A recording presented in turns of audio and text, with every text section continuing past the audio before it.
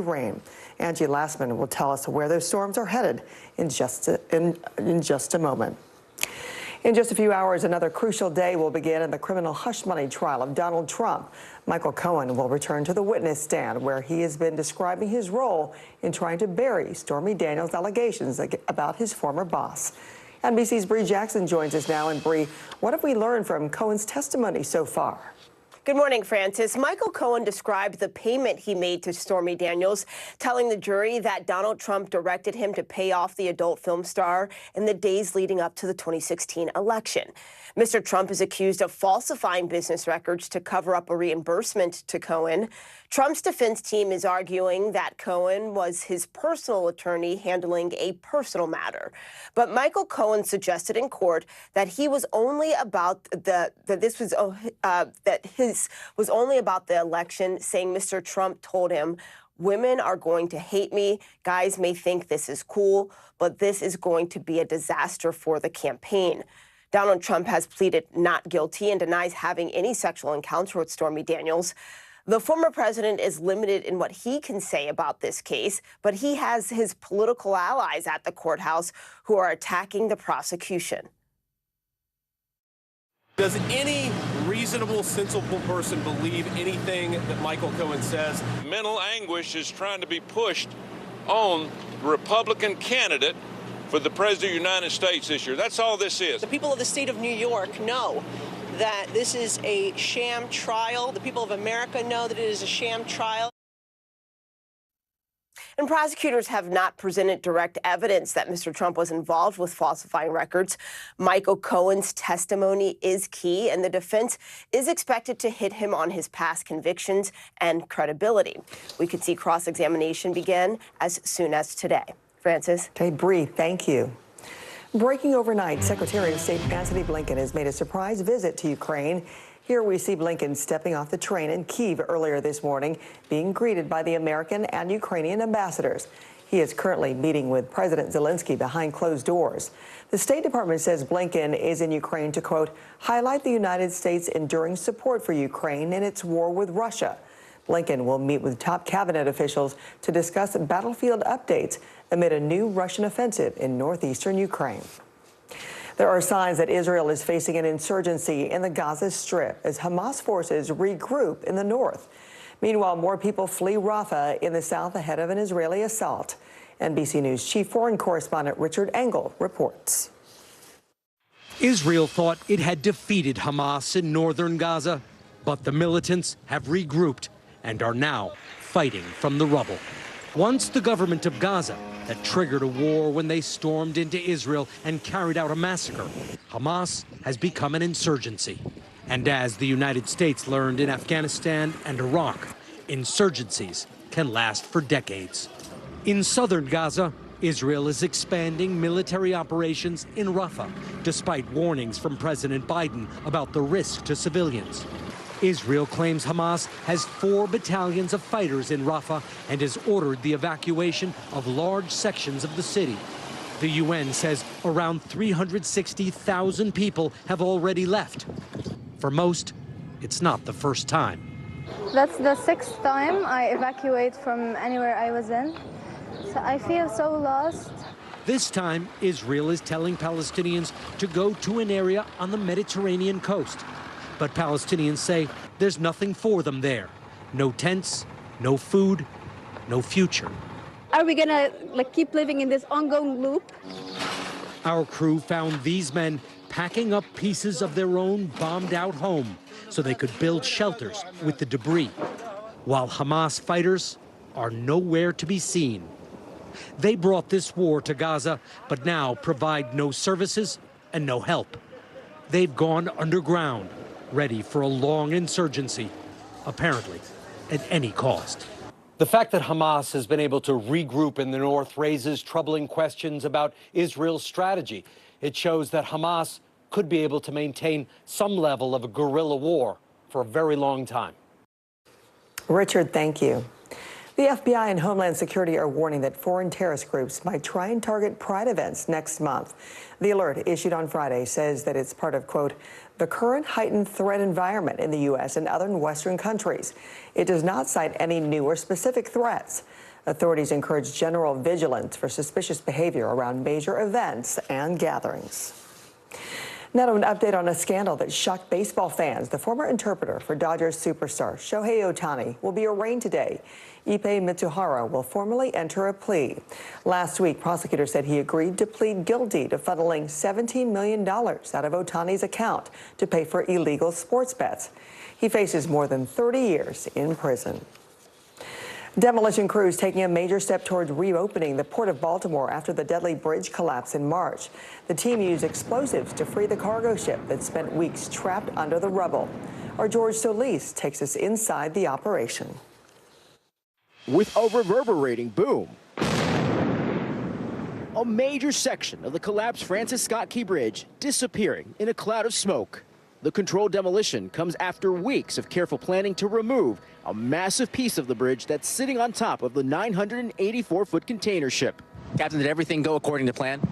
Yes, so we did the blast. The section separated, so it went according to plan. Demolition crews made small cuts into the steel, then placed small charges to ensure accuracy of the blasts. The dolly has been sitting essentially frozen in time since it lost power and rammed the bridge on March 26. New police body camera footage obtained by NBC News shows the shock of first responders that night. Like there is no bridge. 6 people were killed, all Latino immigrants who were filling potholes when the collision occurred. The body, the final victim, was found just last week. The ship's 21-member crew has remained on board and sheltered in place during the controlled explosion. Federal investigators are still looking into how and why the ship lost power. The governor says the Port of Baltimore is close to fully reopening, vowing to rebuild. Rebuilding the Francis Scott Key Bridge is not about nostalgia. It's about necessity. This is a critical artery. The dolly will be refloated and moved back to the Port of Baltimore within a few days. The goal, to fully reopen the channel by the end of the month. Back to you. George, thank you. The wildfires raging across Canada are triggering air quality alerts here in the United States. About 140 fires are burning throughout British Columbia, and the smoke is drifting south, blanketing parts of Minnesota, Wisconsin, and Iowa. A widespread drought facing fears that this summer could be a repeat of last year's ferocious wildfire season across Canada. Let's get an update now on the severe weather sweeping the south this morning.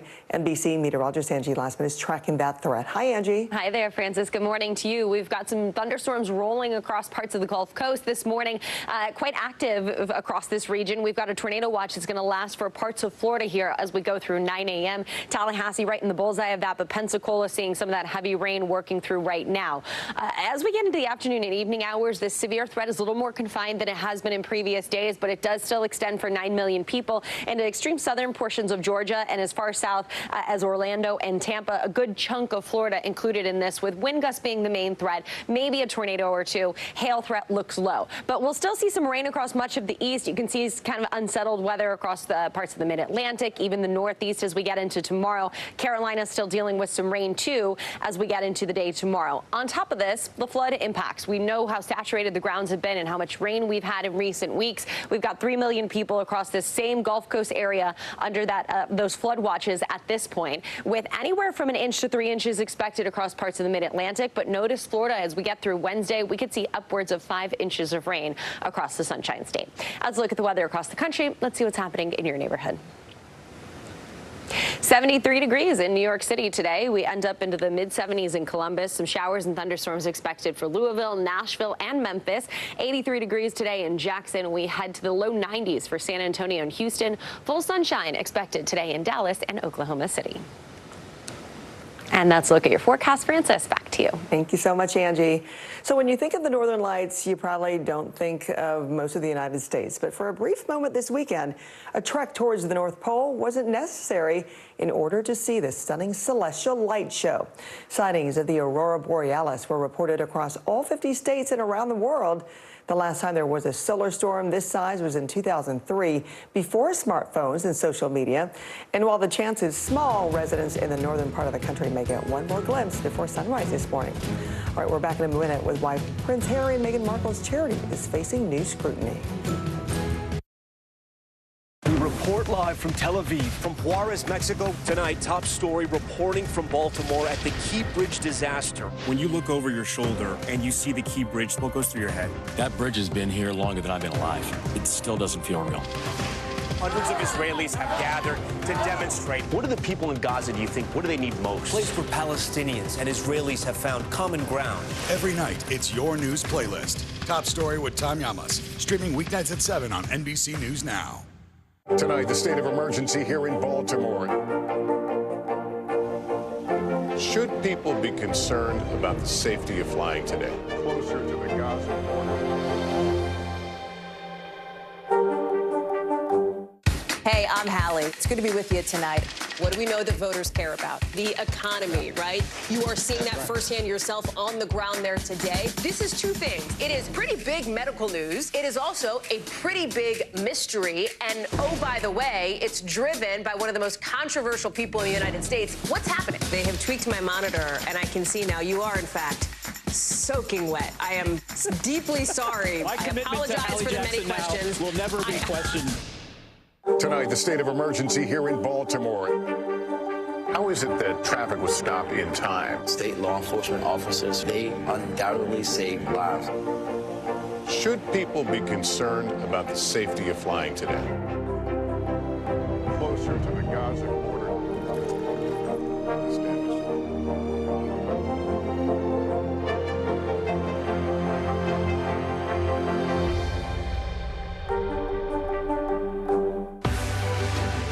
We're talking possibly 1 trillion galaxies. Yes. That is a number that is just so hard to compute. Whether it's the moon, whether it's Mars, it feels like we're on the cusp of something big.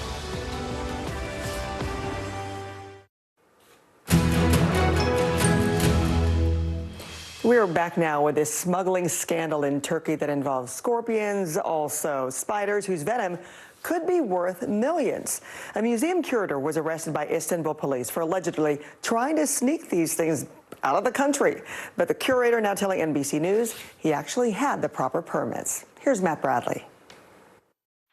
As museum curator Lorenzo Prendini makes his way through the airport in Istanbul, inside his bags are roughly 1,500 spiders, tarantulas, and scorpions, with venom worth up to $10 million per vial. Police in civilian clothing talking to him at security before taking his bag into a back room, pulling out dozens of sealed bags and vials containing various types of scorpions, spiders, and tarantulas, endemic to Turkey. The Istanbul police say they also seized 88 bottles containing liquids and accused Prendini of trying to smuggle the specimens out of the country. But the curator, who was detained by the Istanbul police Monday and has since been released, tells NBC News the arrest was a, quote, total hit job. Writing in part in a statement, I have permits to do this work in collaboration with colleagues at a Turkish university from the relevant Turkish ministry. I presented them to the police at the airport, but they completely ignored this. The American Museum of Natural History hasn't responded to NBC's request for comment. According to its website, Prendini works as a curator for the arachnid collections. My work is focused on primarily discovering and describing new species, going out into nature and finding these animals, understanding how they're distributed geographically over the landscape. In a video posted in 2012, he describes precarious situations he found himself in while on the job. From being shot at by policemen in Puerto Rico to having run-ins with farmers who, accusing us of stealing their sheep in South Africa, encounters with lions and leopards. Our thanks to Matt for that report. Prince Harry and Meghan Markle have been accused of being delinquent. California has ordered the couple's charity to stop raising or spending money, accusing the Archewell Foundation of not paying its annual registration fees. A source close to the charity says the group's initial check was lost in the mail, but that they have resent the payment. They expect this issue to be resolved within days. Still to come, a thunderous comeback for OKC, and in Cleveland, the Wise Abbott. Jason and Jalen bring Boston one step closer to the NBA Conference Finals. We have all the playoff action right after this. News lives in the now. The front lines are still very active. This is like quicksand, and officials say an entire town is cut off. This close to actually understand why people had to jump in the ocean. News for the generation of now is NBC News Now. Kristen Welker hosts Meet the Press every Sunday on NBC. Tonight, the state of emergency here in Baltimore. How is it that traffic was stopped in time? State law enforcement officers, they undoubtedly save lives. Should people be concerned about the safety of flying today? Closer to the Gaza border.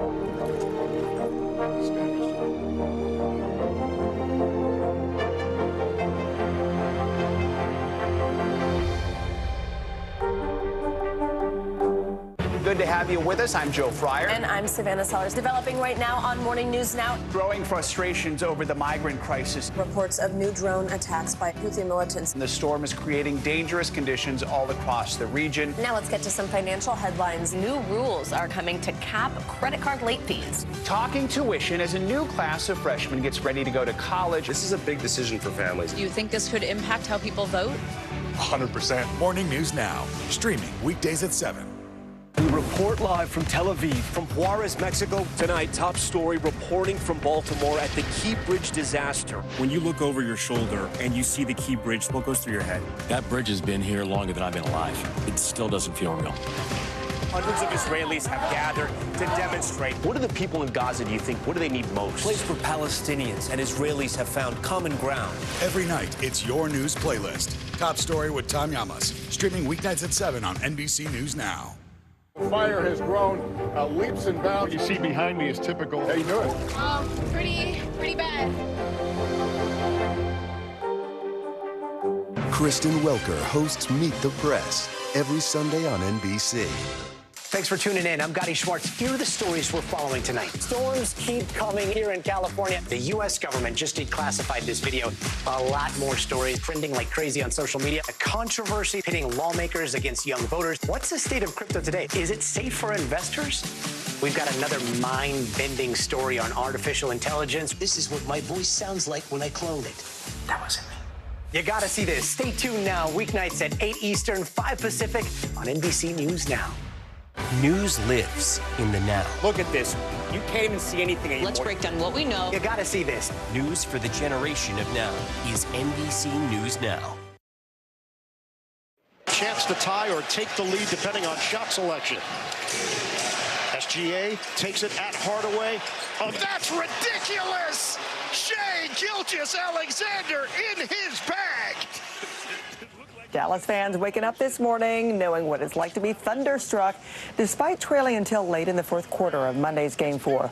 Oklahoma City rallied to prevent the Mavs from taking a potentially insurmountable series lead with a playoff career high 34 points from Shai Gilgeous-Alexander. The Thunder evening up the series ahead of their return to their home court on Wednesday. All right, and then even after that, we got Cleveland. The Cavaliers couldn't overcome the loss of an injured Donovan Mitchell. While it was far from a blowout, the top-seeded Celtics took Game 4 behind strong performances from the duo of Jason Tatum and Jaylen Brown. The Celtics can punch their ticket to the conference final win, with that happening on Wednesday. So we will see if that was happening. Some action also tonight, while everybody holds their breath in the meantime. Yeah, it's been exciting, so can't wait to see what happens with all of those series. All right, turning now to hockey, where the once unstoppable Rangers are starting to look mortal. New York led heading into the third period on Monday, and we're just 20 minutes away from knocking out the Carolina Hurricanes. The Canes then rallied to score 4 unanswered goals on the Blue Shirts, taking Game 5 in front of the MSG crowd, while the Rangers still maintain a 1-game lead in the series. That series, it returns to Carolina on Thursday for a crucial Game 6 matchup. I'm sure MSG was not full of energy with that one. 4 unanswered goals. I mean, whew, it was a tough one. But we've got plenty of time left to come back if you're a Rangers fan and cheer them on for hopefully winning the series. We'll be watching for sure. All right, when early today comes back, Judge Judy actually, not happy filing a lawsuit. And also when we come back here early today, we got more on this coming up. We'll tell you more after this. News lives in the now. Look at this. You can't even see anything anymore. Let's break down what we know. You gotta see this. News for the generation of now is NBC News Now. Hey, I'm Hallie. It's good to be with you tonight.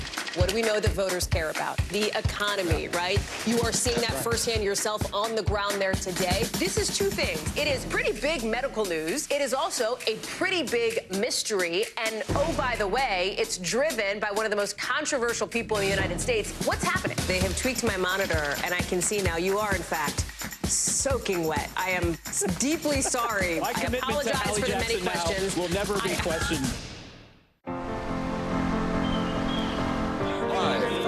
Mornings are full of possibility and energy. And how you get set for the day ahead matters. Take charge of those first hours. It's about getting caught up. And really, it's about getting ahead. And that's what drives us every morning. Because every day deserves the best start. This is where it all begins. What's the message that you're trying to get out to young people? Know what is in the drug supply. We've got important news this hour about your money. Mental health, big picture, why is it so tough right now? News for the generation of now is NBC News Now. Thanks for tuning in. I'm Gotti Schwartz. Here are the stories we're following tonight. Storms keep coming here in California. The U.S. government just declassified this video. A lot more stories trending like crazy on social media. A controversy pitting lawmakers against young voters. What's the state of crypto today? Is it safe for investors? We've got another mind-bending story on artificial intelligence. This is what my voice sounds like when I clone it. That wasn't me. You gotta see this. Stay tuned now. Weeknights at 8 Eastern, 5 Pacific on NBC News Now. What's the message that you're trying to get out to young people? Know what is in the drug supply. We've got important news this hour about your money. Mental health, big picture, why is it so tough right now? News for the generation of now is NBC News Now. Good morning begins with hope and optimism, a chance to start fresh.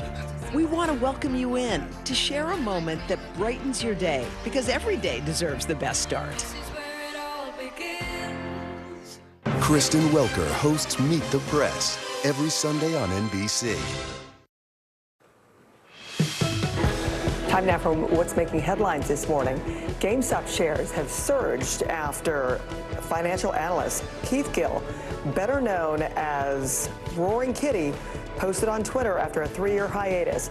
Gill was at the center of a meme stock craze after encouraging people to buy thousands of GameStop shares to help the struggling company. Now his return has sparked a 74% surge in the company's shares. Judge Judy Schindling is suing the parent company of the National Enquirer and In Touch Weekly for defamation. The judge says the media outlet published an article that falsely claimed that she was trying to help the Menendez brothers get a retrial after they were convicted of murdering their parents.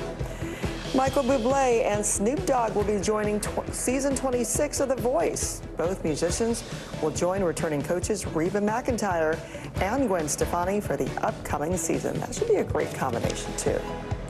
And a California man had an image of his boat painted on the fence to spite local government officials who told him that he had to build a 6-foot fence to hide a boat from his neighboring view.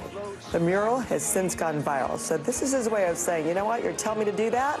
I'm going to get you right back by just painting a boat, but technically the boat is still following code behind the fence. We'll be right back.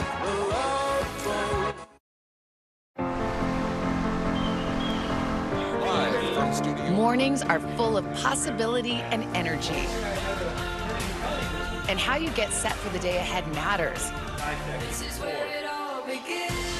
Take charge of those first hours. It's about getting caught up. And really, it's about getting ahead. And that's what drives us every morning. Because every day deserves the best start. This is where it all begins. News lives in the now. Look at this. You can't even see anything anymore. Let's break down what we know. You gotta see this. News for the generation of now is NBC News Now. Tonight, the state of emergency here in Baltimore. Should people be concerned about the safety of flying today? Closer to the Gaza border.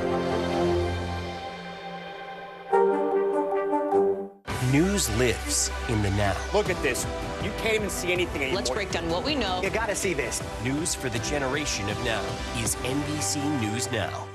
the NBC News mobile app. Get connected to your favorite news shows. For the top stories, breaking news, and live video, download the NBC News mobile app now. Nearly a dozen hours after the eye roared ashore. There is some late breaking news. All right,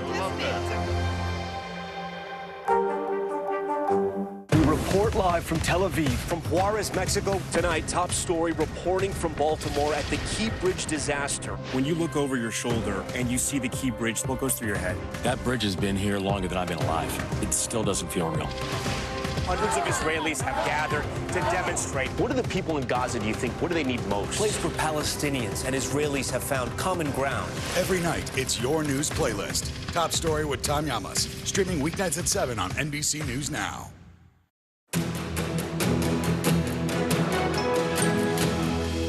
We are back now with a very special workout in Connecticut to begin your day. A Peloton instructor reaches out to one of his biggest fans and designs a custom class just for her. Taylor Kinsler with WVIT has this heartwarming story. Meg Morrison is here with us. Hi, Meg.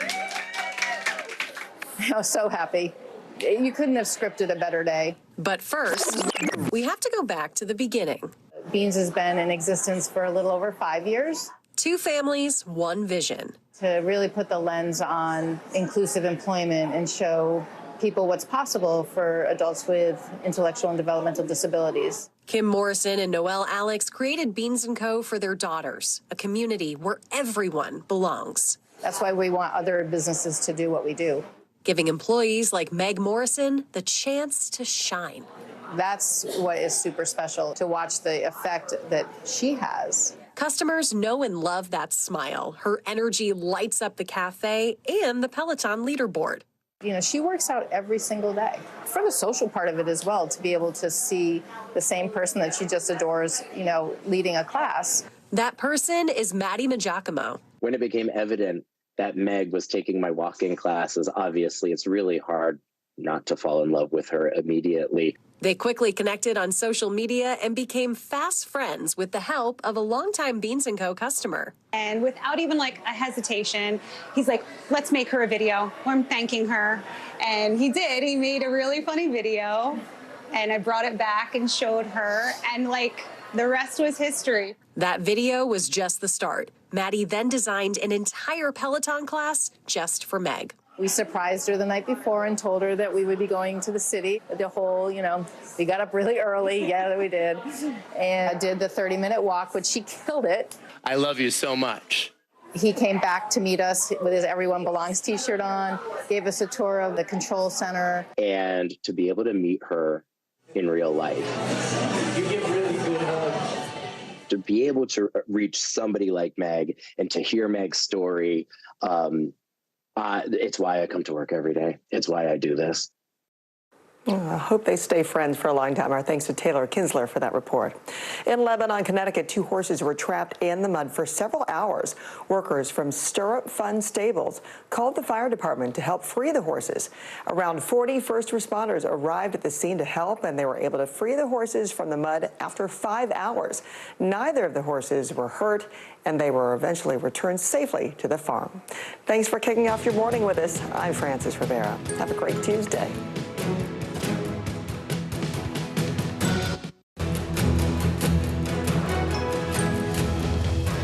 Breaking overnight, parishes pummeled. Strong storms have ripped through Louisiana, leaving at least 1 dead and tens of thousands without power.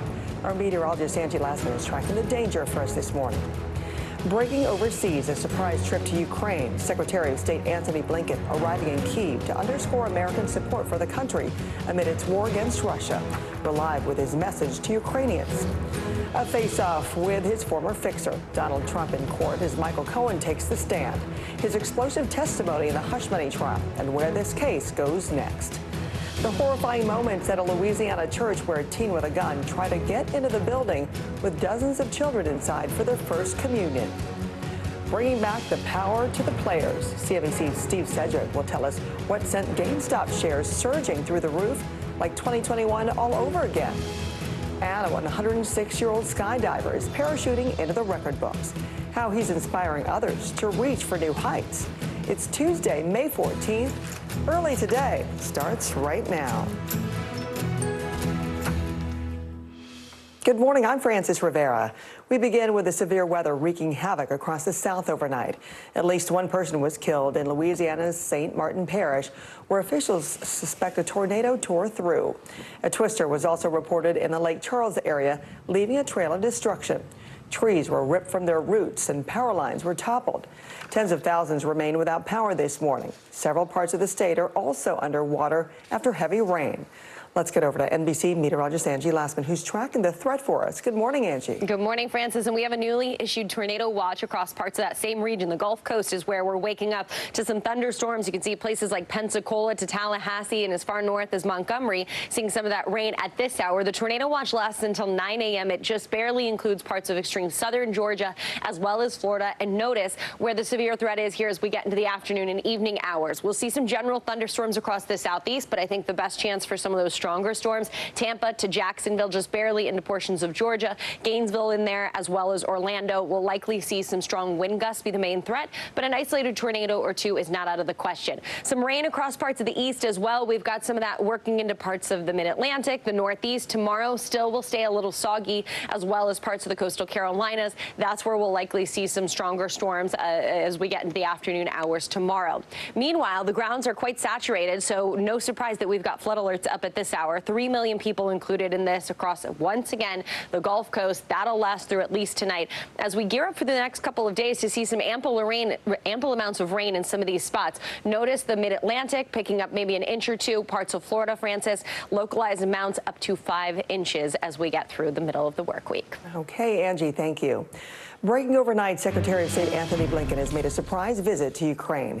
Here we see Blinken stepping off the train in Kyiv, being greeted by the American and Ukrainian ambassadors. For the latest, let's go to Chapman Bell. Good morning, Chapman. Do we know what's on Blinken's schedule during his visit? Good morning, Francis. Yeah, Secretary Blinken meeting with Ukraine's President Volodymyr Zelensky just minutes ago, and President Zelensky thanking Secretary Blinken for his visit and expressing his gratitude to Congress, the President Biden, and the American people for passing that long-awaited $60 billion aid package, that supplemental funding bill. Blinken, for his part, saying he was happy to be back in Ukraine, although acknowledging it's a tough time for the country. This is his fourth visit since that full-scale invasion by Russia, as Ukraine is now in their third year of war following that invasion, and it's his first since the passing of that bill. The State Department also saying Secretary Blinken will meet with other members of President Zelensky's administration while there. And part of the visit is to highlight the United States' enduring support for Ukraine and will emphasize America's commitment to Ukraine's sovereignty. Now, this visit comes at a time where fighting is raging in parts of the country, particularly in the east and in the northern area around Kharkiv, where Russia has gained ground recently, and Ukraine has rushed reinforcements to the area to help stabilize positions there. He's also expected to give a speech to talk about how they can help Ukraine win the future and be closer to their goals of joining the EU and NATO one day. So this visit really trying to show the support as Ukraine has gone through a very difficult time recently as they've been waiting for this aid package to arrive. Francis? Chapman Belfort. Chapman, thank you. In just a few hours, another crucial day will begin in the criminal hush money trial of Donald Trump. Michael Cohen will return to the witness stand, where he has been describing his role in trying to bury Stormy Daniels' allegations about his former boss. NBC's Bree Jackson joins us now. And Bree, what have we learned from Cohen's testimony so far? Good morning, Francis. So Michael Cohen described the payment he made to Stormy Daniels, telling the jury that Donald Trump directed him to pay off the adult film star in the days leading up to the 2016 election. Mr. Trump is accused of falsifying business records to cover up a reimbursement to Cohen. Trump's defense team is arguing that Cohen was a personal attorney handling a personal matter. But Michael Cohen suggested in court that this was only about the election, saying Mr. Trump told him, "Women are going to hate me. Guys may think this is cool, but this is going to be a disaster for the campaign." Donald Trump has pleaded not guilty and denies having a sexual encounter with Stormy Daniels. The former president is limited in what he can say about this case, but he has political allies at the courthouse who are attacking the prosecution. Does any reasonable, sensible person believe anything that Michael Cohen says? Mental anguish is trying to be pushed on the Republican candidate for the President of the United States this year. That's all this is. The people of the state of New York know that this is a sham trial. The people of America know that it is a sham trial. Prosecutors have not presented direct evidence that Mr. Trump was involved with falsifying records. Michael Cohen's testimony, it is key, and the defense is expected to hit him on his past convictions and his credibility. Now, we could see cross-examination begin as soon as today. Francis? Bree Jackson for us. Bree, thank you. Terrifying scenes in Aveville, Louisiana, after a teen with a gun tried to enter a church full of children receiving their first communion. Luckily, nobody was hurt, but it was a tense scene as cops searched the church for any possible accomplices. Here's Blaine Alexander. It was the most sacred of spaces. At St. Mary Magdalene Church in Abbeville, Louisiana, 60 children were poised to take their first communion Saturday. That this sacrament, when suddenly a man approaches the priest, whispering in his ear. Holy Mary. Moments later, Father Nicholas Dupree abruptly stops the service as chaos erupts. According to church officials, a suspicious person opened the back door. Members immediately confronted him and led him outside, calling police. Authorities say he was armed with a gun. Inside, the video shows clergy members ducking for cover, altar servers scrambling to safety as police rush in, guns drawn, checking for any additional threat. Just get a hold of your child, go slowly. The suspect was a 16-year-old white male, police say, dressed in all black. He was arrested, then taken to a hospital for mental evaluation, charged with terrorizing and 2 counts of juvenile gun possession. Incredibly, police say there were no injuries. Hallelujah. The scars were clear. It bears a shocking similarity to yet another close call last week at a Pittsburgh church when a man approached the pulpit and aimed directly at the pastor, who was spared, police say, only when the gun jammed. Back in Louisiana, the church plans to have law enforcement stand guard at every service going forward, as more houses of worship are forced to mix the power of prayer with the presence of police. Blaine Alexander, NBC News. Demolition crews in Baltimore are taking an explosive step toward reopening the port after the deadly bridge collapse in March.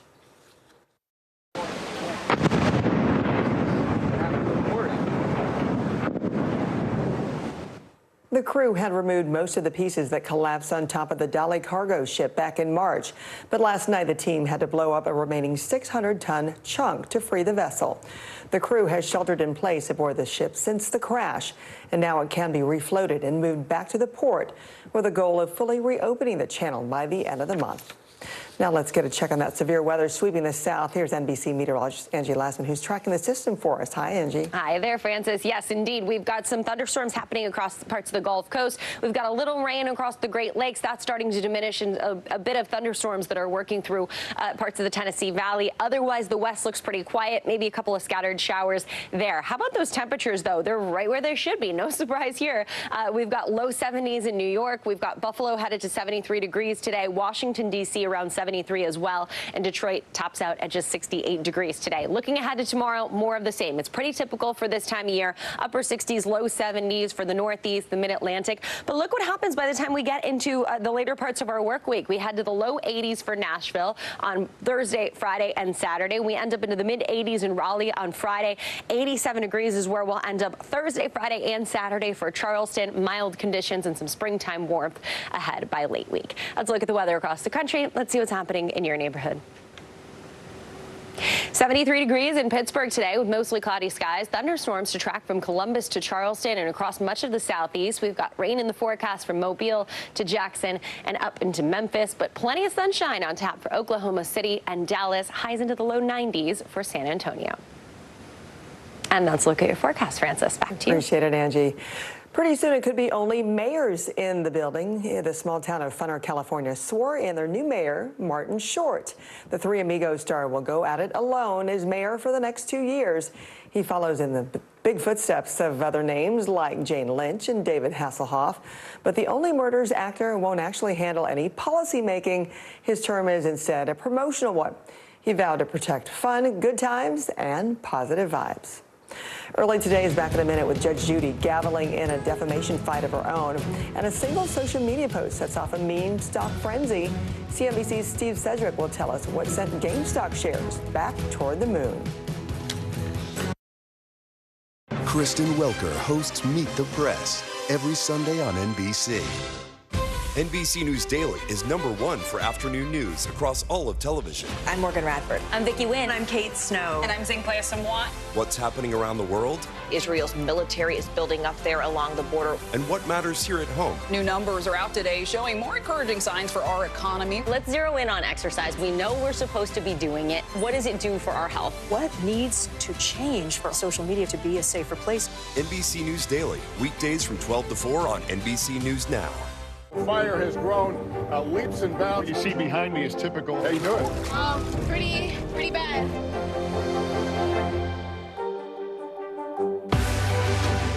We're talking possibly 1 trillion galaxies. Yes. That is a number that is just so hard to compute. Whether it's the moon, whether it's Mars, it feels like we're on the cusp of something big. NBC News Daily is #1 for afternoon news across all of television. I'm Morgan Radford. I'm Vicki Wynn. I'm Kate Snow. And I'm Zinklea Samwat. What's happening around the world? Israel's military is building up there along the border. And what matters here at home? New numbers are out today showing more encouraging signs for our economy. Let's zero in on exercise. We know we're supposed to be doing it. What does it do for our health? What needs to change for social media to be a safer place? NBC News Daily, weekdays from 12 to 4 on NBC News Now. We report live from Tel Aviv, from Juarez, Mexico. Tonight, top story reporting from Baltimore at the Key Bridge disaster. When you look over your shoulder and you see the Key Bridge, what goes through your head? That bridge has been here longer than I've been alive. It still doesn't feel real. Hundreds of Israelis have gathered to demonstrate. What do the people in Gaza, do you think, what do they need most? A place where Palestinians and Israelis have found common ground. Every night, it's your news playlist. Top Story with Tom Yamas. Streaming weeknights at 7 on NBC News Now. It looks like GameStop found an extra life. Meme stocks are roaring back on Wall Street after the return of the trader who set off the surge in 2021. CNBC's Steve Sedgwick is in London with those details. So, Steve, explain what exactly happened.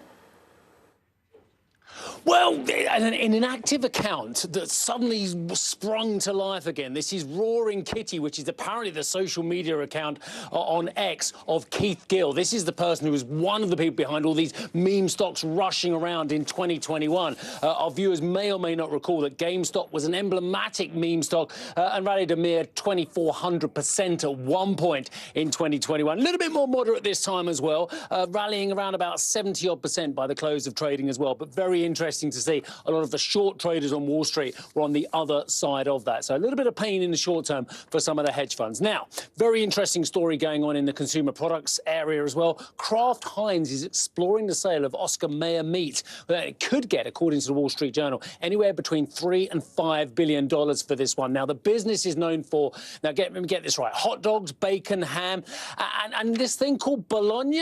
I think you guys call it bologna as well. I think you guys call it bologna as well. But it's a rare taste. But apparently people aren't eating as much bologna anymore, France, as well. I don't know how much bologna you eat as well. I know I talk a lot of it as well. But bologna, anyway, apparently they had to write down the value of it in 2019. Apparently shoppers and consumers are going to some healthier options. But I guess there's a lot of our viewers who still love bologna out there, yeah? Or maybe that's some bologna, too. I can't remember the last time I had anybody or knew anybody who ordered a bologna sandwich. Okay, Steve, thanks so much. Now to Judge Judy, who is suing the parent company of the National Enquirer and In Touch Weekly for defamation. The judge says the media outlets published an article that falsely claimed she was trying to help the Menendez brothers get a retrial after they were convicted of murdering their parents. The lawsuit speculates that statements from an alternate juror in the trial, Judy Ramos, were misattributed to Judge Judy. Now to an update on the scandal that shocked baseball fans. A former interpreter for Dodgers superstar Shohei Ohtani will be arraigned today. Ippei Mitsuhara will formally enter his plea. Last week, prosecutors said he agreed to plead guilty to funneling $17 million out of Ohtani's account to pay for illegal sports bets. He faces more than 30 years in prison. Prince Harry and Meghan Markle have been accused of being delinquent. California has ordered the couple's charity to stop raising or spending money, accusing the Archwell Foundation of not paying its annual registration fees. A source close to the charity says the group's initial check was lost in the mail, but that they have been resent the payment. They expect this issue to be resolved within days. Still to come, he didn't need Taylor Swift to do it this time. Kendrick Lamar harnesses some bad blood of his own to return to the top of the charts. The diss track that's conquering America right after this. And you're never too old to jump out of a plane. The 106-year-old who skydived into the record books. Are you comfortable with the role the Supreme Court is playing in the 2024 election? Is there not more that Israel can do to help the humanitarian crisis? Should abortion be the #1 issue in 2024? If it's Sunday, it's Meet the Press. News lives in the now. It's coming at us every second. News is more now than ever. Just outside of the Israeli military headquarters. Now is raw. This tunnel just goes on and on. Now is real. We get to see democracy in action for the very first time in the 2024 race. Now is constant. You gotta see this. Future is now. News for the generation of now is NBC News Now. We report live from Tel Aviv, from Juarez, Mexico. Top story reporting from Baltimore. Every weeknight, it's your news playlist. Top Story with Tom Llamas, streaming weeknights at 7 on NBC News Now. What's the message that you're trying to get out to young people? Know what is in the drug supply. We've got important news this hour about your money. Mental health, big picture, why is it so tough right now? News for the generation of now is NBC News Now. Tonight, the state of emergency here in Baltimore. How is it that traffic was stopped in time? State law enforcement officers, they undoubtedly saved lives. Should people be concerned about the safety of flying today? Closer to the Gaza border.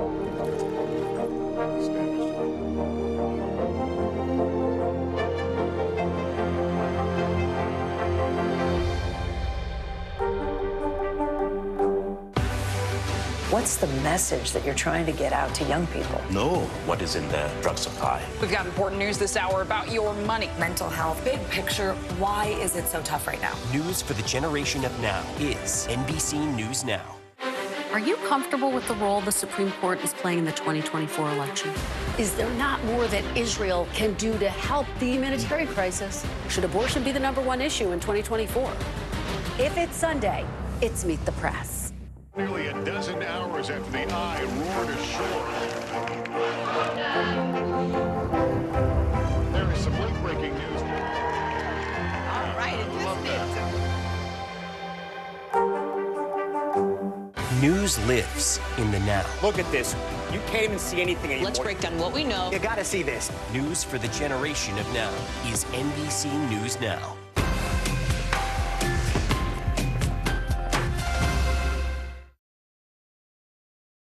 You called Future when you didn't see the club. Hey, what? Little baby help you get your lingo up.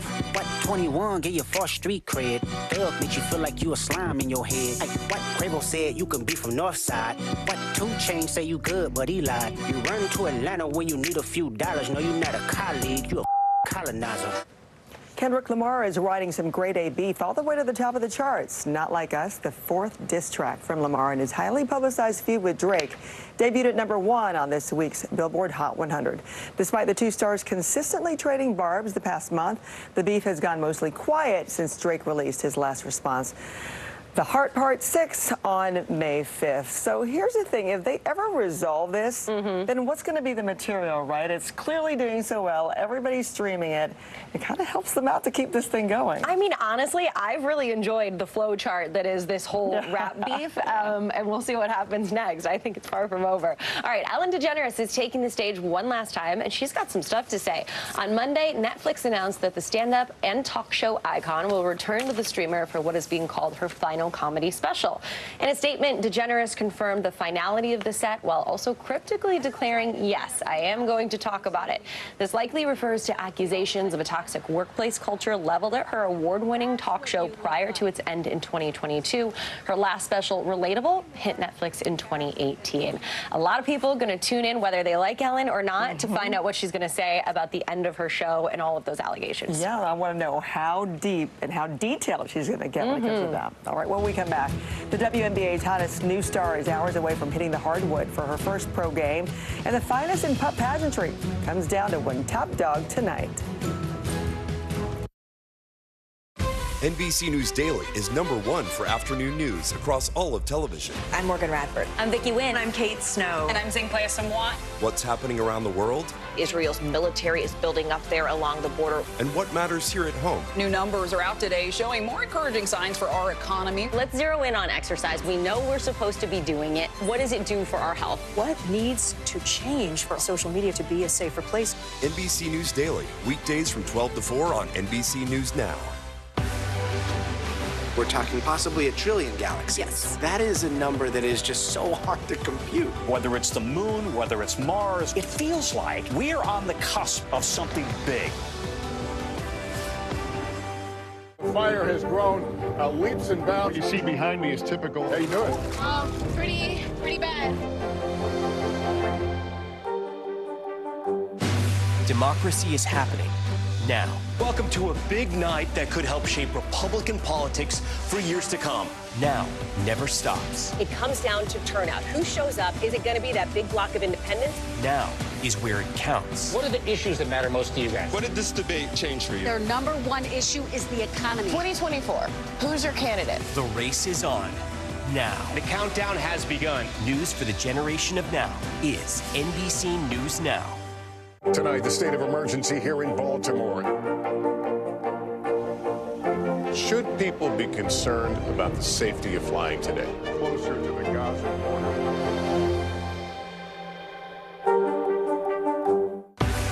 News lives in the now.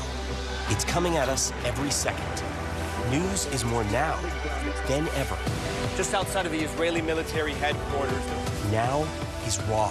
This tunnel just goes on and on. Now is real. We get to see democracy in action for the very first time in the 2024 race. Now is constant. You gotta see this. Future is now. News for the generation of now is NBC News Now.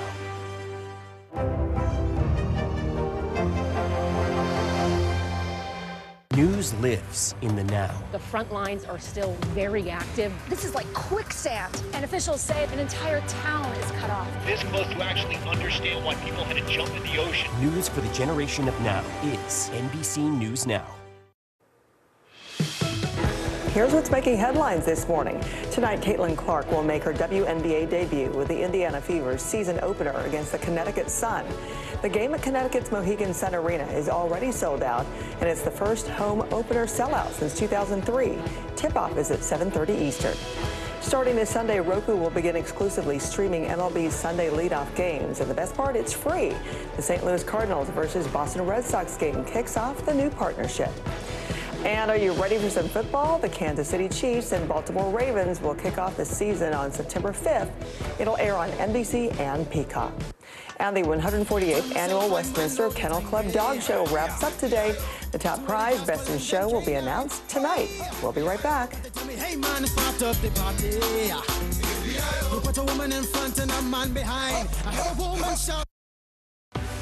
News lives in the now. It's coming at us every second. News is more now than ever. Just outside of the Israeli military headquarters. Now is raw. This tunnel just goes on and on. Now is real. We get to see democracy in action for the very first time in the 2024 race. Now is constant. You gotta see this. Future is now. News for the generation of now is NBC News Now. Good morning begins with hope and optimism, a chance to start fresh. We want to welcome you in to share a moment that brightens your day, because every day deserves the best start. Fire has grown leaps and bounds. What you see behind me is typical. How you doing? Pretty bad.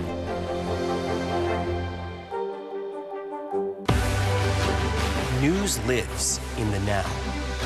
It's coming at us every second from all over the world. We have a full team. News is more now than ever.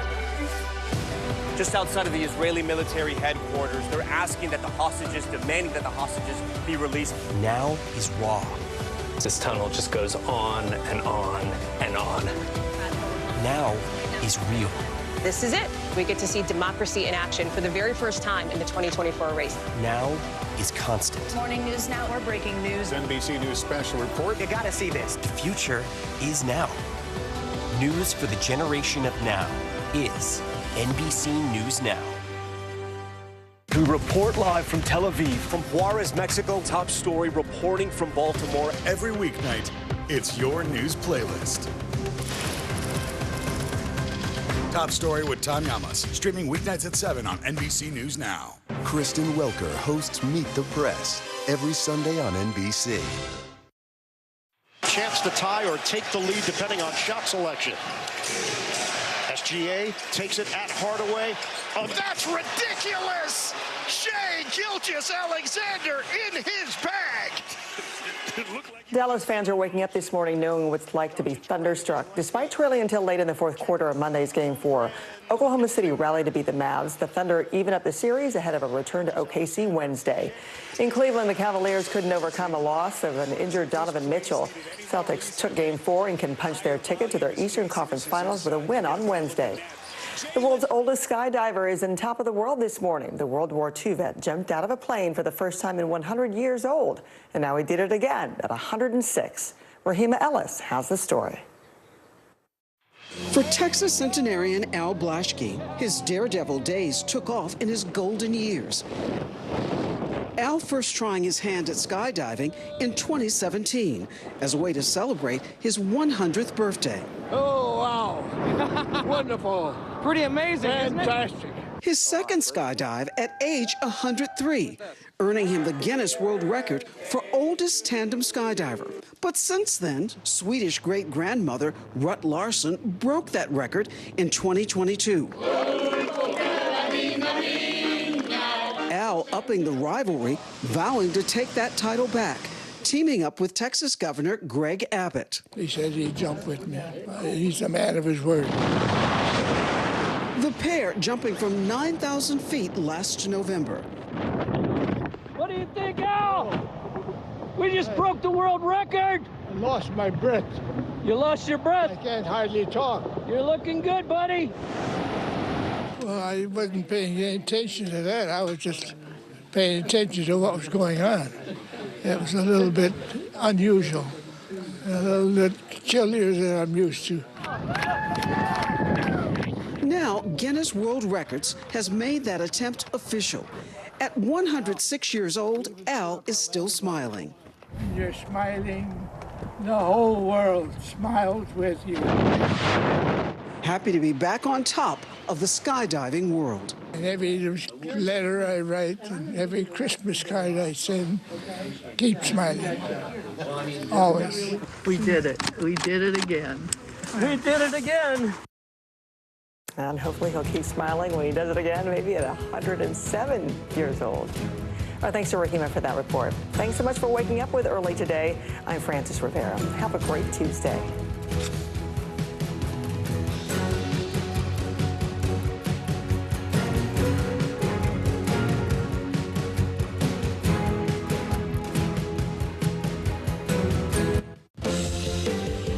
Developing right now on Morning News Now, star witness. This morning, Michael Cohen due back on the stand in Donald Trump's criminal hush money trial.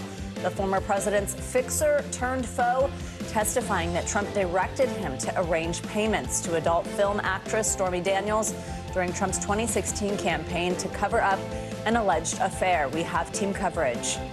New this morning, a renewed show of support by the U.S. for Ukraine. The surprise visit by Secretary of State Antony Blinken as Russia launches a new offensive. And in the Middle East, hundreds of thousands of Palestinians displaced and bracing for an Israeli ground invasion in Rafah. That's the 6th time I evacuate from anywhere I was in. So I feel so lost. We will bring you the very latest.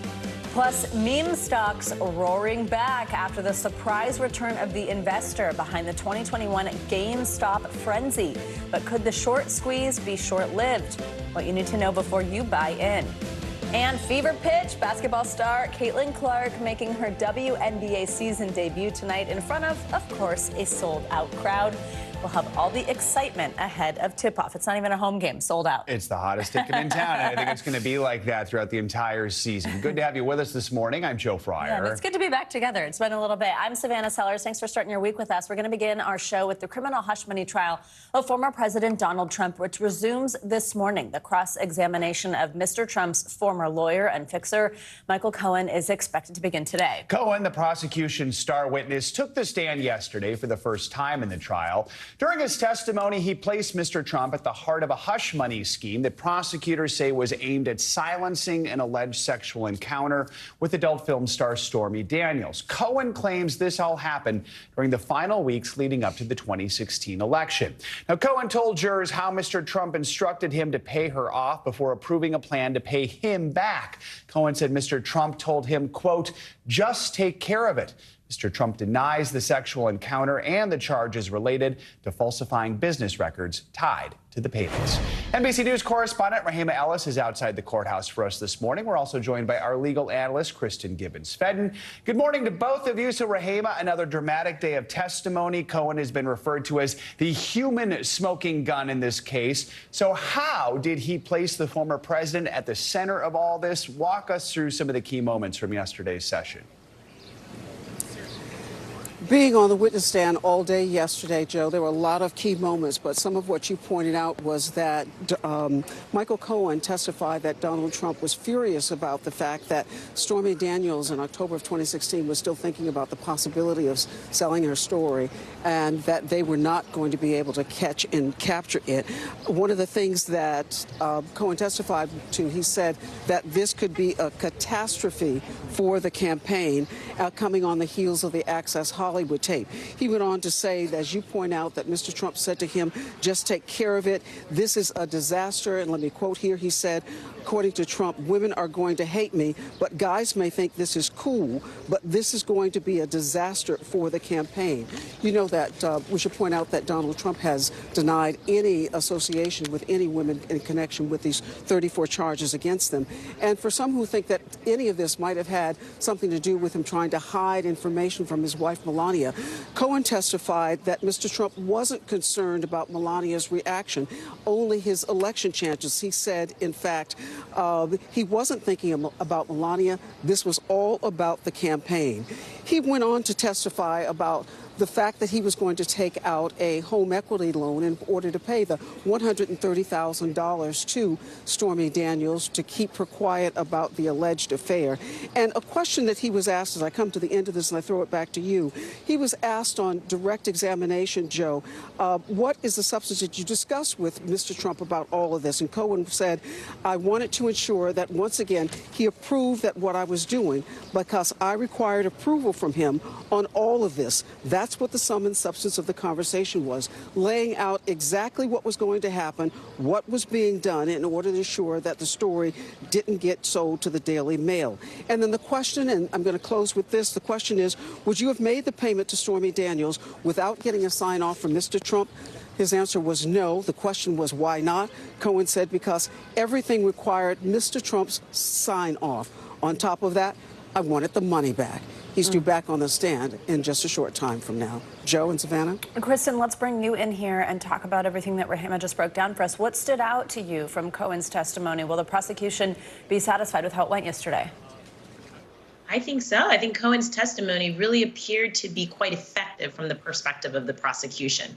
He was composed, he was credible, and as Rahima had pointed out, he really linked Trump in this scheme. This testimony is pivotal because it truly aligns with the prosecution's narrative that the payments were intended to influence the election by suppressing damaging information about Trump. But in addition to the effective testimony that the prosecution was able to elicit, they also provided bolstering to his testimony through exhibit presentation.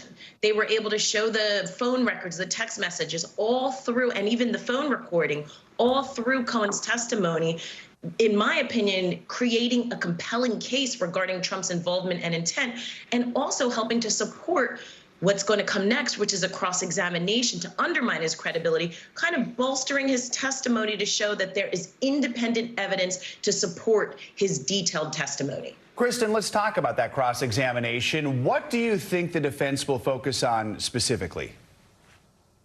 I think they're going to focus on a couple things, but crucially, they're going to aim to undermine his credibility.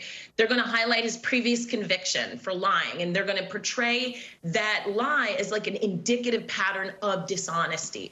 I think they're going to also depict him as a disgruntled former employee seeking revenge. And suggest that he's exaggerating or even fabricating his testimony against Trump for some type of personal gain. They'll probably highlight the books and all of those things. But also, you know, I think they're going to point out any inconsistencies in the statements that he's given, either in his plea allocution or any of his subsequent testimony, with the direct testimony that he gave yesterday, and really question his motives. I think ultimately they're going to try to paint him as a rogue operator to really allow Trump to be distanced from him, to basically support the narrative that Trump acted, or Cohen acted, independently without Trump's knowledge or direction. All right, a lot to cover this morning. Rahima and Kristen, thank you both. Thank you. Well, today in 3 states, voters will head to the ballot box for their primary day. We sometimes forget the primaries are still happening. Today, it's Maryland, Nebraska, and West Virginia. Now, even though the presidential primaries were basically decided months ago, there are several closely contested races. One of them could have implications for control of the Senate, a race we're going to be watching throughout the day. NBC News senior political editor Mark Murray joins us for more on what to look out for today. Mark, good morning. So let's start with the big one. This is a competitive race for an open Senate seat in Maryland. So we've got 2 Democrats here facing off for the nomination. They're Congressman David Trone taking on Prince George's County Executive. That's her title, Angela Alsobrooks. What should we know about that race? This is the marquee race that we're going to be watching today, and maybe the marquee Senate Democratic primary of the 2024 calendar season. David Trone, as you mentioned, is the sitting congressman from Maryland. He's also incredibly wealthy and has actually run nearly $50 million in advertisements in this contest. Angela Alsobrooks is running to be Maryland's first elected Black senator. And so, you know, you're actually having this matchup between Alsobrooks's history-making bid as well versus David Trone's money. And the polling shows that this race is very tight and competitive. And we'll see who ends up coming ahead tonight. And here's another reason that's such a marquee race. The winner is likely going to take on Republican Larry Hogan, who's the former Maryland governor who won 2 terms in a state that leans Democratic. So we know, big picture here, Democrats have this razor-thin hold on power in the Senate. How competitive is this one going to be in November?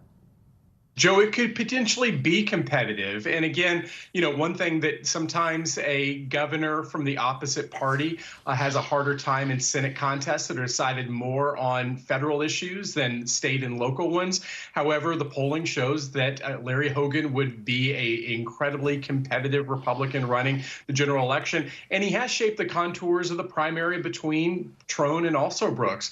Each has argued who would actually end up being the better candidate to face off against Hogan in the fall. And, you know, if Hogan is able to make a run, you're exactly right that could end up giving Republicans a pickup opportunity in this presidential cycle.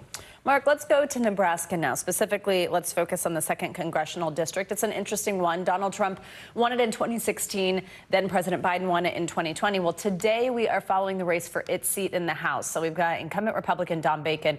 How's that race looking? And is there anything we could take from tonight's outcome that could show us any larger trends heading into the general election in a district like that that's flip-flopped? Bacon is kind of a moderate Republican who's bucked his party time to time, and but he has continued to end up outlasting Democrats who wanted to challenge him in this district. As you mentioned, that Democrats have had success at the federal level in presidential contest. And Bacon is getting a challenge from his right. And if he's able to win, he'd face off against Tony Vargas, the Democrat. And Vargas narrowly ended up losing to Bacon in 2020, the 2020 cycle, 2022 midterms. Do note that we're going to be watching this at the presidential level because that one congressional district is worth one electoral vote in the general election. Yeah, reminder, Nebraska, a little different from most states out there when it comes to this. All right, real quick, Mark, after today, a few more primary elections. What else are you looking forward to down the line? Joe, these are the final primaries that we're going to end up seeing statewide for the month of May. But come in June, we're going to have primaries in New Jersey, Nevada, and Montana. And so the races for 2024 don't stop as we get closer and closer to the November 2024 election. All right, Mark Murray, as always, we appreciate you. Thanks. Developing overnight, Secretary of State Antony Blinken is now in the middle of a surprise visit to Ukraine. Blinken arrived in Kyiv just a few hours ago and quickly met with President Zelensky behind closed doors. Blinken is also meeting with top cabinet officials to get updates from the battlefield amid a new Russian offensive in northeastern Ukraine. The State Department says Blinken is in Ukraine to show support for the U.S. ally in its ongoing war with Russia. This comes just weeks after Congress passed a new military aid package for the country.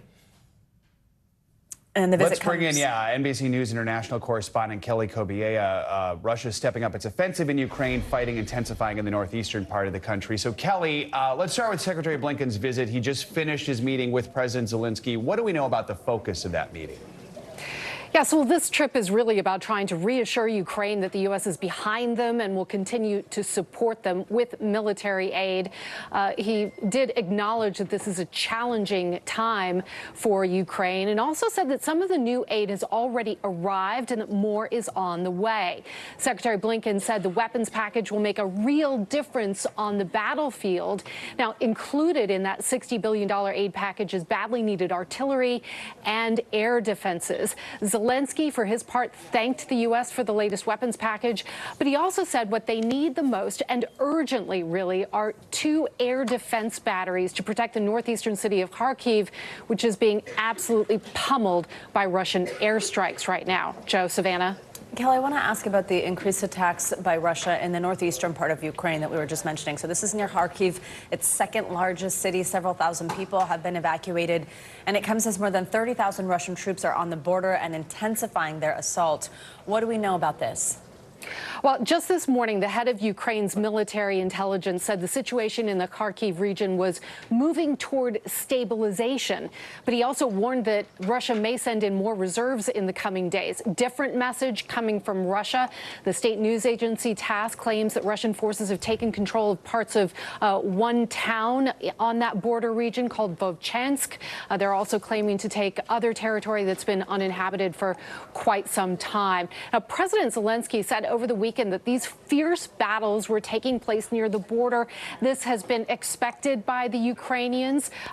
Ukrainian soldiers, he said, are outnumbered and outgunned. And analysts seem to think that this new push is a sign that Russia is trying to exploit the delay in aid arriving from the U.S., also from Europe. And some analysts even saying that this is the most dangerous period for Ukraine in 2 years since this invasion began. Kelly, let's talk more about the shipments of supplies from the U.S. that were, of course, held up fighting in Congress for months, then finally passed. President Biden signed that bill 3 weeks ago. Do we know, is that aid starting to arrive yet? What kind of difference could it make? Yeah, so what they really need, as President Zelensky said, is air defenses as well as artillery. A senior U.S. official traveling with Secretary Blinken, he was on the plane with the on the train with the secretary as he traveled in overnight to Ukraine, said that air defense interceptors, artillery, and long-range ballistic missiles have already been delivered, and that some are already on the front lines. That official also said that Ukraine faces a tough fight.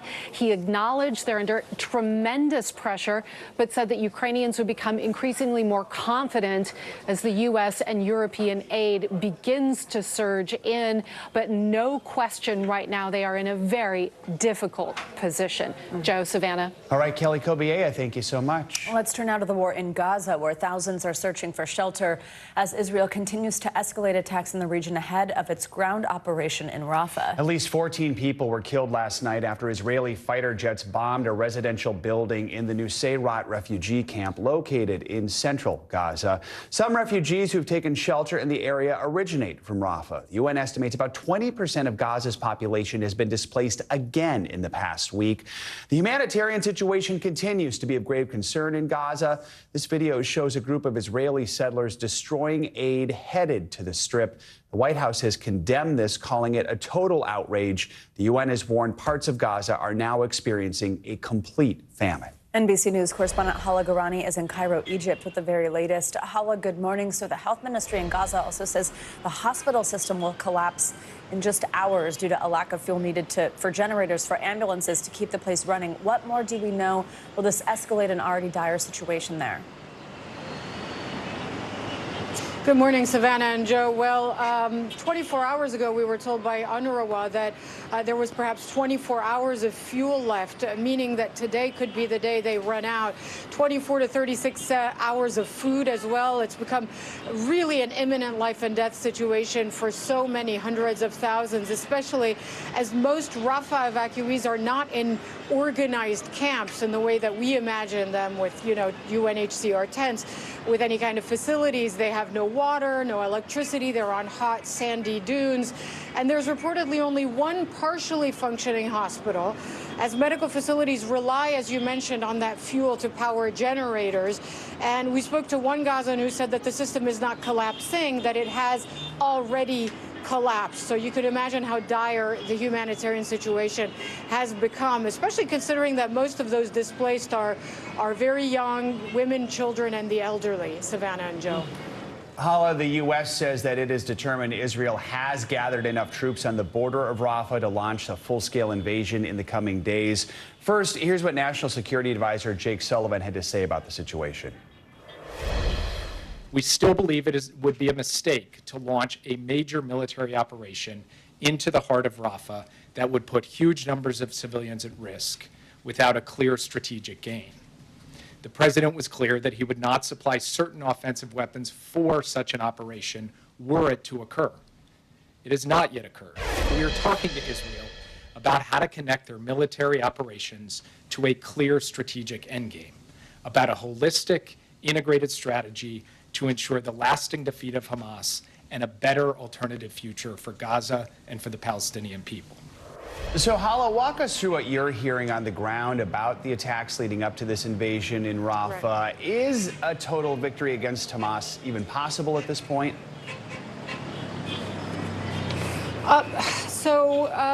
Well, we've heard from many analysts, and we're hearing now from U.S. officials, including the Secretary of State himself, that there are concerns that Hamas regrouping in the north means that the IDF, the Israeli military, has become engaged in a long-term battle with an ultimate goal that is unrealizable, so that you have an insurgency that is forming in the north.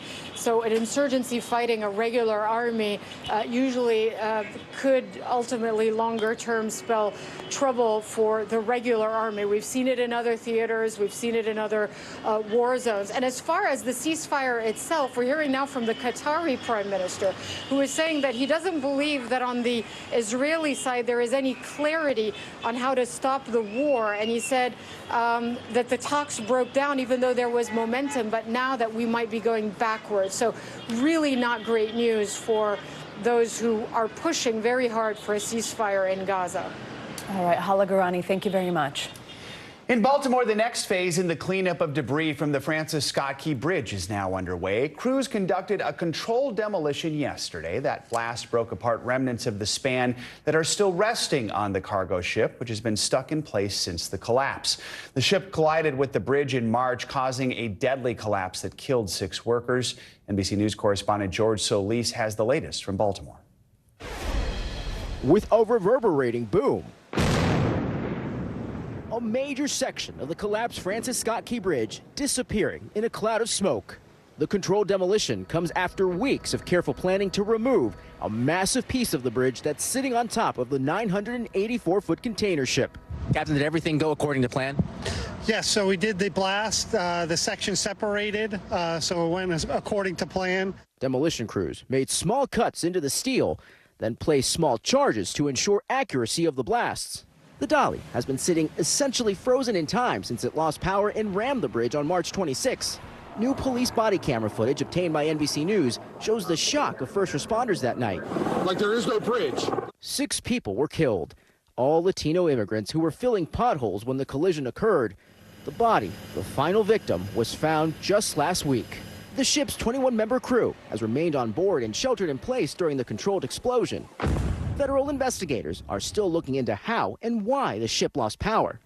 The governor says the Port of Baltimore is close to fully reopening and vowing to rebuild. Rebuilding the Francis Scott Key Bridge is not about nostalgia. It's about necessity. This is a critical artery. The dolly will be refloated and moved back to the Port of Baltimore within a few days. The goal, to fully reopen the channel by the end of the month. Back to you. All right, George, thank you.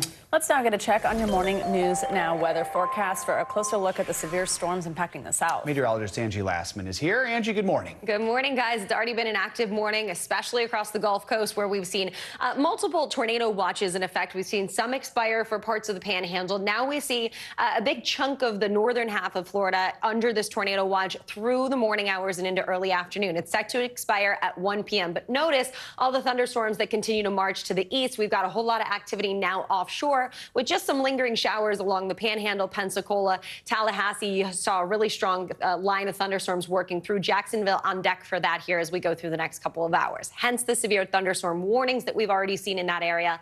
And as we look ahead to this afternoon, more where that came from. So it's not just this batch of early morning storms that we're going to watch. Notice this goes in the afternoon and evening hours. And where you see the yellow, that's a slight risk. So an elevated chance for us to see some of these stronger storms. That means Jacksonville, Gainesville, Tampa, Orlando all could see some of the stronger storms developing later today. The impacts look to be mainly for strong winds. So gusts over 60, maybe 70 miles per hour. We likely will see a lower risk of tornadoes, but we can't rule out a couple of those, albeit brief, tornadoes happening here as we get into the afternoon hours. And the threat for hail looks low, but we will still also see some additional rainfall in that region, presenting some problems as we go through the day today.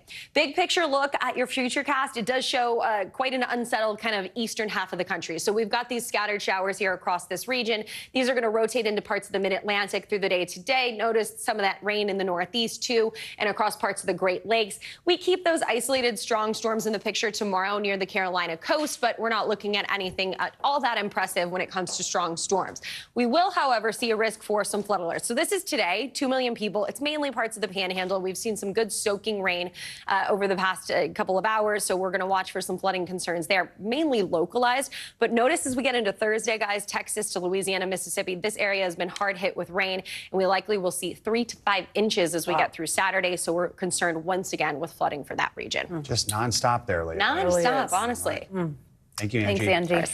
Much more to come here on Morning News Now. Later this hour, we've got the fever. Hoop dreams about to become a reality for basketball star Caitlin Clark. More on the hype as she makes her official WNBA debut tonight. Up first after the break, though, a museum curator accused in a creepy, crawly crime. We will explain when we come right back.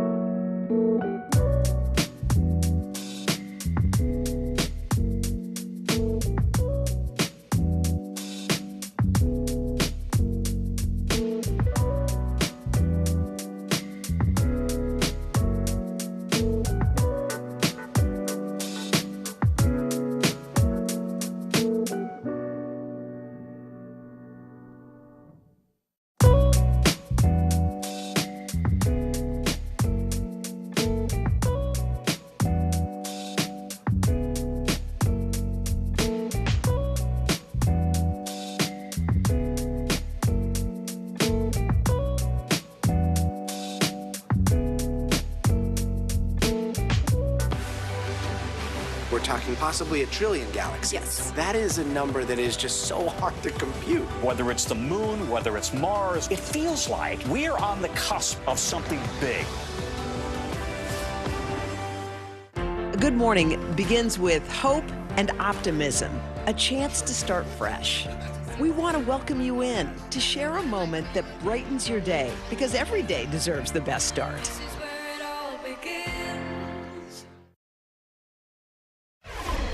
Welcome back. Police in Istanbul are accusing a museum curator of smuggling thousands of, get this, spiders and scorpions with venom worth millions of dollars.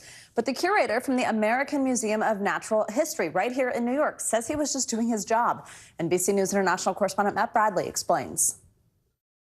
As museum curator Lorenzo Prandini makes his way through the airport in Istanbul, inside his bags are roughly 1,500 spiders, tarantulas, and scorpions, with venom worth up to $10 million per vial. Police in civilian clothing talking to him at security before taking his bag into a back room, pulling out dozens of sealed bags and vials containing various types of scorpions, spiders, and tarantulas, endemic to Turkey. The Istanbul police say they also seized 88 bottles containing liquids and accused Prandini of trying to smuggle the specimens out of the country. But the curator, who was detained by the Istanbul police Monday and has since been released, tells NBC News the arrest was a, quote, total hit job. Writing in part in a statement, "I have permits to do this work in collaboration with colleagues at a Turkish university from the relevant Turkish ministry. I presented them to the police at the airport, but they completely ignored this." The American Museum of Natural History hasn't responded to NBC's request for comment. According to its website, Prandini works as a curator for the arachnid collections. My work is focused on primarily discovering and describing new species, going out into nature and finding these animals, understanding how they're distributed geographically over the landscape. In a video posted in 2012, he describes precarious situations he found himself in while on the job. From being shot at by policemen in Puerto Rico to having run-ins with farmers who, accusing us of stealing their sheep in South Africa, encounters with lions and leopards. Our thanks to Matt Bradley for that report. Well, the curator tells NBC News he appeared before a judge and was released without being charged. He says he's planning to travel to Turkey today. Let's get you some international headlines now, starting with a deadly billboard collapse in India. Claudio Lavanga joins us from Rome with that and more. Claudio, good morning. Good morning, Savannah. That's right. Authorities in India say that so far at least 14 people have been killed and dozens more were injured after a billboard collapsed in the city of Mumbai. Now, it happened in the suburbs of India's financial capital, which has been battered by severe thunderstorms and heavy rain. The authorities say at least 47 people have been rescued so far and are receiving hospital treatment. An investigation has been ordered. Let's move to Canada now, where hundreds of residents were forced to evacuate as wildfires are raging across the country. More than 100 blazes are burning across Canada, with some of them threatening residential villages. In the province of Manitoba, 500 people were told to evacuate, and almost 5,000 people living in and around Fort Nelson in western Canada were told to leave their homes. Experts say that extremely dry conditions and winds of up to 25 miles per hour are fueling the fires. And let's end this tour in the world of K-pop. Fans of Korean pop bands from around the world are turning their common musical passion into climate and environmental activism. Many have joined forces with K-pop for Planet, an environmental group founded in 2021 by two K-pop fans. They are protesting business deals linked to coal power, urge K-pop entertainers to cut waste and raise awareness about climate-related issues. Among their petitions is their request to South Korean automaker Hyundai to scrap a deal with coal power plants in Indonesia. Back to you. That's pretty interesting because K-pop fans are such a fandom. It's kind of cool to see them do something good with it. Claudio Lavanga, thank you so much. Well, coming up, students now facing a different kind of threat at school. AI is being used to create explicit photos of teens. More on the troubling trend and what's being done about it. Plus, bad for the brain, what researchers are saying about a link between loneliness and neurodegenerative diseases. Your weekly check-in is next on Morning News Now.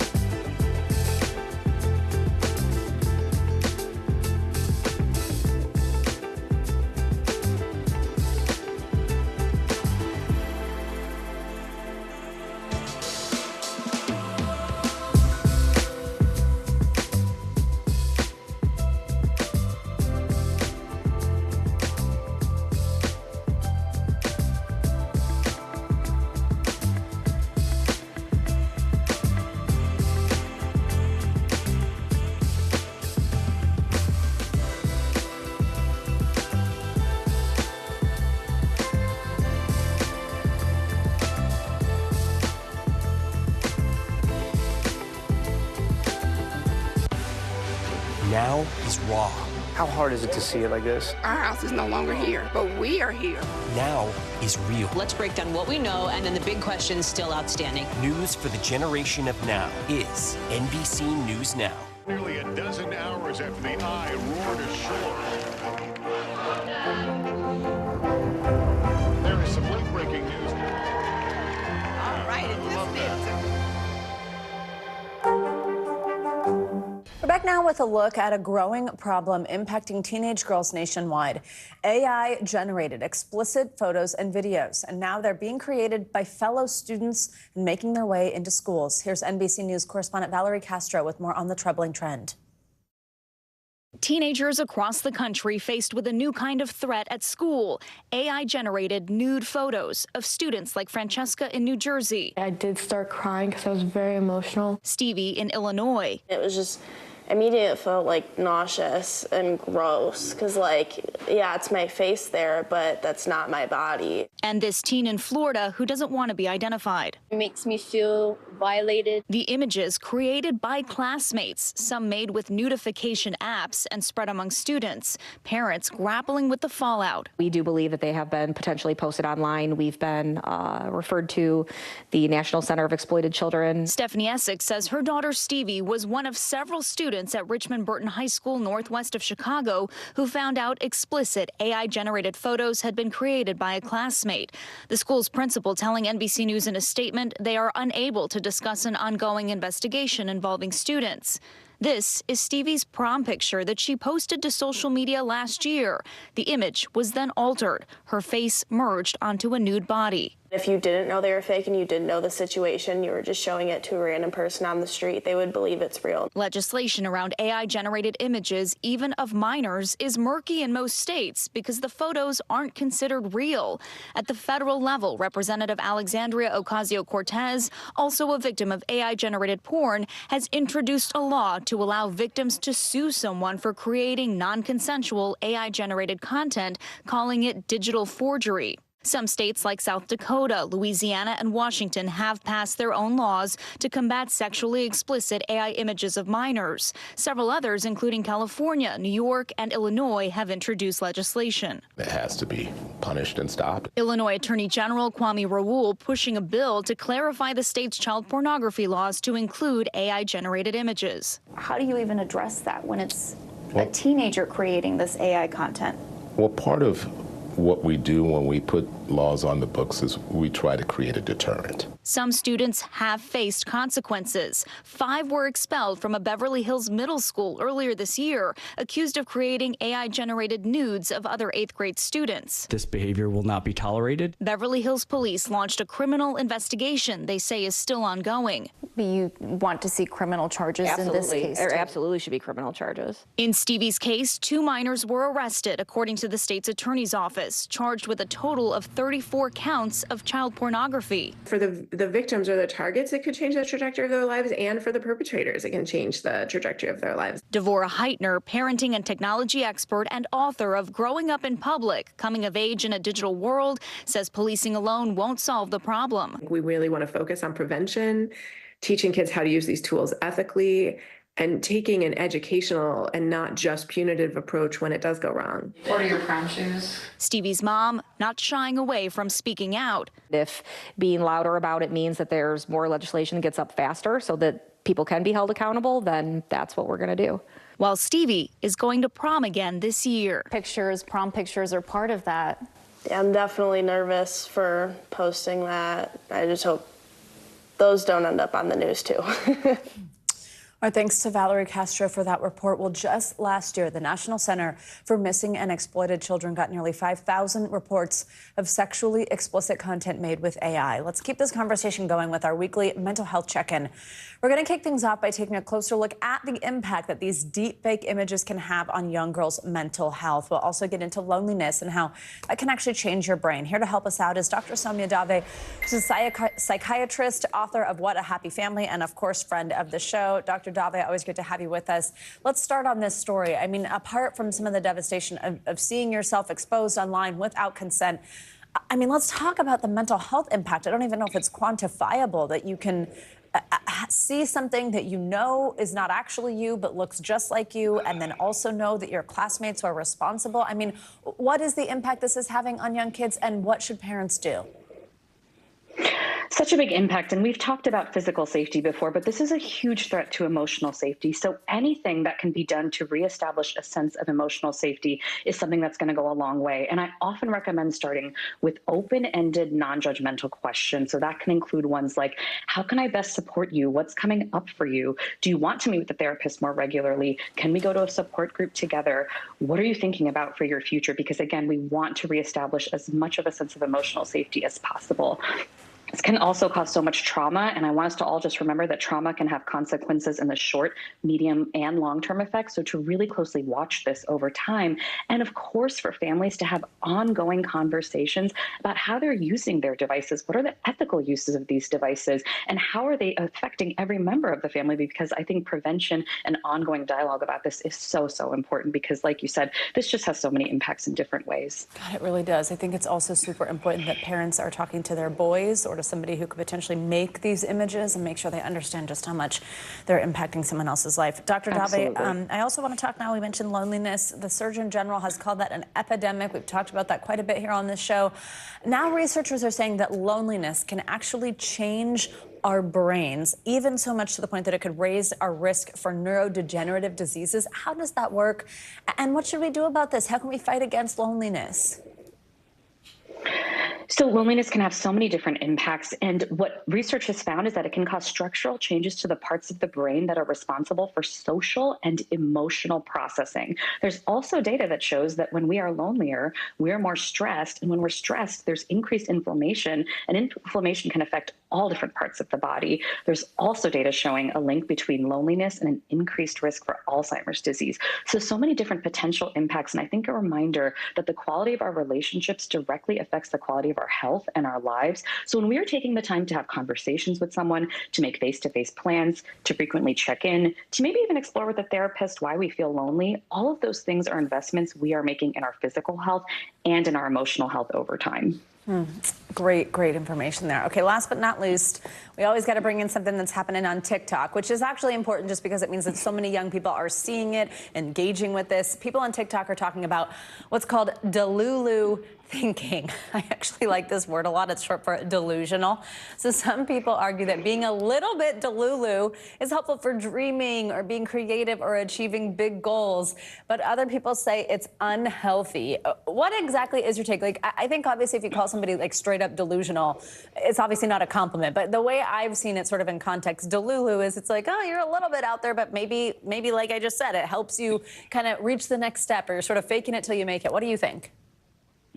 So I think it's important to start off with something that we want to distinguish between, which is delusional disorder, which is a mental health disorder characterized by someone having a fixed false belief that persists even when they keep receiving information against that fixed false belief. Now, delulu thinking, as you said, is a more colloquial, casual term. It refers more to a mindset, and it can involve daydreaming, having big fantasies, having big goals. I think the goal really here is balance, right? So sometimes when we set a really big, grand goal, it can inspire us to make great changes in our lives.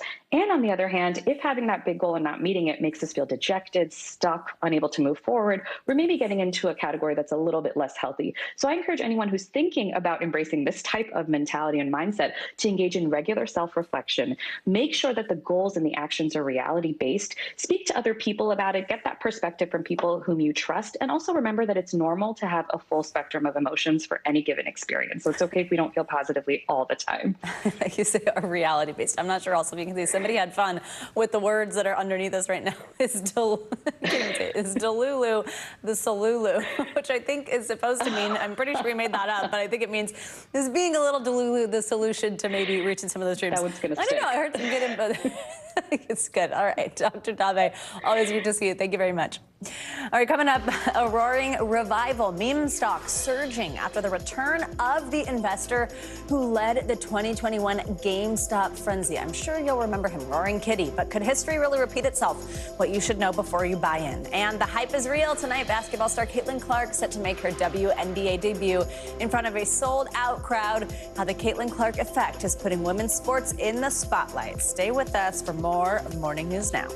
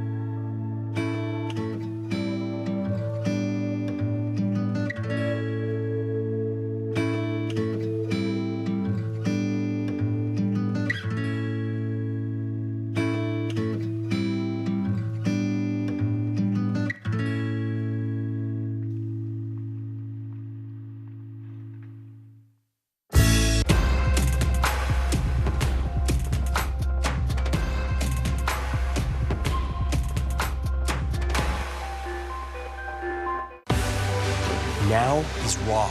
How hard is it to see it like this? Our house is no longer here, but we are here. Now is real. Let's break down what we know and then the big questions still outstanding. News for the generation of now is NBC News Now.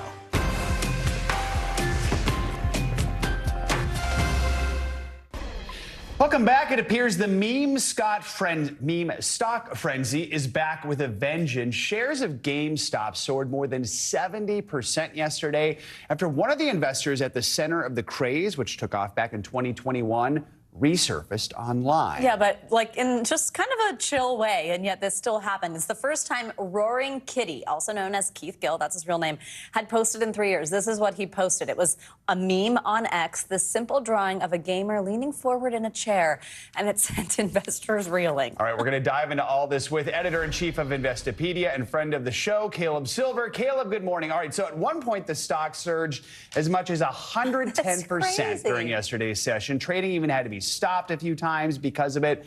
What should we make of all this? Because I find this a little scary that this can happen with one picture like that.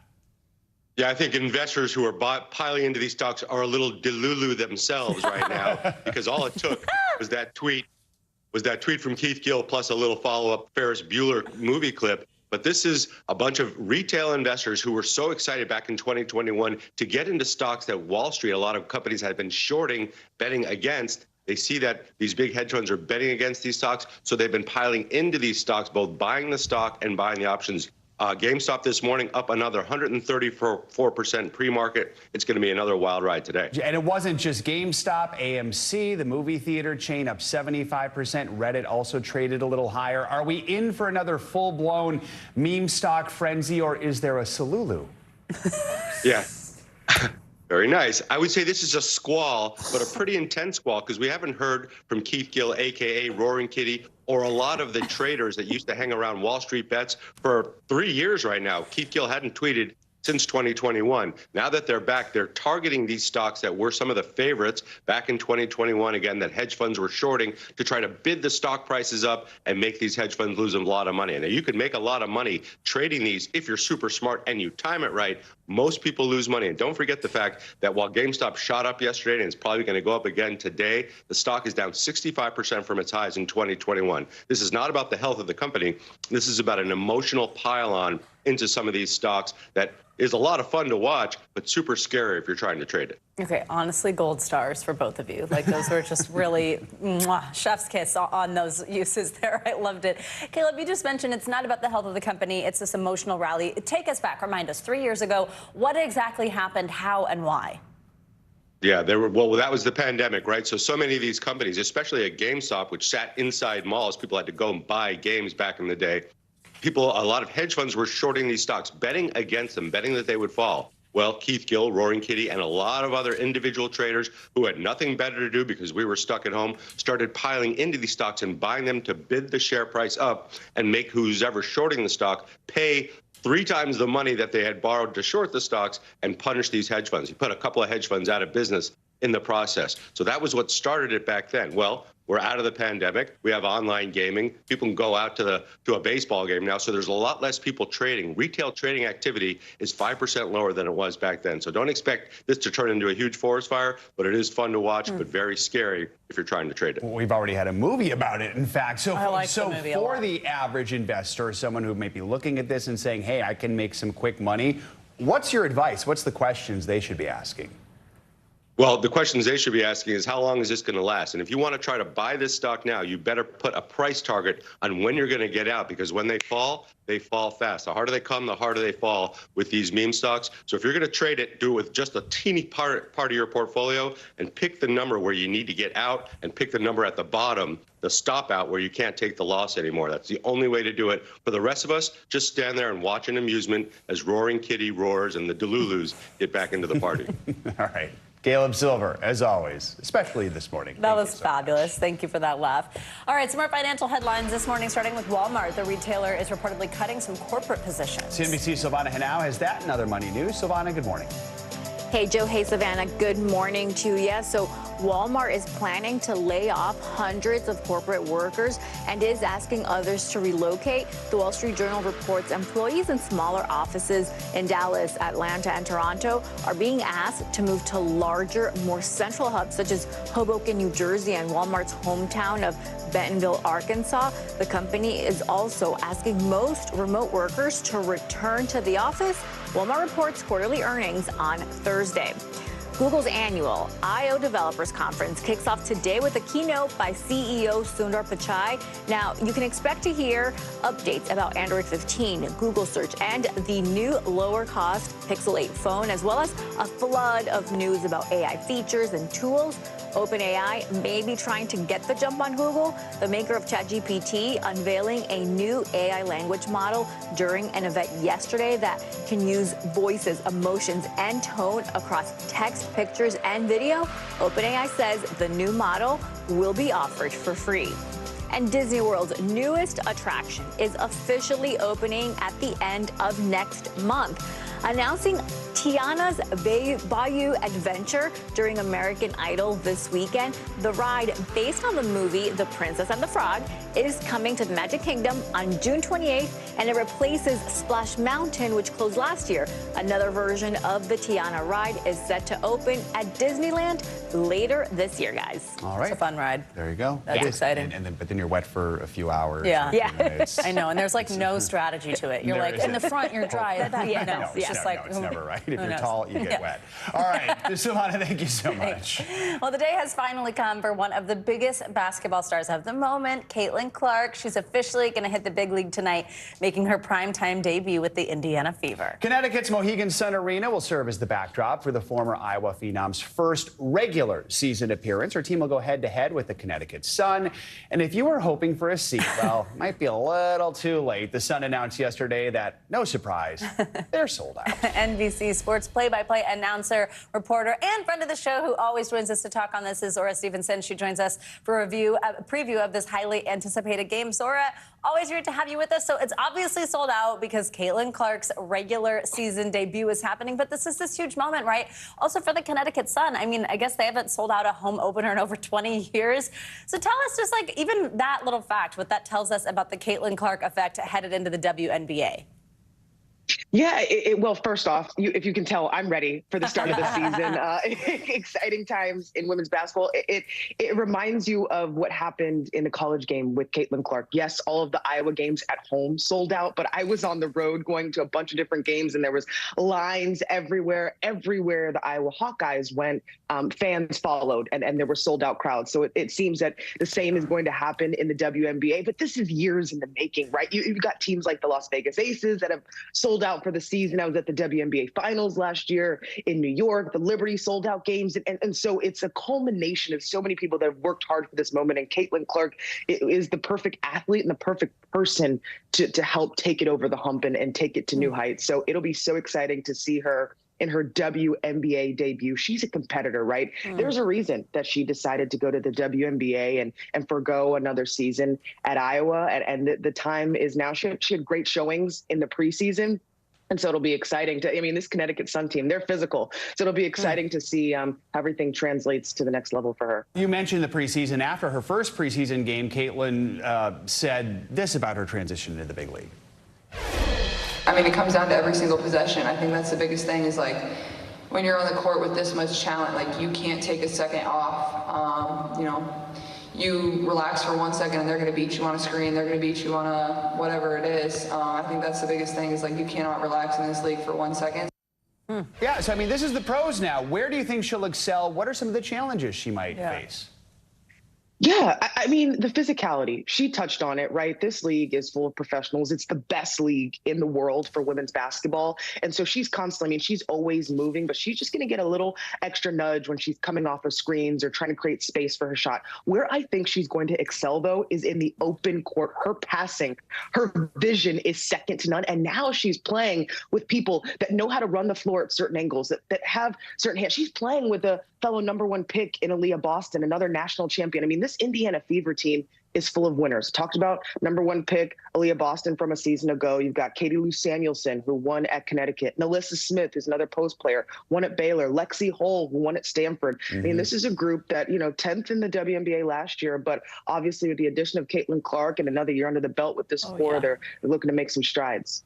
Zora, so exciting, and we can't wait to talk to you about it after it all happens. Thanks for joining us, as always. All right. Coming up, he is 106 and feeling fly, literally. When we come back, the skydiving stunt that landed a World War II vet back in the record books. Stay with us. You're watching Morning News Now.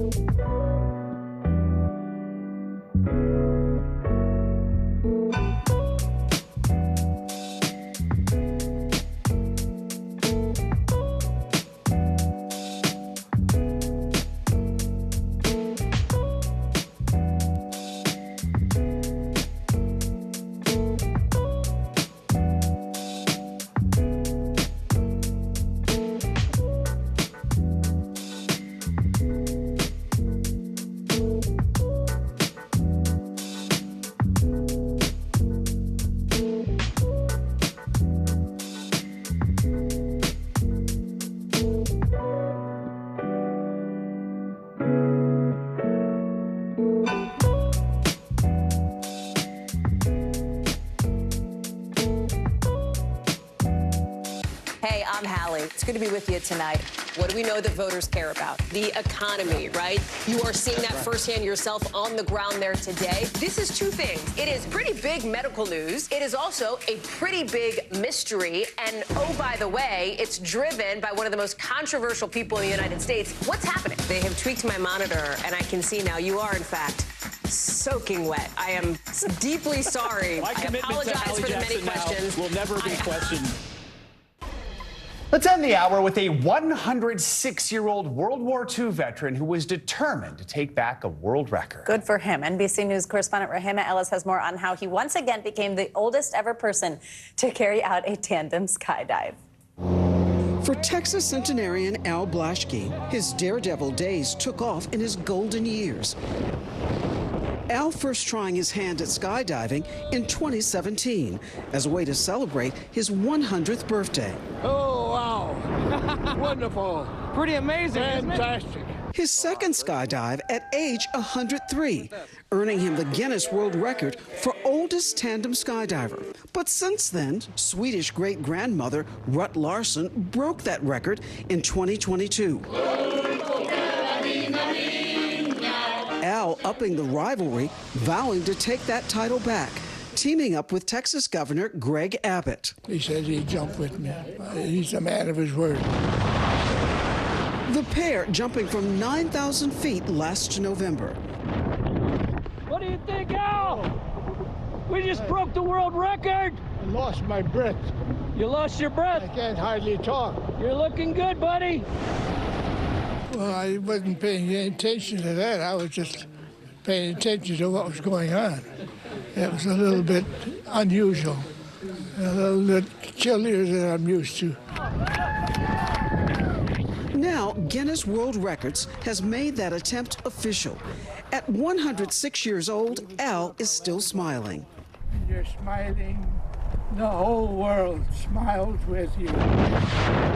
Happy to be back on top of the skydiving world. And every letter I write and every Christmas card I send, keep smiling.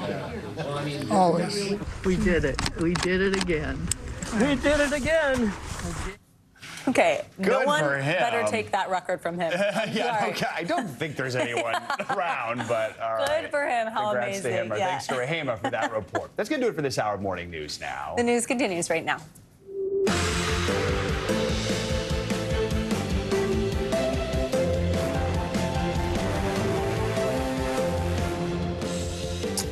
morning. Thanks for joining us this Tuesday. I'm Savannah Sellers. I'm Joe Fryer. Right now on Morning News Now, Michael Cohen returns to the stand in the criminal trial of his former boss, former President Donald Trump. What the former president's fixer-turned-foe said about the alleged payment to Stormy Daniels days before the 2016 election, as the defense prepares to zero in on his credibility. Race to escape Rafah. Hundreds of thousands flee ahead of a possible Israeli invasion. A harsh new warning from Secretary Blinken, as American officials say it appears the IDF is preparing to expand operations. Also this morning,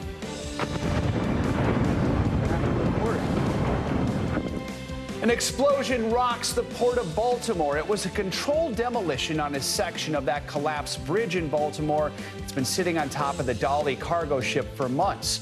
A new insight into the moments after the collapse and what's next in the push to reopen that critical port. Plus, he got his start in comedy in the most unlikely of places. Now he has a new special out. It has already racked up nearly 500,000 views in just over 24 hours. We're sitting down with Ali Sadiq to talk about his rise to fame and how he went from prison to the top of the comedy circuit. Looking forward to having that conversation and seeing the lessons he learned and the way he's making people laugh. Let's begin this hour with the criminal hush money trial of Donald Trump.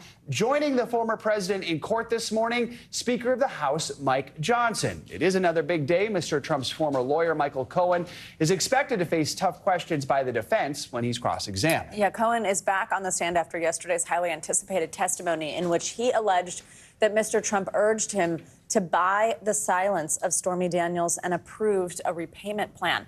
That was all in the run-up to the 2016 election. While Mr. Trump, for his part, denies the allegations, he also denies he had a sexual relationship with the adult film star. NBC News senior legal correspondent Laura Jarrett has the story.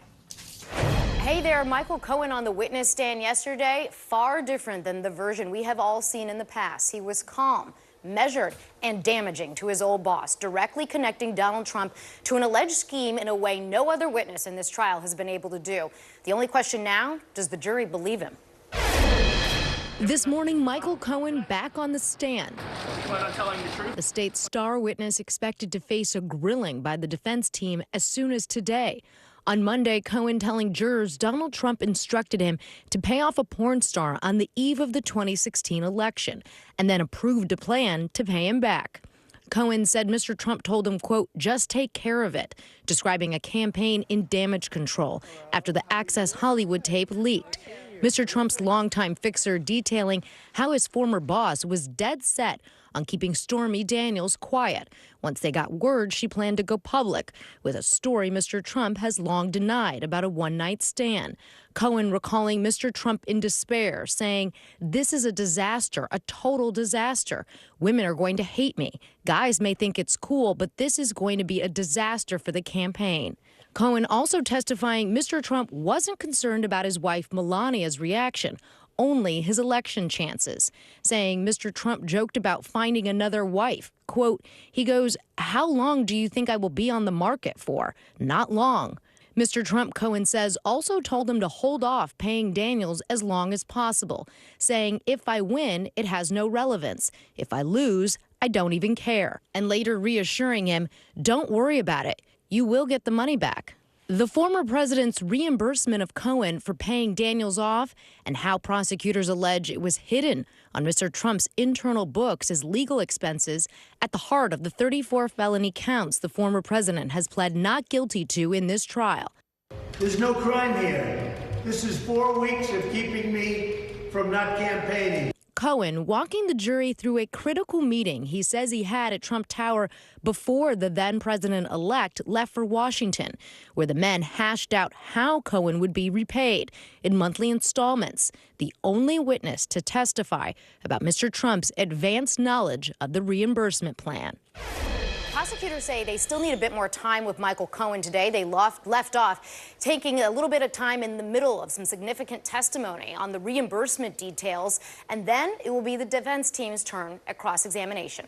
Back to you. All right, Laura, thank you. For more, let's bring in NBC News legal analyst Danny Savalos. Good to have you with us. So just overall, what did you make of Cohen's testimony so far? Was it damning at all for Mr. Trump when it comes to what the prosecution needs to actually get a conviction here? By definition, it was damning, or else the prosecution never would have called Michael Cohen. After all, he's got a lot of liability for the prosecution because he's got so many credibility problems. But what the prosecution did is they built their case over the last few weeks by introducing a lot of evidence, a lot of documents, and a lot of testimony that tends to corroborate Michael Cohen's direct testimony. And on the whole, it seems from, I wasn't in there, but reading the sort of the up-to-date reports from in the courtroom, seems like he was answering questions in a measured way, that he was relatively calm. I'm sure he was nervous.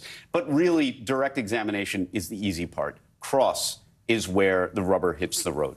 You mentioned all this evidence entered. Tell us about some of that sort of backs up his claims, and how effective do you think it was? Well, there are no surprises yesterday. Michael Cohen testified about his transaction, his payment to Stormy Daniels, his discussions with Donald Trump about the Stormy Daniels issue, about the campaign, about how it affected the campaign, and presumably we're going to get more into today even more direct orders from Donald Trump to go pay Stormy Daniels, and that he would be reimbursed. That's really what Michael Cohen, the only thing arguably that he really offers that you can't get from anywhere else, is conversations with Donald Trump where Donald Trump orders him to pay Stormy Daniels and lets him know that he will reimburse him with knowledge of all of the false entries in business records. You say cross-examination is where the rubber hits the road. What do you expect the defense to focus on when they do cross-examine? His credibility. They're going to call him a liar. They're going to say he has a motive to lie because he wants revenge. It's literally the title of one of his books.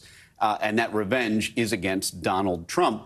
And they're going to explore whether he had a motive to lie and come to court and lie about Donald Trump because he's still angry at him. And if the prosecution does its job right, that credibility issue won't be as damaging to the prosecution because of all this other evidence they've already introduced that corroborates. So they can stand up in closing and say, you may find Michael Cohen to be a generally bad person, but his testimony is consistent with the other things that are indisputable.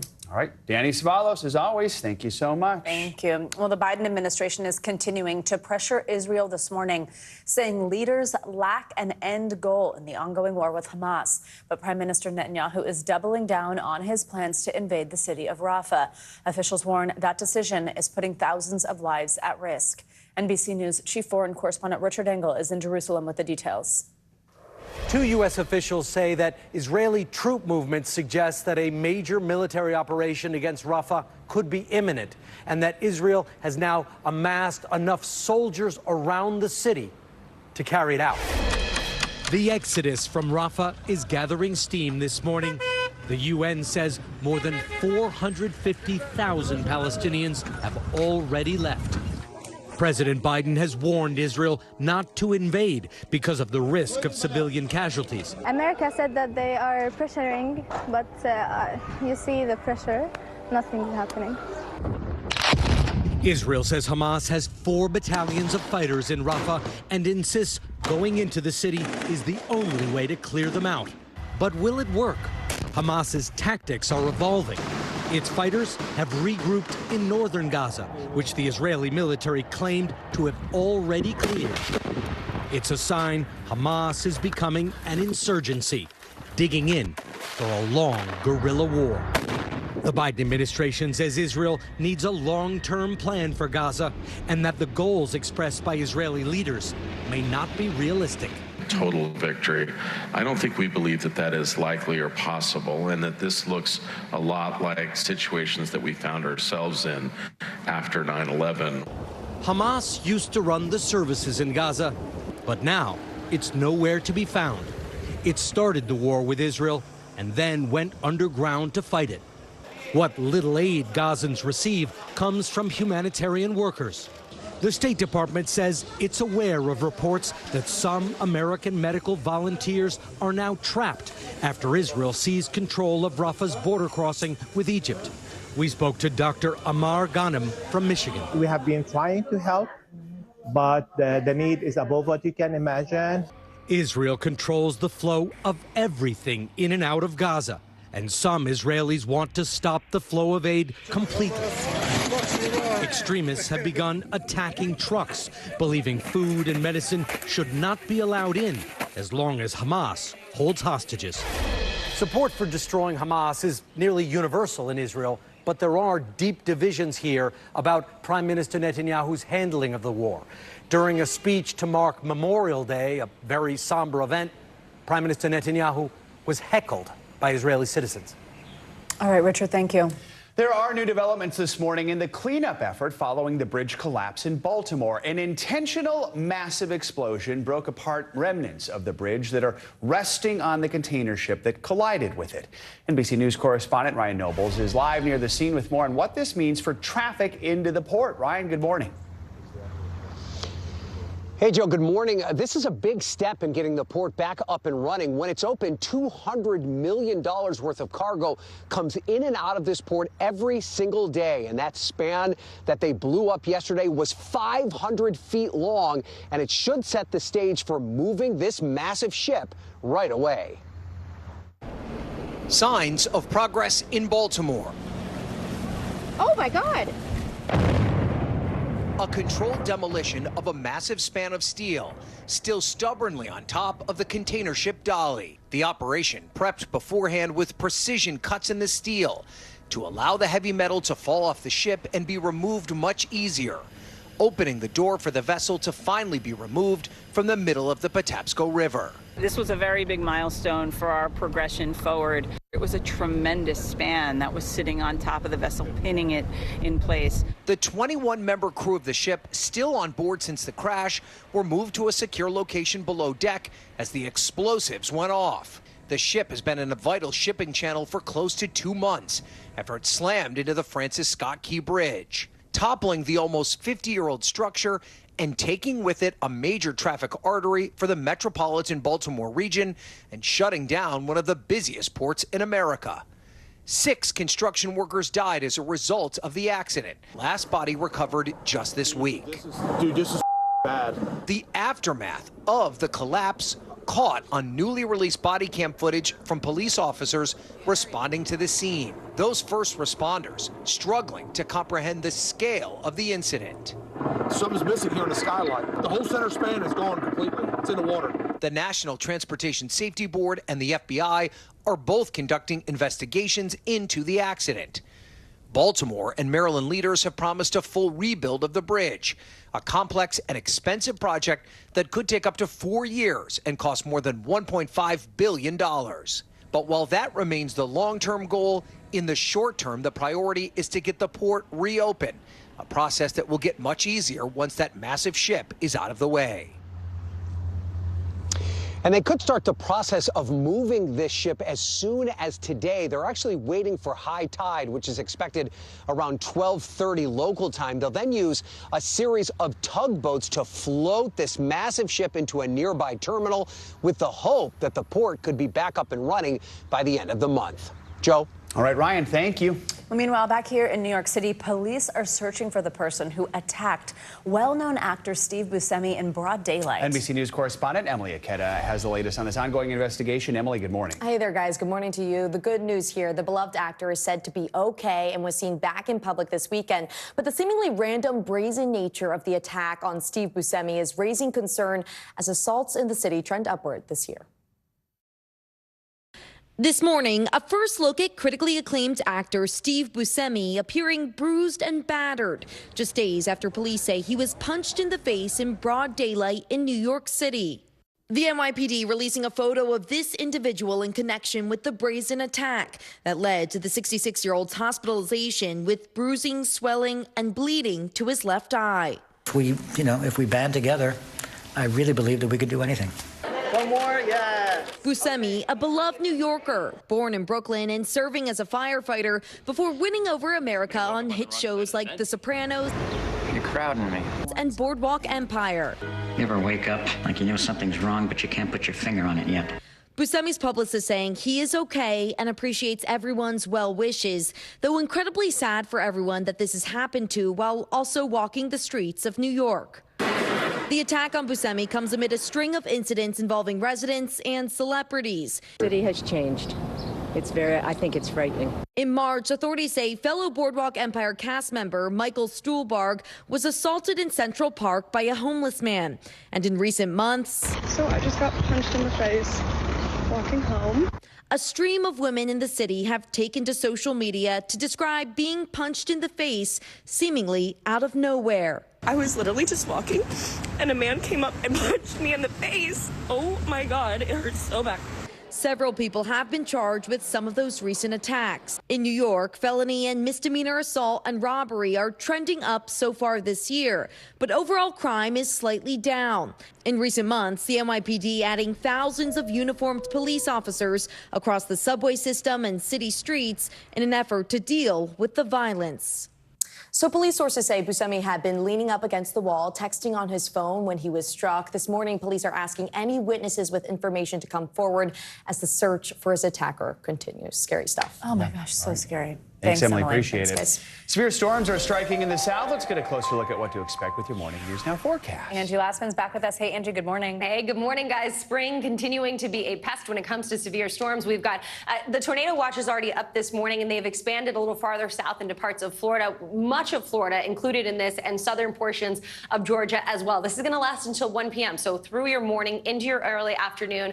We've got one line of thunderstorms kind of marching through that region, Jacksonville up into Georgia, included in that with the severe thunderstorm warning in effect right now. Plenty of activity offshore, too. That's going to stay out over the Gulf of Mexico. But notice, as we get into the afternoon hours, as we get into the evening, we still have that potential to see some of these stronger storms. As far south as Tampa, Orlando, Jacksonville, Gainesville, all included in that. It mainly encompasses Florida, but we do have a little sliver of Georgia in that as well. Otherwise, where you see the green, just general kind of thunderstorms that we're going to expect.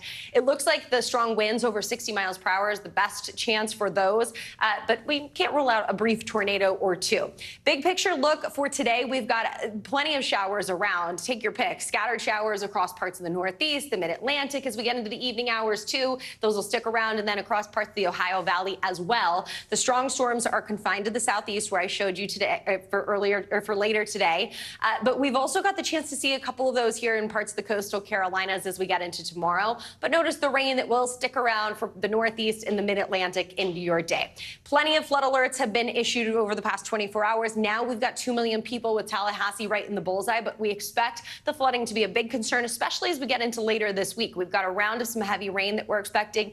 And we've been dealing with just repeated rounds of that heavy rain across this section of the country, the southern plains stretching into the Gulf Coast. That's where we have a moderate risk. This is for Thursday, so not today, but just a look ahead. Keep it in your back pocket because we likely will see this upgraded with heavy rain on tap. We've got Lufkin, Alexandria included in that as we gear up for anywhere from 1 inch to 3 inches of rain. This is the Thursday to Saturday time frame, so look how expansive this good soaking rain is. It goes from the Carolinas all the way into parts of Texas, and again, those highest amounts are centered across those areas that we've seen a whole lot of rain in the past couple of weeks. So super saturated soils. It's not going to be hard for us to see some flooding there. A look at your Friday showers and thunderstorms from the Great Lakes to the Gulf Coast. We've got plenty of sunshine across the plains in the west. It'll be quite warm out west as well. You see a couple of temperatures flirting with the triple digits across the desert southwest.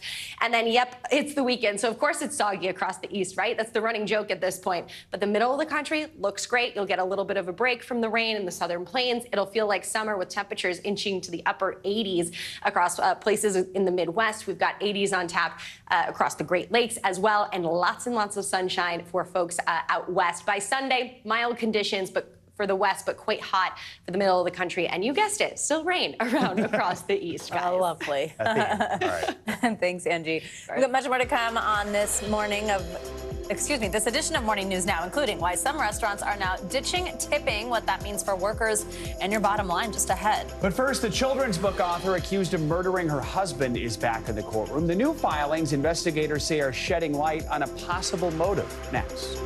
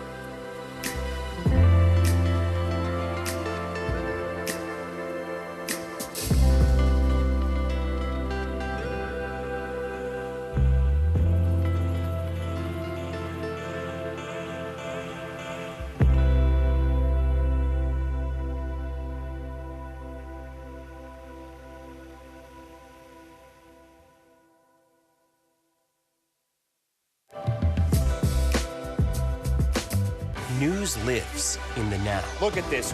You can't even see anything anymore. Let's break down what we know. You gotta see this. News for the generation of now is NBC News Now.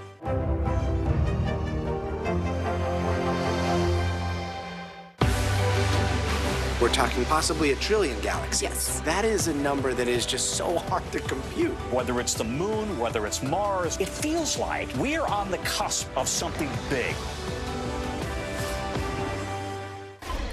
Welcome back. The 3 men accused of killing longtime Boston crime boss James Whitey Bulger while in prison have agreed to a plea deal with federal prosecutors. Now, the details of that agreement have not been made public. Bulger, seen here, was killed back in 2018 while serving 2 consecutive life sentences in a West Virginia federal jail. Officials believe one of the 3 men involved in the murder was a rival of Bulger, serving as an enforcer for the New England Mafia. Bulger notoriously ran the streets of South Boston for more than 3 decades. He later acted as an informant for the FBI before becoming a fugitive for 16 years. He was arrested in 2011, charged with 11 murders, extortion, and drug dealing. Now let's get to another high-profile case we're watching. Prosecutors and defense attorneys are preparing for a preliminary hearing in the murder trial of Corey Richins, a mother and children's book author from Utah accused of murdering her husband. NBC News correspondent Liz Kreutz has the latest. Hey, Liz, good morning. Hey, Savannah, good morning to you. Yeah, Corey Richins has been behind bars now for over a year, charged with a slew of crimes, including aggravated murder for allegedly poisoning her husband with fentanyl. But prosecutors still have to present evidence in order for her case to proceed to trial. Yesterday, she was back in court for 2 separate hearings, and although Corey has not yet entered a plea, she continues to maintain her innocence. The mom accused of fatally poisoning her husband with fentanyl and later writing a book about grief, appearing back in court one last time Monday before a critical preliminary hearing. Wearing a red turtleneck and black blazer, Corey Richins remaining silent as the murder case against her enters its next phase, with prosecutors now laying out what they say is the evidence against her. In new filings, investigators saying the 34-year-old mom of 3 was financially motivated to kill her husband, Eric, that she owed more than $3 million the day he died, and that she was having an extramarital affair and wanted a divorce. The prosecution says a witness says Corey told them it would be better if Eric Richins was dead. The realtor was arrested last year after first appearing on local television to promote a children's book she wrote inspired by her husband's death in 2022. So my husband passed away unexpectedly last year. But a month after that interview, investigators charged her with murder. According to court documents, the night her husband died, Corey told police she had made Eric a Moscow Mule that he drank in their bed. Autopsy results later finding he had 5 times the lethal amount of fentanyl in his system. 5 times the lethal dose is not accidental, Your Honor. That is someone who wants Eric dead. His family later telling investigators Eric believed Corey may have tried to poison him more than once. He felt like Corey was trying to kill him, and that if he did die, that she should be investigated for that. Corey has not yet entered a formal plea, but she and her family say she is innocent. She loved Eric. She loved her family more than anything. Corey back in court for 2 hearings this week, a judge ruling that a divorce attorney she met with can't be forced to testify about what they discussed. Meanwhile, Corey sentenced to time served in a separate misdemeanor assault charge stemming from a confrontation she had with her husband's sister shortly after his death. So, Liz, how is Corey responding, and what can we expect tomorrow? Yeah, Savannah, so far we've only heard from her family. Her brother's saying they believe Eric's death was an accidental overdose and that Corey is being unfairly portrayed. Prosecutors, however, have laid out nearly 40 pages of evidence against her, including a witness who says she tried to buy fentanyl from them. As for tomorrow, a judge is going to look at all the evidence and hear from witnesses to determine whether there is enough to go to trial. If that happens, at that point, Corey will enter a plea. Savannah. All right, Liz, thank you very much. International news now. In Indonesia, devastating flash flooding has killed dozens of people. Claudia Lavanga joins us from Rome with that and more. Hey, Claudia, good morning. Savannah Joe, good morning. That's right. Authorities in Indonesia say that at least 52 people have been killed so far in flash floods in the West Sumatra province. Well, now torrential rain has been battering the area since Saturday, triggering deadly flash floods, landslides, and cold lava flow across that province. At least 3,000 people have been evacuated so far, and at least 17 people are still missing. Authorities warn that more heavy rain is expected until next week. Let's go to Georgia now, where today the parliament is expected to approve a controversial foreign agent law despite mass protests. The law would require non-governmental group and independent media outlets to register as agents of foreign influence. During the weekend, tens of thousands of people took to the streets of the capital, Tbilisi, to protest against what they say is a Russian-style effort to squash free speech. Let's end this tour of the world in London, where two skydivers in wingsuits flew through the iconic Tower Bridge. The two Austrian daredevils, their names are Marco Furst and Marco Walschspiegel, jumped early Sunday from a helicopter 3,000 feet above London. Then they opened their wings, reached max speeds of 150 miles per hour, plunged towards the River Thames and just flew across the bridge. The whole flight took only 45 seconds, but it's something that they and probably us will remember for a lot longer than that. That's pretty cool. Guys. That's impressive. Yeah, good for them. Yeah. It's like Awesome. Iron Man. All right, Yeah. Claudio, thank you so much. Skydiving news this morning. All right, the Biden administration says it will move forward with tariff hikes on several goods made in China. That includes quadrupling tariffs on electric vehicles made there. The increase will affect additional Chinese green energy technology like batteries and solar panels. It's an area the administration is making a large effort to invest in here in the U.S. NBC News International correspondent Janice Mackey-Freyer joins us now from Beijing. Janice, good morning. So the administration is justifying the move, saying that China's electric vehicles, other green energy products are a threat to U.S. jobs and then also national security. I know you've spoken to manufacturing leaders on the ground there. What are they saying? Well, these hikes are effectively an update to tariffs that were put in place under the Trump administration and are now being reviewed by the Biden administration. The biggest hike, of course, this 100% tariff on Chinese electric vehicles, which is quadruple what the tariff is now. And by comparison, vehicle imports under the U.S.-Mexico-Canada Free Trade Agreement are only 2.5%. So this announcement is not being well received here by officials nor by the auto industry. One of the biggest companies here is BYD. This is a company that's taking on Tesla to be the largest EV maker in the world.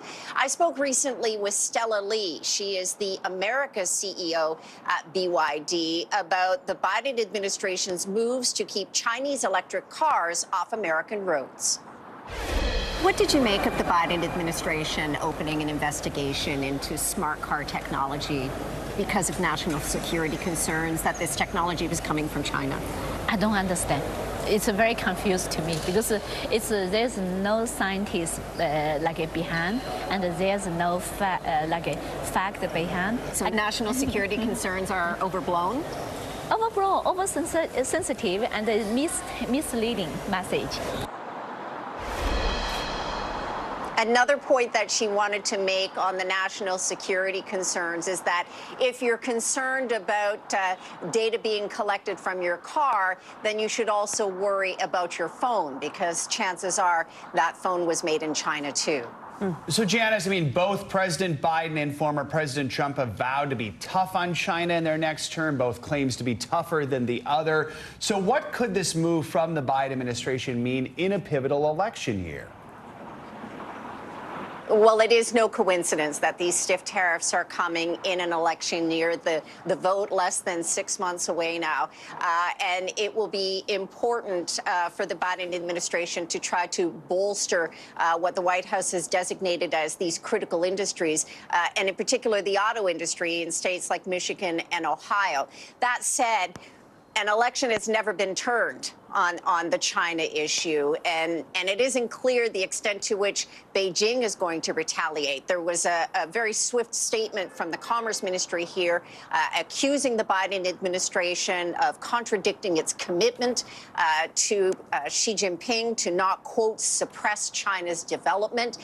But it's also no secret that China's economy is sagging right now, and a trade war with the United States is certainly not going to help it. Janice, electric vehicle models from Chinese automaker BYD, just as one example, they sell for as low as $10,000. I mean, you can barely get a used car for that kind of money in the U.S., never mind a new electric vehicle. So how do U.S. automakers keep up? Well, that's the golden question. And I mean, on BYD's cars and other cars from Chinese electric vehicle makers, I've test driven a few of them, and the quality and design have been seen as really improving over the past decade. In addition to that, the charging network is in place here. So the infrastructure piece is in place for Chinese electric vehicles to thrive in the Chinese market. That said, demand is beginning to sag here, and Chinese EV makers are still making millions of vehicles. This is where the U.S. concern on overcapacity comes in, that there are a lot of Chinese vehicles that now are not being sold here, and they're being shipped elsewhere in the world. They're going to countries in Europe, South America, and Latin America. So this is the concern for the Biden administration on overcapacity. Companies like BYD are also setting up factories in Mexico, so that's raising concerns as well. Just one last quick point. I spoke recently with the former CEO of Ford, and he was saying that trade barriers and tariffs are going to be important to protect the U.S. market, to give automakers in America the time to catch up. Joe and Savannah. All right, Janice, thank you so much. Coming up, a major shakeup to one of the biggest charities in the world. Yeah, why Melinda Gates is stepping down from the foundation she helped launch, and what it means for the future of the organization. That's next.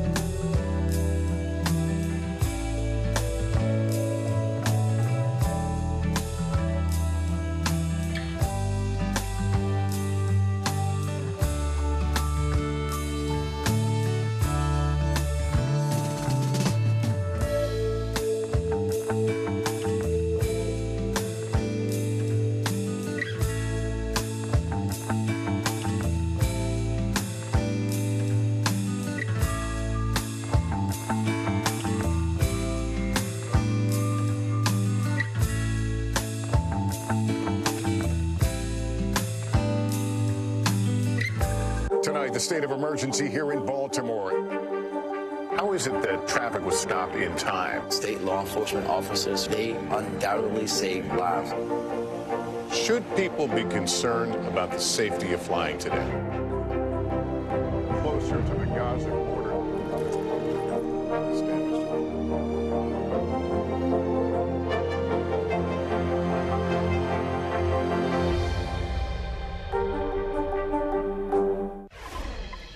Welcome back. Melinda French Gates, the ex-wife of Bill Gates, says she's stepping down from the organization that bears her name. The Bill and Melinda Gates Foundation will now simply be called the Gates Foundation, and as part of a deal, she is getting a hefty chunk of change for her own philanthropy work. 3 years after her divorce from Microsoft founder Bill Gates, a different kind of separation. Melinda French Gates is leaving the foundation they created. This is not a decision I came to lightly, she says. I'm immensely proud of the foundation that Bill and I built together and of the extraordinary work it is doing to address inequities around the world. In response, Bill Gates says, I am sorry to see Melinda leave, but I am sure she will have a huge impact in her future philanthropic work. The foundation's CEO also offering praise. Her vision and influence will leave a profound and lasting legacy that we will build on going forward. Melinda says she's getting $12.5 billion to commit to my work on behalf of families, work she highlights often on Today, including last year with Chanel. Society will be completely different than we know it today if women have equal power, really equal power, where they're making decisions, they're controlling resources, they're setting public policy. Even though Bill and Melinda divorced in 2021, she stayed with the foundation as co-chair, something Bill discussed with Savannah a year later. She says you guys are friendly, not necessarily friends, but friendly. How do you see the relationship moving forward?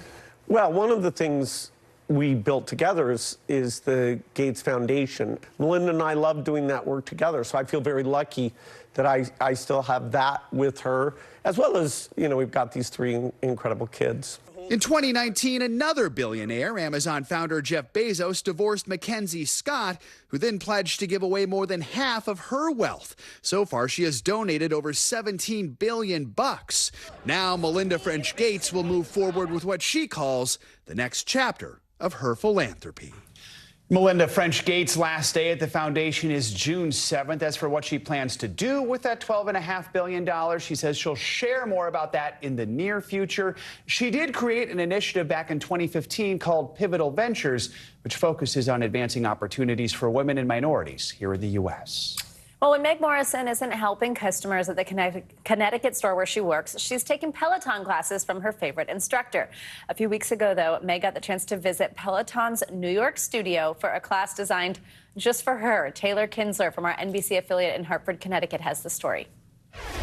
Meg Morrison is here with us. Hi, Meg. I was so happy. You couldn't have scripted a better day. But first, we have to go back to the beginning. Beans has been in existence for a little over 5 years. 2 families, 1 vision. To really put the lens on inclusive employment and show people what's possible for adults with intellectual and developmental disabilities. Kim Morrison and Noelle Alex created Beans & Co. for their daughters, a community where everyone belongs. That's why we want other businesses to do what we do. Giving employees like Meg Morrison the chance to shine. That's what is super special, to watch the effect that she has. Customers know and love that smile. Her energy lights up the cafe and the Peloton leaderboard.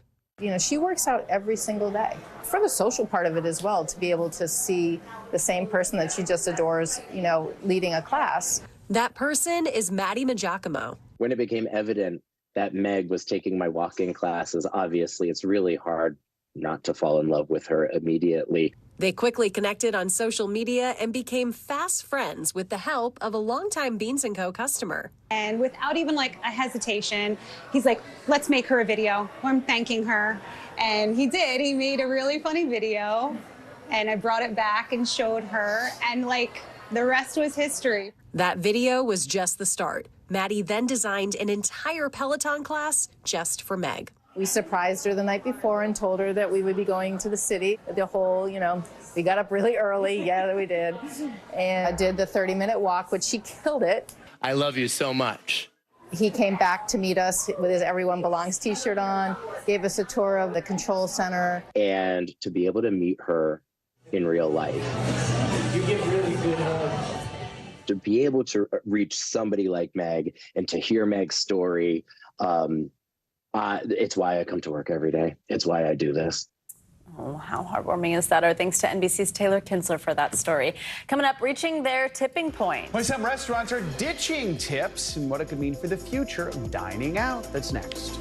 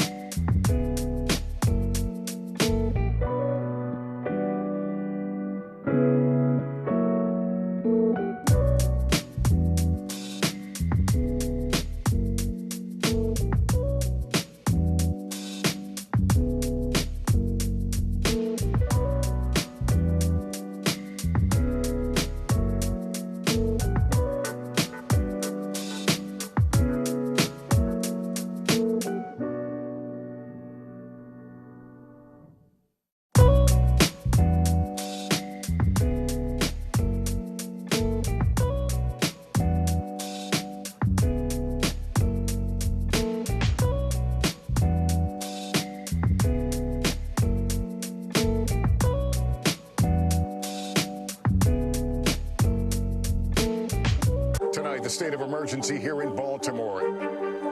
How is it that traffic was stopped in time? State law enforcement officers, they undoubtedly saved lives. Should people be concerned about the safety of flying today? Closer to the Gaza border.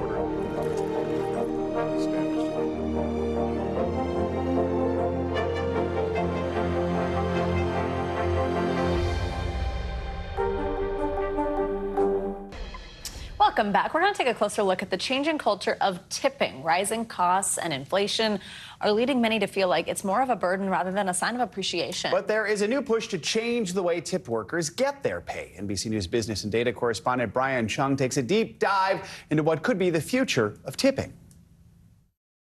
To tip or not to tip? That's the question, at least for some restaurateurs. The gratuity model has been tied to American dining for hundreds of years. So when Evan Hangzor opened up Little Egg in Brooklyn last year, I'm Evan Hangzor, I'm the chef at Little Egg. He tried to scrap it entirely. For customers, that meant no tip on the receipt. Just sign and go.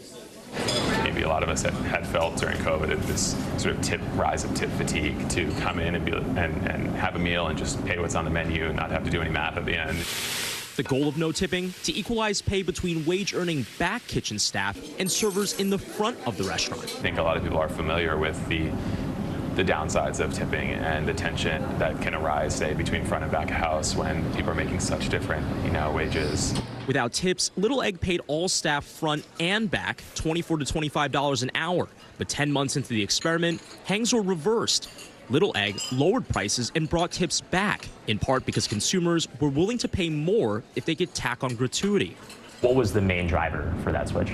Really just trying to allow our staff to make more money, particularly in the front of house. Hangzor says the psychology of tipping makes it hard to abandon it. For a workforce that still to this day, since 1938, is still overwhelmingly women, disproportionately women of color, struggling with the highest rates of both economic instability and sexual harassment of any industry because they have to put up with so much from customers to get their income in tips. Saru Jayaraman is the director of UC Berkeley's Food Labor Research Center.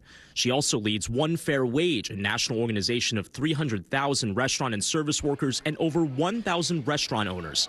The group argues that the solution is to lift the minimum wage for restaurant workers to the same minimum wage as most other industries, while allowing them to continue earning tips.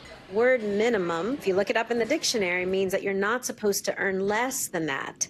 And yet we have so many different workers who can legally be paid less than that minimum by their employers. Currently, 15 states have a sub-minimum wage of $2.13, 28 have a sub-minimum wage somewhere above that, and 7 states have abolished it completely. One Fair Wage says abolishing the sub-minimum has led to greater restaurant sales and even more tipping, because restaurant workers with higher wages are then able to dine out and tip better as well. Could you see yourself going back to a no-tipping model at some point? Yeah, I think so. I mean, I think if there's a way to make it easier. Consumers don't appear to notice the difference. Tipping is always it's kind of a mandatory thing for me. Not mandatory, but if I enjoy the experience, it feels good. It's pretty easy to do. And on the matter of how many states have already banned the sub-minimum wage in favor of one fair wage for everyone, including service workers, at least 5 states are considering banning the sub-minimum wage as well this year, which could include ballot measures in a number of other states. So this battle on whether or not you should tip in favor of a model that doesn't include tipping at all, that remains to be seen. All right, Brian, thank you. Now let's get you more money news. Struggling seafood restaurant chain Red Lobster abruptly closed dozens of locations across the country. NBC's Savannah now has that and some other money headlines. Savannah, good morning. Hey guys, good morning to you. Yes, so Red Lobster has abruptly closed dozens of locations around the country, selling them off in what's being called the largest restaurant liquidation ever. About 50 locations are being auctioned off, including furniture, fixtures, and equipment. Last month, Bloomberg reported Red Lobster was considering filing for bankruptcy due to high costs for labor and leases. TikTok is testing AI-generated search results with a new feature called Search Highlights. The Verge reports the material is created with ChatGPT, and TikTok says it displays content when the algorithm finds it relevant to your search. TikTok is trying to incorporate some of the habits users have developed on the app. Many younger users treat TikTok like a search engine, looking up restaurant or product recommendations in the app instead of using Google. And Roku will exclusively stream Major League Baseball games on Sundays starting this coming weekend. They will air on the Roku channel with no subscription or sign-up required, but you will have to download the channel on your Roku or Amazon Fire device, Samsung or Google TV. Roku will stream Sunday leadoff games, which air before the regular slate starts at 1 p.m. Eastern every week through mid-September. Some good news for fans. There you go. All right, Silvana, thank you so much. So we're going to go from business news to our next guest, a comedic powerhouse who's in the business of making people laugh through his unique storytelling. Not my strongest joke in front of a professional. There you go. We'll get some tips, don't worry. Ali Sadiq got his start in comedy in one of the most unlikely places, prison. Now on the outside, he's making his mark on the comedy circuit with appearances on HBO's Def Comedy Jam, Comedy Central, and more. His YouTube series, The Domino Effect, and its sequel have racked up millions of views and a devoted following. Part 3 of the special, The Domino Effect series, First Day of School, is out now. As soon as them doors close on that police car, everything that you've ever heard about being locked up comes to your mind right then. Everything you've ever heard. Ali is here with us this morning. Thank you so much for being in studio. Good morning. Oh, thank y'all for having me. Oh, we are so excited you're here. So before we get into the special and hear a little bit more about it, just walk us through getting to this point, how your time and your experiences in prison did influence your comedy now. Oh, man, it just made me more jovial. It definitely made me more observational. Being in prison, you have to keep your head on the swivel. You always have to see what's going on.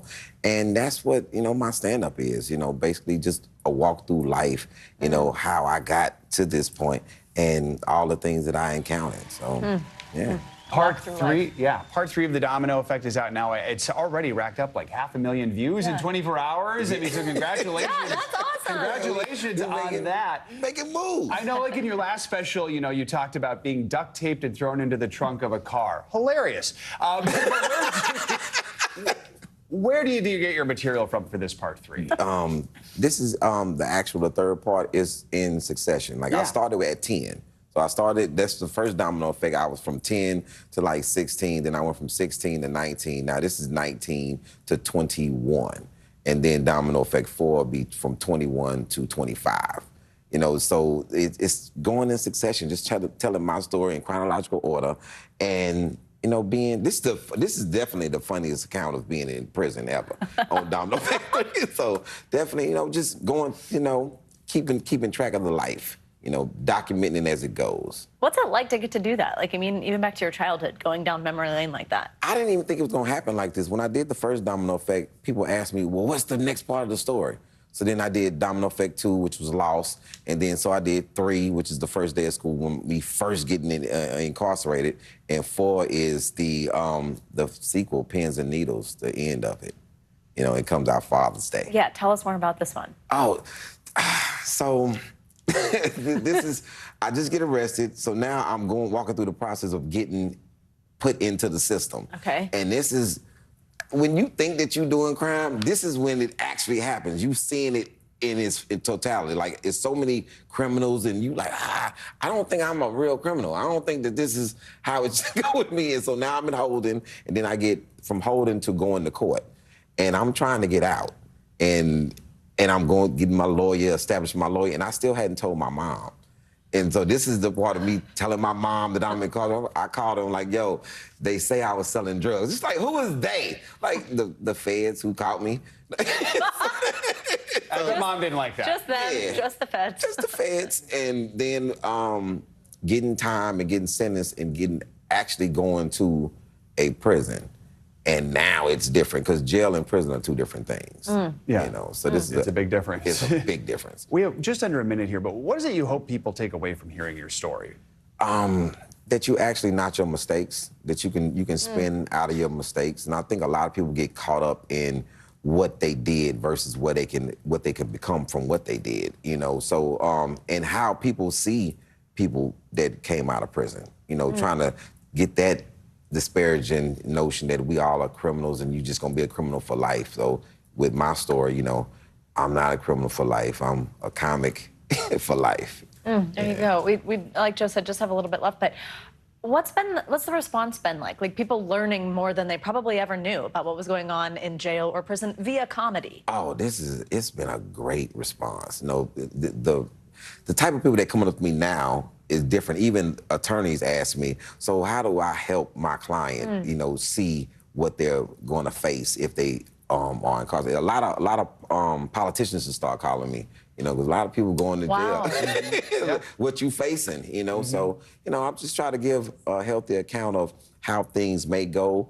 And once again, you notch your mistakes and you can spin out of it.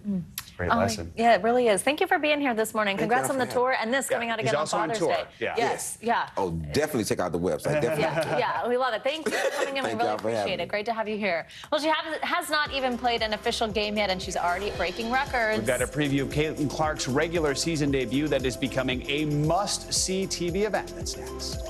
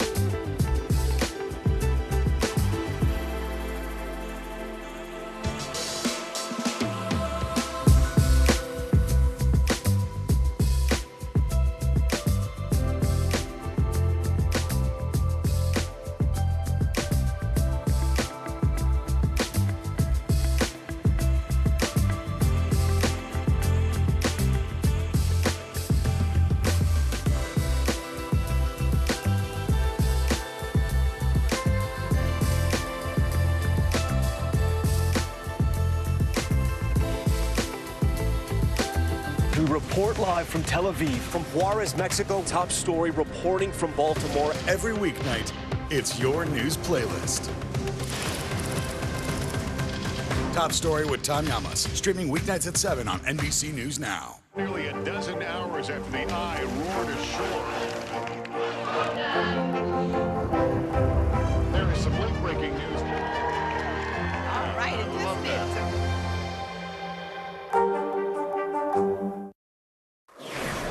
Back, actor George Clooney is going from Hollywood to Broadway for his big Broadway debut. But let's just say he's familiar with the material. Clooney will star in the stage adaptation of the 2005 Oscar-nominated drama Good Night and Good Luck, which Clooney co-wrote and acted in. Now, Clooney also co-wrote the play, but instead of playing CBS producer Fred W. Friendly like he did in the film, this time Clooney, well, he's being upgraded. He's been promoted. He's going to take the anchor chair for a spin and play the legendary anchor, Edward R. Murrow. That play set to premiere next year. That is pretty cool. George Clooney on Broadway. There's That would make me already go. cool stuff coming that we're talking about for Broadway next year. There's 400 shows on stage now and more coming in the fall. So. You've seen them all. Most, yes. Thanks, Joe. All right, it's finally time for Caitlin Clark's WNBA debut. In just a few hours, the basketball star will suit up for her first regular season game with the Indiana Fever against the Connecticut Sun in front of a sold-out crowd. Here's NBC News national correspondent Stephanie Gosk with more from the arena where it's all going down. Caitlin Clark is no stranger to setting records, and she's already broken another one before her WNBA career officially begins. The Indiana Fever and the Connecticut Sun are to be playing in front of a sold-out crowd here in Connecticut tonight. It's the first time that the Sun have sold out their home opener in more than 2 decades. It's game time once again for Caitlin Clark, this time in the big league. Tonight, the 22-year-old basketball phenom will suit up for her first regular season WNBA game, playing for the Indiana Fever. This is a dream. This is something I wrote down on a piece of paper when I was in second grade, get a basketball scholarship, play in the WNBA. The weight of the moment not lost on Clark. This is what you kind of worked for and dreamed of, and now you get to put your jersey on for the first real time. While she'll be sporting a new uniform, her number will stay the same. It looks pretty awesome. I love it. Her new jersey already one of the top selling for a draft pick in any sport. The excitement from her record-shattering run in the NCAA tournament has only gained momentum. The Indiana Fever select Caitlin Clark, University of Iowa. Clark and the Fever now enjoying one of the high-profile new changes at the WNBA, private flights for teams. With sold-out games and record merch sales, the Caitlin Clark effect shows no signs of letting up.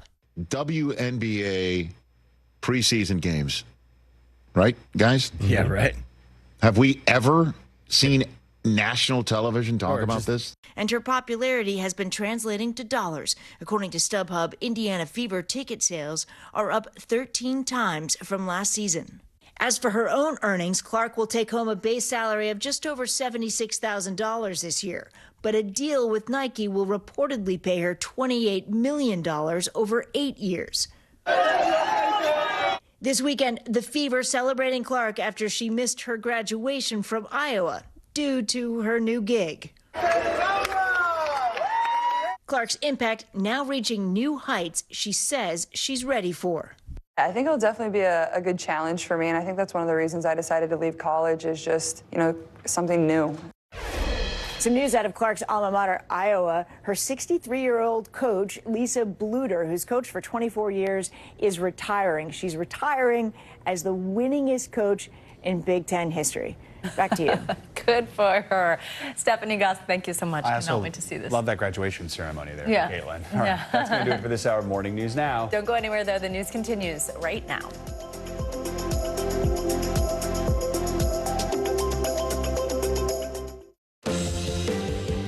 Developing right now on Morning News Now, star witness. This morning, Michael Cohen due back on the stand in Donald Trump's criminal hush money trial. The former president's fixer turned foe, testifying that Trump directed him to arrange payments to adult film actress Stormy Daniels during Trump's 2016 campaign to cover up an alleged affair. We have team coverage. New this morning, a renewed show of support by the U.S. for Ukraine. The surprise visit by Secretary of State Antony Blinken as Russia launches a new offensive. And in the Middle East, hundreds of thousands of Palestinians displaced and bracing for an Israeli ground invasion in Rafah. That's the 6th time I evacuate from anywhere I was in.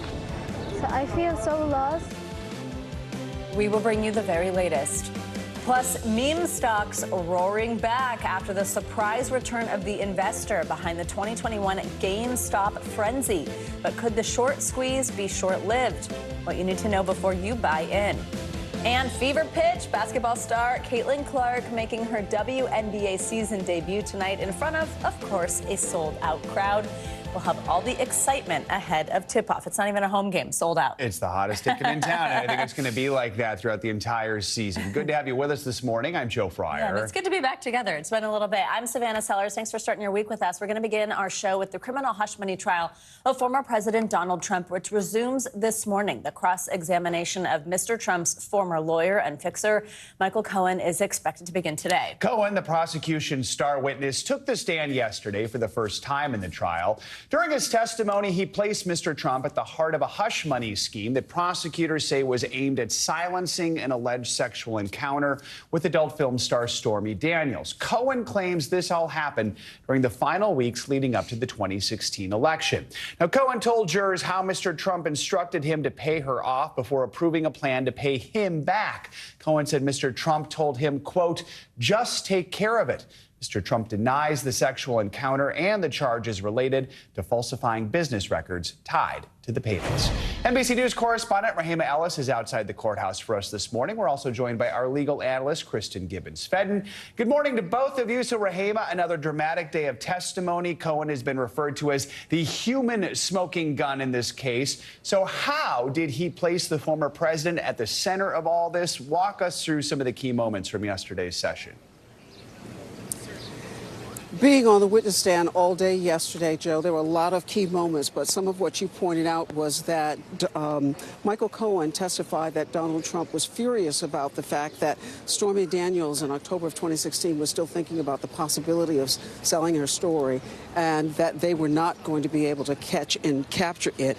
One of the things that Cohen testified to, he said that this could be a catastrophe for the campaign coming on the heels of the Access Hollywood tape. He went on to say, as you point out, that Mr. Trump said to him, just take care of it. This is a disaster. And let me quote here. He said, according to Trump, women are going to hate me, but guys may think this is cool, but this is going to be a disaster for the campaign.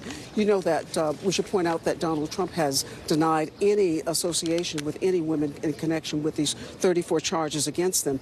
And for some who think that any of this might have had something to do with him trying to hide information from his wife, Melania, Cohen testified that Mr. Trump wasn't concerned about Melania's reaction, only his election chances. He said, in fact, he wasn't thinking about Melania. This was all about the campaign. He went on to testify about the fact that he was going to take out a home equity loan in order to pay the $130,000 to Stormy Daniels to keep her quiet about the alleged affair. And a question that he was asked, as I come to the end of this and I throw it back to you, he was asked on direct examination, Joe, what is the substance that you discussed with Mr. Trump about all of this? And Cohen said, I wanted to ensure that, once again, he approved that what I was doing because I required approval from him on all of this. That's what the sum and substance of the conversation was, laying out exactly what was going to happen, what was being done in order to ensure that the story didn't get sold to the Daily Mail. And then the question, and I'm going to close with this, the question is, would you have made the payment to Stormy Daniels without getting a sign-off from Mr. Trump? His answer was no. The question was, why not? Cohen said, because everything required Mr. Trump's sign-off. On top of that, I wanted the money back. He's due back on the stand in just a short time from now. Joe and Savannah? Kristen, let's bring you in here and talk about everything that Rahima just broke down for us. What stood out to you from Cohen's testimony? Will the prosecution be satisfied with how it went yesterday? I think so. I think Cohen's testimony really appeared to be quite effective from the perspective of the prosecution. He was composed, he was credible, and as Rahima had pointed out, he really provided the testimony that was necessary to directly link Trump in this scheme. This testimony is pivotal because it truly aligns with the prosecution's narrative that the payments were intended to influence the election by suppressing damaging information about Trump. But in addition to the effective testimony that the prosecution was able to elicit, they also provided bolstering to his testimony through exhibit presentation. They were able to show the phone records, the text messages, all through, and even the phone recording, all through Cohen's testimony, in my opinion, creating a compelling case regarding Trump's involvement and intent, and also helping to support what's going to come next, which is a cross-examination to undermine his credibility, kind of bolstering his testimony to show that there is independent evidence to support his detailed testimony. Kristen, let's talk about that cross-examination. What do you think the defense will focus on specifically? I think they're going to focus on a couple things, but crucially, they're going to aim to undermine his credibility. They're going to highlight his previous conviction for lying, and they're going to portray that lie as like an indicative pattern of dishonesty. I think they're going to also depict him as a disgruntled former employee seeking revenge. And it suggests that he's exaggerating or even fabricating his testimony against Trump for some type of personal gain. They'll probably highlight the books and all of those things. But also, you know, I think they're going to point out any inconsistencies in the statements that he's given, either in his plea allocution or any of his subsequent testimony, with the direct testimony that he gave yesterday, and really question his motives. I think ultimately they're going to try to paint him as a rogue operator to really allow Trump to be distanced from him, to basically support the narrative that Trump acted, or Cohen acted independently without Trump's knowledge or direction. All right, a lot to cover this morning. Rahima and Kristen, thank you both. Thank you. Well, today in 3 states, voters will head to the ballot box for their primary day. We sometimes forget the primaries are still happening. Today, it's Maryland, Nebraska, and West Virginia. Now, even though the presidential primaries were basically decided months ago, there are several closely contested races. One of them could have implications for control of the Senate, a race we're going to be watching throughout the day. NBC News senior political editor Mark Murray joins us for more on what to look out for today. Mark, good morning. So let's start with the big one. This is a competitive race for an open Senate seat in Maryland. So we've got 2 Democrats here facing off for the nomination. They're Congressman David Trone taking on Prince George's County Executive. That's her title, Angela Also Brooks. What should we know about that race? This is the marquee race that we're going to be watching today, and maybe the marquee Senate Democratic primary of the 2024 calendar season. David Trone, as you mentioned, is the sitting congressman from Maryland. He's also incredibly wealthy and has actually run nearly $50 million in advertisements in this contest. Angela Also Brooks is running to be Maryland's first elected Black senator. And so, you're actually having this matchup between Also Brooks's history-making bid as well versus David Trone's money. And the polling shows that this race is very tight and competitive, and we'll see who ends up coming ahead tonight. And here's another reason that's such a marquee race. The winner is likely going to take on Republican Larry Hogan, who's the former Maryland governor who won 2 terms in a state that leans Democratic. So we know, big picture here, Democrats have this razor-thin hold on power in the Senate. How competitive is this one going to be in November? Joe, it could potentially be competitive. And again, one thing that sometimes a governor from the opposite party has a harder time in Senate contests that are decided more on federal issues than state and local ones. However, the polling shows that Larry Hogan would be an incredibly competitive Republican running the general election. And he has shaped the contours of the primary between Trone and Also Brooks. Each has argued who would actually end up being the better candidate to face off against Hogan in the fall. And, if Hogan is able to make a run, you're exactly right that could end up giving Republicans a pickup opportunity in this presidential cycle.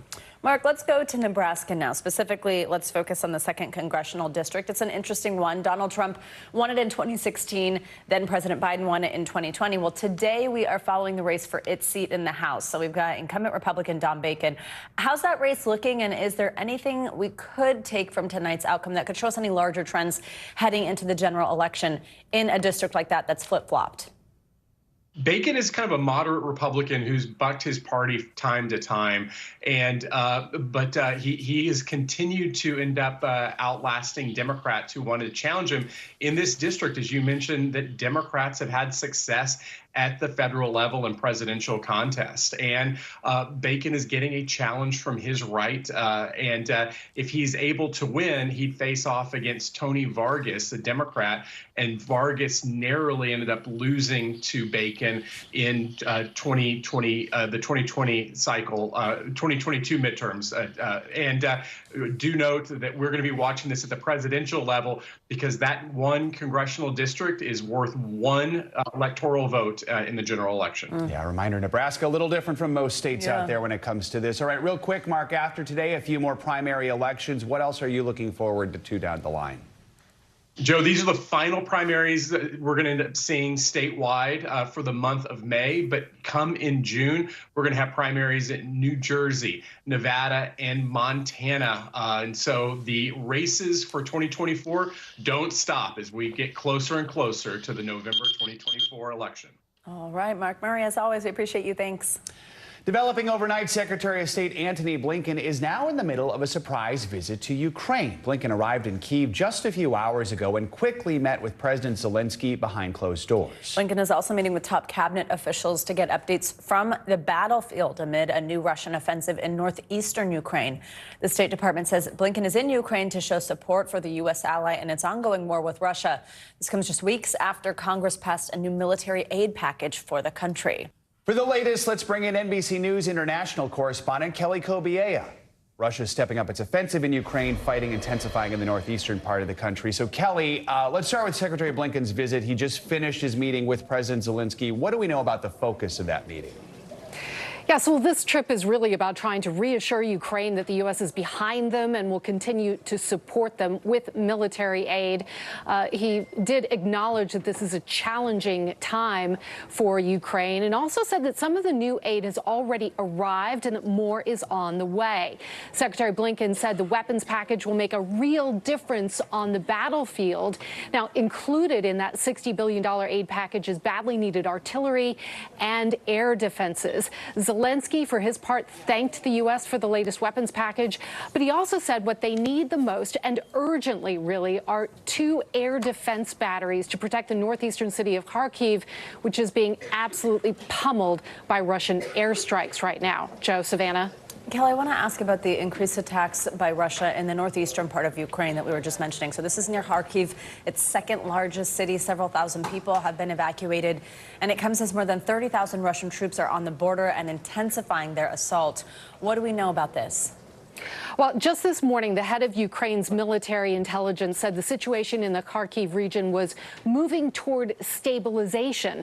But he also warned that Russia may send in more reserves in the coming days. Different message coming from Russia.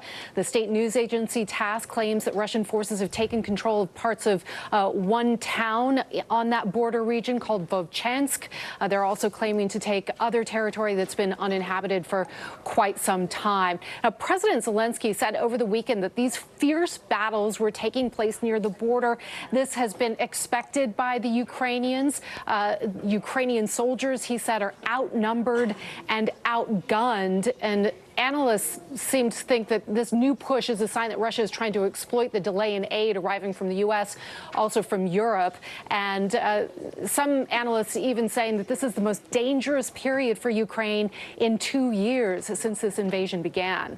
Kelly, let's talk more about the shipments of supplies from the U.S. that were, of course, held up fighting in Congress for months, then finally passed. President Biden signed that bill 3 weeks ago. Do we know, is that aid starting to arrive yet? What kind of difference could it make?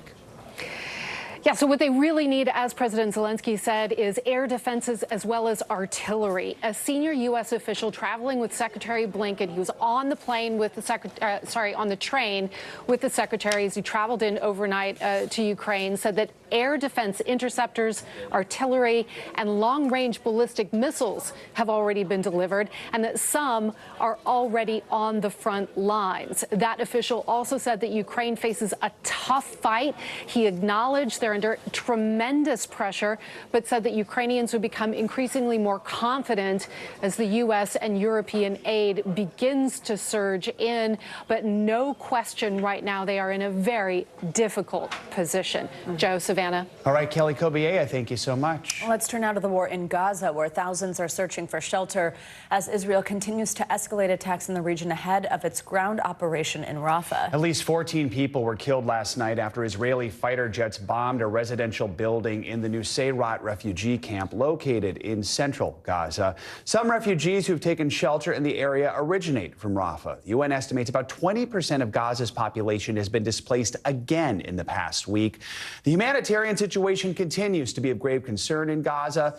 This video shows a group of Israeli settlers destroying aid headed to the Strip. The White House has condemned this, calling it a total outrage. The UN has warned parts of Gaza are now experiencing a complete famine. NBC News correspondent Hala Garani is in Cairo, Egypt, with the very latest. Hala, good morning. So the health ministry in Gaza also says the hospital system will collapse in just hours due to a lack of fuel needed for generators for ambulances to keep the place running. What more do we know? Will this escalate an already dire situation there?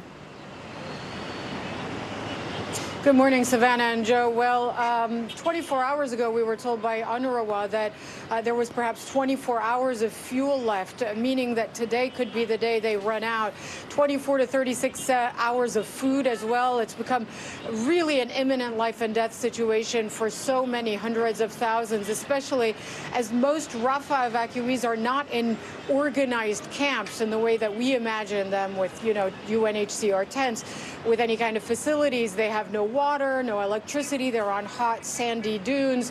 And there's reportedly only one partially functioning hospital, as medical facilities rely, as you mentioned, on that fuel to power generators. And we spoke to one Gazan who said that the system is not collapsing, that it has already collapsed. So you could imagine how dire the humanitarian situation has become, especially considering that most of those displaced are very young, women, children, and the elderly. Savannah and Joe. Hala, the U.S. says that it is determined Israel has gathered enough troops on the border of Rafah to launch a full-scale invasion in the coming days. First, here's what National Security Advisor Jake Sullivan had to say about the situation. We still believe would be a mistake to launch a major military operation into the heart of Rafah that would put huge numbers of civilians at risk without a clear strategic gain. The president was clear that he would not supply certain offensive weapons for such an operation were it to occur. It has not yet occurred. We are talking to Israel about how to connect their military operations to a clear strategic endgame, about a holistic, integrated strategy to ensure the lasting defeat of Hamas and a better alternative future for Gaza and for the Palestinian people. So, Hala, walk us through what you're hearing on the ground about the attacks leading up to this invasion in Rafah. Right. Is a total victory against Hamas even possible at this point?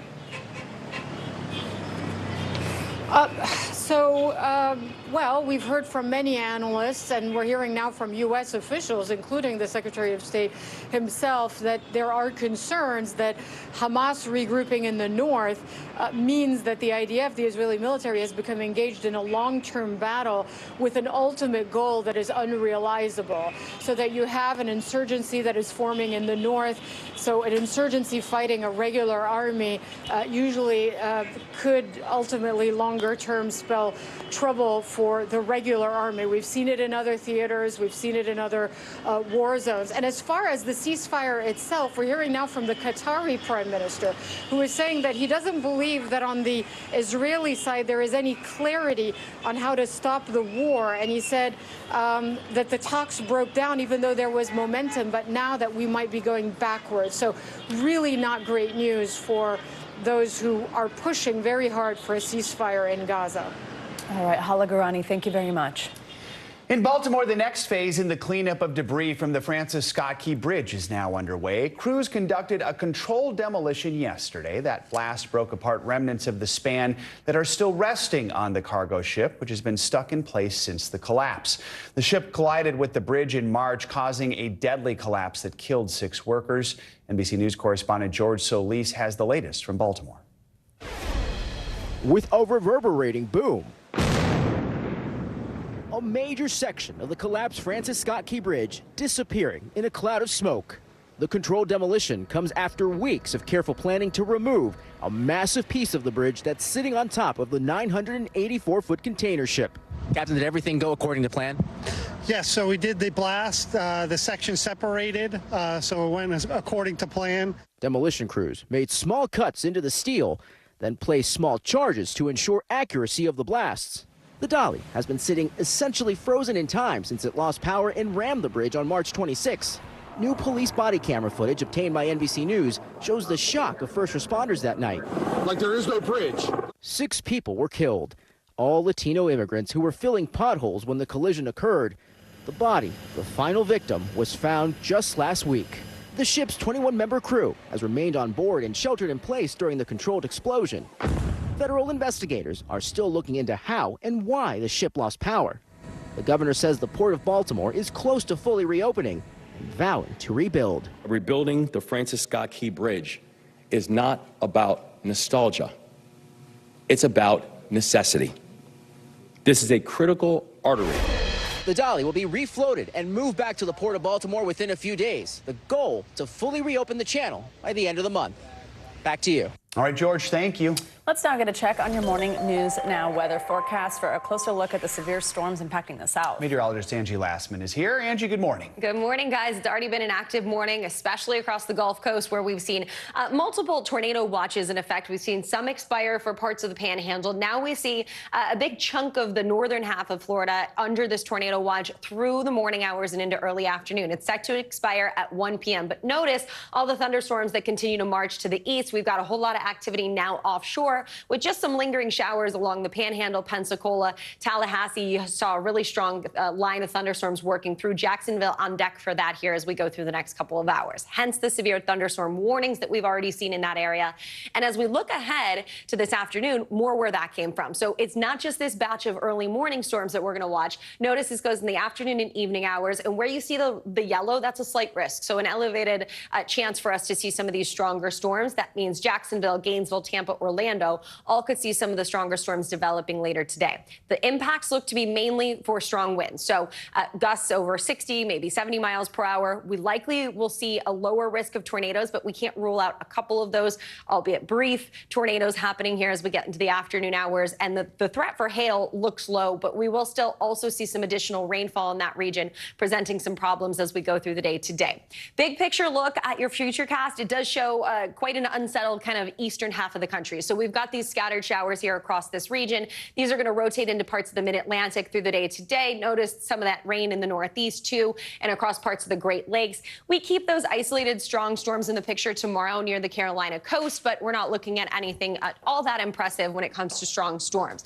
We will, however, see a risk for some flood alerts. So this is today, 2 million people. It's mainly parts of the Panhandle. We've seen some good soaking rain over the past couple of hours, so we're going to watch for some flooding concerns there, mainly localized. But notice as we get into Thursday, guys, Texas to Louisiana, Mississippi, this area has been hard hit with rain, and we likely will see 3 to 5 inches as we get through Saturday. So we're concerned once again with flooding for that region. Just nonstop there lately. Nonstop, honestly. Thank you, Angie. Thanks, Angie. Much more to come here in Morning News Now. Later this hour, we've got the fever. Hoop dreams about to become a reality for basketball star Caitlin Clark. More on the hype as she makes her official WNBA debut tonight. Up first after the break, though, a museum curator accused in a creepy Crowley crime. We will explain when we come right back.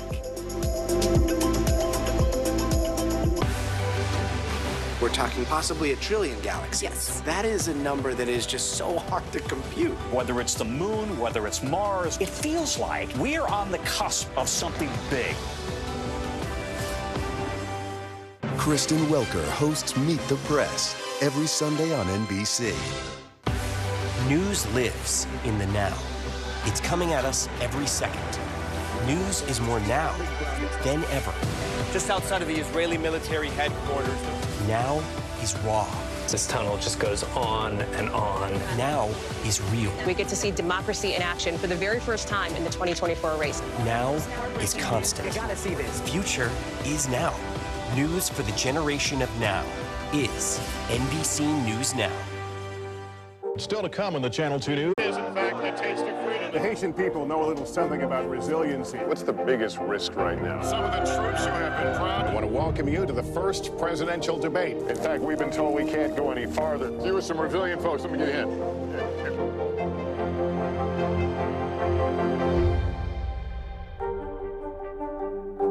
News lives in the now. The front lines are still very active. This is like quicksand, and officials say an entire town is cut off. This close to actually understand why people had to jump in the ocean. News for the generation of now is NBC News Now. Kristen Welker hosts Meet the Press every Sunday on NBC. Still to come on the Channel 2 News. Well, the waters are certainly receding now. Still too close to call. Lester Holt reporting from Ground Zero, as it's being referred to. It is in fact a taste of freedom. The Haitian people know a little something about resiliency. What's the biggest risk right now? Some of the troops who have been proud. I want to welcome you to the first presidential debate. In fact, we've been told we can't go any farther. You were some resilient folks. Let me get a hint.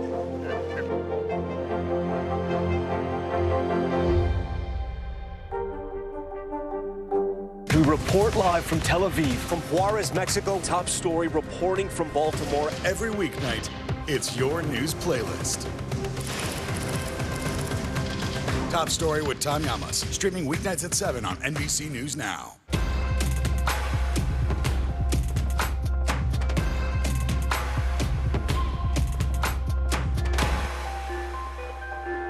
More Americans turn to NBC News than any other news organization. News lives in the now. Look at this. You can't even see anything anymore. Let's break down what we know. You gotta see this. News for the generation of now is NBC News Now.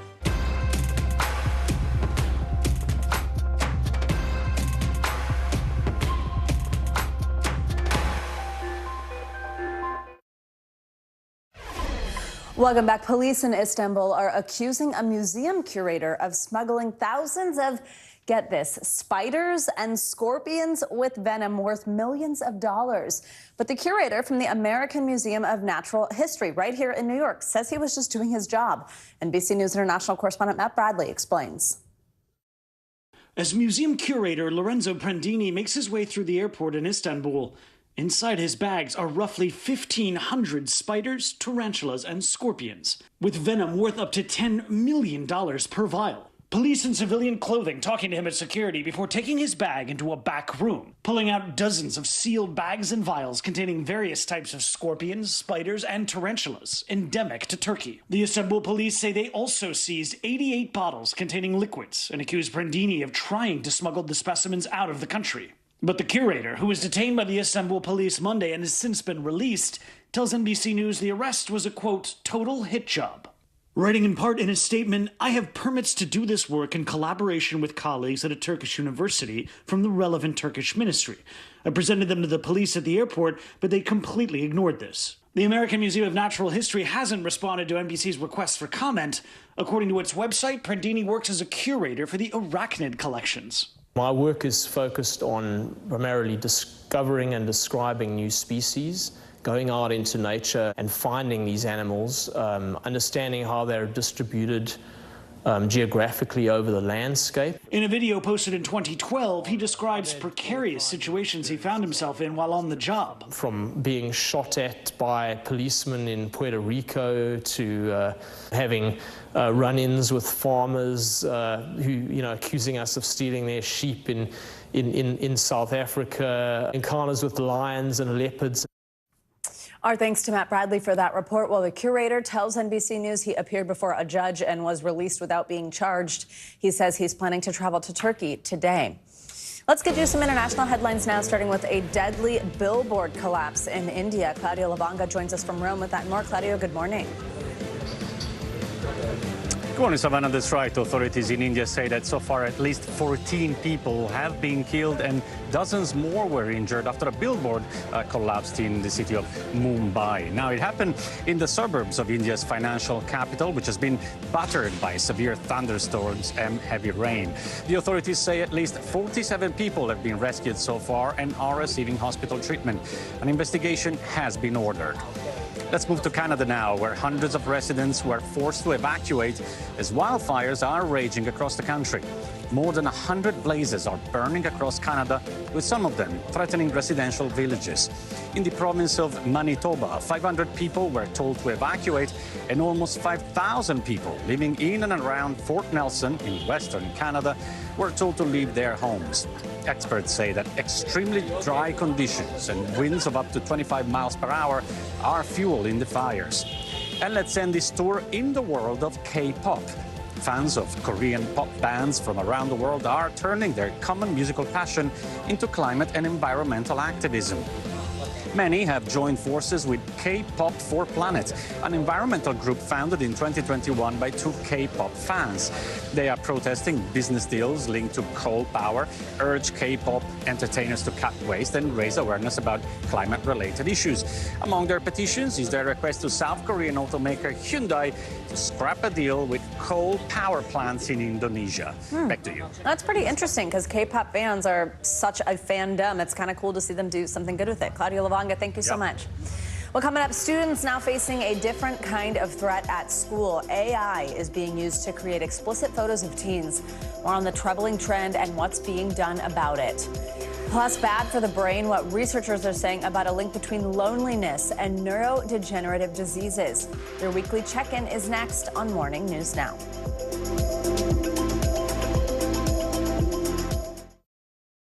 Tonight, the state of emergency here in Baltimore. Should people be concerned about the safety of flying today? Closer to the Gaza border. More Americans turn to NBC News than any other news organization. We report live from Tel Aviv, from Juarez, Mexico. Tonight, top story reporting from Baltimore at the Key Bridge disaster. When you look over your shoulder and you see the Key Bridge, what goes through your head? That bridge has been here longer than I've been alive. It still doesn't feel real. Hundreds of Israelis have gathered to demonstrate. What do the people in Gaza, do you think, what do they need most? Place where Palestinians and Israelis have found common ground. Every night, it's your news playlist. Top Story with Tom Llamas. Streaming weeknights at 7 on NBC News Now. We're talking possibly 1 trillion galaxies. Yes. That is a number that is just so hard to compute. Whether it's the moon, whether it's Mars, it feels like we're on the cusp of something big.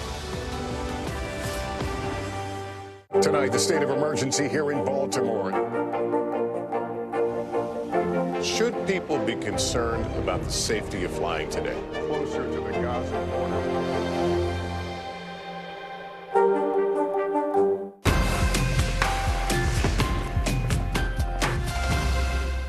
Kristen Welker hosts Meet the Press every Sunday on NBC. We report live from Tel Aviv, from Juarez, Mexico. Top Story reporting from Baltimore. Every weeknight, it's your news playlist. Top Story with Tom Llamas. Streaming weeknights at 7 on NBC News Now.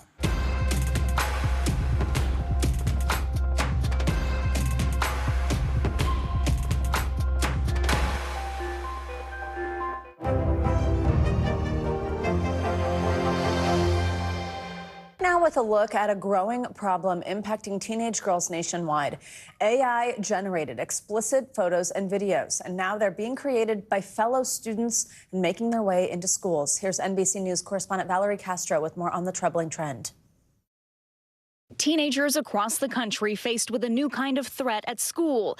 AI-generated nude photos of students like Francesca in New Jersey. I did start crying because I was very emotional. Stevie in Illinois. It was just immediately felt like nauseous and gross because, like, yeah, it's my face there, but that's not my body. And this teen in Florida who doesn't want to be identified. It makes me feel violated. The images created by classmates, some made with nudification apps and spread among students. Parents grappling with the fallout. We do believe that they have been potentially posted online. We've been referred to the National Center of Exploited Children. Stephanie Essex says her daughter Stevie was one of several students at Richmond Burton High School northwest of Chicago who found out explicit AI-generated photos had been created by a classmate. The school's principal telling NBC News in a statement they are unable to discuss an ongoing investigation involving students. This is Stevie's prom picture that she posted to social media last year. The image was then altered. Her face merged onto a nude body. If you didn't know they were fake and you didn't know the situation, you were just showing it to a random person on the street, they would believe it's real. Legislation around AI-generated images, even of minors, is murky in most states because the photos aren't considered real. At the federal level, Representative Alexandria Ocasio-Cortez, also a victim of AI-generated porn, has introduced a law to allow victims to sue someone for creating non-consensual AI-generated content, calling it digital forgery. Some states like South Dakota, Louisiana, and Washington have passed their own laws to combat sexually explicit AI images of minors. Several others, including California, New York, and Illinois, have introduced legislation. It has to be punished and stopped. Illinois Attorney General Kwame Raoul pushing a bill to clarify the state's child pornography laws to include AI-generated images. How do you even address that when it's a teenager creating this AI content?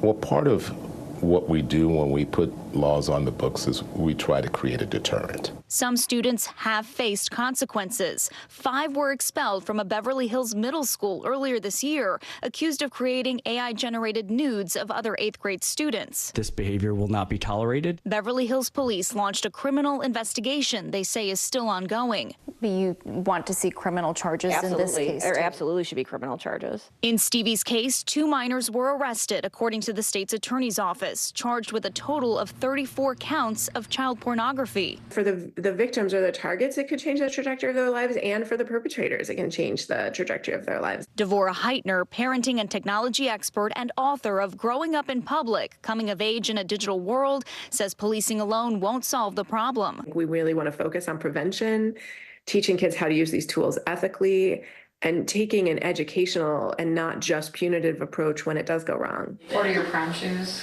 Stevie's mom not shying away from speaking out. If being louder about it means that there's more legislation that gets up faster so that people can be held accountable, then that's what we're going to do.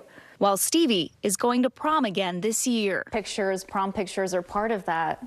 Yeah, I'm definitely nervous for posting that. I just hope those don't end up on the news too.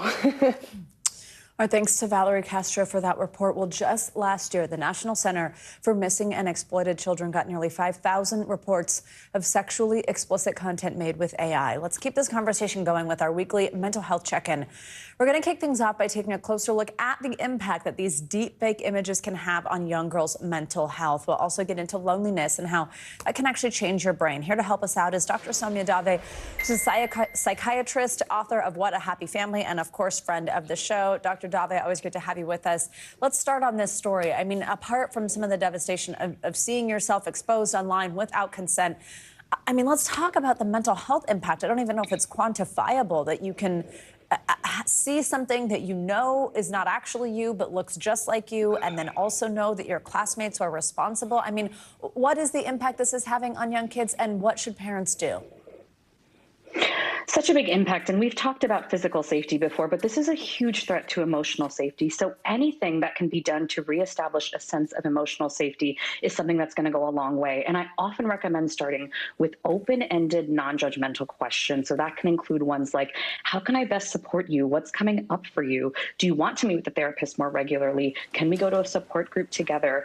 What are you thinking about for your future? Because again, we want to reestablish as much of a sense of emotional safety as possible. This can also cause so much trauma, and I want us to all just remember that trauma can have consequences in the short, medium, and long-term effects, so to really closely watch this over time. And of course, for families to have ongoing conversations about how they're using their devices, what are the ethical uses of these devices, and how are they affecting every member of the family, because I think prevention and ongoing dialogue about this is so, so important, because like you said, this just has so many impacts in different ways. God, it really does. I think it's also super important that parents are talking to their boys or to somebody who could potentially make these images and make sure they understand just how much they're impacting someone else's life. Dr. Dave, I also want to talk now, we mentioned loneliness. The Surgeon General has called that an epidemic. We've talked about that quite a bit here on this show. Now researchers are saying that loneliness can actually change our brains, even so much to the point that it could raise our risk for neurodegenerative diseases. How does that work? And what should we do about this? How can we fight against loneliness?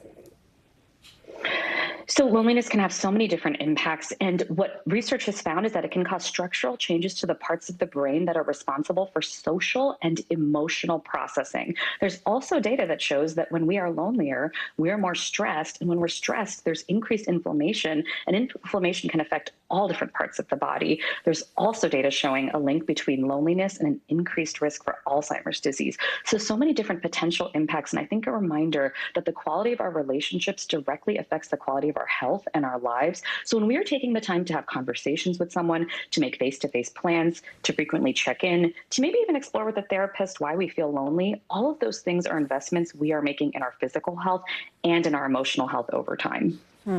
Great information there. Okay, last but not least, we always got to bring in something that's happening on TikTok, which is actually important just because it means that so many young people are seeing it, engaging with this. People on TikTok are talking about what's called delulu thinking. I actually like this word a lot. It's short for delusional.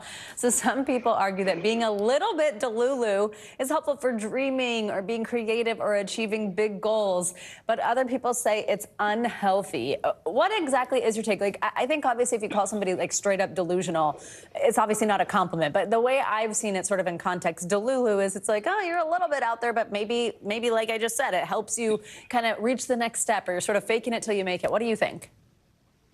So I think it's important to start off with something that we want to distinguish between, which is delusional disorder, which is a mental health disorder characterized by someone having a fixed false belief that persists even when they keep receiving information against that fixed false belief. Now, delulu thinking, as you said, is a more colloquial, casual term. It refers more to a mindset, and it can involve daydreaming, having big fantasies, having big goals. I think the goal really here is balance, right? So sometimes when we set a really big, grand goal, it can inspire us to make great changes in our lives.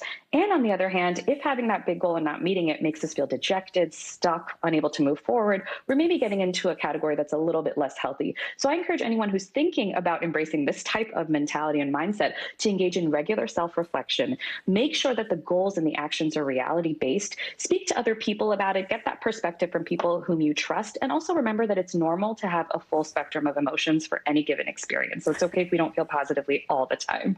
Like you say, are reality-based. I'm not sure also if you can see somebody had fun with the words that are underneath us right now. Is Delulu, the Solulu, which I think is supposed to mean, I'm pretty sure we made that up, but I think it means this being a little Delulu, the solution to maybe reaching some of those dreams. That one's going to I stick. don't know, I heard some good input. It's good. All right, Dr. Tabe, always good to see you. Thank you very much. All right, coming up, a roaring revival. Meme stocks surging after the return of the investor who led the 2021 GameStop frenzy. I'm sure you'll remember him, Roaring Kitty. But could history really repeat itself? What you should know before you buy in. And the hype is real tonight. Basketball star Caitlin Clark set to make her WNBA debut in front of a sold-out crowd. How the Caitlin Clark effect is putting women's sports in the spotlight. Stay with us for more Morning News Now.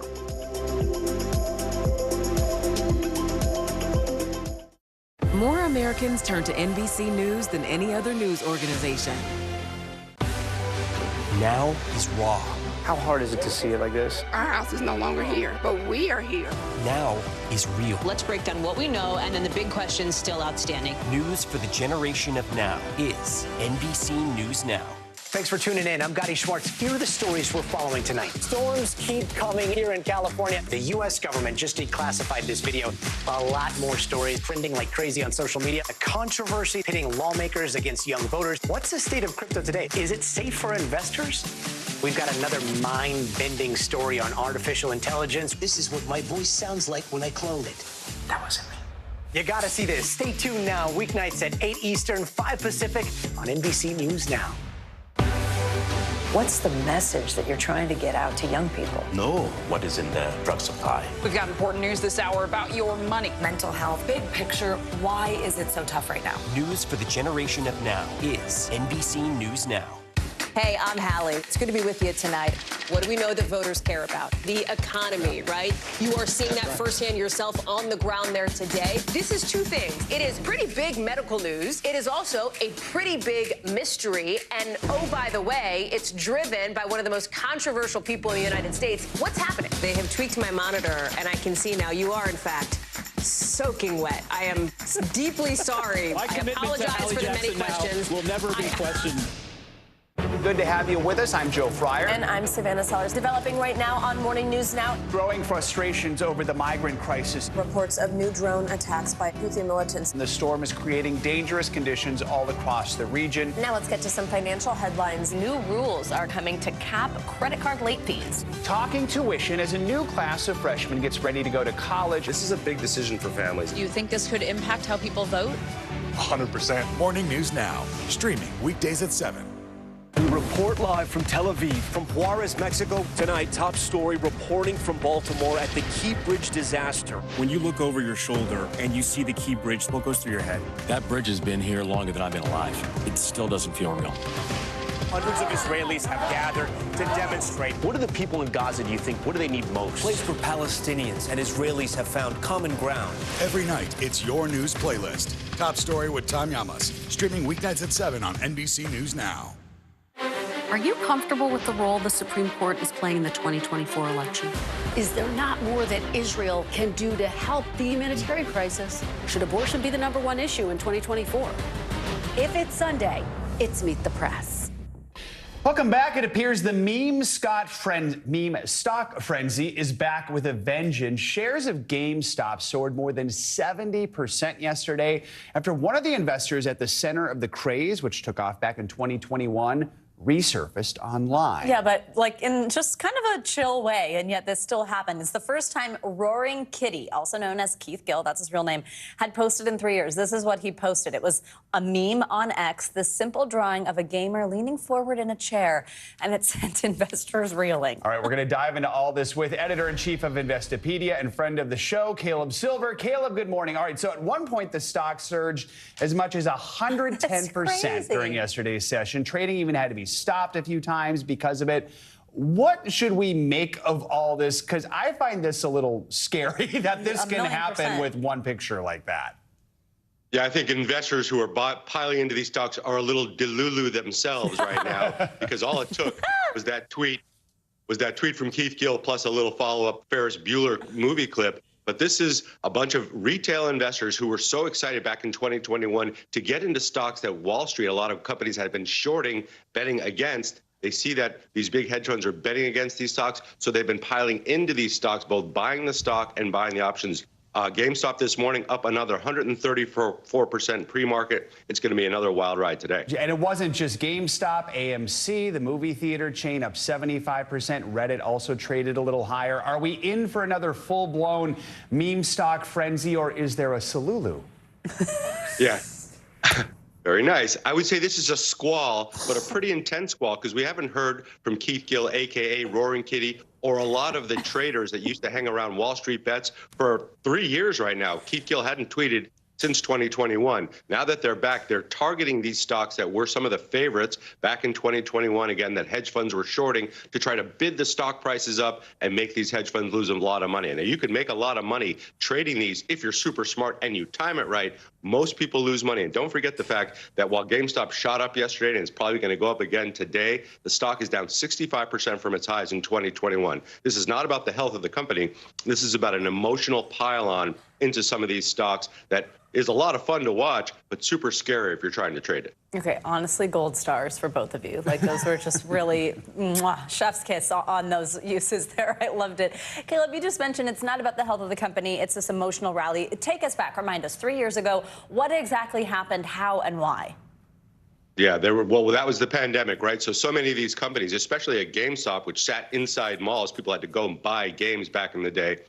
A lot of hedge funds were shorting these stocks, betting against them, betting that they would fall. Well, Keith Gill, Roaring Kitty, and a lot of other individual traders who had nothing better to do because we were stuck at home started piling into these stocks and buying them to bid the share price up and make who's ever shorting the stock pay 3 times the money that they had borrowed to short the stocks and punish these hedge funds. He put a couple of hedge funds out of business in the process. So that was what started it back then. Well, we're out of the pandemic. We have online gaming. People can go out to a baseball game now. So there's a lot less people trading. Retail trading activity is 5% lower than it was back then. So don't expect this to turn into a huge forest fire, but it is fun to watch, but very scary if you're trying to trade it. Well, we've already had a movie about it, in fact. So the for the average investor, someone who may be looking at this and saying, hey, I can make some quick money, what's your advice? What's the questions they should be asking?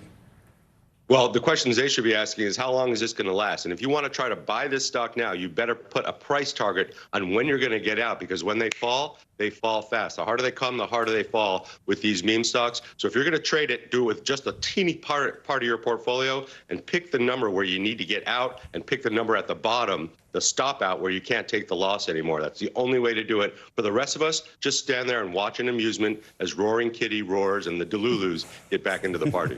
All right. Caleb Silver, as always, especially this morning. That was fabulous. Thank you for that laugh.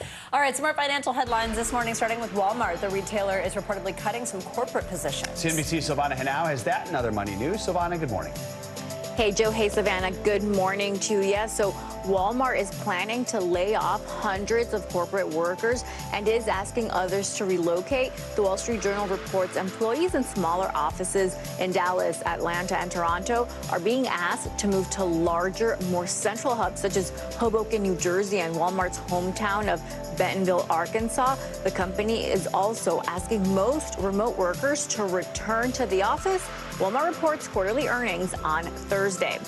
Google's annual I/O Developers Conference kicks off today with a keynote by CEO Sundar Pichai. Now, you can expect to hear updates about Android 15, Google Search, and the new lower-cost Pixel 8 phone, as well as a flood of news about AI features and tools. OpenAI may be trying to get the jump on Google, the maker of ChatGPT, unveiling a new AI language model during an event yesterday that can use voices, emotions, and tone across text, pictures, and video. OpenAI says the new model will be offered for free. And Disney World's newest attraction is officially opening at the end of next month, announcing Tiana's Bayou Adventure during American Idol this weekend. The ride, based on the movie The Princess and the Frog, is coming to the Magic Kingdom on June 28th, and it replaces Splash Mountain, which closed last year. Another version of the Tiana ride is set to open at Disneyland later this year, guys. All right. It's a fun ride. There you go. That's exciting. But then you're wet for a few hours. Yeah. Yeah. I know, and there's like no strategy to it. You're like, in the front, you're dry. It's never right. If you're tall, you get wet. All right, Silvana, thank you so much. Well, the day has finally come for one of the biggest basketball stars of the moment, Caitlin Clark. She's officially going to hit the big league tonight, making her primetime debut with the Indiana Fever. Connecticut's Mohegan Sun Arena will serve as the backdrop for the former Iowa Phenom's first regular season appearance. Her team will go head-to-head with the Connecticut Sun. And if you were hoping for a seat, well, might be a little too late. The Sun announced yesterday that, no surprise, they're sold out. NBC Sports play-by-play announcer, reporter, and friend of the show who always joins us to talk on this is Zora Stevenson. She joins us for a preview of this highly anticipated game. Zora, always great to have you with us. So it's obviously sold out because Caitlin Clark's regular season debut is happening, but this is this huge moment, right? Also for the Connecticut Sun. I mean, I guess they haven't sold out a home opener in over 20 years. So tell us just like even that little fact, what that tells us about the Caitlin Clark effect headed into the WNBA. Yeah, well, first off, if you can tell, I'm ready for the start of the season. Exciting times in women's basketball. It reminds you of what happened in the college game with Caitlin Clark. Yes, all of the Iowa games at home sold out, but I was on the road going to a bunch of different games, and there was lines everywhere. Everywhere the Iowa Hawkeyes went, fans followed, and there were sold-out crowds. So it seems that the same is going to happen in the WNBA, but this is years in the making, right? You've got teams like the Las Vegas Aces that have sold out for the season. I was at the WNBA finals last year in New York. The Liberty sold out games. And so it's a culmination of so many people that have worked hard for this moment. And Caitlin Clark is the perfect athlete and the perfect person to help take it over the hump and take it to new heights. So it'll be so exciting to see her in her WNBA debut. She's a competitor, right? There's a reason that she decided to go to the WNBA and forgo another season at Iowa. And the time is now. She had great showings in the preseason. And so it'll be exciting this Connecticut Sun team, they're physical. So it'll be exciting to see how everything translates to the next level for her. You mentioned the preseason. After her first preseason game, Caitlin said this about her transition into the big league. I mean, it comes down to every single possession. I think that's the biggest thing is like when you're on the court with this much talent, like you can't take a second off. You relax for 1 second and they're going to beat you on a screen, they're going to beat you on a whatever it is. I think that's the biggest thing is like you cannot relax in this league for 1 second. Yeah, so I mean, this is the pros now. Where do you think she'll excel? What are some of the challenges she might face? Yeah, I mean, the physicality, she touched on it, right? This league is full of professionals. It's the best league in the world for women's basketball. And so she's constantly, she's always moving, but she's just going to get a little extra nudge when she's coming off of screens or trying to create space for her shot. Where I think she's going to excel, though, is in the open court. Her passing, her vision is second to none. And now she's playing with people that know how to run the floor at certain angles, that have certain hands. She's playing with a fellow #1 pick in Aaliyah Boston, another national champion. I mean, this Indiana Fever team is full of winners. Talked about #1 pick Aaliyah Boston from a season ago. You've got Katie Lou Samuelson, who won at Connecticut. Nalissa Smith, who's another post player, won at Baylor. Lexi Hull, who won at Stanford. I mean, this is a group that, 10th in the WNBA last year, but obviously with the addition of Caitlin Clark and another year under the belt with this core, they're looking to make some strides. Zora, so exciting, and we can't wait to talk to you about it after it all happens. Thanks for joining us, as always. You're right. Coming up, he is 106 and feeling fly, literally. When we come back, the skydiving stunt that landed a World War II vet back in the record books. Stay with us. You're watching Morning News Now.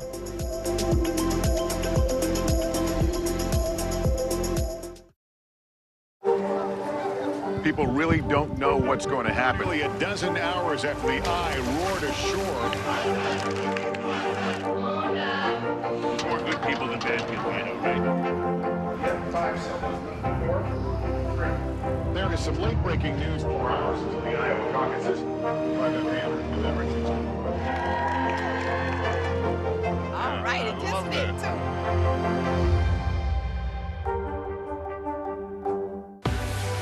What's the message that you're trying to get out to young people? Know what is in the drug supply. We've got important news this hour about your money. Mental health, big picture, why is it so tough right now? News for the generation of now is NBC News Now. Are you comfortable with the role the Supreme Court is playing in the 2024 election? Is there not more that Israel can do to help the humanitarian crisis? Should abortion be the #1 issue in 2024? If it's Sunday, it's Meet the Press. We're talking possibly a trillion galaxies. Yes. That is a number that is just so hard to compute. Whether it's the moon, whether it's Mars, it feels like we're on the cusp of something big. Are you comfortable with the role the Supreme Court is playing in the 2024 election? Is there not more that Israel can do to help the humanitarian crisis? Should abortion be the #1 issue in 2024? If it's Sunday, it's Meet the Press. Tonight, the state of emergency here in Baltimore. Should people be concerned about the safety of flying today? Closer to the Gaza border. Are you comfortable with the role the Supreme Court is playing in the 2024 election? Is there not more that Israel can do to help the humanitarian crisis? Should abortion be the #1 issue in 2024? If it's Sunday, it's Meet the Press. Let's end the hour with a 106-year-old World War II veteran who was determined to take back a world record. Good for him. NBC News correspondent Rahima Ellis has more on how he once again became the oldest ever person to carry out a tandem skydive. For Texas centenarian Al Blaschke, his daredevil days took off in his golden years. Al first trying his hand at skydiving in 2017 as a way to celebrate his 100th birthday. Oh, wow. Wonderful. Pretty amazing, Fantastic. His second skydive at age 103, earning him the Guinness World Record for oldest tandem skydiver. But since then, Swedish great-grandmother Rut Larsson broke that record in 2022.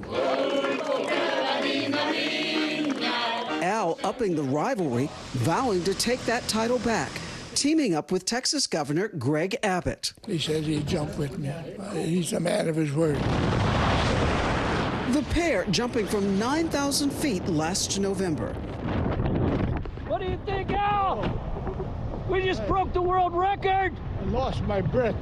You lost your breath? I can't hardly talk. You're looking good, buddy. Well, I wasn't paying any attention to that. I was just paying attention to what was going on. It was a little bit unusual, a little bit chillier than I'm used to. Now, Guinness World Records has made that attempt official. At 106 years old, Al is still smiling. You're smiling. The whole world smiles with you. Happy to be back on top of the skydiving world. And every letter I write and every Christmas card I send, keep smiling. Always. We did it. We did it again. We did it again. Okay, no Good one for him. better take that record from him. Yeah, Sorry. okay. I don't think there's anyone around, but all right. Good for him. How Congrats amazing. to him. Yeah. Thanks to Rahima for that report. That's going to do it for this hour of Morning News Now. The news continues right now.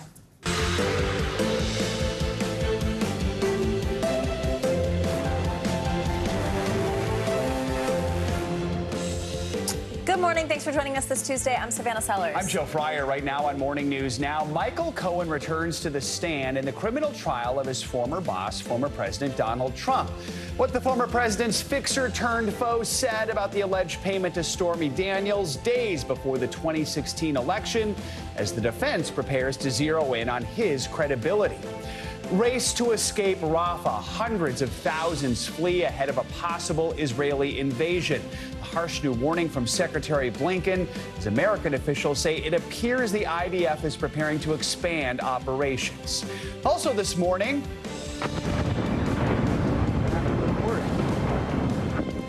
an explosion rocks the port of Baltimore. It was a controlled demolition on a section of that collapsed bridge in Baltimore. It's been sitting on top of the Dolly cargo ship for months.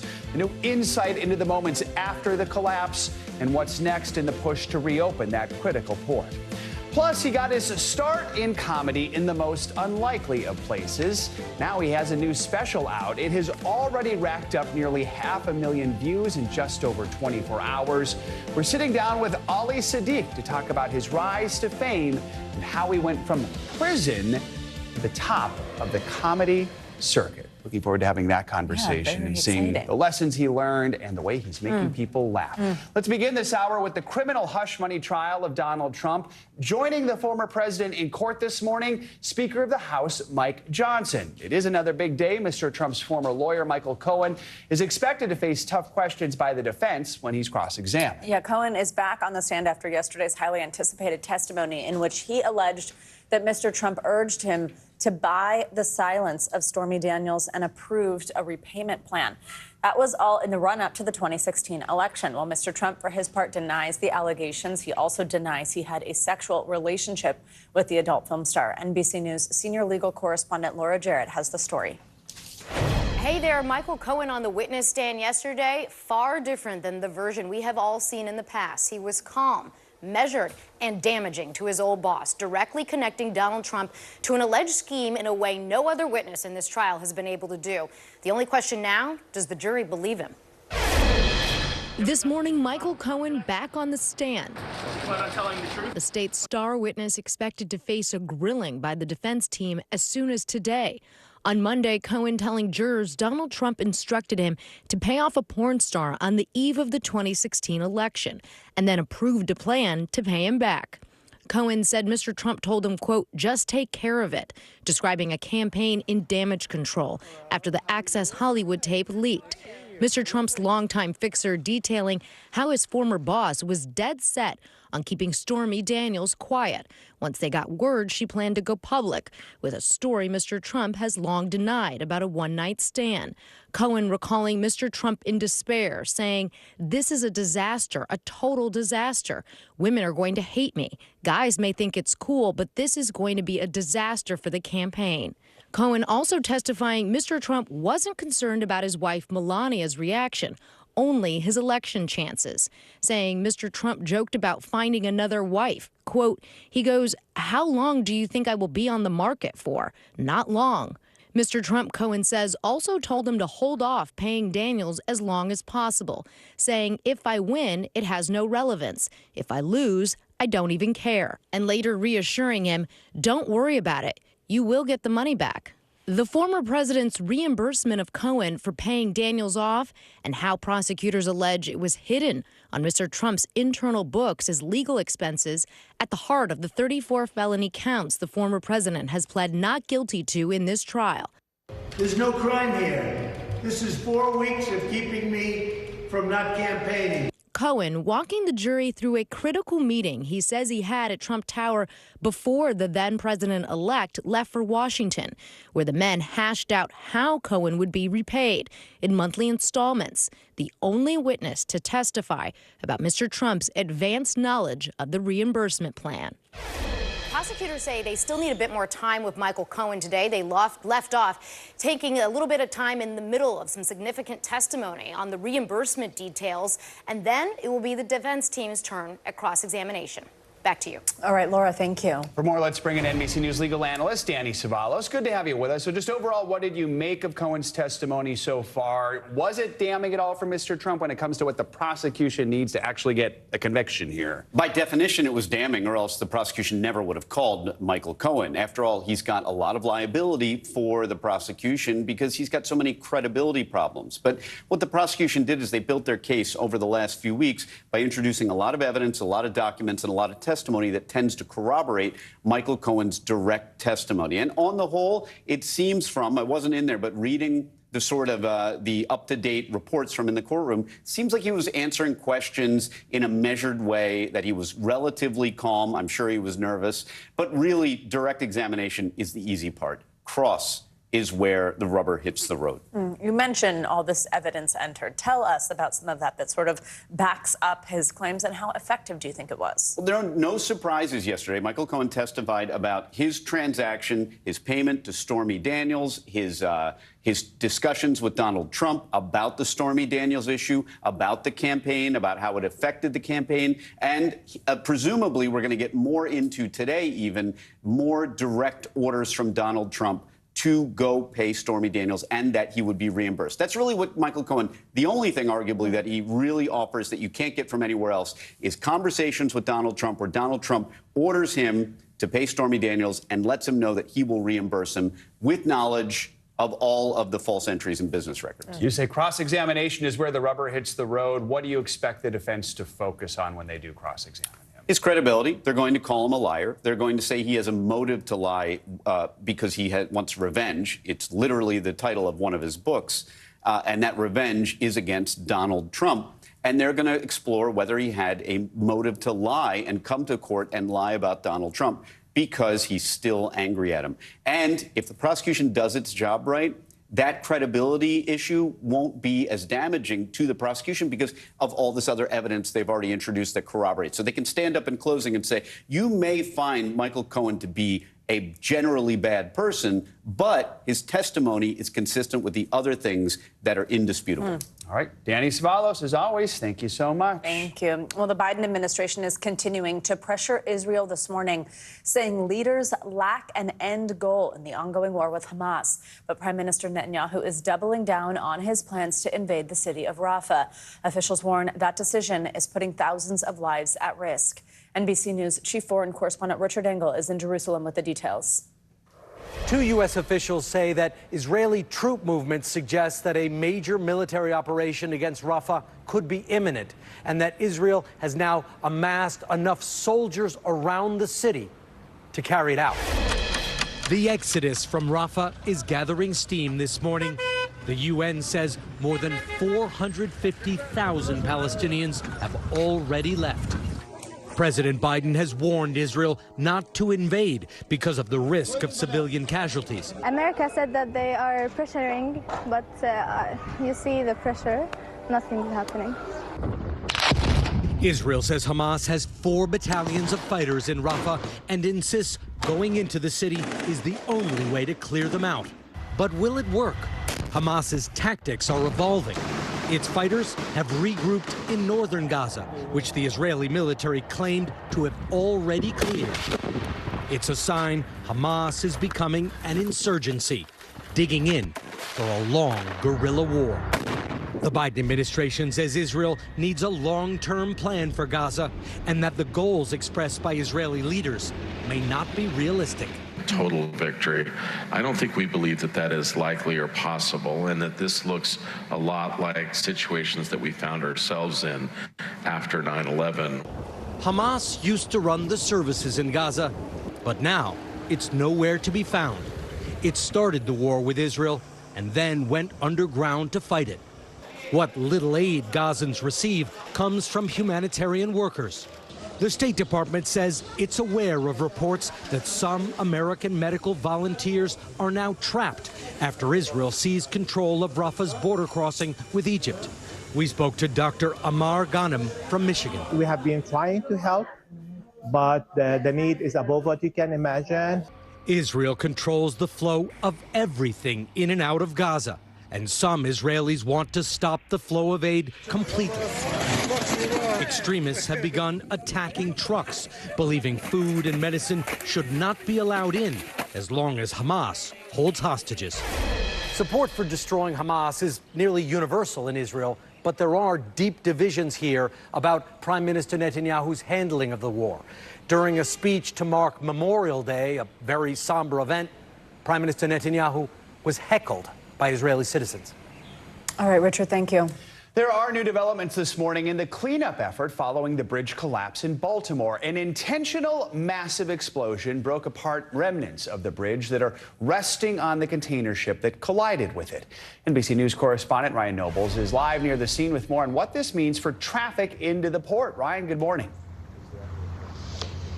Hey, Joe, good morning. This is a big step in getting the port back up and running. When it's open, $200 million worth of cargo comes in and out of this port every single day. And that span that they blew up yesterday was 500 feet long, and it should set the stage for moving this massive ship right away. Signs of progress in Baltimore. Oh, my God.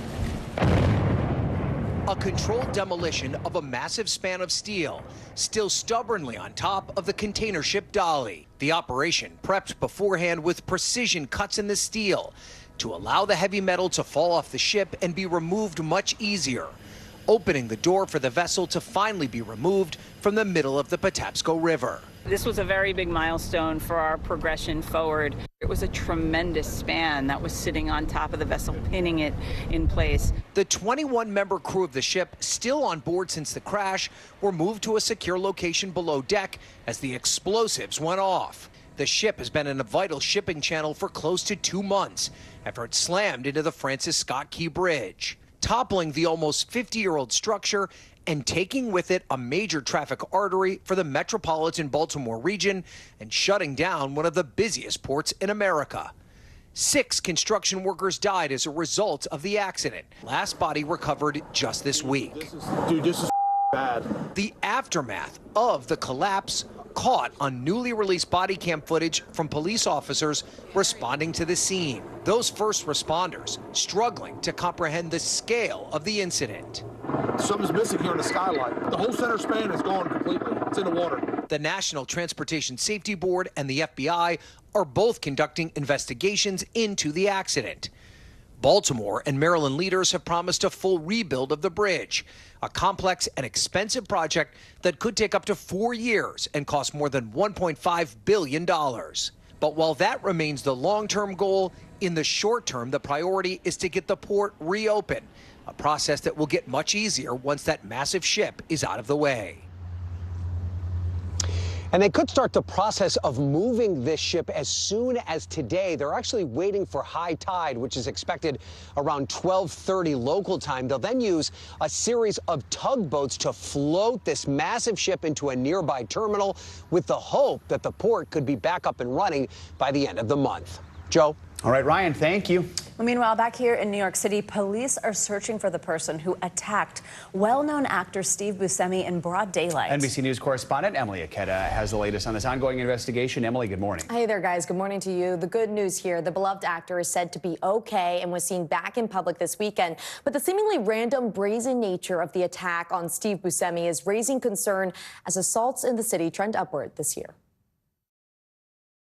This morning, a first look at critically acclaimed actor Steve Buscemi appearing bruised and battered, just days after police say he was punched in the face in broad daylight in New York City. The NYPD releasing a photo of this individual in connection with the brazen attack that led to the 66-year-old's hospitalization with bruising, swelling, and bleeding to his left eye. If we band together, I really believe that we could do anything. One more, yeah. Buscemi, a beloved New Yorker, born in Brooklyn and serving as a firefighter before winning over America on hit shows like The Sopranos You're crowding me. and Boardwalk Empire. You ever wake up like you know something's wrong, but you can't put your finger on it yet? Buscemi's publicist saying he is okay and appreciates everyone's well wishes, though incredibly sad for everyone that this has happened to while also walking the streets of New York. The attack on Buscemi comes amid a string of incidents involving residents and celebrities. The city has changed. I think it's frightening. In March, authorities say fellow Boardwalk Empire cast member Michael Stuhlbarg was assaulted in Central Park by a homeless man. And in recent months, So I just got punched in the face walking home.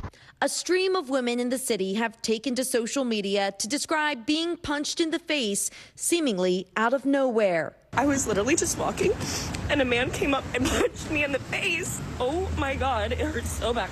Several people have been charged with some of those recent attacks. In New York, felony and misdemeanor assault and robbery are trending up so far this year, but overall crime is slightly down. In recent months, the NYPD adding thousands of uniformed police officers across the subway system and city streets in an effort to deal with the violence. So police sources say Buscemi had been leaning up against the wall, texting on his phone when he was struck. This morning, police are asking any witnesses with information to come forward as the search for his attacker continues. Scary stuff. Oh my gosh, so scary. Thanks, Emily. Appreciate Thanks, it. guys. Severe storms are striking in the south. Let's get a closer look at what to expect with your Morning News Now forecast. Angie Lastman's back with us. Hey, Angie, good morning. Hey, good morning, guys. Spring continuing to be a pest when it comes to severe storms. We've got the tornado watch is already up this morning, and they've expanded a little farther south into parts of Florida, much of Florida included in this, and southern portions of Georgia as well. This is going to last until 1 p.m., so through your morning into your early afternoon.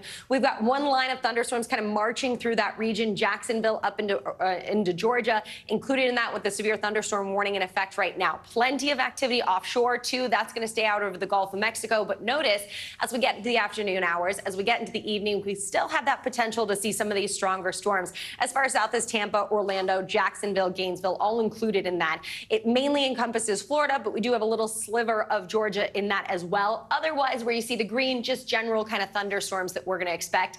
It looks like the strong winds over 60 miles per hour is the best chance for those, but we can't rule out a brief tornado or two.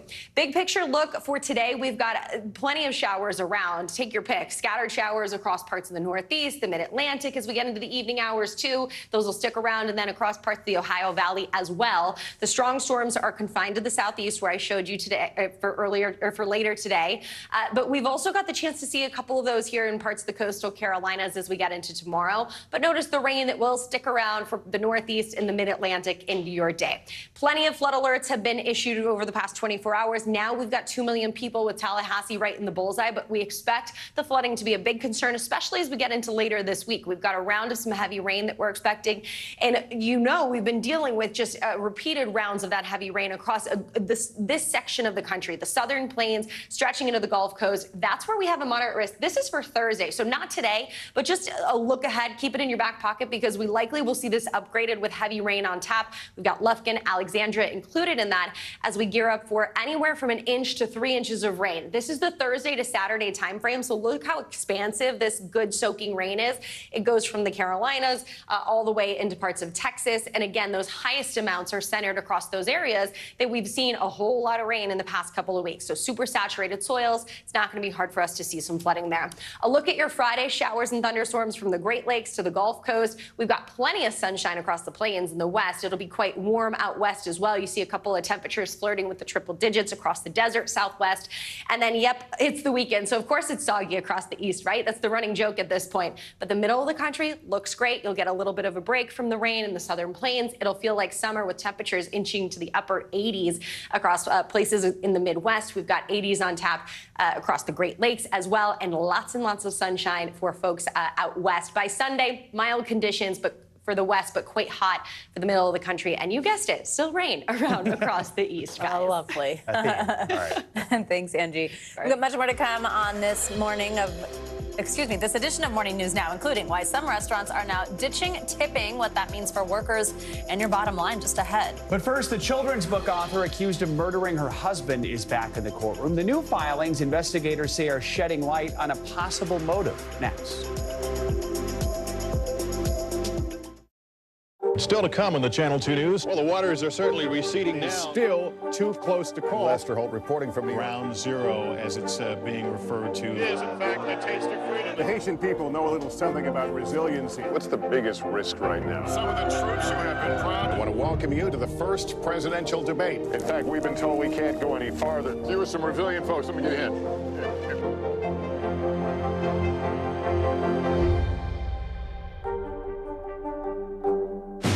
Democracy is happening now. Welcome to a big night that could help shape Republican politics for years to come.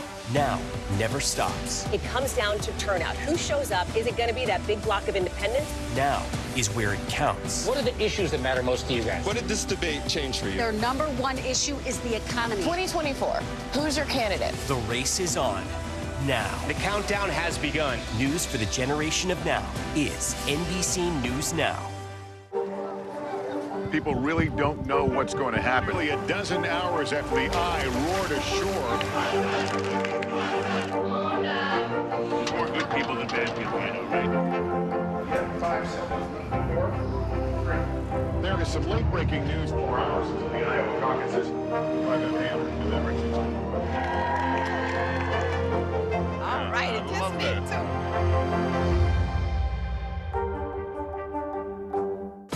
too. News for the generation of now is NBC News Now. Good to have you with us. I'm Joe Fryer. And I'm Savannah Sellers. Developing right now on Morning News Now. Growing frustrations over the migrant crisis. Reports of new drone attacks by Houthi militants. The storm is creating dangerous conditions all across the region. Now let's get to some financial headlines. New rules are coming to cap credit card late fees. Talking tuition as a new class of freshmen gets ready to go to college. This is a big decision for families. Do you think this could impact how people vote? 100%. Morning News Now, streaming weekdays at 7. Good Morning begins with hope and optimism, a chance to start fresh. We want to welcome you in to share a moment that brightens your day, because every day deserves the best start. The NBC News mobile app. Get connected to your favorite news shows. For the top stories, breaking news, and live video, download the NBC News mobile app now. Hey, I'm Hallie. It's good to be with you tonight. What do we know that voters care about? The economy, right? You are seeing that firsthand yourself on the ground there today. This is two things. It is pretty big medical news. It is also a pretty big mystery. And oh, by the way, it's driven by one of the most controversial people in the United States. What's happening? They have tweaked my monitor, and I can see now you are, in fact, soaking wet. I am deeply sorry. I apologize for the many questions. Will never be questioned. News for the generation of now is NBC News Now. Welcome back. The three men accused of killing longtime Boston crime boss James Whitey Bulger while in prison have agreed to a plea deal with federal prosecutors. Now, the details of that agreement have not been made public. Bulger, seen here, was killed back in 2018 while serving 2 consecutive life sentences in a West Virginia federal jail. Officials believe one of the 3 men involved in the murder was a rival of Bulger, serving as an enforcer for the New England Mafia. Bulger notoriously ran the streets of South Boston for more than 3 decades. He later acted as an informant for the FBI before becoming a fugitive for 16 years. He was arrested in 2011, charged with 11 murders, extortion, and drug dealing. Now let's get to another high-profile case we're watching. Prosecutors and defense attorneys are preparing for a preliminary hearing in the murder trial of Corey Richins, a mother and children's book author from Utah accused of murdering her husband. NBC News correspondent Liz Kreutz has the latest. Hey, Liz, good morning. Hey, Savannah, good morning to you. Yeah, Corey Richins has been behind bars now for over a year, charged with a slew of crimes, including aggravated murder for allegedly poisoning her husband with fentanyl. But prosecutors still have to present evidence in order for her case to proceed to trial. Yesterday, she was back in court for 2 separate hearings, and although Corey has not yet entered a plea, she continues to maintain her innocence. The mom accused of fatally poisoning her husband with fentanyl and later writing a book about grief, appearing back in court one last time Monday before a critical preliminary hearing. Wearing a red turtleneck and black blazer, Corey Richins remaining silent as the murder case against her enters its next phase, with prosecutors now laying out what they say is the evidence against her. In new filings, investigators saying the 34-year-old mom of 3 was financially motivated to kill her husband, Eric, that she owed more than $3 million the day he died, and that she was having an extramarital affair and wanted a divorce. The prosecution says a witness says Corey told them it would be better if Eric Richins was dead. The realtor was arrested last year after first appearing on local television to promote a children's book she wrote inspired by her husband's death in 2022. So my husband passed away unexpectedly last year. But a month after that interview, investigators charged her with murder. According to court documents, the night her husband died, Corey told police she had made Eric a Moscow Mule that he drank in their bed. Autopsy results later finding he had 5 times the lethal amount of fentanyl in his system. 5 times the lethal dose is not accidental, Your Honor. That is someone who wants Eric dead. His family later telling investigators Eric believed Corey may have tried to poison him more than once. He felt like Corey was trying to kill him, and that if he did die, that she should be investigated for that. Corey has not yet entered a formal plea, but she and her family say she is innocent. She loved Eric. She loved her family more than anything. Corey back in court for 2 hearings this week, a judge ruling that a divorce attorney she met with can't be forced to testify about what they discussed. Meanwhile, Corey sentenced to time served in a separate misdemeanor assault charge stemming from a confrontation she had with her husband's sister shortly after his death. So, Liz, how is Corey responding, and what can we expect tomorrow? Yeah, Savannah, so far we've only heard from her family. Her brother's saying they believe Eric's death was an accidental overdose and that Corey is being unfairly portrayed. Prosecutors, however, have laid out nearly 40 pages of evidence against her, including a witness who says she tried to buy fentanyl from them. As for tomorrow, a judge is going to look at all the evidence and hear from witnesses to determine whether there is enough to go to trial. If that happens, at that point, Corey will enter a plea. Savannah. All right, Liz, thank you very much. International news now. In Indonesia, devastating flash flooding has killed dozens of people. Claudia Lavanga joins us from Rome with that and more. Hey, Claudia, good morning. Savannah, Joe, good morning. That's right. Authorities in Indonesia say that at least 52 people have been killed so far in flash floods in the West Sumatra province. Well, now torrential rain has been battering the area since Saturday, triggering deadly flash floods, landslides, and cold lava flow across that province. At least 3,000 people have been evacuated so far, and at least 17 people are still missing. Authorities warn that more heavy rain is expected until next week. Let's go to Georgia now, where today the parliament is expected to approve a controversial foreign agent law despite mass protests. The law would require non-governmental group and independent media outlets to register as agents of foreign influence. During the weekend, tens of thousands of people took to the streets of the capital, Tbilisi, to protest against what they say is a Russian-style effort to squash free speech. Let's end this tour of the world in London, where two skydivers in wingsuits flew through the iconic Tower Bridge. The two Austrian daredevils, their names are Marco Furst and Marco Walschspiegel, jumped early Sunday from a helicopter 3,000 feet above London. Then they opened their wings, reached max speeds of 150 miles per hour, plunged towards the River Thames and just flew across the bridge. The whole flight took only 45 seconds, but it's something that they and probably us will remember for a lot longer than that. That's pretty cool. That's impressive. Yeah, good for them. Yeah. It's like Awesome. Iron Man. All right, yeah. Claudia, thank you so much. Skydiving news this morning. All right, the Biden administration says it will move forward with tariff hikes on several goods made in China. That includes quadrupling tariffs on electric vehicles made there. The increase will affect additional Chinese green energy technology like batteries and solar panels. It's an area the administration is making a large effort to invest in here in the U.S. NBC News International correspondent Janice Mackey-Freyer joins us now from Beijing. Janice, good morning. So the administration is justifying the move, saying that China's electric vehicles, other green energy products are a threat to U.S. jobs and then also national security. I know you've spoken to manufacturing leaders on the ground there. What are they saying?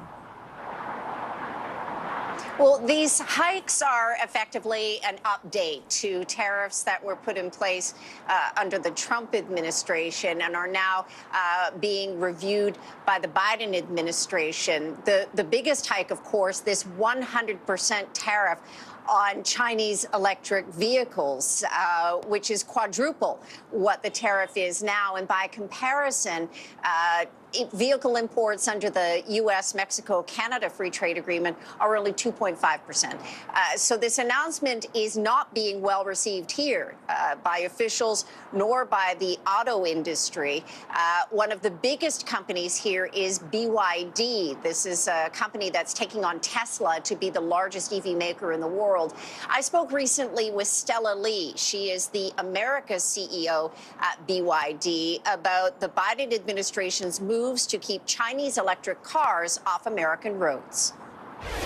What did you make of the Biden administration opening an investigation into smart car technology because of national security concerns that this technology was coming from China? I don't understand.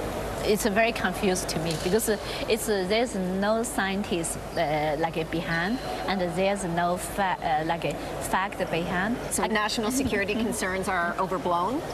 Overblown, oversensitive, and misleading message. Another point that she wanted to make on the national security concerns is that if you're concerned about data being collected from your car, then you should also worry about your phone, because chances are that phone was made in China too.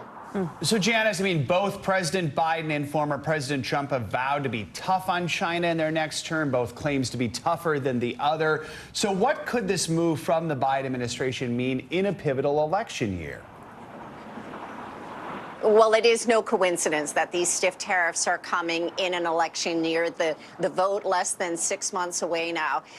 And it will be important for the Biden administration to try to bolster what the White House has designated as these critical industries, and in particular the auto industry in states like Michigan and Ohio.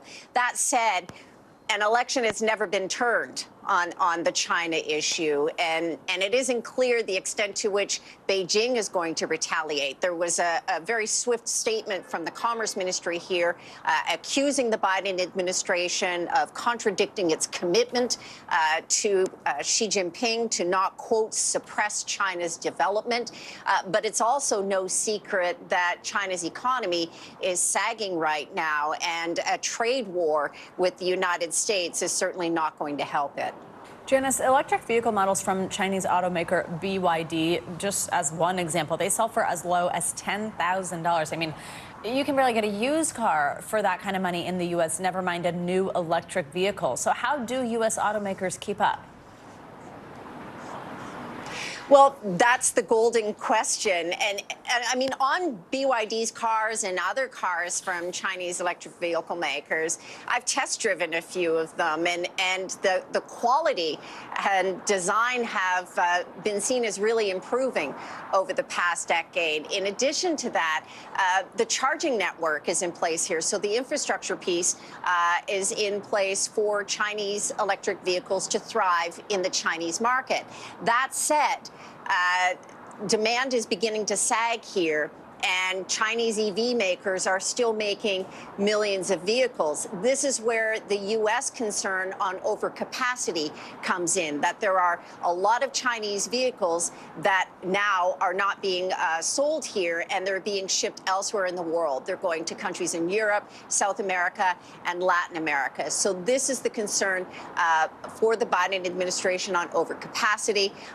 Companies like BYD are also setting up factories in Mexico, so that's raising concerns as well. Just one last quick point. I spoke recently with the former CEO of Ford, and he was saying that trade barriers and tariffs are going to be important to protect the U.S. market, to give automakers in America the time to catch up. Joe and Savannah. All right, Janice, thank you so much. Coming up, a major shakeup to one of the biggest charities in the world. Yeah, why Melinda Gates is stepping down from the foundation she helped launch, and what it means for the future of the organization. That's next.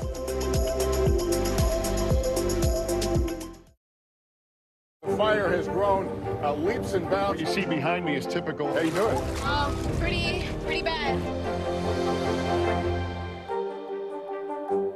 NBC News Daily is #1 for afternoon news across all of television. I'm Morgan Radford. I'm Vicki Wynn. I'm Kate Snow. And I'm Zinklea Samwat. What's happening around the world? Israel's military is building up there along the border. And what matters here at home? New numbers are out today showing more encouraging signs for our economy. Let's zero in on exercise. We know we're supposed to be doing it. What does it do for our health? What needs to change for social media to be a safer place? NBC News Daily, weekdays from 12 to 4 on NBC News Now.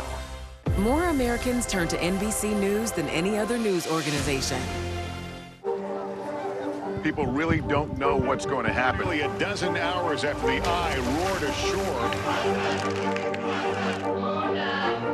More good people than bad people, you know, right? 5 seconds, 4, 3. There is some late-breaking news 4 hours into the Iowa caucuses by the man delivering. All right, it just me too. Thanks for tuning in. I'm Gotti Schwartz. Here are the stories we're following tonight. Storms keep coming here in California. The U.S. government just declassified this video. A lot more stories trending like crazy on social media. A controversy pitting lawmakers against young voters. What's the state of crypto today? Is it safe for investors? We've got another mind-bending story on artificial intelligence. This is what my voice sounds like when I clone it. That wasn't me. You gotta see this. Stay tuned now, weeknights at 8 Eastern, 5 Pacific on NBC News Now. The NBC News mobile app. Get connected to your favorite news shows. For the top stories, breaking news, and live video, download the NBC News mobile app now. Kristen Welker hosts Meet the Press every Sunday on NBC. Welcome back. Melinda French Gates, the ex-wife of Bill Gates, says she's stepping down from the organization that bears her name. The Bill and Melinda Gates Foundation will now simply be called the Gates Foundation, and as part of a deal, she is getting a hefty chunk of change for her own philanthropy work. 3 years after her divorce from Microsoft founder Bill Gates, a different kind of separation. Melinda French Gates is leaving the foundation they created. This is not a decision I came to lightly, she says. I'm immensely proud of the foundation that Bill and I built together and of the extraordinary work it is doing to address inequities around the world. In response, Bill Gates says, I am sorry to see Melinda leave, but I am sure she will have a huge impact in her future philanthropic work. The foundation's CEO also offering praise. Her vision and influence will leave a profound and lasting legacy that we will build on going forward. Melinda says she's getting $12.5 billion to commit to my work on behalf of families, work she highlights often on Today, including last year with Chanel. Society will be completely different than we know it today if women have equal power, really equal power, where they're making decisions, they're controlling resources, they're setting public policy. Even though Bill and Melinda divorced in 2021, she stayed with the foundation as co-chair, something Bill discussed with Savannah a year later. She says you guys are friendly, not necessarily friends, but friendly. How do you see the relationship moving forward? Well, one of the things we built together is the Gates Foundation. Melinda and I love doing that work together, so I feel very lucky that I still have that with her, as well as, you know, we've got these three incredible kids. In 2019, another billionaire, Amazon founder Jeff Bezos, divorced Mackenzie Scott, who then pledged to give away more than half of her wealth. So far, she has donated over $17 billion. Now, Melinda French Gates will move forward with what she calls the next chapter of her philanthropy. Melinda French Gates' last day at the foundation is June 7th. As for what she plans to do with that $12.5 billion, she says she'll share more about that in the near future. She did create an initiative back in 2015 called Pivotal Ventures, which focuses on advancing opportunities for women and minorities here in the U.S. Well, when Meg Morrison isn't helping customers at the Connecticut store where she works, she's taking Peloton classes from her favorite instructor. A few weeks ago, though, Meg got the chance to visit Peloton's New York studio for a class designed just for her. Taylor Kinsler from our NBC affiliate in Hartford, Connecticut, has the story. Meg Morrison is here with us. Hi, Meg. I was so happy. You couldn't have scripted a better day. But first, we have to go back to the beginning. Beans has been in existence for a little over 5 years. 2 families, 1 vision. To really put the lens on inclusive employment and show people what's possible for adults with intellectual and developmental disabilities. Kim Morrison and Noelle Alex created Beans & Co. for their daughters, a community where everyone belongs. That's why we want other businesses to do what we do. Giving employees like Meg Morrison the chance to shine. That's what is super special, to watch the effect that she has. Customers know and love that smile. Her energy lights up the cafe and the Peloton leaderboard. You know, she works out every single day. For the social part of it as well, to be able to see the same person that she just adores, you know, leading a class. That person is Maddie Magiacomo. When it became evident that Meg was taking my walk-in classes, obviously it's really hard not to fall in love with her immediately. They quickly connected on social media and became fast friends with the help of a longtime Beans & Co. customer. And without even like a hesitation, he's like, let's make her a video where I'm thanking her. And he did. He made a really funny video. And I brought it back and showed her. And like, the rest was history. That video was just the start. Maddie then designed an entire Peloton class just for Meg. We surprised her the night before and told her that we would be going to the city. The whole, you know, we got up really early. Yeah, we did. And I did the 30-minute walk, which she killed it. I love you so much. He came back to meet us with his Everyone Belongs t-shirt on, gave us a tour of the control center. And to be able to meet her in real life. You give really good hugs. to be able to reach somebody like Meg and to hear Meg's story, it's why I come to work every day. It's why I do this. Oh, how heartwarming is that? Our thanks to NBC's Taylor Kinsler for that story. Coming up, reaching their tipping point. Well, some restaurants are ditching tips and what it could mean for the future of dining out. That's next.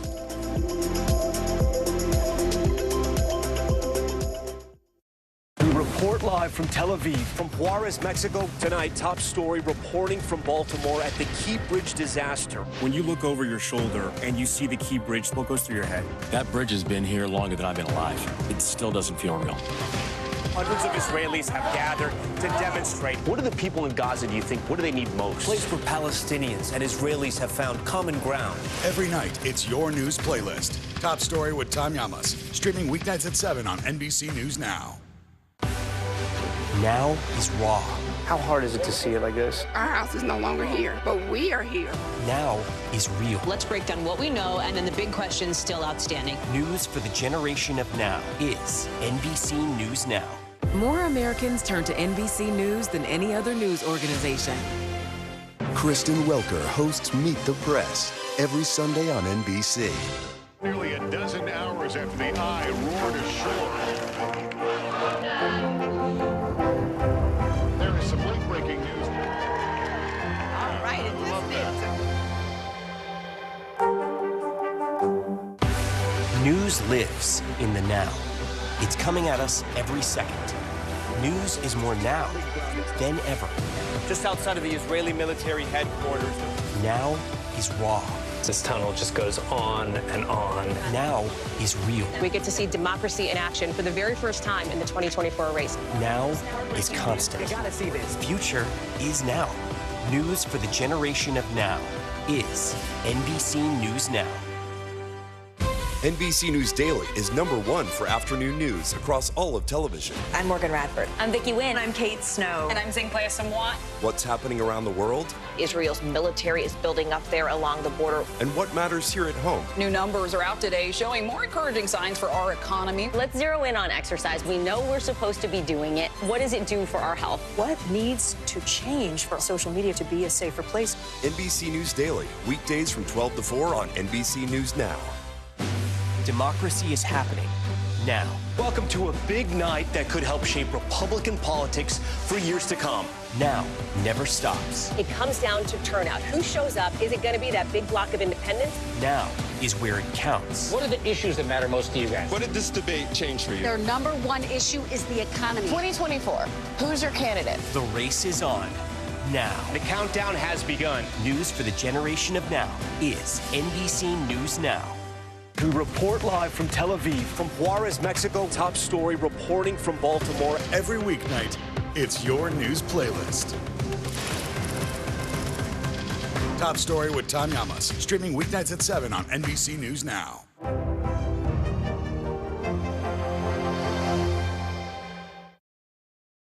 Welcome back. We're going to take a closer look at the changing culture of tipping. Rising costs and inflation are leading many to feel like it's more of a burden rather than a sign of appreciation. But there is a new push to change the way tip workers get their pay. NBC News business and data correspondent Brian Chung takes a deep dive into what could be the future of tipping. To tip or not to tip? That's the question, at least for some restaurateurs. The gratuity model has been tied to American dining for hundreds of years. So when Evan Hangzor opened up Little Egg in Brooklyn last year, I'm Evan Hangzor, I'm the chef at Little Egg. He tried to scrap it entirely. For customers, that meant no tip on the receipt, just sign and go. Maybe a lot of us had felt during COVID this sort of rise of tip fatigue to come in and have a meal and just pay what's on the menu and not have to do any math at the end. The goal of no tipping? To equalize pay between wage-earning back kitchen staff and servers in the front of the restaurant. I think a lot of people are familiar with the downsides of tipping and the tension that can arise, say, between front and back of house when people are making such different, wages. Without tips, Little Egg paid all staff front and back $24 to $25 an hour. But 10 months into the experiment, Hangzor reversed.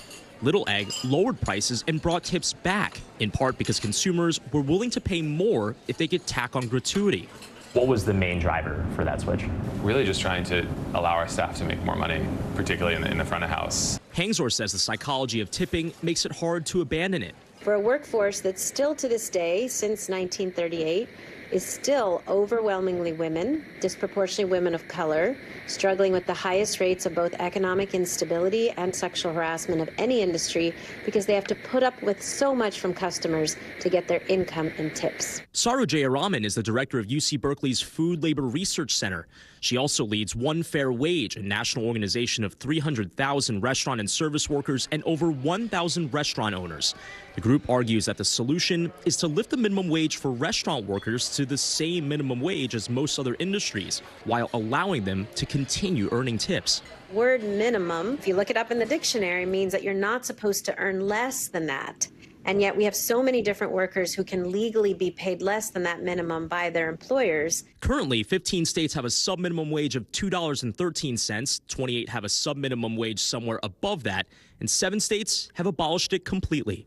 One Fair Wage says abolishing the sub-minimum has led to greater restaurant sales and even more tipping, because restaurant workers with higher wages are then able to dine out and tip better as well. Could you see yourself going back to a no-tipping model at some point? Yeah, I think so. I mean, I think if there was a way to make it easier. Consumers don't appear to notice the difference. Tipping is always like, it's kind of a mandatory thing for me. Not mandatory, but if I enjoy the experience, it feels good. It's pretty easy to do. And on the matter of how many states have already banned the sub-minimum wage in favor of one fair wage for everyone, including service workers, at least 5 states are considering banning the sub-minimum wage as well this year, which could include ballot measures in a number of other states. So this battle on whether or not you should tip in favor of a model that doesn't include tipping at all, that remains to be seen. All right, Brian, thank you.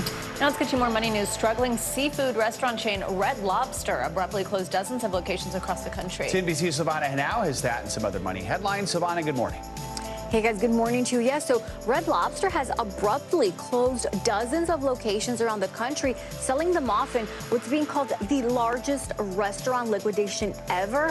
About 50 locations are being auctioned off, including furniture, fixtures, and equipment. Last month, Bloomberg reported Red Lobster was considering filing for bankruptcy due to high costs for labor and leases.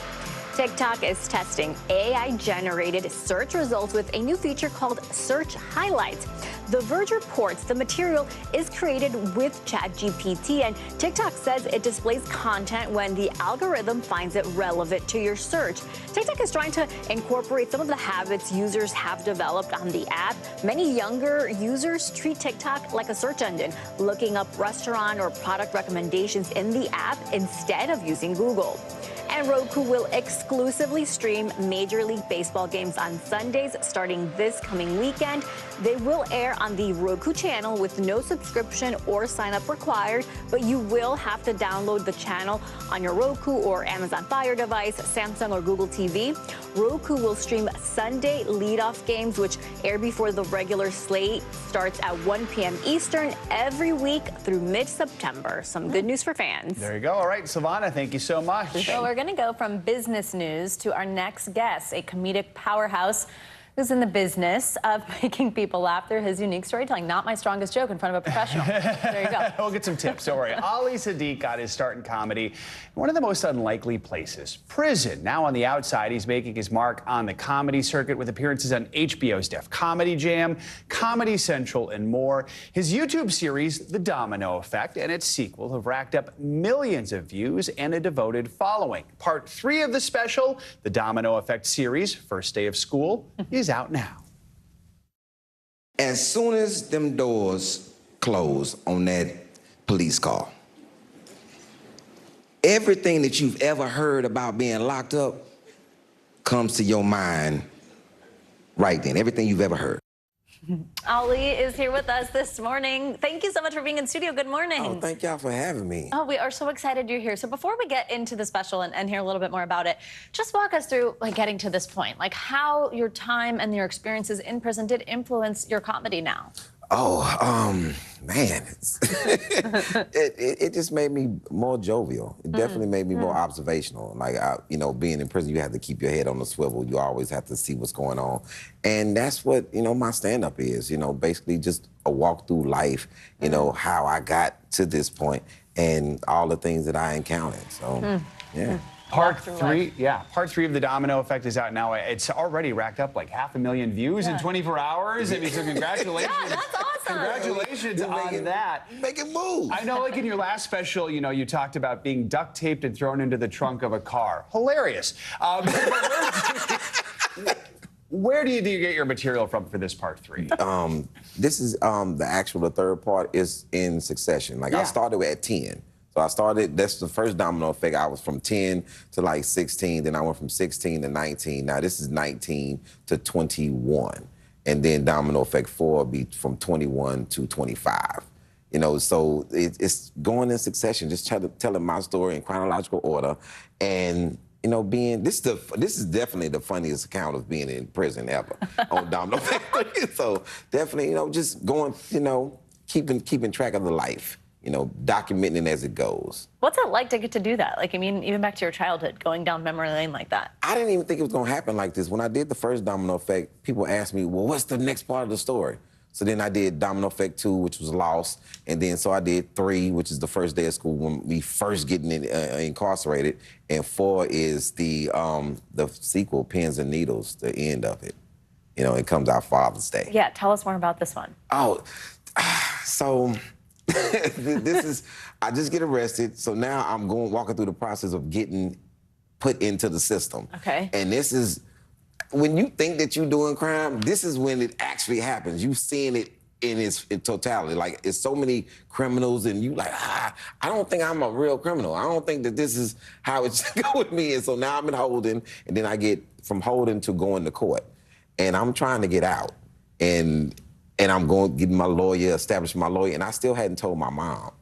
And so this is the part of me telling my mom that I'm in college. I called her like, yo, they say I was selling drugs. It's like, who is they? Like the feds who caught me. The mom didn't like that. Just them, just the feds. Just the feds. And then getting time and getting sentenced and actually going to a prison.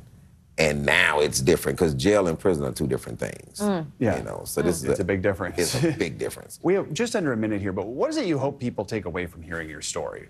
That you actually not your mistakes, that you can spin out of your mistakes. And I think a lot of people get caught up in what they did versus what they can become from what they did. So and how people see people that came out of prison. Trying to get that disparaging notion that we all are criminals and you're just gonna be a criminal for life. So with my story, I'm not a criminal for life. I'm a comic for life. There you go. We like Joe said, just have a little bit left, but what's the response been like? Like people learning more than they probably ever knew about what was going on in jail or prison via comedy? Oh, it's been a great response. The type of people that come up to me now is different. Even attorneys ask me, so how do I help my client, see what they're going to face if they are incarcerated? A lot of politicians will start calling me, because a lot of people going to jail. What you facing, So, I'm just trying to give a healthy account of how things may go. And once again, you're not your mistakes, and you can spin out of it. Great lesson. Yeah, it really is. Thank you for being here this morning. Congrats on the tour and this coming out again on Father's Day. Yes. Oh, definitely check out the website. Definitely. Yeah, we love it. Thank you for coming in. We really appreciate it. Great to have you here. Well, she has not even played an official game yet, and she's already breaking records. We've got a preview of Caitlin Clark's regular season debut that is becoming a must-see TV event. That's next.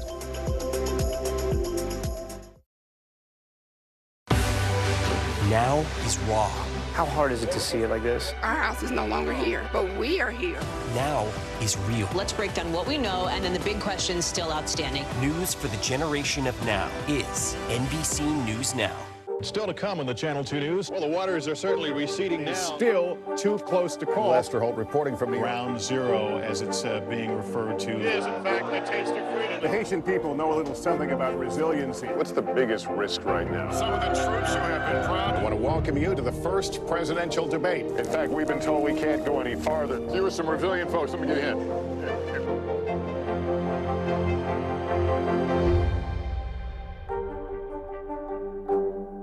Are you comfortable with the role the Supreme Court is playing in the 2024 election? Is there not more that Israel can do to help the humanitarian crisis? Should abortion be the #1 issue in 2024? If it's Sunday, it's Meet the Press. News lives in the now. The front lines are still very active. This is like quicksand, and officials say an entire town is cut off. This close to actually understand why people had to jump in the ocean. News for the generation of now is NBC News Now.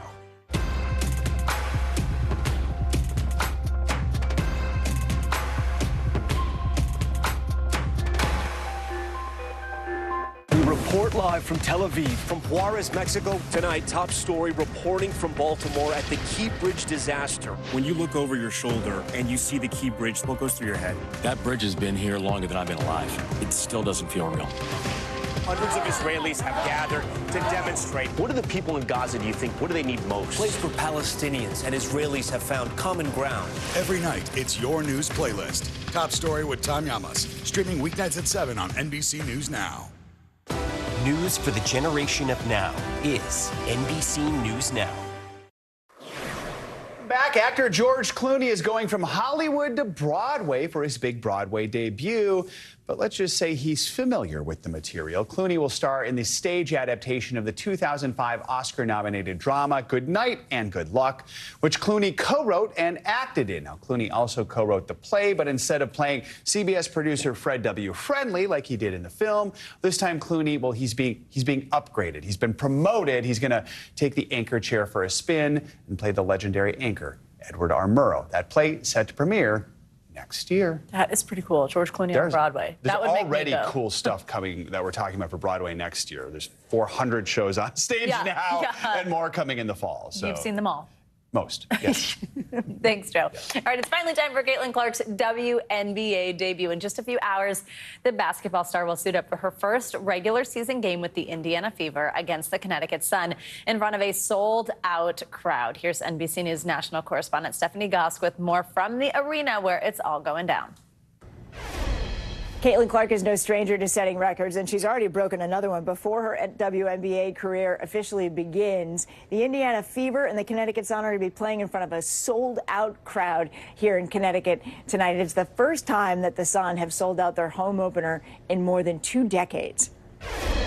It's game time once again for Caitlin Clark, this time in the big league. Tonight, the 22-year-old basketball phenom will suit up for her first regular season WNBA game, playing for the Indiana Fever. This is a dream. This is something I wrote down on a piece of paper when I was in like 2nd grade, like get a basketball scholarship, play in the WNBA. The weight of the moment not lost on Clark. This is what you kind of worked for and dreamed of, and now you get to put your jersey on for like the first real time. While she'll be sporting a new uniform, her number will stay the same. It looks pretty awesome. I love it. Her new jersey already one of the top selling for a draft pick in any sport. The excitement from her record-shattering run in the NCAA tournament has only gained momentum. The Indiana Fever select Caitlin Clark, University of Iowa. Clark and the Fever now enjoying one of the high-profile new changes at the WNBA, private flights for teams. With sold-out games and record merch sales, the Caitlin Clark effect shows no signs of letting up. WNBA preseason games, right, guys? Yeah, right. Have we ever seen national television talk about this? And her popularity has been translating to dollars. According to StubHub, Indiana Fever ticket sales are up 13 times from last season. As for her own earnings, Clark will take home a base salary of just over $76,000 this year. But a deal with Nike will reportedly pay her $28 million over 8 years. This weekend, the Fever celebrating Clark after she missed her graduation from Iowa due to her new gig. Clark's impact now reaching new heights she says she's ready for. I think it'll definitely be a good challenge for me, and I think that's one of the reasons I decided to leave college is just, something new. Some news out of Clark's alma mater, Iowa. Her 63-year-old coach, Lisa Bluter, who's coached for 24 years, is retiring. She's retiring as the winningest coach in Big Ten history. Back to you. Good for her. Stephanie Goss, thank you so much. I Cannot wait to see this. Love that graduation ceremony there, Yeah. Caitlin. All right, that's going to do it for this hour of Morning News Now. Don't go anywhere, though. The news continues right now.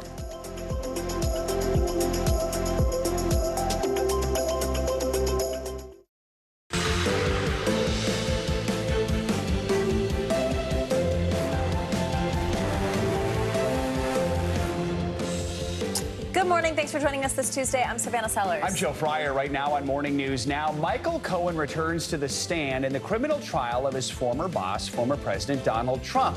What the former president's fixer-turned-foe said about the alleged payment to Stormy Daniels days before the 2016 election as the defense prepares to zero in on his credibility.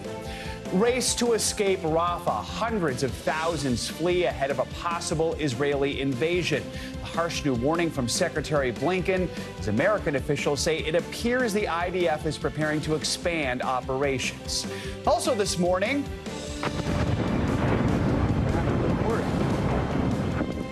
an explosion rocks the Port of Baltimore. It was a controlled demolition on a section of that collapsed bridge in Baltimore. It's been sitting on top of the Dolly cargo ship for months. A new insight into the moments after the collapse and what's next in the push to reopen that critical port. Plus, he got his start in comedy in the most unlikely of places. Now he has a new special out. It has already racked up nearly 500,000 views in just over 24 hours. We're sitting down with Ali Sadiq to talk about his rise to fame and how he went from prison to the top of the comedy circuit. Looking forward to having that conversation and seeing the lessons he learned and the way he's making people laugh. Let's begin this hour with the criminal hush money trial of Donald Trump. Joining the former president in court this morning, Speaker of the House Mike Johnson. It is another big day. Mr. Trump's former lawyer, Michael Cohen, is expected to face tough questions by the defense when he's cross-examined. Yeah, Cohen is back on the stand after yesterday's highly anticipated testimony in which he alleged that Mr. Trump urged him to buy the silence of Stormy Daniels and approved a repayment plan. That was all in the run-up to the 2016 election. While Mr. Trump, for his part, denies the allegations, he also denies he had a sexual relationship with the adult film star. NBC News senior legal correspondent Laura Jarrett has the story. Hey there, Michael Cohen on the witness stand yesterday. Far different than the version we have all seen in the past. He was calm, measured, and damaging to his old boss, directly connecting Donald Trump to an alleged scheme in a way no other witness in this trial has been able to do. The only question now, does the jury believe him? This morning, Michael Cohen back on the stand. Plan on telling the truth? The state's star witness expected to face a grilling by the defense team as soon as today. On Monday, Cohen telling jurors Donald Trump instructed him to pay off a porn star on the eve of the 2016 election and then approved a plan to pay him back. Cohen said Mr. Trump told him, quote, just take care of it, describing a campaign in damage control after the Access Hollywood tape leaked. Mr. Trump's longtime fixer detailing how his former boss was dead set on keeping Stormy Daniels quiet once they got word she planned to go public with a story Mr. Trump has long denied about a one-night stand. Cohen recalling Mr. Trump in despair, saying, this is a disaster, a total disaster. Women are going to hate me. Guys may think it's cool, but this is going to be a disaster for the campaign.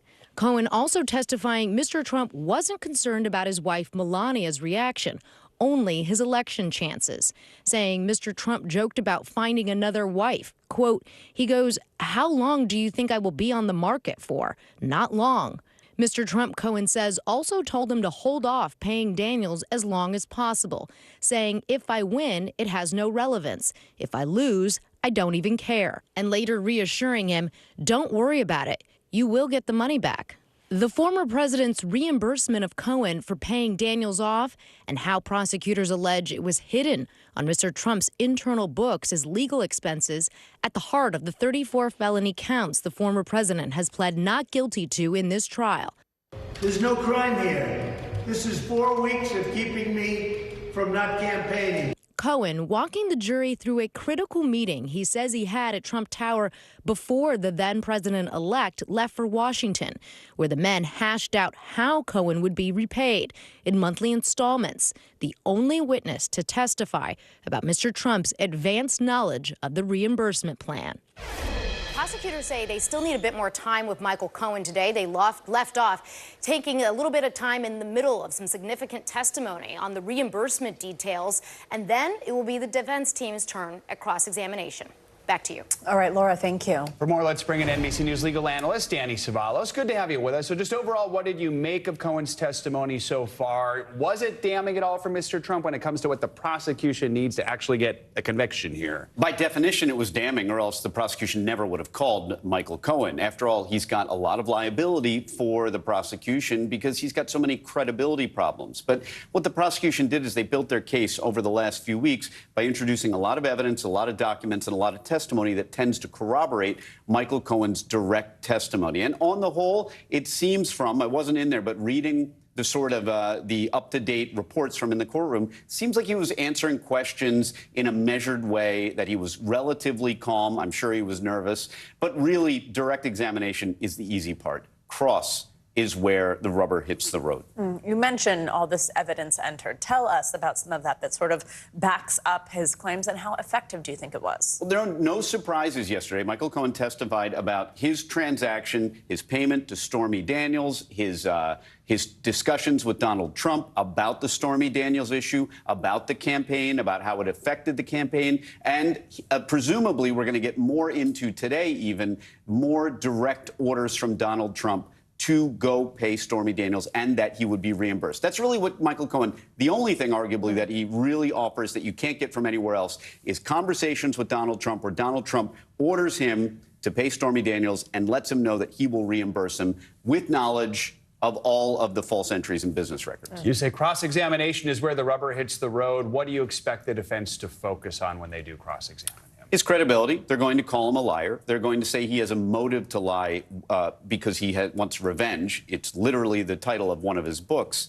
And that revenge is against Donald Trump. And they're going to explore whether he had a motive to lie and come to court and lie about Donald Trump because he's still angry at him. And if the prosecution does its job right, that credibility issue won't be as damaging to the prosecution because of all this other evidence they've already introduced that corroborates. So they can stand up in closing and say, you may find Michael Cohen to be a generally bad person, but his testimony is consistent with the other things that are indisputable. All right. Danny Savalos, as always, thank you so much. Thank you. Well, the Biden administration is continuing to pressure Israel this morning, saying leaders lack an end goal in the ongoing war with Hamas. But Prime Minister Netanyahu is doubling down on his plans to invade the city of Rafah. Officials warn that decision is putting thousands of lives at risk. NBC News Chief Foreign Correspondent Richard Engel is in Jerusalem with the details. Two U.S. officials say that Israeli troop movements suggest that a major military operation against Rafah could be imminent, and that Israel has now amassed enough soldiers around the city to carry it out. The exodus from Rafah is gathering steam this morning. The UN says more than 450,000 Palestinians have already left. President Biden has warned Israel not to invade because of the risk of civilian casualties. America said that they are pressuring, but you see the pressure, nothing's happening. Israel says Hamas has 4 battalions of fighters in Rafah and insists going into the city is the only way to clear them out. But will it work? Hamas's tactics are evolving. Its fighters have regrouped in northern Gaza, which the Israeli military claimed to have already cleared. It's a sign Hamas is becoming an insurgency, digging in for a long guerrilla war.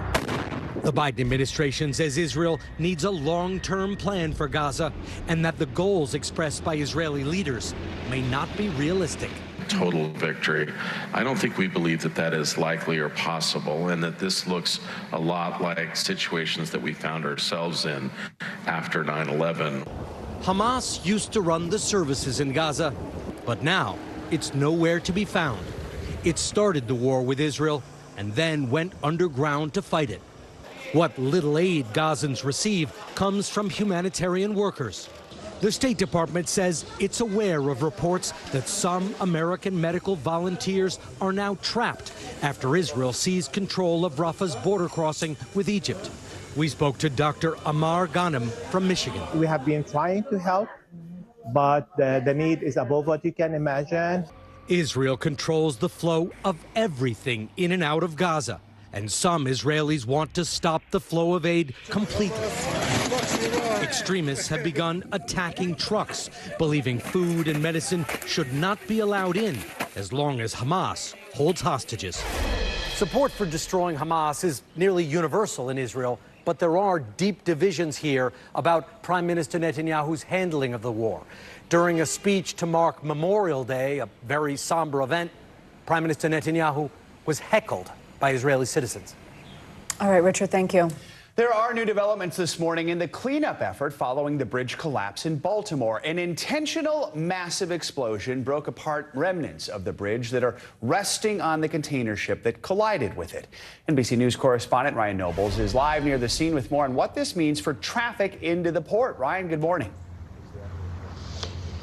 Hey, Joe, good morning. This is a big step in getting the port back up and running. When it's open, $200 million worth of cargo comes in and out of this port every single day. And that span that they blew up yesterday was 500 feet long, and it should set the stage for moving this massive ship right away. Signs of progress in Baltimore. Oh, my God.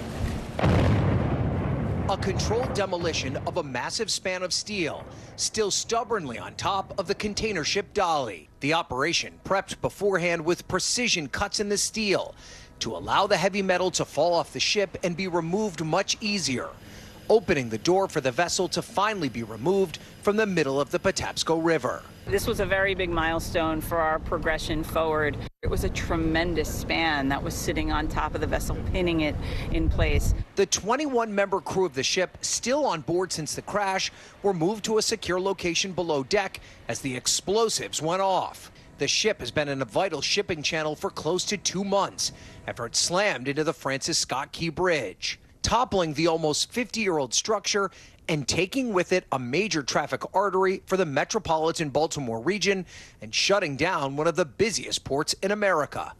6 construction workers died as a result of the accident. Last body recovered just this week. This is bad. The aftermath of the collapse caught on newly released body cam footage from police officers responding to the scene. Those first responders struggling to comprehend the scale of the incident. Something's missing here in the skylight. The whole center span is gone completely. It's in the water. The National Transportation Safety Board and the FBI are both conducting investigations into the accident. Baltimore and Maryland leaders have promised a full rebuild of the bridge, a complex and expensive project that could take up to 4 years and cost more than $1.5 billion. But while that remains the long-term goal, in the short term, the priority is to get the port reopened, a process that will get much easier once that massive ship is out of the way. And they could start the process of moving this ship as soon as today. They're actually waiting for high tide, which is expected around 12:30 local time. They'll then use a series of tugboats to float this massive ship into a nearby terminal with the hope that the port could be back up and running by the end of the month. Joe? All right, Ryan, thank you. Well, meanwhile, back here in New York City, police are searching for the person who attacked well-known actor Steve Buscemi in broad daylight. NBC News correspondent Emily Aketa has the latest on this ongoing investigation. Emily, good morning. Hey there, guys. Good morning to you. The good news here, the beloved actor is said to be okay and was seen back in public this weekend. But the seemingly random, brazen nature of the attack on Steve Buscemi is raising concern as assaults in the city trend upward this year. This morning, a first look at critically acclaimed actor Steve Buscemi appearing bruised and battered, just days after police say he was punched in the face in broad daylight in New York City. The NYPD releasing a photo of this individual in connection with the brazen attack that led to the 66-year-old's hospitalization with bruising, swelling, and bleeding to his left eye. If we band together, I really believe that we could do anything. more, yeah. Buscemi, a beloved New Yorker, born in Brooklyn and serving as a firefighter before winning over America on hit shows like The Sopranos. You're crowding me. And Boardwalk Empire. You ever wake up like you know something's wrong, but you can't put your finger on it yet? Buscemi's publicist saying he is okay and appreciates everyone's well wishes, though incredibly sad for everyone that this has happened to while also walking the streets of New York. The attack on Buscemi comes amid a string of incidents involving residents and celebrities. The city has changed. I think it's frightening. In March, authorities say fellow Boardwalk Empire cast member Michael Stuhlbarg was assaulted in Central Park by a homeless man. And in recent months, So I just got punched in the face walking home.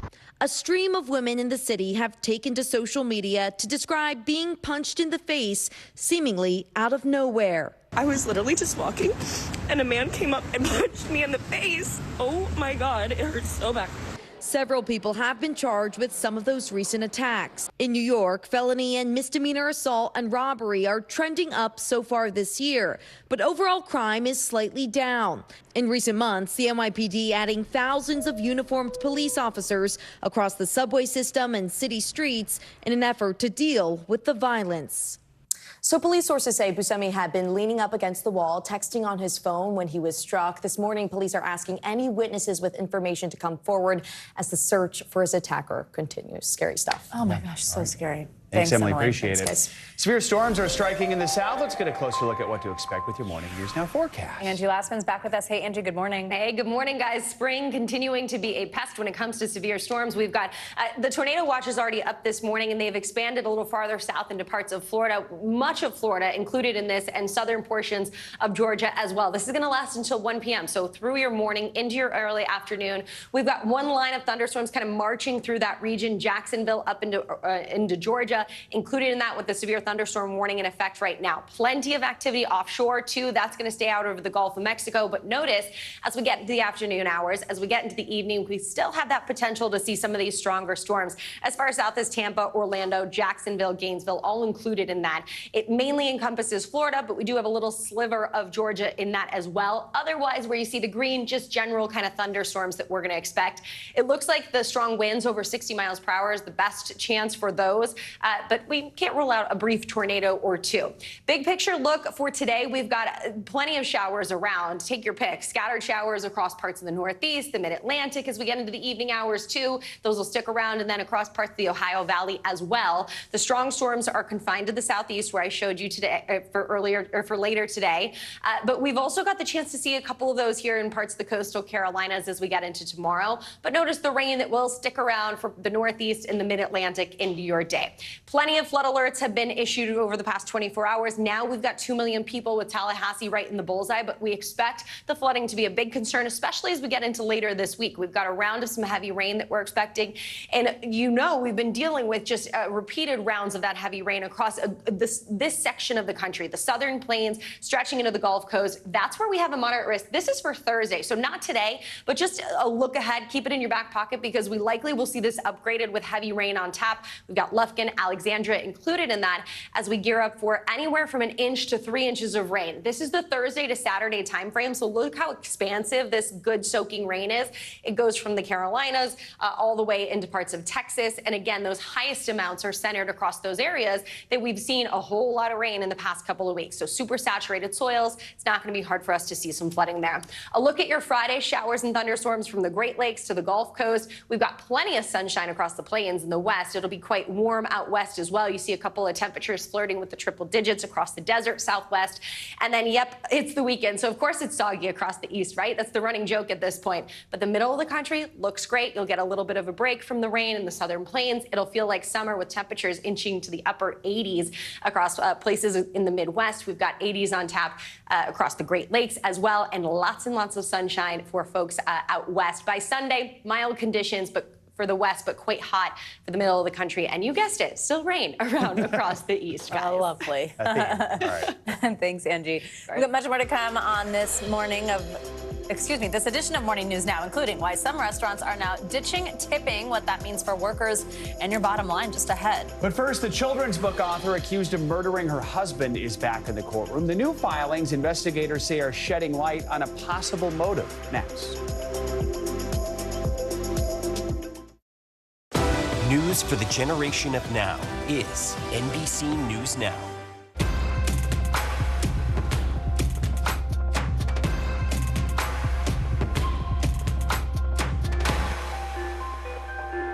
More Americans turn to NBC News than any other news organization. Now is raw. How hard is it to see it like this? Our house is no longer here, but we are here. Now is real. Let's break down what we know and then the big questions still outstanding. News for the generation of now is NBC News Now.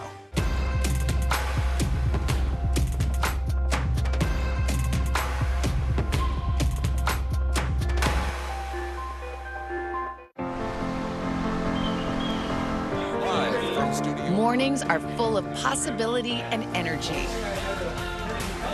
And how you get set for the day ahead matters. Take charge of those first hours. It's about getting caught up.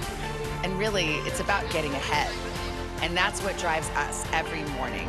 Because every day deserves the best start. This is where it all begins. News for the generation of now is NBC News Now.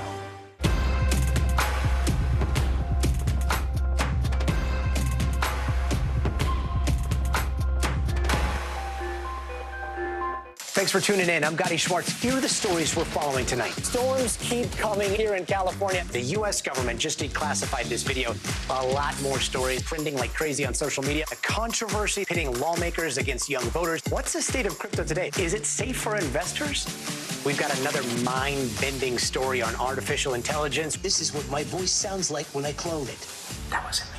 You gotta see this. Stay tuned now. Weeknights at 8 Eastern, 5 Pacific on NBC News Now.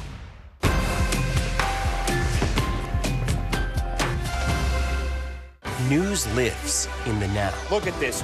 You can't even see anything anymore. Let's break down what we know. You gotta see this. News for the generation of now is NBC News Now. We report live from Tel Aviv, from Juarez, Mexico. Tonight, top story reporting from Baltimore at the Key Bridge disaster. When you look over your shoulder and you see the Key Bridge, what goes through your head? That bridge has been here longer than I've been alive. It still doesn't feel real. Hundreds of Israelis have gathered to demonstrate. What do the people in Gaza, do you think, what do they need most? A place where Palestinians and Israelis have found common ground. Every night, it's your news playlist. Top Story with Tom Llamas. Streaming weeknights at 7 on NBC News Now. News lives in the now. The front lines are still very active. This is like quicksand, and officials say an entire town is cut off. This close to actually understand why people had to jump in the ocean. News for the generation of now is NBC News Now.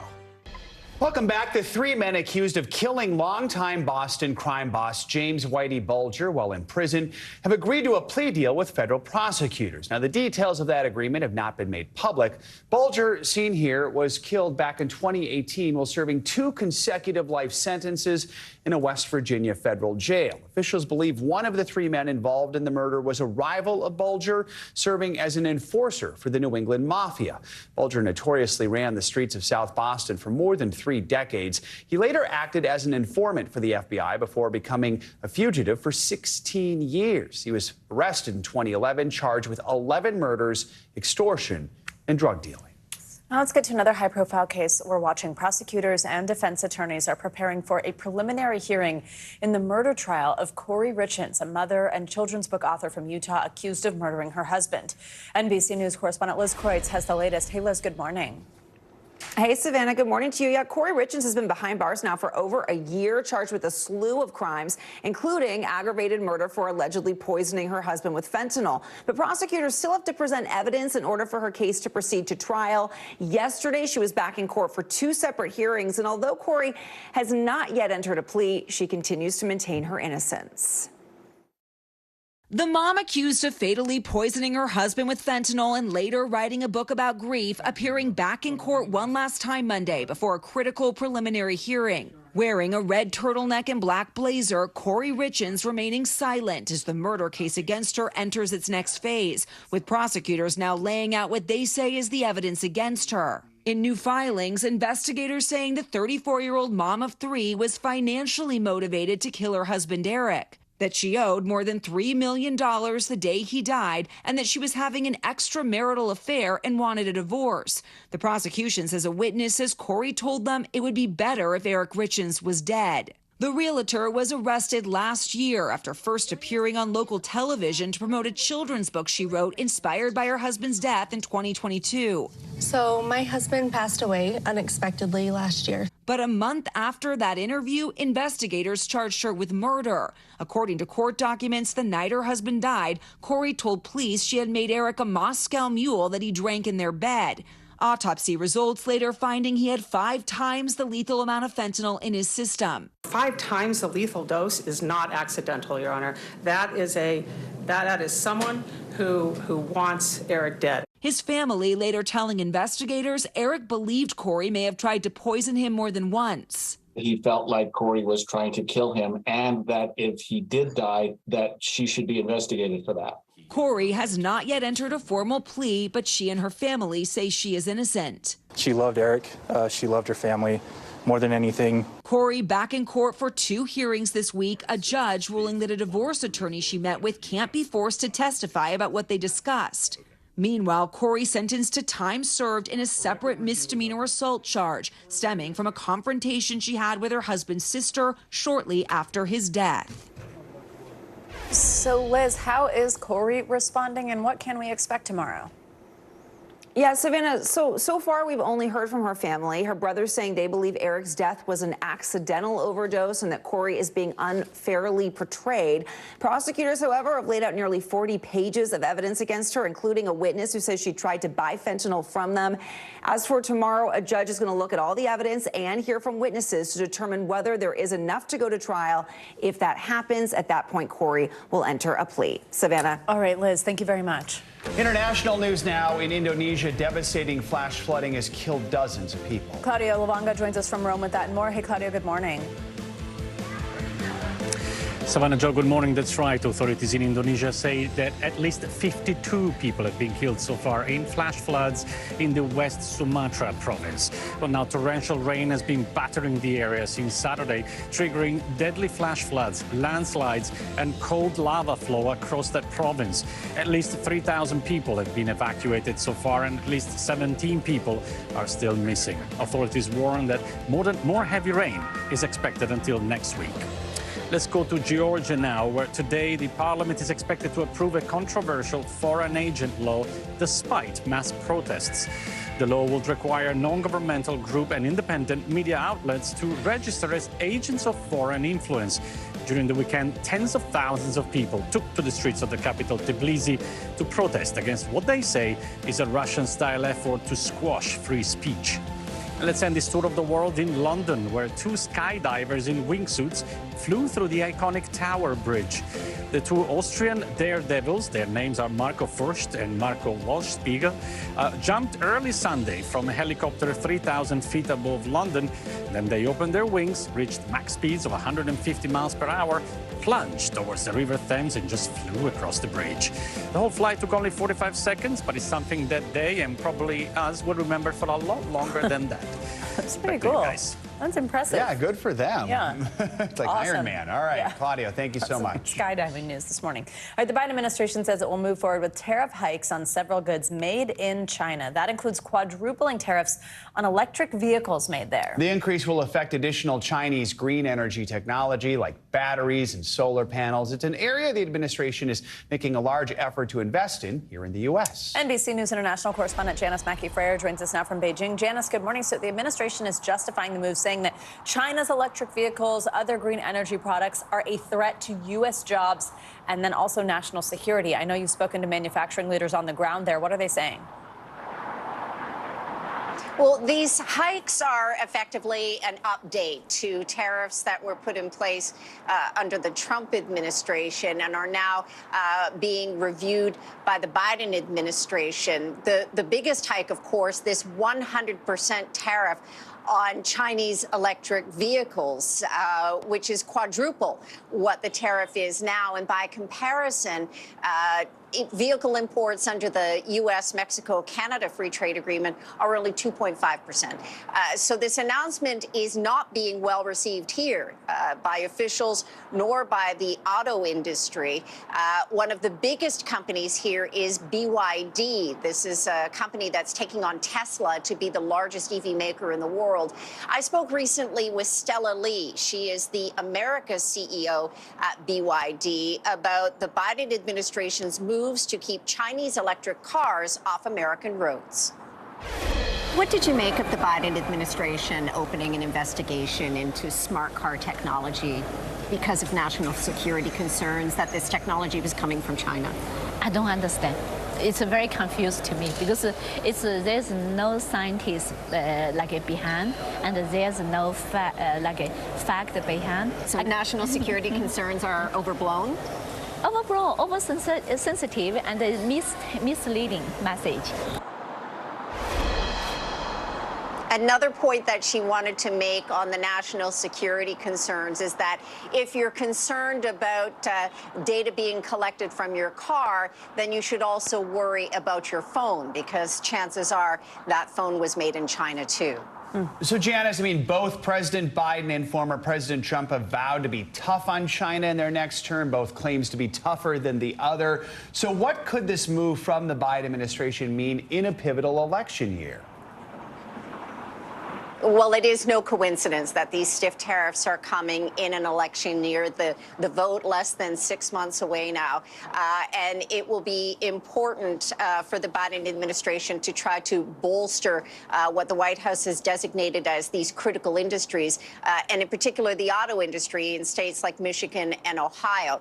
That said, an election has never been turned on the China issue, and it isn't clear the extent to which Beijing is going to retaliate. There was a very swift statement from the Commerce Ministry here accusing the Biden administration of contradicting its commitment to Xi Jinping to not, quote, suppress China's development. But it's also no secret that China's economy is sagging right now, and a trade war with the United States is certainly not going to help it. Janice, electric vehicle models from Chinese automaker BYD, just as one example, they sell for as low as $10,000. I mean, you can barely get a used car for that kind of money in the U.S., never mind a new electric vehicle. So how do U.S. automakers keep up? Well, that's the golden question. And I mean, on BYD's cars and other cars from Chinese electric vehicle makers, I've test driven a few of them, and the quality and design have been seen as really improving over the past decade. In addition to that, the charging network is in place here. So the infrastructure piece is in place for Chinese electric vehicles to thrive in the Chinese market. That said, demand is beginning to sag here, and Chinese EV makers are still making millions of vehicles. This is where the U.S. concern on overcapacity comes in, that there are a lot of Chinese vehicles that now are not being sold here, and they're being shipped elsewhere in the world. They're going to countries in Europe, South America, and Latin America. So this is the concern for the Biden administration on overcapacity. Companies like BYD are also setting up factories in Mexico, so that's raising concerns as well. Just one last quick point. I spoke recently with the former CEO of Ford, and he was saying that trade barriers and tariffs are going to be important to protect the U.S. market, to give automakers in America the time to catch up. Joe and Savannah. All right, Janice, thank you so much. Coming up, a major shakeup to one of the biggest charities in the world. Yeah, why Melinda Gates is stepping down from the foundation she helped launch, and what it means for the future of the organization. That's next.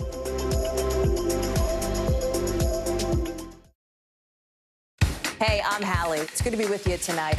What do we know that voters care about? The economy, right? You are seeing that firsthand yourself on the ground there today. This is two things. It is pretty big medical news. It is also a pretty big mystery. And oh, by the way, it's driven by one of the most controversial people in the United States. What's happening? They have tweaked my monitor, and I can see now you are, in fact, soaking wet. I am deeply sorry. My I commitment to apologize Hallie for the many Jackson now questions. will never be questioned.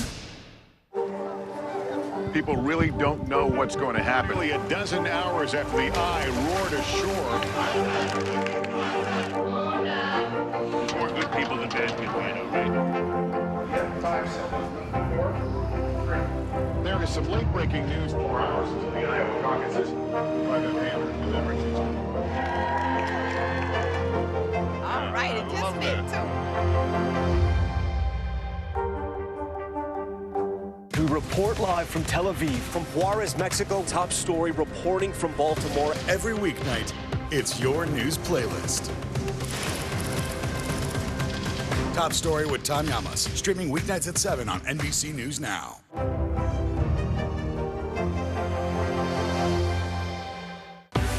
News lives in the now. It's coming at us every second. News is more now than ever. Just outside of the Israeli military headquarters. Now is raw. This tunnel just goes on and on. Now is real. We get to see democracy in action for the very first time in the 2024 race. Now is constant. You gotta see this. Future is now. News for the generation of now is NBC News Now. Fire has grown leaps and bounds. You see behind me is typical. How you doing? Pretty bad.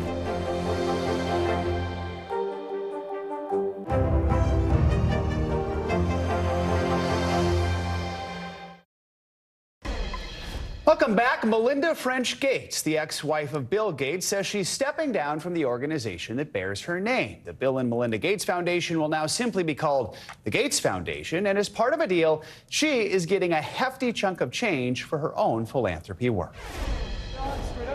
3 years after her divorce from Microsoft founder Bill Gates, a different kind of separation. Melinda French Gates is leaving the foundation they created. This is not a decision I came to lightly, she says. I'm immensely proud of the foundation that Bill and I built together and of the extraordinary work it is doing to address inequities around the world.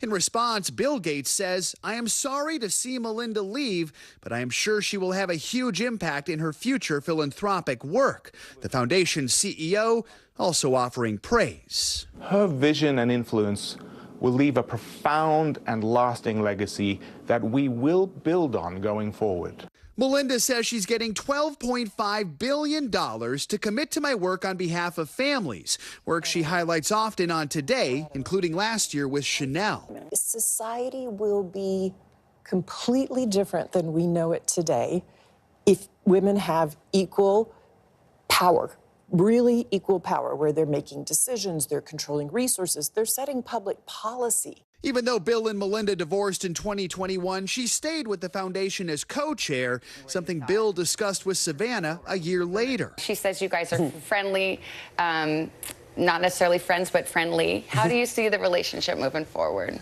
Well, one of the things we built together is the Gates Foundation. Melinda and I love doing that work together, so I feel very lucky that I still have that with her, as well as, you know, we've got these 3 incredible kids. In 2019, another billionaire, Amazon founder Jeff Bezos, divorced Mackenzie Scott, who then pledged to give away more than half of her wealth. So far, she has donated over $17 billion.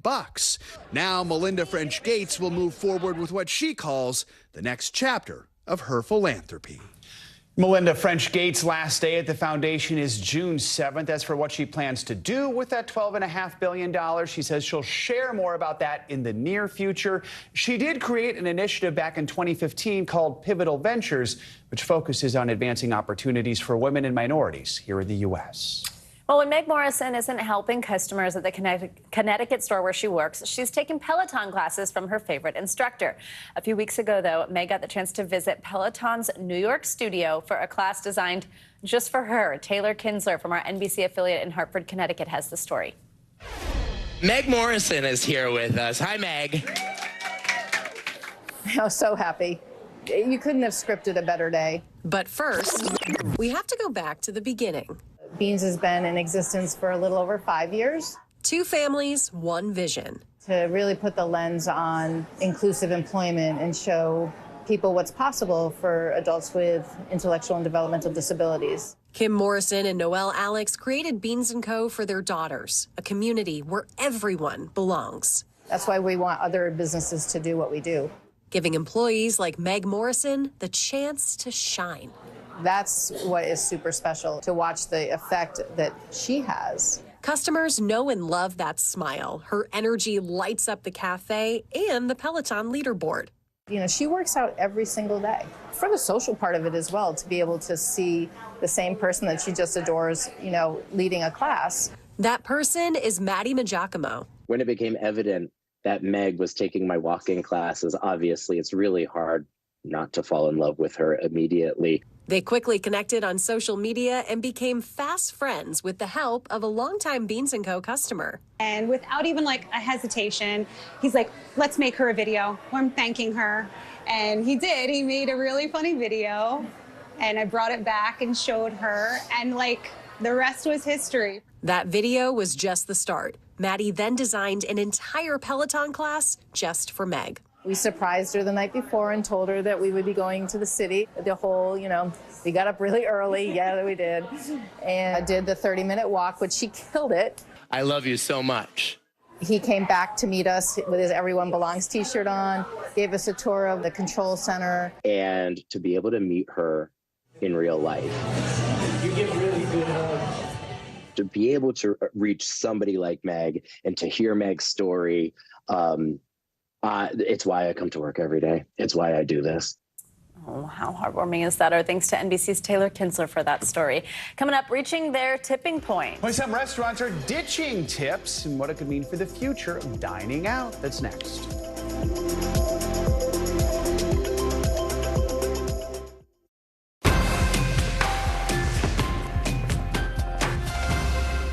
We report live from Tel Aviv, from Juarez, Mexico. Top story reporting from Baltimore. Every weeknight, it's your news playlist.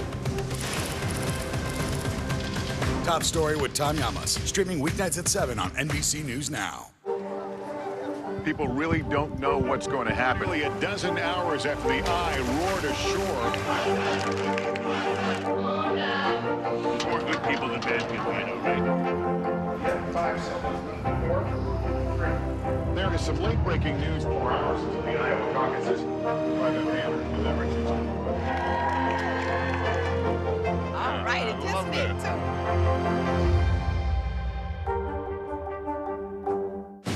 Democracy is happening now. Welcome to a big night that could help shape Republican politics for years to come. Now never stops. It comes down to turnout. Who shows up? Is it going to be that big block of independents? Now is where it counts. What are the issues that matter most to you guys? What did this debate change for you? Their number one issue is the economy. 2024, who's your candidate? The race is on now. The countdown has begun. News for the generation of now is NBC News Now. Nearly a dozen hours after the eye roared ashore. There is some late-breaking news. All right, it just made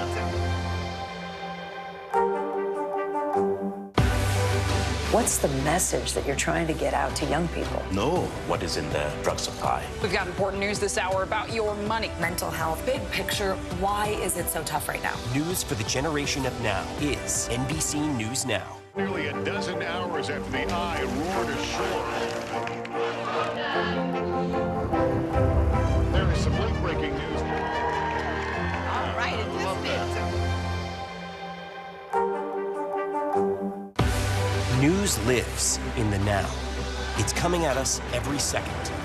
News is more now than ever. Just outside of the Israeli military headquarters. Now is raw. This tunnel just goes on and on. Now is real. We get to see democracy in action for the very first time in the 2024 race. Now is constant. You gotta see this. Future is now. News for the generation of now is NBC News Now. The NBC News mobile app. Get connected to your favorite news shows. For the top stories, breaking news, and live video, download the NBC News mobile app now. We're talking possibly 1 trillion galaxies. Yes. That is a number that is just so hard to compute. Whether it's the moon, whether it's Mars, it feels like we're on the cusp of something big. Welcome back. We're going to take a closer look at the changing culture of tipping. Rising costs and inflation are leading many to feel like it's more of a burden rather than a sign of appreciation. But there is a new push to change the way tip workers get their pay. NBC News business and data correspondent Brian Chung takes a deep dive into what could be the future of tipping. To tip or not to tip?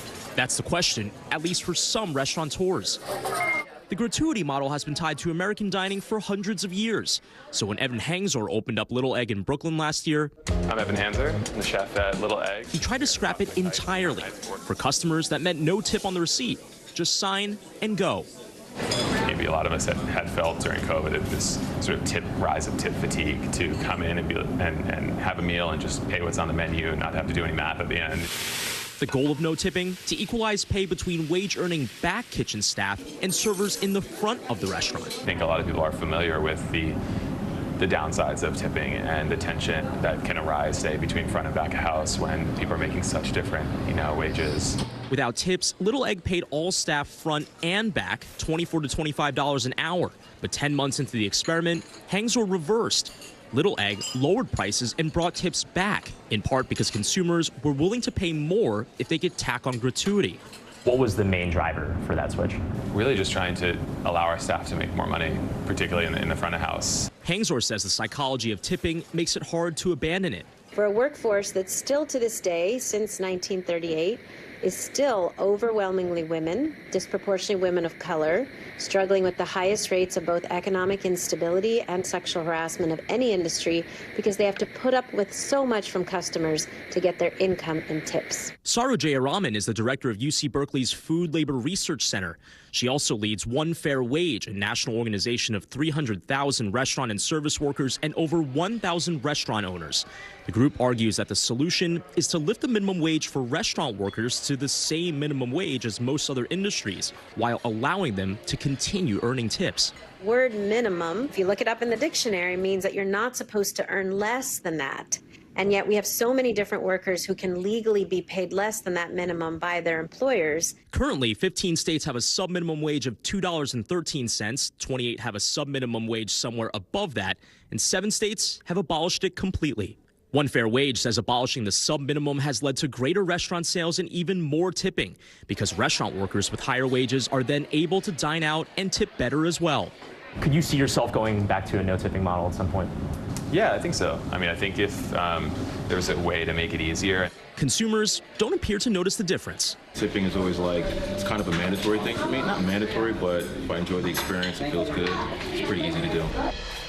And on the matter of how many states have already banned the sub-minimum wage in favor of one fair wage for everyone, including service workers, at least 5 states are considering banning the sub-minimum wage as well this year, which could include ballot measures in a number of other states. So this battle on whether or not you should tip in favor of a model that doesn't include tipping at all, that remains to be seen. All right, Brian, thank you. Now let's get you more money news. Struggling seafood restaurant chain Red Lobster abruptly closed dozens of locations across the country. NBC's Savannah now has that and some other money headlines. Savannah, good morning. Hey guys, good morning to you. Yeah, so Red Lobster has abruptly closed dozens of locations around the country, selling them off in what's being called the largest restaurant liquidation ever. About 50 locations are being auctioned off, including furniture, fixtures, and equipment. Last month, Bloomberg reported Red Lobster was considering filing for bankruptcy due to high costs for labor and leases. TikTok is testing AI-generated search results with a new feature called Search Highlights. The Verge reports the material is created with ChatGPT, and TikTok says it displays content when the algorithm finds it relevant to your search. TikTok is trying to incorporate some of the habits users have developed on the app. Many younger users treat TikTok like a search engine, looking up restaurant or product recommendations in the app instead of using Google. And Roku will exclusively stream Major League Baseball games on Sundays starting this coming weekend. They will air on the Roku channel with no subscription or sign-up required, but you will have to download the channel on your Roku or Amazon Fire device, Samsung or Google TV. Roku will stream Sunday leadoff games, which air before the regular slate starts at 1 p.m. Eastern every week through mid-September. Some good news for fans. There you go. All right, Savannah, thank you so much. So we're going going to go from business news to our next guest, a comedic powerhouse who's in the business of making people laugh through his unique storytelling. Not my strongest joke in front of a professional. There you go. We'll get some tips, don't worry. Ali Sadiq got his start in comedy in one of the most unlikely places, prison. Now on the outside, he's making his mark on the comedy circuit with appearances on HBO's Def Comedy Jam, Comedy Central, and more. His YouTube series, The Domino Effect, and its sequel have racked up millions of views and a devoted following. Part 3 of the special, The Domino Effect series, First Day of School, is out now. As soon as them doors close on that police car, everything that you've ever heard about being locked up comes to your mind right then. Everything you've ever heard. Ali is here with us this morning. Thank you so much for being in studio. Good morning. Oh, thank y'all for having me. Oh, we are so excited you're here. So before we get into the special and hear a little bit more about it, just walk us through getting to this point, how your time and your experiences in prison did influence your comedy now.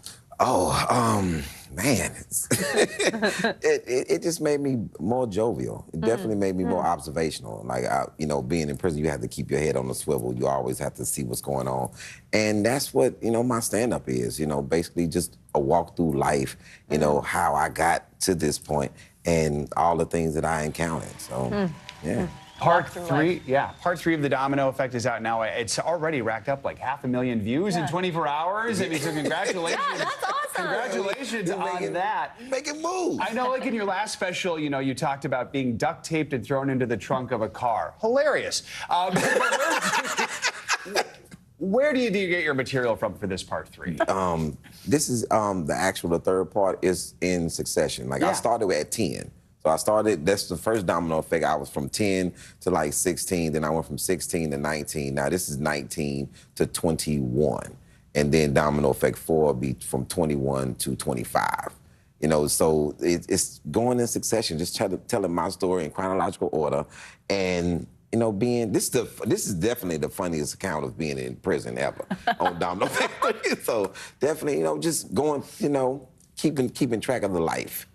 Documenting as it goes. What's it like to get to do that? Even back to your childhood, going down memory lane like that. I didn't even think it was going to happen like this. When I did the first Domino Effect, people asked me, well, what's the next part of the story? So then I did Domino Effect 2, which was Lost. And then so I did 3, which is the first day of school when we first getting incarcerated. And 4 is the sequel, Pins and Needles, the end of it.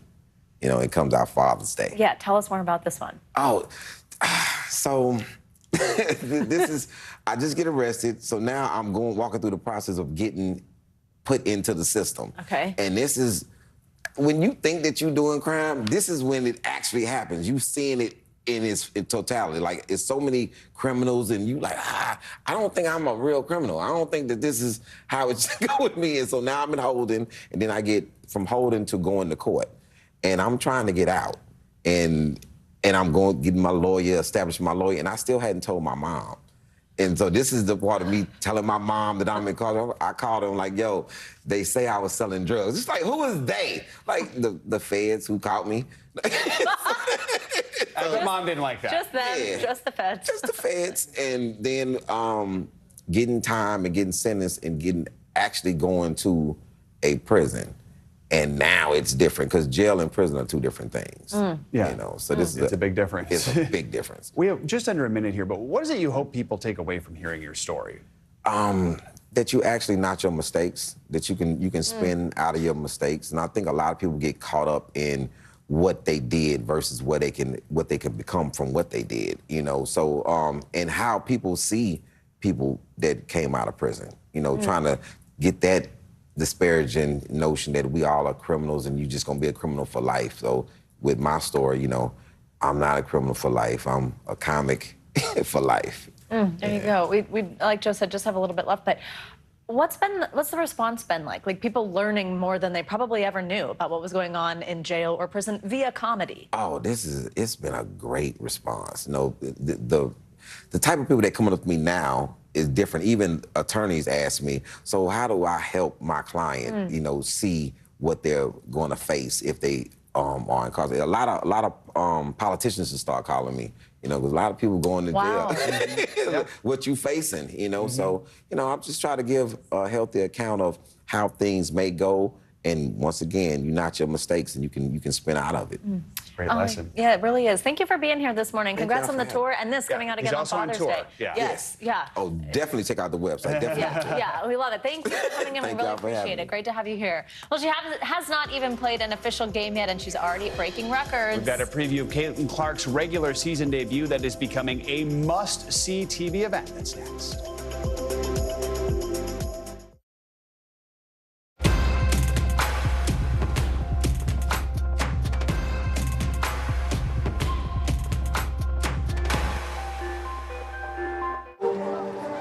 People really don't know what's going to happen. Nearly a dozen hours after the eye roared ashore. More good people than bad people, you know, right? There is some late-breaking news 4 hours into the Iowa caucuses. By the hand delivered. All right, it just me too.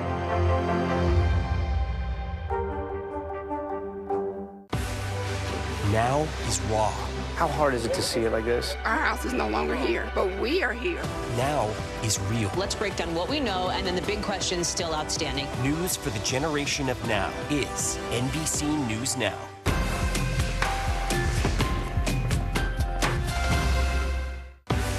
News lives in the now. It's coming at us every second. News is more now than ever. Just outside of the Israeli military headquarters. Now is raw. This tunnel just goes on and on. Now is real. We get to see democracy in action for the very first time in the 2024 race. Now is constant. You gotta see this. Future is now. News for the generation of now is NBC News Now.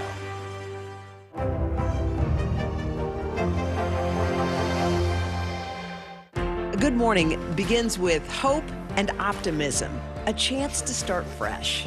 We want to welcome you in to share a moment that brightens your day, because every day deserves the best start. News for the generation of now is NBC News Now. Kristen Welker hosts Meet the Press every Sunday on NBC. Back, actor George Clooney is going from Hollywood to Broadway for his big Broadway debut. But let's just say he's familiar with the material. Clooney will star in the stage adaptation of the 2005 Oscar-nominated drama Good Night and Good Luck, which Clooney co-wrote and acted in. Now, Clooney also co-wrote the play, but instead of playing CBS producer Fred W. Friendly like he did in the film, this time Clooney, well, he's being upgraded. He's been promoted. He's going to take the anchor chair for a spin and play the legendary anchor, Edward R. Murrow. That play set to premiere next year. That is pretty cool. George Clooney on Broadway. There's That would make me already go. cool stuff coming that we're talking about for Broadway next year. There's 400 shows on stage now and more coming in the fall. So You've seen them all. most. Yes. Thanks, Joe. All right, it's finally time for Caitlin Clark's WNBA debut. In just a few hours, the basketball star will suit up for her first regular season game with the Indiana Fever against the Connecticut Sun in front of a sold-out crowd. Here's NBC News national correspondent Stephanie Gosk with more from the arena where it's all going down. Caitlin Clark is no stranger to setting records, and she's already broken another one before her WNBA career officially begins. The Indiana Fever and the Connecticut Sun are to be playing in front of a sold-out crowd here in Connecticut tonight. It's the first time that the Sun have sold out their home opener in more than 2 decades. It's game time once again for Caitlin Clark, this time in the big league. Tonight, the 22-year-old basketball phenom will suit up for her first regular season WNBA game, playing for the Indiana Fever. This is a dream. This is something I wrote down on a piece of paper when I was in like 2nd grade, get a basketball scholarship, play in the WNBA. The weight of the moment not lost on Clark. This is what you kind of worked for and dreamed of, and now you get to put your jersey on for the first real time. While she'll be sporting a new uniform, her number will stay the same. It looks pretty awesome. I love it. Her new jersey already one of the top selling for a draft pick in any sport. The excitement from her record-shattering run in the NCAA tournament has only gained momentum. The Indiana Fever select Caitlin Clark, University of Iowa. Clark and the Fever now enjoying one of the high-profile new changes at the WNBA, private flights for teams. With sold-out games and record merch sales, the Caitlin Clark effect shows no signs of letting up. WNBA preseason games, right, guys? Yeah, right. Have we ever seen national television talk about this? And her popularity has been translating to dollars. According to StubHub, Indiana Fever ticket sales are up 13 times from last season. As for her own earnings, Clark will take home a base salary of just over $76,000 this year. But a deal with Nike will reportedly pay her $28 million over 8 years. This weekend, the Fever celebrating Clark after she missed her graduation from Iowa due to her new gig. Clark's impact now reaching new heights she says she's ready for. I think it'll definitely be a good challenge for me, and I think that's one of the reasons I decided to leave college is just, something new. Some news out of Clark's alma mater, Iowa. Her 63-year-old coach, Lisa Bluter, who's coached for 24 years, is retiring. She's retiring as the winningest coach in Big Ten history. Back to you. Good for her. Stephanie Goss, thank you so much. I Cannot wait to see this. Love that graduation ceremony there, Yeah. Caitlin. All right, that's going to do it for this hour of Morning News Now. Don't go anywhere, though. The news continues right now.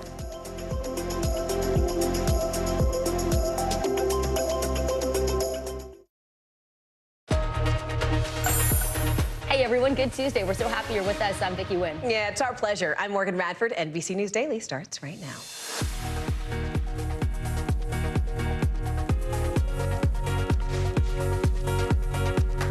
Today, Tuesday, May 14th, back on the stand, Michael Cohen will face fierce cross-examination from Donald Trump's defense team.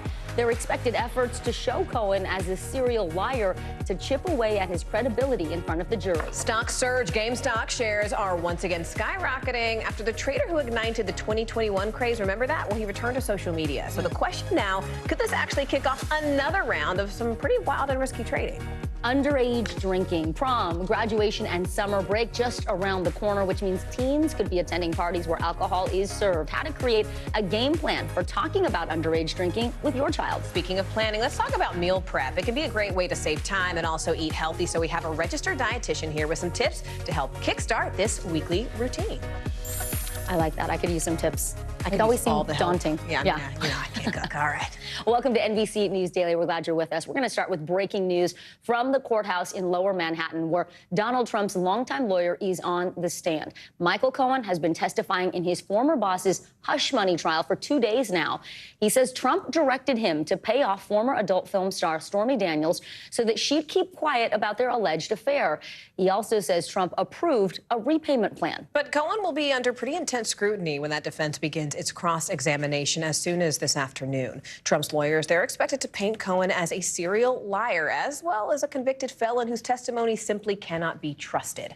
NBC News correspondent Rahima Ellis joins us now from outside the courthouse in Lower Manhattan. Rahima, we talked about sort of the defense strategy. We know that Laura Jarrett was describing today's testimony as sort of slow going, but it's also very legally important, as she mentioned. What are we sort of hearing from Cohen there on the stand? Give us some color.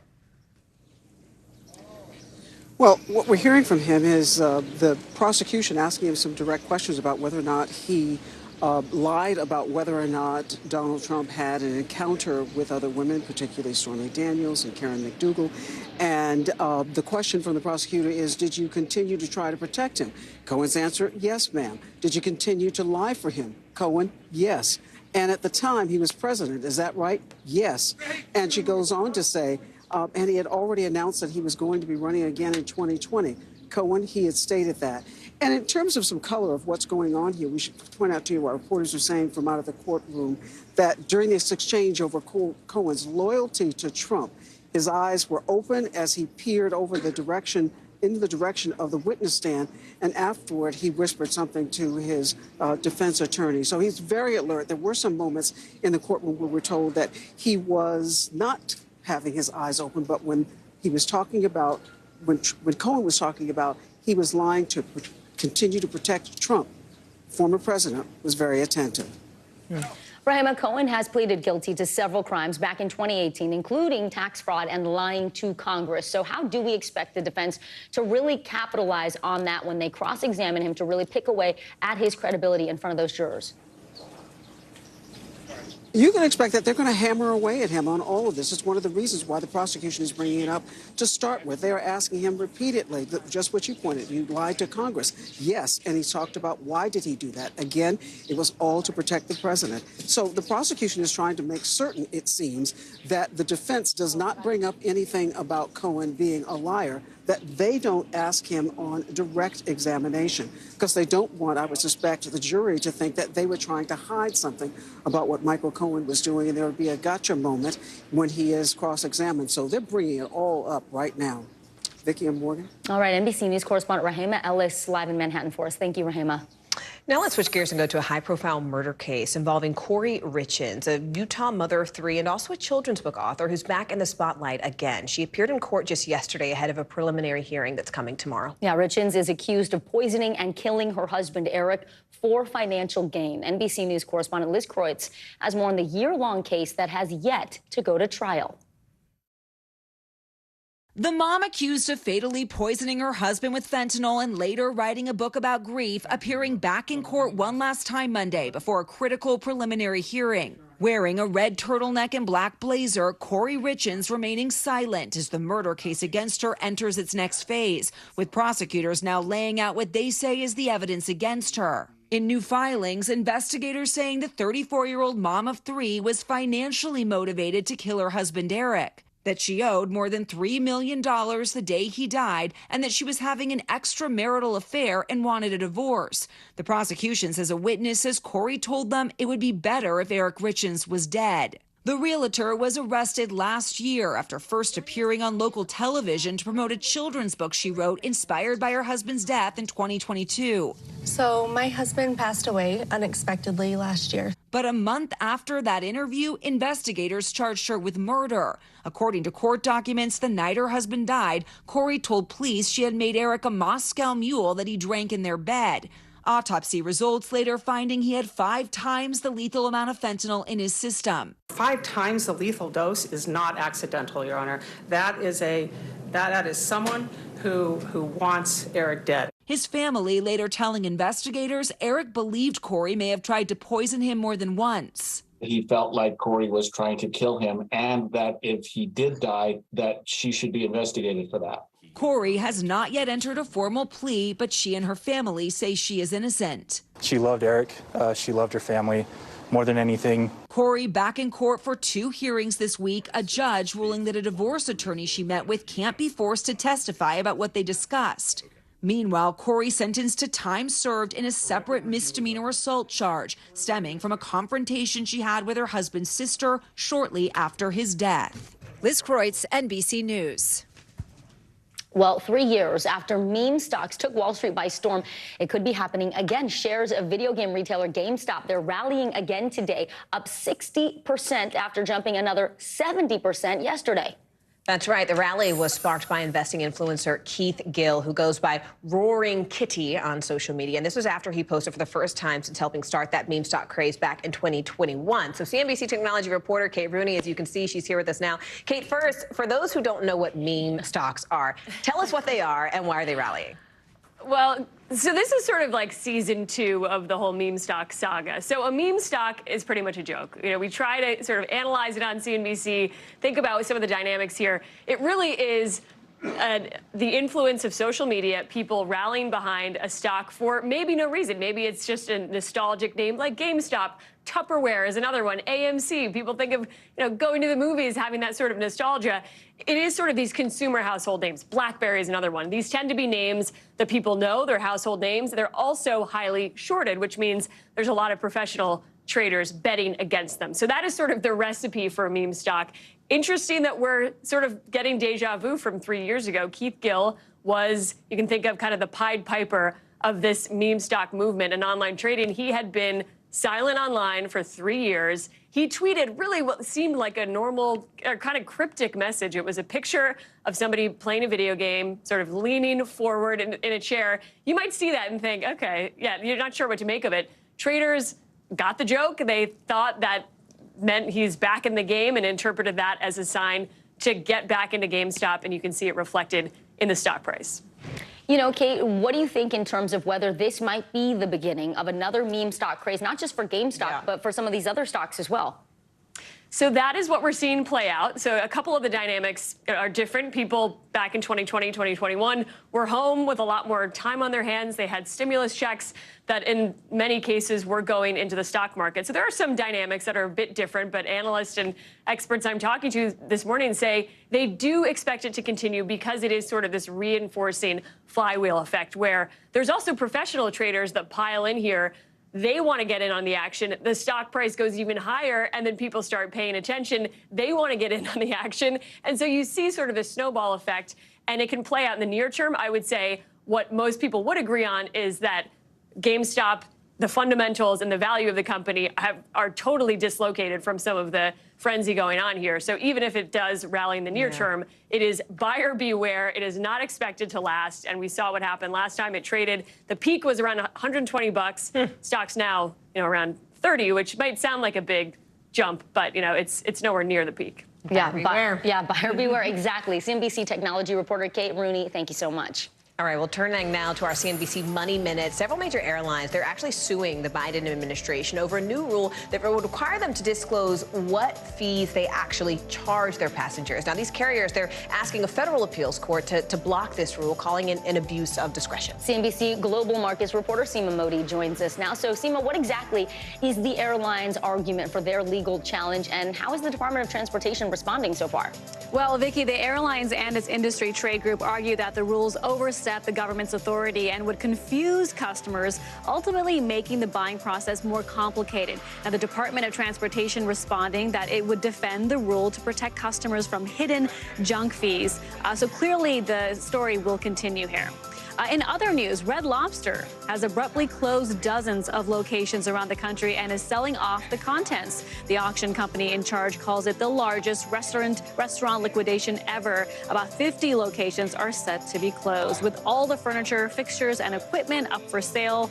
Last month, Bloomberg reported Red Lobster was considering filing for bankruptcy due to high costs for labor and leases. And get this, Kim Kardashian's Skims is celebrating the WNBA with an all-star campaign featuring a roster of the league's stars showcasing its new underwear collection. This is the first campaign since Skims became an official sponsor of the WNBA and NBA in October, and comes as Caitlin Clark is set to make her professional debut when the Connecticut Sun hosts the Indiana Fever tonight. Vicki Morgan. I love seeing all these athletes also meet like female consumers where we already are. I feel like it's bringing so much attention and inclusivity. It's an incredible spotlight, and the game tonight is sold out. All right. So exciting. CNBC Global Markets reporter Seema Modi. Seema, thanks. Thanks. Coming up, the push to remove cancer-causing repellents from firefighter uniforms, how San Francisco is working to ban those so-called forever chemicals and create safer alternatives. You're watching NBC News Daily.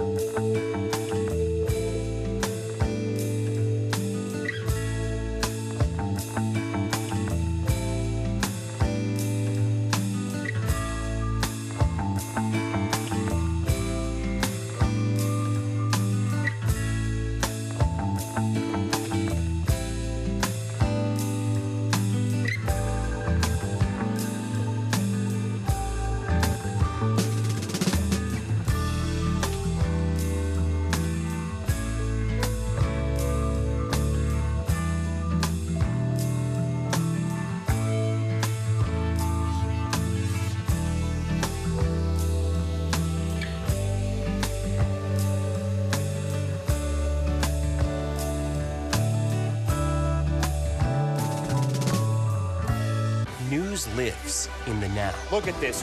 You can't even see anything anymore. Let's break down what we know. You gotta see this. News for the generation of now is NBC News Now.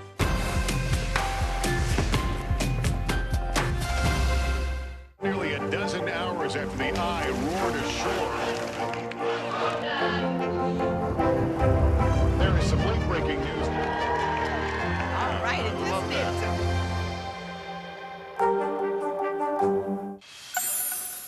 Well, a scary scene at a Louisiana church where parishioners stopped a teen gunman dressed in all black from entering a First Communion service with 60 children over the weekend. NBC News correspondent Blaine Alexander shows us the moments when panic ensued just before he was taken into custody. It was the most sacred of spaces. At St. Mary Magdalene Church in Abbeville, Louisiana, 60 children were poised to take their First Communion Saturday. That this sacrament, when suddenly a man approaches the priest, whispering in his ear. Holy Mary. Moments later, Father Nicholas Dupree abruptly stops the service as chaos erupts. According to church officials, a suspicious person opened the back door. Members immediately confronted him and led him outside, calling police. Authorities say he was armed with a gun. Inside, the video shows clergy members ducking for cover, altar servers scrambling to safety as police rush in, guns drawn, checking for any additional threat. Just get a hold of your child, go slowly. The suspect was a 16-year-old white male, police say, dressed in all black. He was arrested, then taken to a hospital for mental evaluation, charged with terrorizing and 2 counts of juvenile gun possession. Incredibly, police say there were no injuries. Hallelujah. The scars were clear. It bears a shocking similarity to yet another close call last week at a Pittsburgh church when a man approached the pulpit and aimed directly at the pastor, who was spared, police say, only when the gun jammed. Back in Louisiana, the church plans to have law enforcement stand guard at every service going forward, as more houses of worship are forced to mix the power of prayer with the presence of police. Blaine Alexander, NBC News. Well, San Francisco eased one step closer to banning certain firefighter uniforms because they're made with so-called forever chemicals. Those chemicals take longer to break down. They've also been linked to cases of breast, prostate, and thyroid cancers. Begad Shaban from NBC Bay Area has more on the fight to keep these chemicals out of firefighting protective gear. Needed water coming? Lieutenant Magali Sadie is teaching the next generation of San Francisco firefighters about what to expect on the front lines. There you go. Our whole job is to work under pressure, manage your emotions and your fears, and get the job done. Regardless of how dangerous it may be. Regardless. That includes the risks they can see and the ones they can't. Sadie is a 2-time cancer survivor. Here in San Francisco, female firefighters have a 6 times higher rate of breast cancer than the national average. For first responders, ongoing exposure to smoke and other chemicals is so serious. The WHO classifies firefighting as carcinogenic. And in recent years, studies have shown even the pants and jackets firefighters wear are made with materials known to cause cancer. So-called PFAS are added to fire clothing to repel flammable liquids and resist extreme heat. They're known as forever chemicals because they don't easily break down once absorbed in the skin. To put something in the equipment to people who are already there to risk their life for you seems really malicious. We're tired and we're dying. On the steps of San Francisco City Hall, behind a mound of uniforms, firefighters and lawmakers recently announced plans to enact a first-in-the-nation ban on protective gear manufactured with forever chemicals. It is morally right and it's financially right. But alternative gear that doesn't use PFAS still isn't widely available, even though the potential health hazards have been known for years. The Firefighters Union blames industry standards released by the National Fire Protection Association, saying they favor the use of fabrics that contain forever chemicals. In a lawsuit, the Firefighters Union accuses the NFPA of being reckless and deceptive, which the NFPA denies, calling the allegations misguided and ill-informed. The NFPA tells us it doesn't create or dictate standards, but instead relies on expert volunteers, including the firefighting community. New PFAS-free uniforms are now being tested at fire departments in at least 5 cities, including San Francisco, where firefighters say so far they're just as effective repelling flames. So that char goes all the way through. Chemists at NC State are currently testing if those alternative fabrics are reliable with long-term use. We don't want to just trade one hazard for another.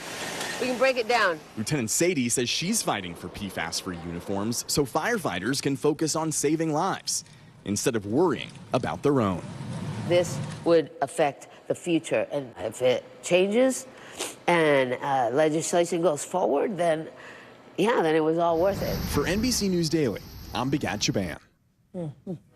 Later on this hour, a deadly crash involving farm workers in Florida. We're going to tell you everything we know right now about that investigation, as well as the 8 people who died. Stay right here. You're watching NBC News Daily.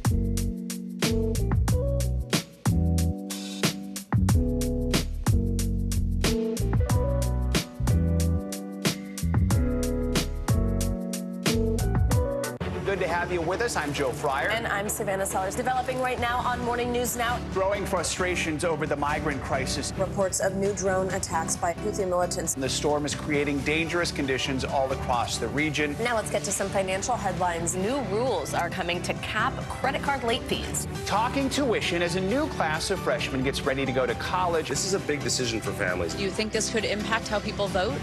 100%. Morning News Now, streaming weekdays at 7. A World War II veteran from Texas is back in the Guinness Book of World Records. He's claiming the title of the world's oldest skydiver at the age of 106. NBC News correspondent Rahima Ellis shows us how he's proving age is just a number. For Texas centenarian Al Blaschke, his daredevil days took off in his golden years. Al first trying his hand at skydiving in 2017 as a way to celebrate his 100th birthday. Oh, wow. Wonderful. Pretty amazing. Fantastic. His second skydive at age 103, earning him the Guinness World Record for oldest tandem skydiver. But since then, Swedish great-grandmother Rut Larsson broke that record in 2022. Al upping the rivalry, vowing to take that title back, teaming up with Texas Governor Greg Abbott. He says he'd jump with me. He's a man of his word. The pair jumping from 9,000 feet last November. What do you think, Al? We just broke the world record. I lost my breath. You lost your breath? I can't hardly talk. You're looking good, buddy. Well, I wasn't paying any attention to that. I was just paying attention to what was going on. It was a little bit unusual, a little bit chillier than I'm used to. Now, Guinness World Records has made that attempt official. At 106 years old, Al is still smiling. When you're smiling, the whole world smiles with you. Happy to be back on top of the skydiving world. And every letter I write and every Christmas card I send, keep smiling. Always. We did it. We did it again. We did it again. Rahima Ellis, NBC News. Well, this next story is going to put a smile on your face because a Connecticut woman got a rare opportunity to be face-to-face with her favorite Peloton instructor. So their meeting was all thanks to a local customer who frequents the cafe that Meg Morrison, where she works. Taylor Kinsler from NBC Connecticut shows us the moment they came together for a surprise tribute inside the company's New York City studios. Look at this. Meg Morrison is here with us. Hi, Meg. I was so happy. You couldn't have scripted a better day. But first, we have to go back to the beginning. Beans has been in existence for a little over 5 years. 2 families, 1 vision. To really put the lens on inclusive employment and show people what's possible for adults with intellectual and developmental disabilities. Kim Morrison and Noelle Alex created Beans & Co. for their daughters, a community where everyone belongs. That's why we want other businesses to do what we do. Giving employees like Meg Morrison the chance to shine. That's what is super special, to watch the effect that she has. Customers know and love that smile. Her energy lights up the cafe and the Peloton leaderboard.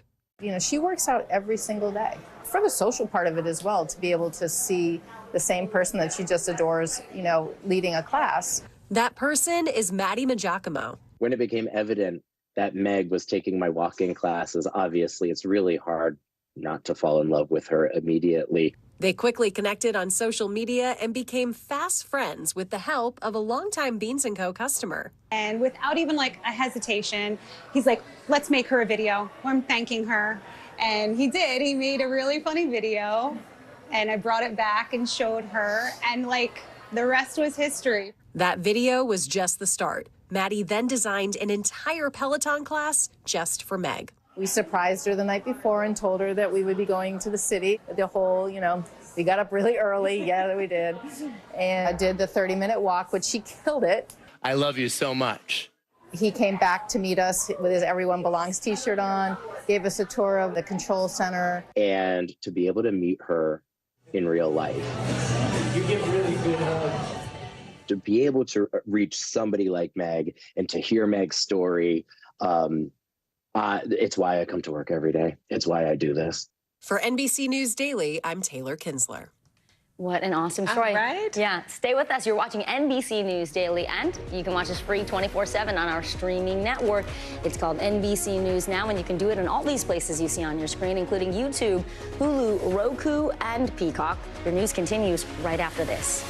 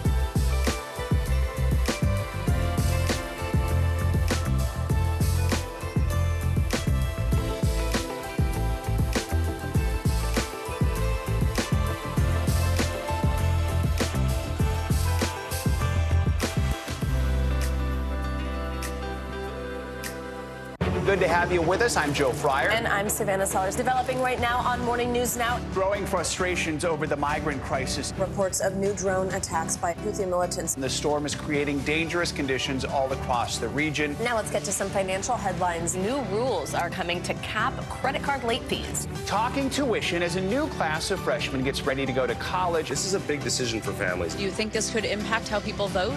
100%. Morning News Now, streaming weekdays at 7.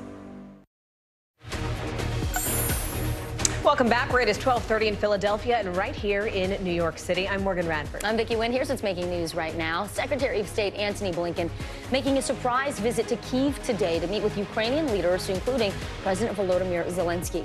Blinken said American military aid is on its way. This comes as Russia has stepped up attacks along the northeastern border near Kharkiv. Zelensky thanked the U.S. for the aid, but said more will be needed. And U.S. officials say that recent troop movement in suggesting Israel could be nearing a full-scale military operation in Rafah. The Israel Defense Forces have reportedly placed personnel along the edge of that city in southern Gaza, but it's still unclear whether a final decision has actually been made to move in. The Biden administration has continually warned Israel against an invasion of Rafah. A large section of the collapsed Baltimore Bridge was demolished on Monday. Crews detonated explosives to move an 8 million-pound piece of the bridge that had been laying on top of the cargo ship that has been trapped in the wreckage. Officials are hoping to move the ship out tomorrow. It has been more than a month since the bridge collapsed, killing 6 people. We are following breaking news right now in Florida, where at least 8 people are confirmed dead. Dozens have been rushed to the hospital after a bus filled with farm workers crashed. You can see that white bus there lying on its side in a field after smashing through a fence. The Florida Highway Patrol says an oncoming pickup truck collided with the bus and the bus careened off the road. NBC News correspondent Guad Venegas is tracking the latest in this case. We have just gotten an update, Guad, from officials minutes ago. What's the latest? What are you learning about this crash at this point? Vicki, Morgan, we know from authorities now that, as you mentioned, the bus went off the road, it went through a fence, and it also collided with a tree before it overturned, as we saw in those images. Now, overall, the sheriff said that about 30 ambulances responded to the scene this morning. Now, they're looking into several things, the road conditions, perhaps the weather. It was actually raining when authorities spoke in this presser just in the last hour, and also what may have caused these 2 vehicles to collide. They were driving in opposite directions. Now, of those who were on the bus, we know that these were farm workers, migrant workers. This is an area in Florida with a lot of agricultural fields. We know that, as you mentioned, 8 people died. 8 of them are with critical injuries. Overall, the number that was initially shared was that about 40 had been taken to a hospital. So there's still a lot of information to be released. Authorities say they are speaking to some of those that were on the bus to get more information, but they do mention that because of the language, there could be some difficulty. There's going to be a language barrier to be able to speak to a lot of the individuals. You know, Guad, we are also hearing, though, from the farm where those workers were actually headed. What are they saying there? So, Morgan, we know that Cannon Farms released a statement today saying they would be closed out of respect for the losses and those injured in the accident. Now, authorities have not confirmed that they were, in fact, headed to Cannon Farms. What we know is that this part of Florida, Central Florida, has a lot of agricultural fields, a lot of workers that come this time of the year, workers from other countries that come with a work visa and are taken to farms on a daily basis on buses. So this is common to see buses like this one, and usually these are school buses that are painted white that are used by the companies to transport them to different farms. Often these workers will work for one company, they will subcontract to go to one farm or another. So we're still waiting for official confirmation of what farm they were headed to, but we do have that statement as of now, which we are trying to confirm with authorities. Morgan, Vicki. All right, NBC News correspondent Guad Venegas. Guad, thanks. Well, the former interpreter for baseball star Shohei Ohtani is expected to plead not guilty today to bank and tax fraud. He's set to be arraigned in federal court in Los Angeles later this afternoon. Yeah, now, to be clear, the move is essentially a legal formality. In fact, prosecutors say that Ipe Mazarahi already reached a plea agreement after being accused of stealing nearly $17 million from Ohtani. That was to pay off his own sports gambling debt. So following all of this for us, we have David Noriega, who's live for us in L.A.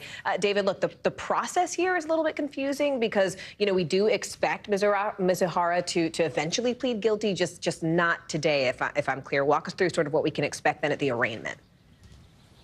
That's right. So this hearing, like you said, is really just a formality, and it's an odd sort of wrinkle of the justice system that because this hearing is before a magistrate judge who does not have the authority to formally receive a guilty plea, Mizuhara basically has no choice but to plead not guilty. That will lead a future hearing to be scheduled, and that's the hearing at which he will actually formally enter this guilty plea. Now, we know, because prosecutors have said so, that Mizuhara has agreed to plead guilty. That also means that the basic facts of this case are not really in dispute. Mizuhara is alleged to have placed, over the course of about 2 years, more than 25, or an average of about 25 bets per day.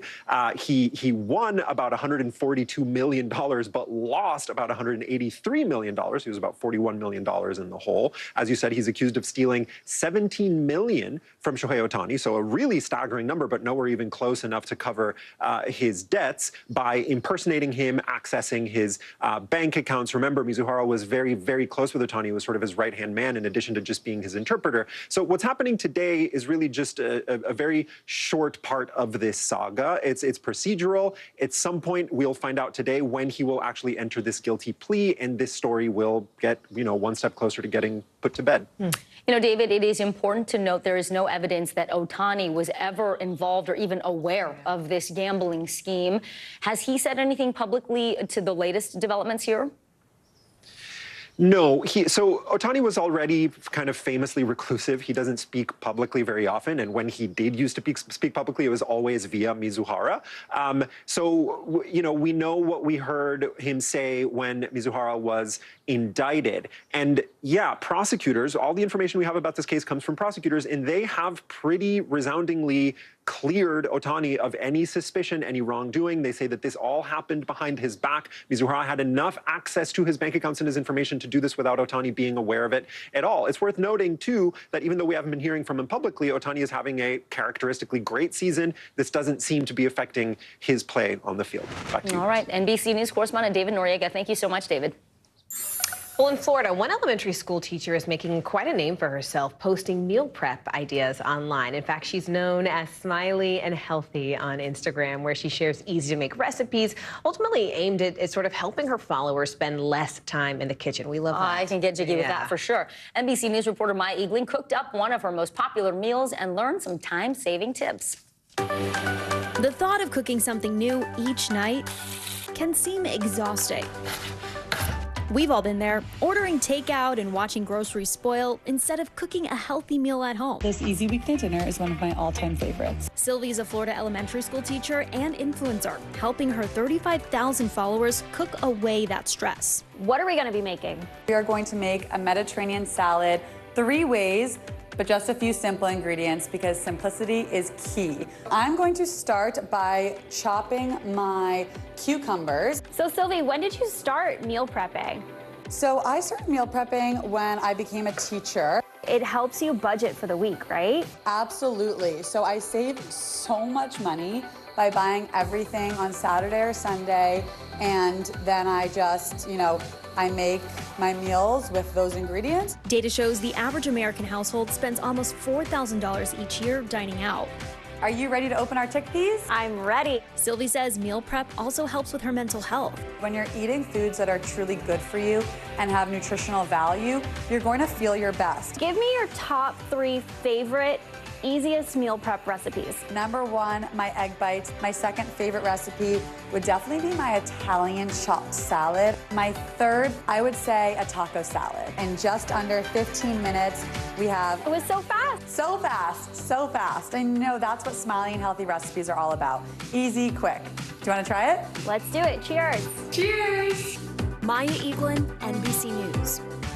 As if we weren't hungry enough during the lunch I hour. know. Joining us now with more tips and tricks for meal prepping is registered dietitian Amy Goodson. Amy, it is so good to see you. Listen, we have all been there, right? You get home, you're tired after work. The last thing you really want to do is make a whole new meal. So let's talk about this idea of meal prepping on a Sunday or whatever is the start of your week. How do you do it successfully and stick to it? So first thing, you have to put it on your schedule. Meal prep does not just happen. So you really have to set aside some time, Put it on your schedule. And really, the main tip is make it simple. No need to be Martha Stewart. Just start with some simple recipes and then build that into a habit so that you can get into doing it every single week. And then I always encourage people to get your friends and your family involved. So there's research that suggests that if you have kids, getting them involved in the meal prep process will actually help them eat the food. If you're single, meal prep with a friend, you can save time, money, and makes it a little more fun. And socialize. Love that. Definitely. Love that. You know, it's interesting because besides just the physical benefits, there's actually mental health benefits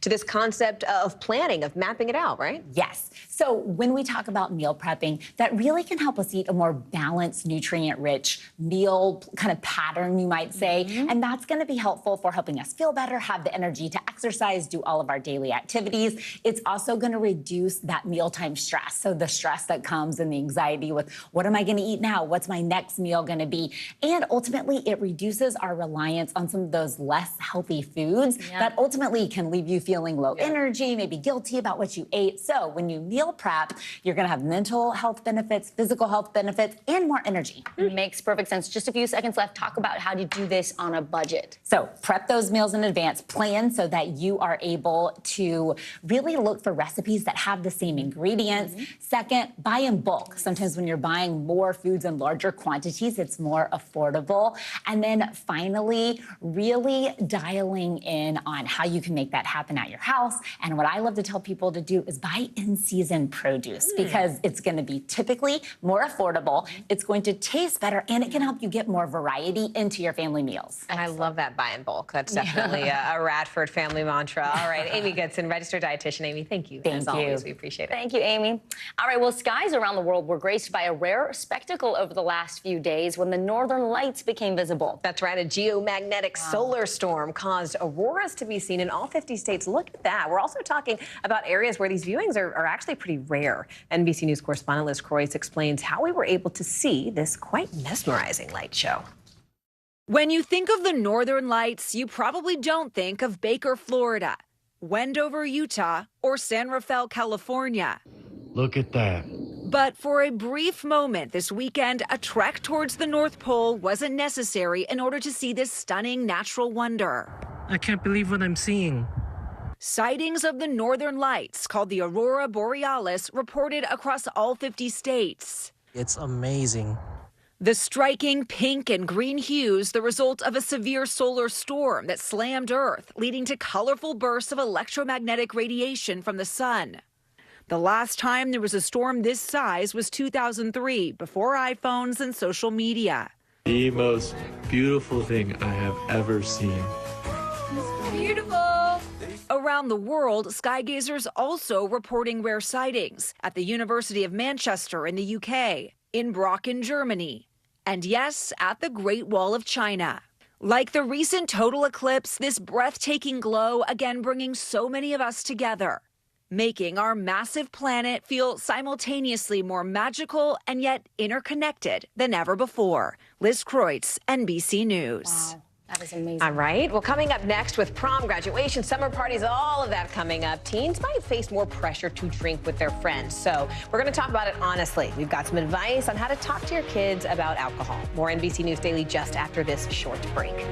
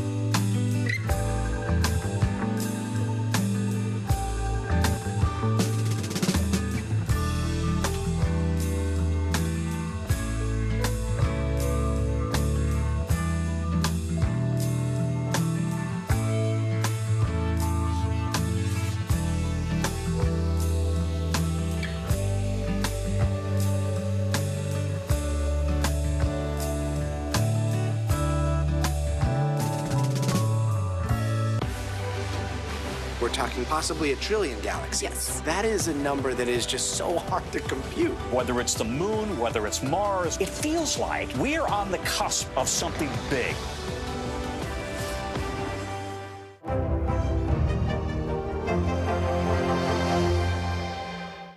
Good morning begins with hope and optimism, a chance to start fresh. We want to welcome you in to share a moment that brightens your day, because every day deserves the best start. Well, it's hard to believe, but we are in the home stretch of this school year, which means a lot of prom, graduation, and pre-summer break parties. Yeah, they're popping up on the calendar. And with these celebrations can come increased pressure for underage drinking. Yeah, and the #1 reason kids decide not to drink is actually their parents, according to the Substance Abuse and Mental Health Services Administration. And their experts say that you should start talking to kids about alcohol before they're even old enough to drink. Author and founder of This Naked Mind, Annie Grace, is here to help parents kickstart those conversations. And This Naked Mind is a book, and it's also a podcast that helps really empower and educate people about alcohol. Annie, I'm really excited about this conversation because I think regardless of the time of year, it's an important thing that we talk about, right, as adults, but certainly with young people who are coming up. You've talked about your personal battle with alcohol, but also why you think it's so important to be transparent and vulnerable about that. Can you tell us more? Absolutely. I think the most important thing, especially when we're going through our own struggles, is to be honest and transparent with our kids, because our kids are watching what we do. And if there is a level of disingenuousness where we're doing one thing and saying another thing, they're going to ask about that. And if we're not honest with them, we lose trust, we lose rapport, and then we stop them from talking to us at all. And I think the goal we want is just to keep our kids talking to us, even no matter what that conversation is, as long as the dialogue is actually happening. That is so true. Can you give us, Annie, some specific examples that parents can share when they are bringing up this topic of alcohol and talking to kids about underage drinking? And also this idea that, you know, some parents might not be on the same page as you. They might say, oh, it's okay for the kids to drink as long as they're at my house. How do parents have that conversation and combat that kind of thinking if that's not their philosophy? Well, studies actually show that if parents are really permissible, like drink at my house, it increases drinking later in life for the kids. So that kind of just out of the gate has been shown to not be as helpful. But I think one of the things that's really important is that our children are so intelligent. Like, they are so much more interested in the brain, in well-being. And so being really honest with them, being respectful of them, treating them like the adults that they are and are becoming, and empowering them in that way. And I just frame it through what I wish I would have known before my first drink. I wish I would have known that a drink actually makes me feel good for a few minutes, 20 minutes, and then it makes me feel bad for 2 to 3 hours because of how the dopamine works in the brain. I wish I would have known that it can actually steal my joy by making other things less fun, because your brain builds a tolerance to normal, pleasurable experiences. And when kids are educated with that type of information, then they become empowered, because the real goal is that we want our children to be able to leave our house making the right decisions, because we don't really have as much control as we think we do. Yeah, I'm so struck by what you said, especially when it comes to empowerment, because there's also the other side of that coin is a consequence, right? And I remember so distinctly once when I was a teenager, my father, I was like, hey, look, I was really honest with my parents. I was like, I want to go to this party. I know there's probably going to be drinking. Like, are we good? And he was like, well, what do you think? You know, if the cops come and you're there, like, what happens? Are you comfortable with that choice and the consequences? Like, you tell me. What do you think is the line between punishment and influence? How do you make that distinction as a parent? Well, I think the really important thing is to ask yourself, what is this action going to do once they leave my house? Because what your dad did with you allowed you to think for yourself. Whereas if there was just consequence, like don't do it, all they're going to do is say, okay, well, I'm just going to save that up for when I'm in college. Then I have no rules. Then nobody is looking over my shoulder, because the illusion we think we have of control is just that. It is an illusion. Quickly before you go, what about marijuana? Teenage marijuana use is up quite a bit, highest level in 30 years. What do people need to know about that? So obviously, marijuana is not as harmful as alcohol, but to the teenage brain, it can be quite harmful. The prefrontal cortex is what is affected most by marijuana, and that's the last thing to develop. So at least wait till you're 18. The brain really doesn't develop till it's 25. So the longer kids can wait on that, the better for their future. All right, author and founder of This Naked Mind, Annie Grace, thank you so much for joining us. We appreciate you. Thank you. And for more tips on how to have these kinds of conversations, you can go to talkwithyourkidsabout.alcohol.com.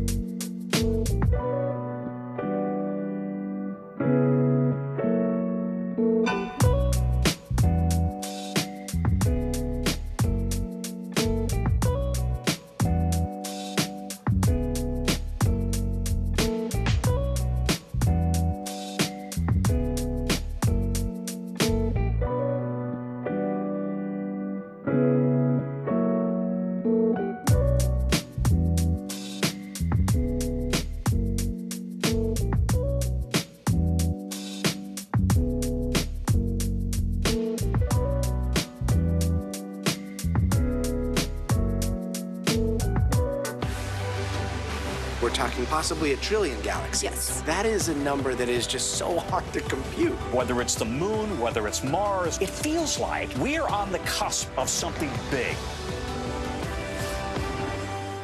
Kristen Welker hosts Meet the Press every Sunday on NBC.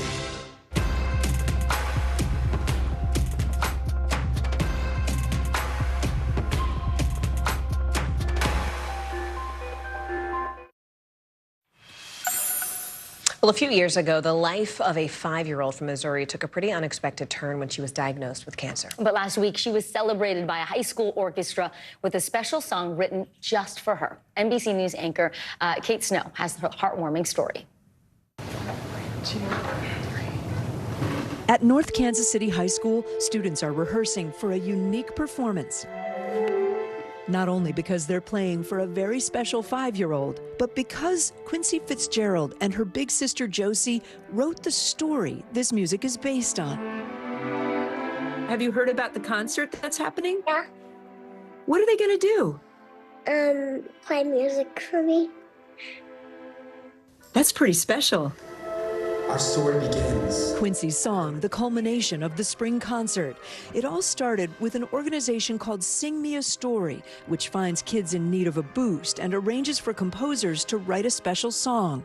Quincy was diagnosed with leukemia 2 years ago. She was so young when she got diagnosed, and it was the worst time of our lives. And all I wanted was for her to just be on the other side of this. Sing Me a Story asked Quincy and Josie to write their book to inspire the music. The Adventures of the Fitzgerald Family includes moments of joy, like Quincy's love for the family trampoline, and superheroes that have given her strength while in the hospital, like Spider-Man. The high school performance, including student animations and even narrators. Just as they finished their meal, another rainbow portal appeared right in front of them. It's all about the power of music, says the orchestra's director, Sherry Yoder. I want to take my students outside the classroom with music. I want them to understand that music is for sharing.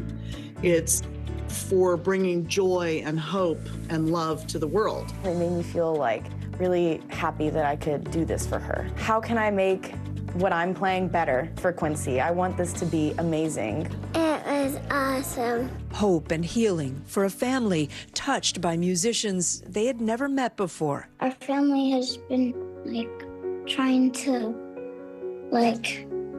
be brave for Quincy.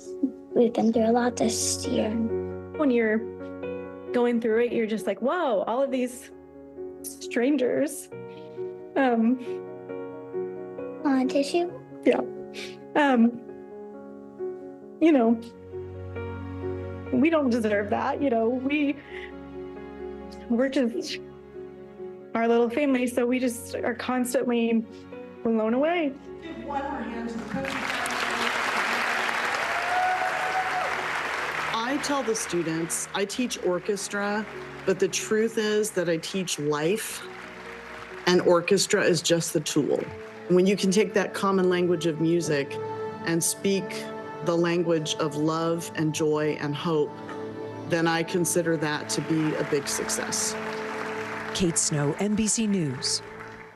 Man, Teacher Appreciation Week was last week, but we got to keep it going. That was amazing. Kate, thank you for that. Well, here's what's trending right now. George Clooney will be making his Broadway debut as Edward R. Murrow in the play Good Night and Good Luck. The play is an adaptation of the 2005 film, which Clooney co-wrote and directed. The play will portray the period when Murrow's reporting brought him into conflict with U.S. Senator Joseph McCarthy's anti-communist efforts back in the 1950s. It will debut next spring at the Schubert Theater. In a press release to The Hollywood Reporter, Clooney said he is honored to be coming back to the stage. Very cool. Well, Childish Gambino will be going on world tour for the first time since 2019. Now, if you remember, Gambino took a 5-year break from the music scene, spending his time on focusing on acting and producing his career. Gambino's new album features Ariana Grande, 21 Savage, Summer Walker, Young Nudy, you name it. Gambino also said he has plans for a second album this summer. That tour will kick off in Oklahoma City in August and will wrap next year in Perth, Australia. He is so lyrical. He's clever. I know. Very clever. And then as an actor, he's Donald Glover, right? Yeah, he is. But all right. Childish is, yeah. Well, for the first time in more than 20 years, Paris Hilton and Nicole Richie are reuniting on a new reality show on Peacock. Hilton posting on Instagram, "New era, same besties." The pair formerly starred in the show The Simple Life. It debuted in 2003 and followed the two wealthy socialites as they did various jobs. They did everything from farming to working as camp counselors. It's not clear yet when episodes of this new show will air, but man, that original one had a real cult following. Yeah, I remember those like back in the day, right? Yeah. All right, I'm Morgan Radford. I'm Vicki Wynn. You are watching NBC News Daily. Watch us for free on NBC News Now. Stay with us.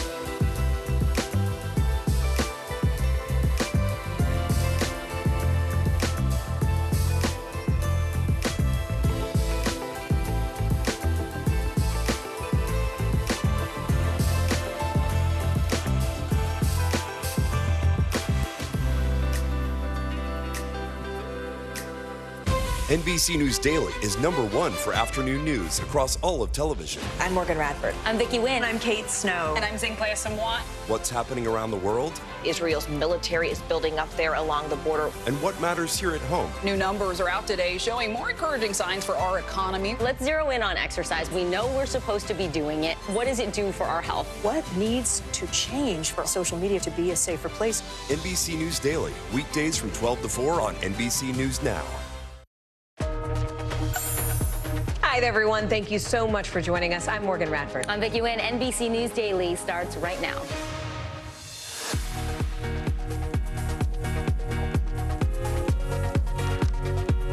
Today is Tuesday, May 14th. New testimony. Michael Cohen back on the witness stand in the criminal trial against former President Donald Trump. What he's saying about an alleged hush money scheme as the defense prepares for its cross-examination. Actor assaulted Steve Buscemi, punched in the face in broad daylight on a street in New York. The latest on the investigation and how the city is handling these random acts of violence. Unpaid fees. The charity founded by Prince Harry and Duchess Meghan Markle now listed as delinquent in the state of California. We're going to talk about why a potential mix-up could be to blame. Digestive disorders. For many people, stomach issues can be difficult to talk about, even with doctors and nurses. Coming up, we're going to break down the importance of gut health and what you can do to keep yours in check.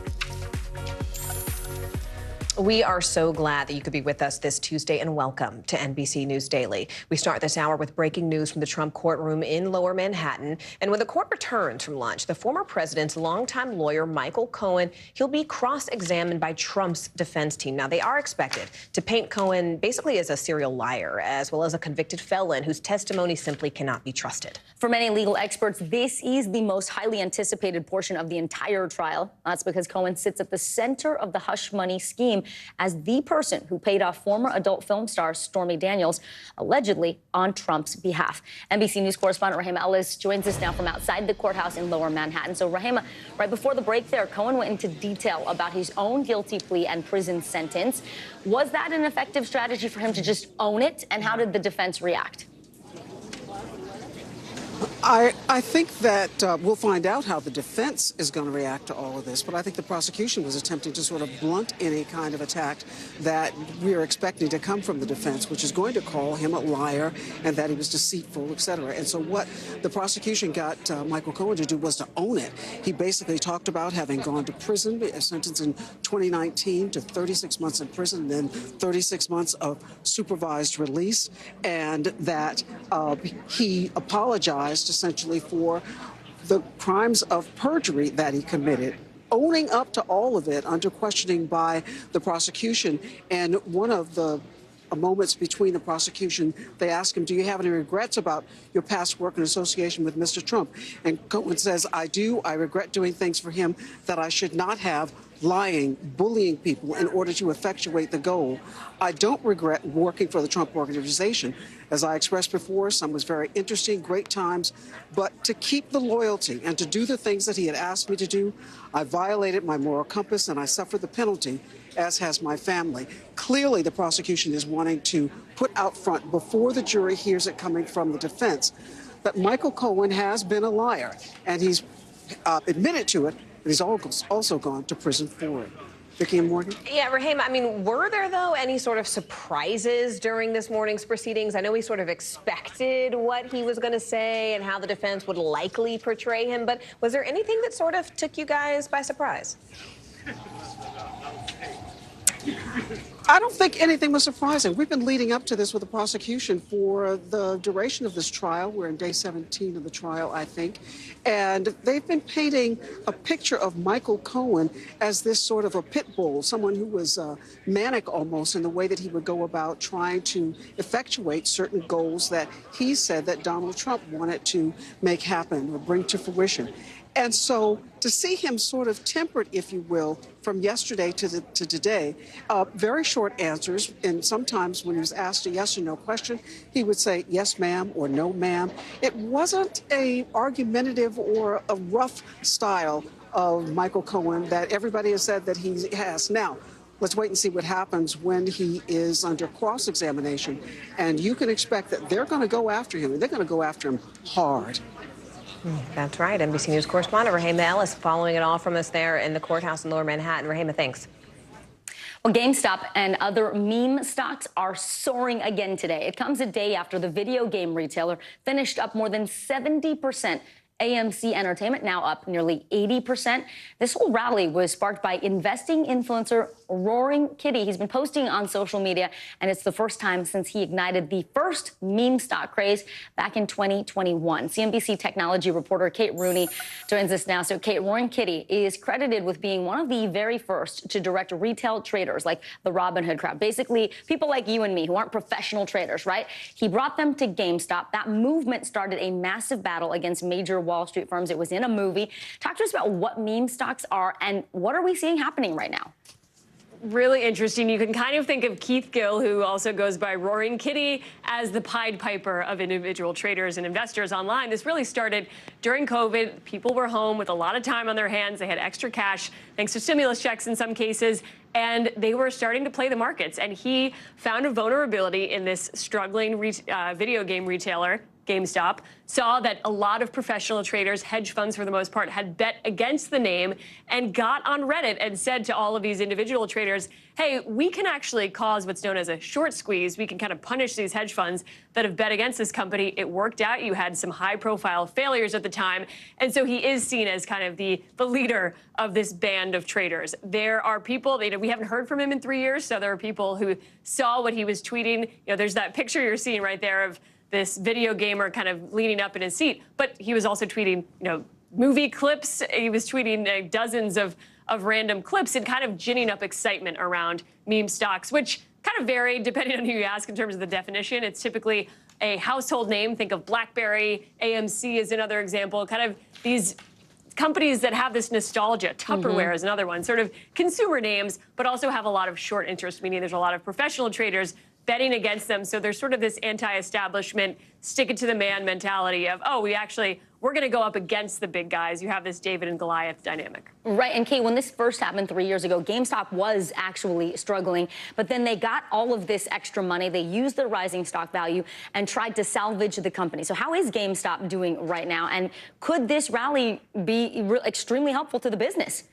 Well, it is seen as very good news for CEOs if your company does become a meme stock in some ways, because you're able to sell stock, to raise money, and to get a lot of free advertising. I mean, these companies become household names, not only because, you might know them as a video game retailer, they're really known as a meme stock. So in that sense, it's helped the finances, but I don't think there's anybody on Wall Street that would look at this company and say the fundamentals are that much better than they were 3 years ago to justify this type of rally, but incrementally better. And so things are looking a little better, but it is still a struggling retailer. All right, we'll be watching, and as you said earlier, it's a buyer beware when you try to jump into these meme stocks, because if everybody bails, then your stock is worth not so much. CNBC technology reporter Kate Rooney, thank you so much, Kate.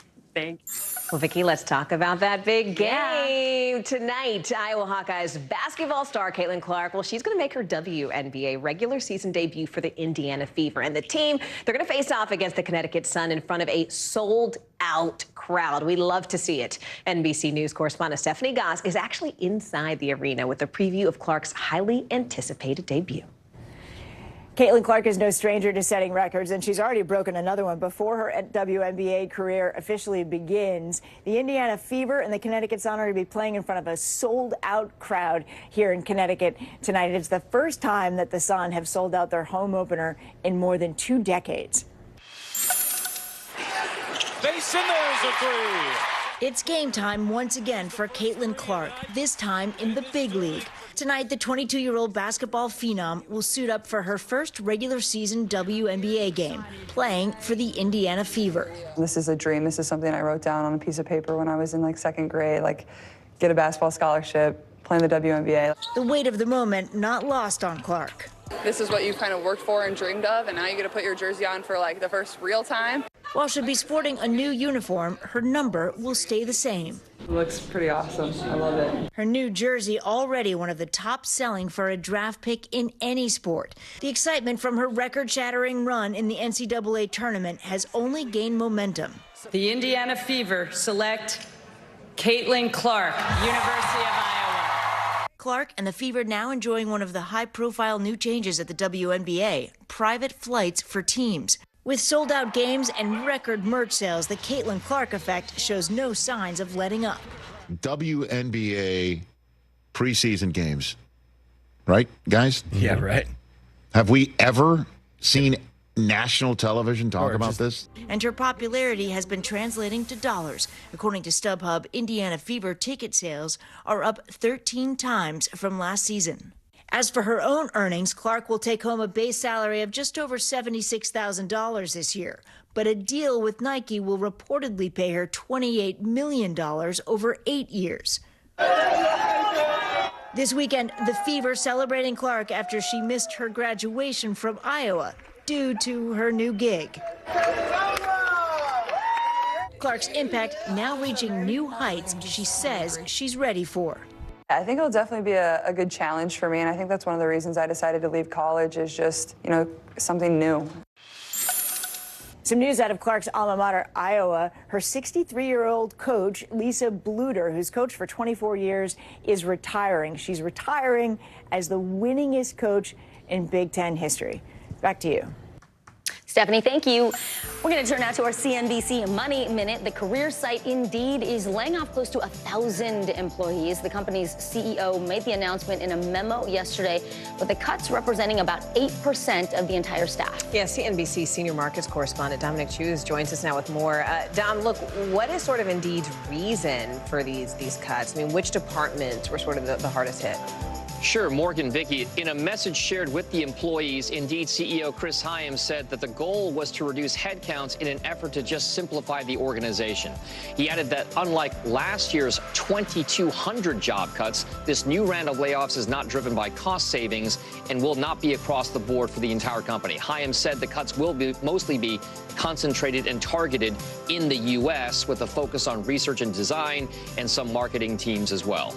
Meanwhile, on the social media front, TikTok is using generative artificial intelligence to bolster its search results. The AI suggestions are now labeled as AI search highlights and appear at the top of some results pages on TikTok. Those changes come as some users turn to the platform to search for business recommendations, tourist tips, and other topics instead of using traditional search engines like Google. And streaming news. Roku announced this week it will stream some Major League Baseball games for free. The streaming service secured multi-year rights for MLB Sunday leadoff games beginning this next Sunday with the Boston Red Sox at the St. Louis Cardinals. Peacock, which is the streaming company owned by our parent company, NBC Universal Comcast, previously held those rights. So you'll get to watch baseball on streaming pretty soon, guys. It's, again, the next evolution. It just keeps coming. Yeah. I know. Well, you a big baseball fan? Will you be watching the stream when it becomes available? You know, I am, but these days I don't have much time to watch as much baseball as I want to, so I'll see what I can catch when I can catch it. I know, those pesky kids and families, right? All right. CNBC senior markets correspondent Dom Chu. Thank you so much, Dom. Sure. Superstar Kelly Clarkson is shutting down rumors that she used Ozempic to lose weight. What she's revealing about her weight loss journey when we come back. You're watching NBC News Daily.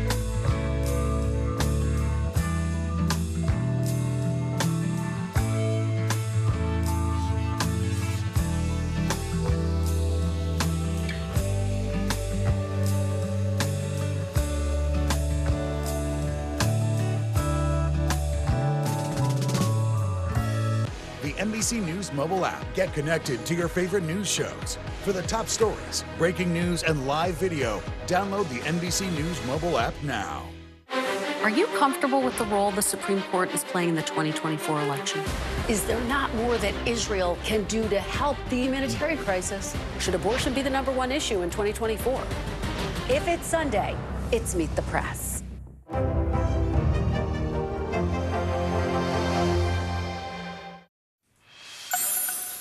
In New York City, police are searching for the man who allegedly punched actor Steve Buscemi in the face last week. NBC News correspondent Emily Aketa has more on this case and the growing concerns over a recent string of unprovoked attacks throughout the city.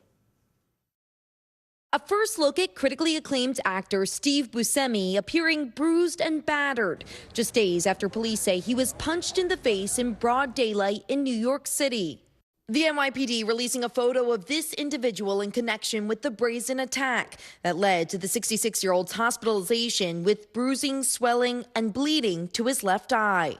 If we band together, I really believe that we could do anything. One more, yeah. Buscemi, a beloved New Yorker, born in Brooklyn and serving as a firefighter before winning over America on hit shows like The Sopranos. You're crowding me. And Boardwalk Empire. You ever wake up like you know something's wrong, but you can't put your finger on it yet? Buscemi's publicist saying he is okay and appreciates everyone's well wishes, though incredibly sad for everyone that this has happened to while also walking the streets of New York. The attack on Buscemi comes amid a string of incidents involving residents and celebrities. The city has changed. I think it's frightening. In March, authorities say fellow Boardwalk Empire cast member Michael Stuhlbarg was assaulted in Central Park by a homeless man. And in recent months, So I just got punched in the face walking home. a stream of women in the city have taken to social media to describe being punched in the face seemingly out of nowhere. I was literally just walking and a man came up and punched me in the face. Oh my God, it hurts so bad.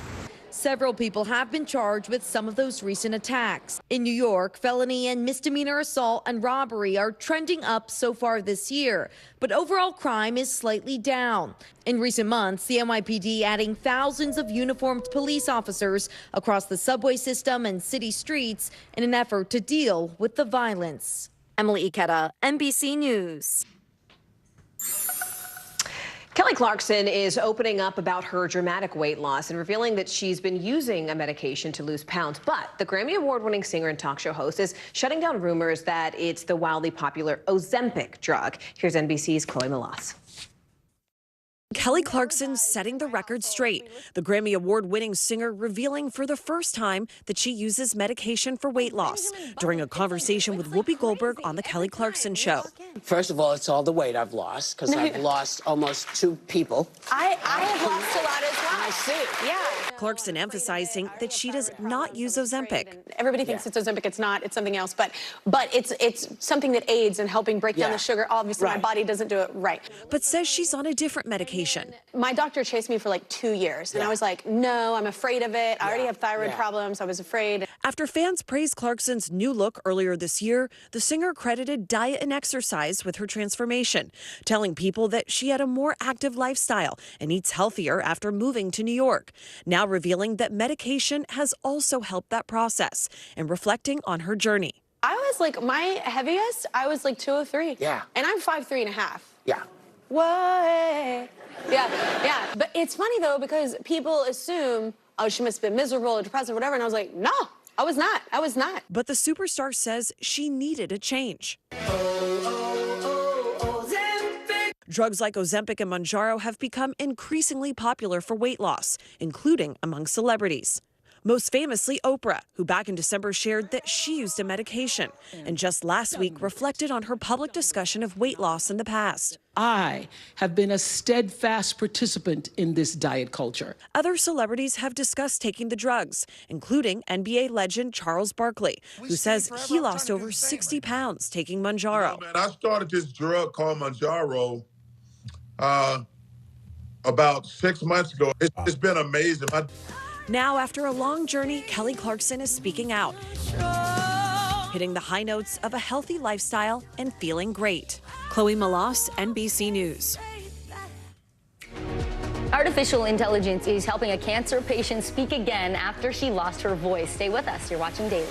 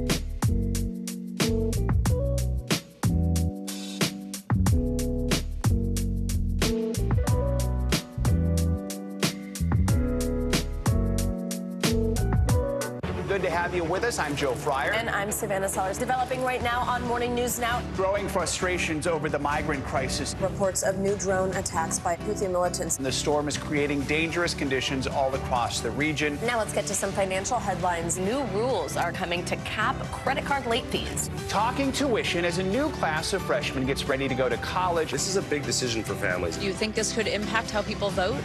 100%. Morning News Now, streaming weekdays at 7. A World War II veteran from Texas is back in the Guinness Book of World Records. He's claiming the title of the world's oldest skydiver at the age of 106. NBC News correspondent Rahima Ellis shows us how he's proving age is just a number. For Texas centenarian Al Blaschke, his daredevil days took off in his golden years. Al first trying his hand at skydiving in 2017 as a way to celebrate his 100th birthday. Oh, wow. Wonderful. Pretty amazing, fantastic. His second skydive at age 103, earning him the Guinness World Record for oldest tandem skydiver. But since then, Swedish great-grandmother Rut Larson broke that record in 2022. Al upping the rivalry, vowing to take that title back, teaming up with Texas Governor Greg Abbott. He said he'd jump with me. He's a man of his word. The pair jumping from 9,000 feet last November. What do you think, Al? We just broke the world record. I lost my breath.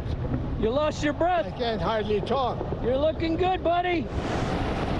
Well, I wasn't paying any attention to that. I was just paying attention to what was going on. It was a little bit unusual, a little bit chillier than I'm used to. Now, Guinness World Records has made that attempt official. At 106 years old, Al is still smiling. You're smiling. The whole world smiles with you. Happy to be back on top of the skydiving world. And every letter I write and every Christmas card I send, keep smiling. Always. We did it. We did it again. We did it again. Rahima Ellis, NBC News. Well, this next story is going to put a smile on your face because a Connecticut woman got a rare opportunity to be face-to-face with her favorite Peloton instructor. So their meeting was all thanks to a local customer who frequents the cafe that Meg Morrison, where she works. Taylor Kinsler from NBC Connecticut shows us the moment they came together for a surprise tribute inside the company's New York City studios. Look at this. Meg Morrison is here with us. Hi, Meg. I was so happy. You couldn't have scripted a better day. But first, we have to go back to the beginning. Beans has been in existence for a little over 5 years. 2 families, 1 vision. To really put the lens on inclusive employment and show people what's possible for adults with intellectual and developmental disabilities. Kim Morrison and Noelle Alex created Beans & Co. for their daughters, a community where everyone belongs. That's why we want other businesses to do what we do. Giving employees like Meg Morrison the chance to shine. That's what is super special, to watch the effect that she has. Customers know and love that smile. Her energy lights up the cafe and the Peloton leaderboard. You know, she works out every single day. For the social part of it as well, to be able to see the same person that she just adores, you know, leading a class. That person is Maddie Magiacomo. When it became evident that Meg was taking my walk-in classes, obviously it's really hard not to fall in love with her immediately. They quickly connected on social media and became fast friends with the help of a longtime Beans & Co. customer. And without even like a hesitation, he's like, let's make her a video. I'm thanking her. And he did. He made a really funny video. And I brought it back and showed her. And like, the rest was history. That video was just the start. Maddie then designed an entire Peloton class just for Meg. We surprised her the night before and told her that we would be going to the city. The whole, you know, we got up really early. Yeah, we did. And I did the 30-minute walk, which she killed it. I love you so much. He came back to meet us with his Everyone Belongs t-shirt on, gave us a tour of the control center. And to be able to meet her in real life. You give really good hugs. to be able to reach somebody like Meg and to hear Meg's story, it's why I come to work every day. It's why I do this. For NBC News Daily, I'm Taylor Kinsler. What an awesome story. Right? Yeah, stay with us. You're watching NBC News Daily, and you can watch us free 24/7 on our streaming network. It's called NBC News Now, and you can do it in all these places you see on your screen, including YouTube, Hulu, Roku, and Peacock. Your news continues right after this.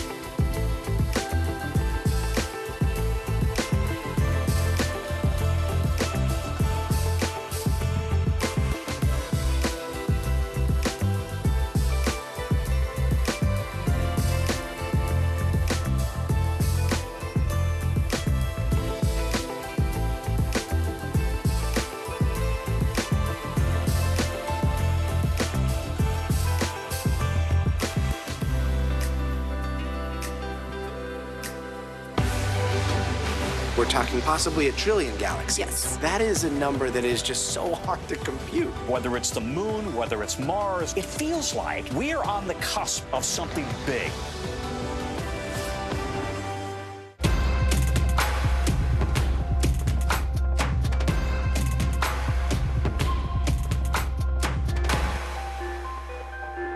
Kristen Welker hosts Meet the Press every Sunday on NBC. Welcome back. It is 12:30 in Westchester, Pennsylvania, and 1:30 in Evanston, Illinois. I'm Vicki Wynn. I'm Morgan Radford. Thanks again for being with us. Here is what's making news as we speak. U.S. officials revealed that Israel could be expanding its military operations in Rafah after monitoring some new IDF troop movements just over the past few days. The Biden administration has been advising against an Israeli invasion of Gaza's southern city, which now has more than 1 million Palestinians there seeking refuge. Just a short while ago, President Biden delivered remarks about $18 billion worth of new tariffs he's implementing on China. Take a listen. I'm announcing new tariffs in key sectors of the economy that are going to ensure that our workers are not held back by unfair trade practices. We're standing up against Chinese government unfair economic practices now. Now, this will impact goods like steel, aluminum, batteries, and electric vehicles. The rate for Chinese-made EVs will quadruple from 25% to 100%, according to the White House. And voting is underway at polls in Maryland, in West Virginia, and Nebraska for some key primary elections today. Stay tuned, because former President Trump has a couple of endorsements there on the line, and Republicans, they're looking to pick up a couple of seats as they hope to flip the Senate this year. Meanwhile, we are following breaking news right now in Florida, where at least 8 people are confirmed dead and more than 40 others injured after a bus filled with farm workers crashed. The Florida Highway Patrol says the bus collided with an oncoming pickup truck and then ran off the road, smashing into trees and a fence before landing on its side in that field you see there. NBC News correspondent Guad Venegas joins us now. So, Guad, what is the latest on this investigation, and are we learning more about how this all happened? Vicki Morgan, we know that about 50 workers were being transported on this bus when this accident happened this morning. Now, authorities are looking into what may have caused the accident. They said they're even looking into the weather. When they offered a press conference earlier today, it was raining. As they look at, what you see in these images, the bus overturned. Now, these workers were being transported to work at a farm. That has been confirmed. And as you mentioned, the numbers that we have right now indicate that at least 8 died as a result of the accident. We heard from the sheriff say that they had about 30 ambulances respond earlier today. They took about 40 individuals to a local hospital, and of those, we now know that 8 are still critically injured. Now, one of the issues they said they're going to be running into is the language barrier when they speak to a lot of the individuals that were on that bus to get some more clues as to how this accident happened and how the bus collided with a pickup truck and then, as you mentioned, went into the field, struck a tree, and then ended up on its side the way we could see it in these images. Gawad, what are we hearing, though, about the location where those farm workers are actually traveling to? What have they said about the intentions and what's happened so far? So, Morgan, what we know is that this part of Central Florida has a lot of agricultural fields. This is an area where we have a lot of watermelons, tomatoes, bell peppers, and other fruits and vegetables that are harvested. So there's a lot of farm workers, migrant workers that come to the U.S. with visas for months at a time. And usually these workers will be employed for a company, and they're transported every morning to different locations where they're going to be working. So it's common to see buses like this one. It's a school bus that's painted white, transport these workers to the farm where they're going. We've learned that there's been a statement shared by a local farm, Kennan Farms, where they indicate that they're going to be closed for the day out of respect for the losses and the injuries endured in this accident. Now, authorities have not been able to confirm nor deny that they were headed to that farm, but we do have that statement coming from there. So we're still waiting for more information as to who employed the workers and where they were headed. And we also are waiting to hear a response from the Mexican consulate or consulates of countries in that part of the state that usually attend to a lot of the farm workers that are in the U.S. with visas working in the agricultural fields. All right. NBC News correspondent Gawad Venegas, thank you so much. Well, Vicki, let's go over to Utah, where mother of 3 and children's book author Corey Richins is back in court this week. Now, she appeared yesterday ahead of a preliminary hearing tomorrow, and she's accused of poisoning and killing her husband, Eric, back in 2022. NBC News correspondent Liz Kreutz has more on the year-long case that has yet to go to trial. Well, hey there. Corey Richins has been behind bars now for over a year, charged with a slew of crimes, including aggravated murder for allegedly poisoning her husband with fentanyl. But prosecutors still have to present evidence in order for her case to proceed to trial. Yesterday, she was back in court for 2 separate hearings. And although Corey has not yet entered a plea, she continues to maintain her innocence.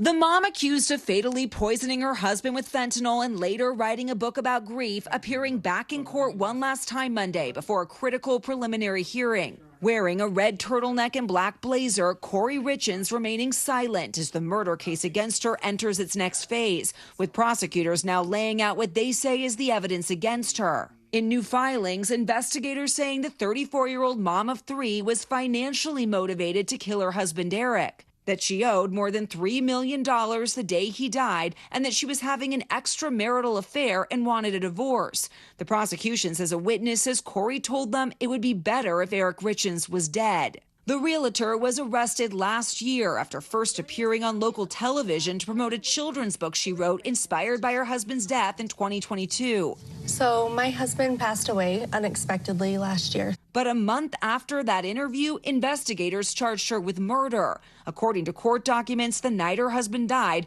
Corey told police she had made Eric a Moscow Mule that he drank in their bed. Autopsy results later finding he had 5 times the lethal amount of fentanyl in his system. 5 times the lethal dose is not accidental, Your Honor. That is someone who wants Eric dead. His family later telling investigators Eric believed Corey may have tried to poison him more than once. He felt like Corey was trying to kill him, and that if he did die, that she should be investigated for that. Corey has not yet entered a formal plea, but she and her family say she is innocent. She loved Eric. She loved her family more than anything. Corey back in court for 2 hearings this week, a judge ruling that a divorce attorney she met with can't be forced to testify about what they discussed. Meanwhile, Corey sentenced to time served in a separate misdemeanor assault charge stemming from a confrontation she had with her husband's sister shortly after his death. Now, prosecutors have laid out nearly 40 pages of evidence against her, including a witness who says she tried to buy fentanyl from them. As for tomorrow, a judge will look at all the evidence and hear from witnesses to determine whether there is enough to go to trial. If that happens, at that point, Corey will enter a plea. Back to you. All right, Liz Kritz, thank you. Prince Harry and Meghan Markle's charity Archwell has been deemed delinquent over unpaid fees. The California Attorney General issued the notice earlier this month, forcing the 4-year-old charity to stop fundraising. NBC News correspondent Dana Griffin joins us now from Los Angeles. So, Dana, how much do they have to pay? How quickly can they get back in good standing with the state there? Yeah, Vicki, that's the big question. How much money do they owe? That information has not been released. But this delinquency notice was issued May 3rd, and it says that when you're delinquent, you're not in good standing, so you cannot raise money. You also cannot disperse funds from your charity. So it goes on to say that they did not receive the correct paperwork nor the annual renewal fees. And the Duke and Duchess, according to a spokesperson, say there's a simple explanation that this was just a mix-up, and the question of who, fumbled the check that needed to be sent, or if the mail somehow lost it, is still the big question, Vicki. I think you just answered the question in terms of what they're saying about how a mix-up like this could happen. You would think they would have accountants or some financial folks, but have they said anything else about, getting back in good standing? Do they plan to continue running this nonprofit? Yeah, so the Prince Harry and Meghan Markle themselves have not spoken publicly about this, but a spokesperson for the Archwell Foundation says that everything was filed on time. They sent the check. It somehow got lost in the mail, and they say they have now sent a new check, and they hope to get this resolved within the next several days. We know that the foundation has been in service since 2020 when they stepped down from their royal duties in the UK, and the foundation says that they support several programs, including supporting families, advocating for girls and mental health. Vicki? All right, NBC News correspondent Dana Griffin. Dana, thank you. Well, we talk a lot about the rise of artificial intelligence, and certainly it sparked fear and a lot of concern, but it's also making some pretty amazing things possible. NBC News correspondent Ellison Barbara brings us the story of a woman in Rhode Island who is using AI to speak again after brain surgery damaged her voice.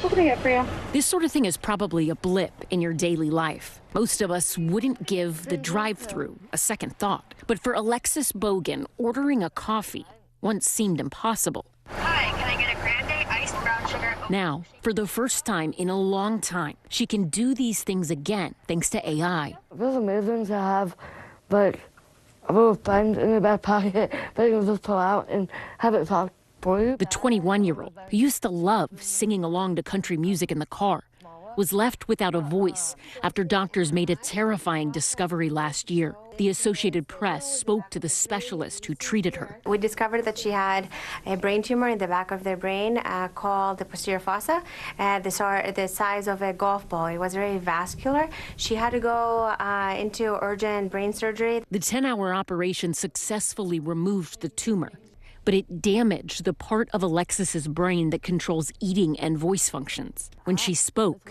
even Alexis didn't recognize her own voice. I thought that if I couldn't talk, I couldn't be independent. So specialists in Providence, Rhode Island, using new artificial intelligence technology, worked to create a digital clone of Bogan's voice. We were given this early access to this technology called Voice Engine, developed by OpenAI. Taking 15 seconds of audio, it can recreate someone's voice. They used an audio sample from a clip well before the surgery where she talked about cooking. You can chop up cucumbers and put this in here. Now, with just a few keystrokes on her phone, AI brings her voice to life. It feels amazing to get my voice back. And AP reporter Matt O'Brien was there as Alexis got her voice back. She kind of voiced some of her feelings about this technology and how it was bringing back a piece of her identity that she felt she had lost. AI is already expanding access for people with disabilities. Last year, we spoke with Brian Fischler. He's legally blind, but uses a virtual assistant powered by AI as a second pair of eyes. Where is the shampoo? The shampoo is located on the bottom shelf towards the left side of the picture. Having this kind of information in the palm of my hand, it's just going to change so many things. Alexis is one of the first to get her own voice back using AI, but those who specialize in the technology hope she's not the last. The doctors that worked with Lexi are already starting to work with other people at the same hospital. A medical breakthrough helping Alexis Bogan rediscover something that always made her unique, her voice. Now I can have some of my independence back because I have this technology. Ellison Barber, NBC News. Well, a healthy gut plays a vital role in keeping nearly every part of your body running smoothly. The foods you can add to your diet to help improve your health. That's next. More NBC News Daily right after this.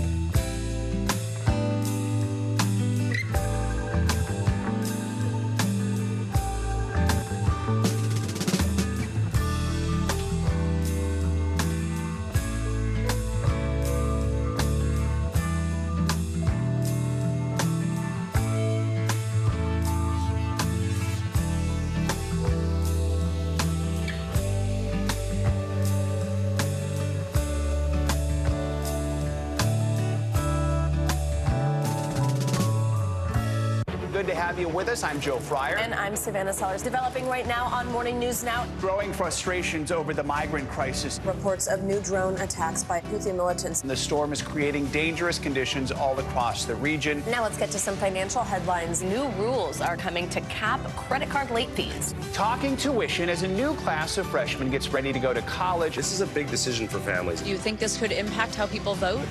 100%. Morning News Now, streaming weekdays at 7.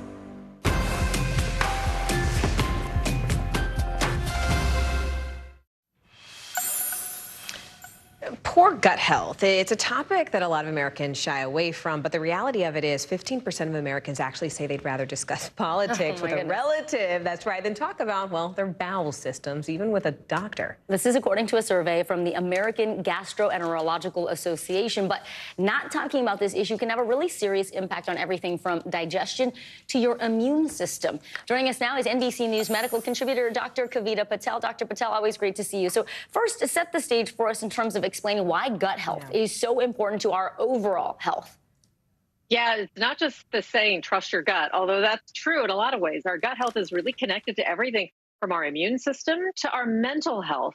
And we see it in a variety of GI disorders, everything from irritable bowel syndrome to reflux to even something called leaky gut syndrome, where the lining of your gut becomes more permeable than it should be. And Dr. Patel, I mean, we aren't just essentially, though, here talking about like an upset stomach here, right? I mean, what are some of the common GI disorders and what actually causes them? Yeah, so we talked a little bit, some of the things like IBS, irritable bowel syndrome, gastroesophageal reflux disease. That can be anything from anatomical abnormalities. And then some of the causes have a lot to do with what we take in, our dietary intake. Some of it can be genetic. I think there are many culprits along the way to try to identify some of the common symptoms. And just, Morgan, if you're thinking, well, I get occasional belching or burping or gas, or sometimes people just say, I get this kind of crampy bloating, those can all be kind of subtle signals, and sometimes not so subtle signals, of a leaky gut or the GI disorders that we spoke about. Are there any other specific signs and symptoms of an unhealthy gut besides the ones you just mentioned? I think that there's always like, so one of the things that I find surprising is when patients tell me that they don't feel like they've fully digested their food. And then when you get into it a little more, they say that like they never have that feeling like the food has gone down properly. I've even had some patients notice changes in their bowel movements. You can see kind of anything. And then when I tell you that the gut can be associated with mental health, I've had patients present with headaches. I've had people have kind of mood disorders, and we try to work through all the common causes. But I always come back to diet. This could also, by the way, include food allergies. There's so much that can go on in your gut, Vicki. Mm-hmm. And when we talk about sort of like foods that we should be incorporating, just to make sure that we're on the right track, to make sure that we're really sort of setting our bodies up for success, what types of foods should we be thinking about? So look, I've had to go on my own journey through this because when I started learning about this in medical school, we didn't have as many kind of the knowledge that we do today around things like probiotics and prebiotics. But it is true that no matter what the disorder, you can modify your diet to sometimes help.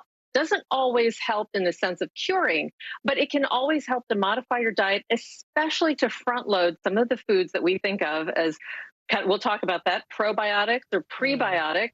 Probiotics help with the natural kind of adding natural bacteria into your gut that can help you process certain foods. And then I think of prebiotics as the fertilizer for the bacteria in your gut. And there are a lot of foods that go in those categories. That's really helpful. Yes. Like what, yogurt, kombucha, those kinds of things? Yogurt, kefir is a pro.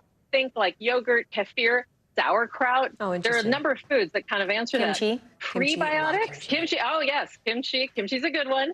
Prebiotic. Here's my favorite: cocoa, like the kind of pure cocoa. Oh, really? But also things like, yes, really, garlic, onions, oat, asparagus, leeks. That can all help. Think of it as fertilizer for healthy gut bacteria. I know it's kind of surprising how much of what we eat can really nourish our gut. But like all things, if you notice that your stomach does not react well to this, then try cutting out certain foods in your diet, especially things like dairy, sometimes gluten sensitivity. You have to kind of go through a bit of an experiment. It's interesting. I started taking a probiotic recently, and I feel like it changed my life. Oh, okay. Yeah, I feel like it just, all the systems were just like functioning, you know? We like it. I guess I'm not one of those people in the survey who's like uncomfortable talking about their, you know, all Put it their out there. systems, right? There we go. All right, all systems functioning. I am too. I'm with the both of you. I believe the more we talk about it, the more we uncover people really just need better gut health. Normalize it, right? Dr. Kavita Patel, as always, thank you. We appreciate you. Stay with us. You're watching NBC News Daily.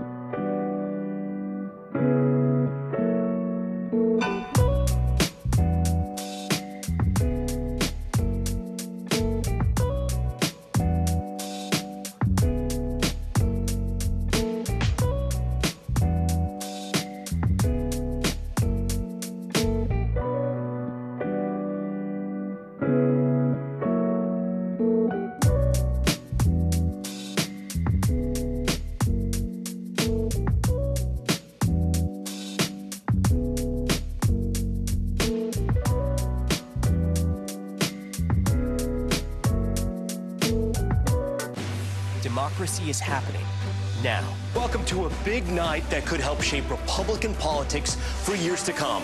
Now never stops. It comes down to turnout. Who shows up? Is it going to be that big block of independents? Now is where it counts. What are the issues that matter most to you guys? What did this debate change for you? Their number one issue is the economy. 2024, who's your candidate? The race is on now. The countdown has begun. News for the generation of now is NBC News Now. Well, a few years ago, the life of a 5-year-old from Missouri took a pretty unexpected turn when she was diagnosed with cancer. But last week, she was celebrated by a high school orchestra with a special song written just for her. NBC News anchor Kate Snow has her heartwarming story. At North Kansas City High School, students are rehearsing for a unique performance. Not only because they're playing for a very special 5-year-old, but because Quincy Fitzgerald and her big sister Josie wrote the story this music is based on. Have you heard about the concert that's happening? Yeah. What are they going to do? Play music for me. That's pretty special. Our story begins. Quincy's song, the culmination of the spring concert. It all started with an organization called Sing Me a Story, which finds kids in need of a boost and arranges for composers to write a special song. Quincy was diagnosed with leukemia 2 years ago. She was so young when she got diagnosed, and it was the worst time of our lives. And all I wanted was for her to just be on the other side of this. Sing Me a Story asked Quincy and Josie to write their book to inspire the music. The Adventures of the Fitzgerald Family includes moments of joy, like Quincy's love for the family trampoline, and superheroes that have given her strength while in the hospital, like Spider-Man. The high school performance, including student animations and even narrators. Just as they finished their meal, another rainbow portal appeared right in front of them. It's all about the power of music, says the orchestra's director, Sherry Yoder. I want to take my students outside the classroom with music. I want them to understand that music is for sharing. It's for bringing joy and hope and love to the world. It made me feel like really happy that I could do this for her. How can I make what I'm playing better for Quincy? I want this to be amazing. It was awesome. Hope and healing for a family touched by musicians they had never met before. Our family has been trying to be brave for Quincy. We've been through a lot this year. When you're going through it, you're just like, whoa, all of these strangers. Want a tissue? Yeah. We don't deserve that. We're just our little family, so we just are constantly blown away.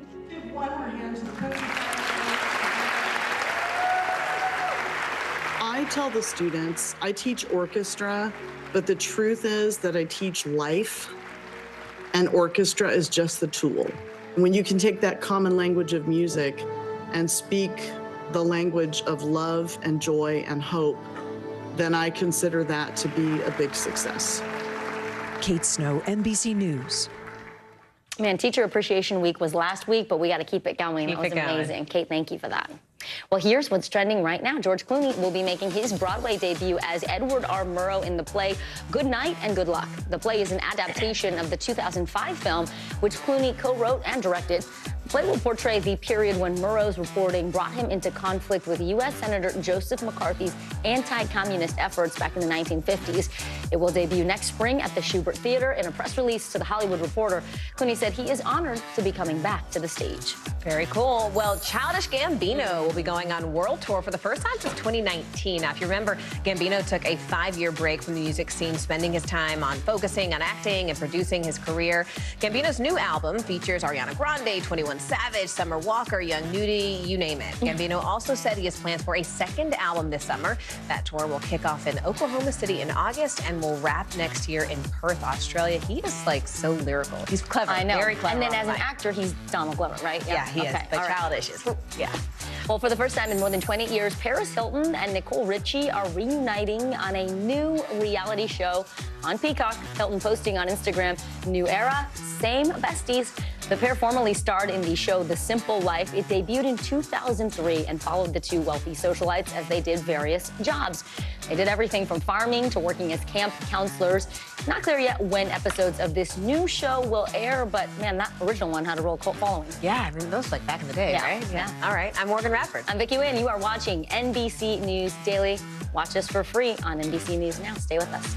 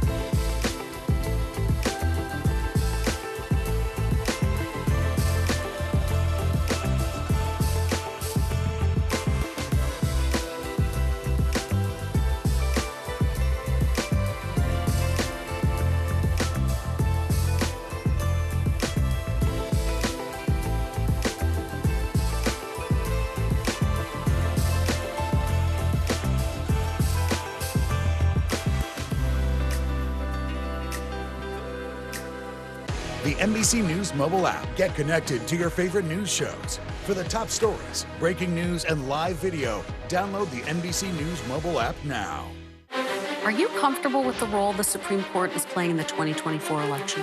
Is there not more that Israel can do to help the humanitarian crisis? Should abortion be the #1 issue in 2024? If it's Sunday, it's Meet the Press. News for the generation of now is NBC News Now. Hello, everyone. I'm Kate Snow. And I'm Zinklea Samwa. NBC News Daily starts right now.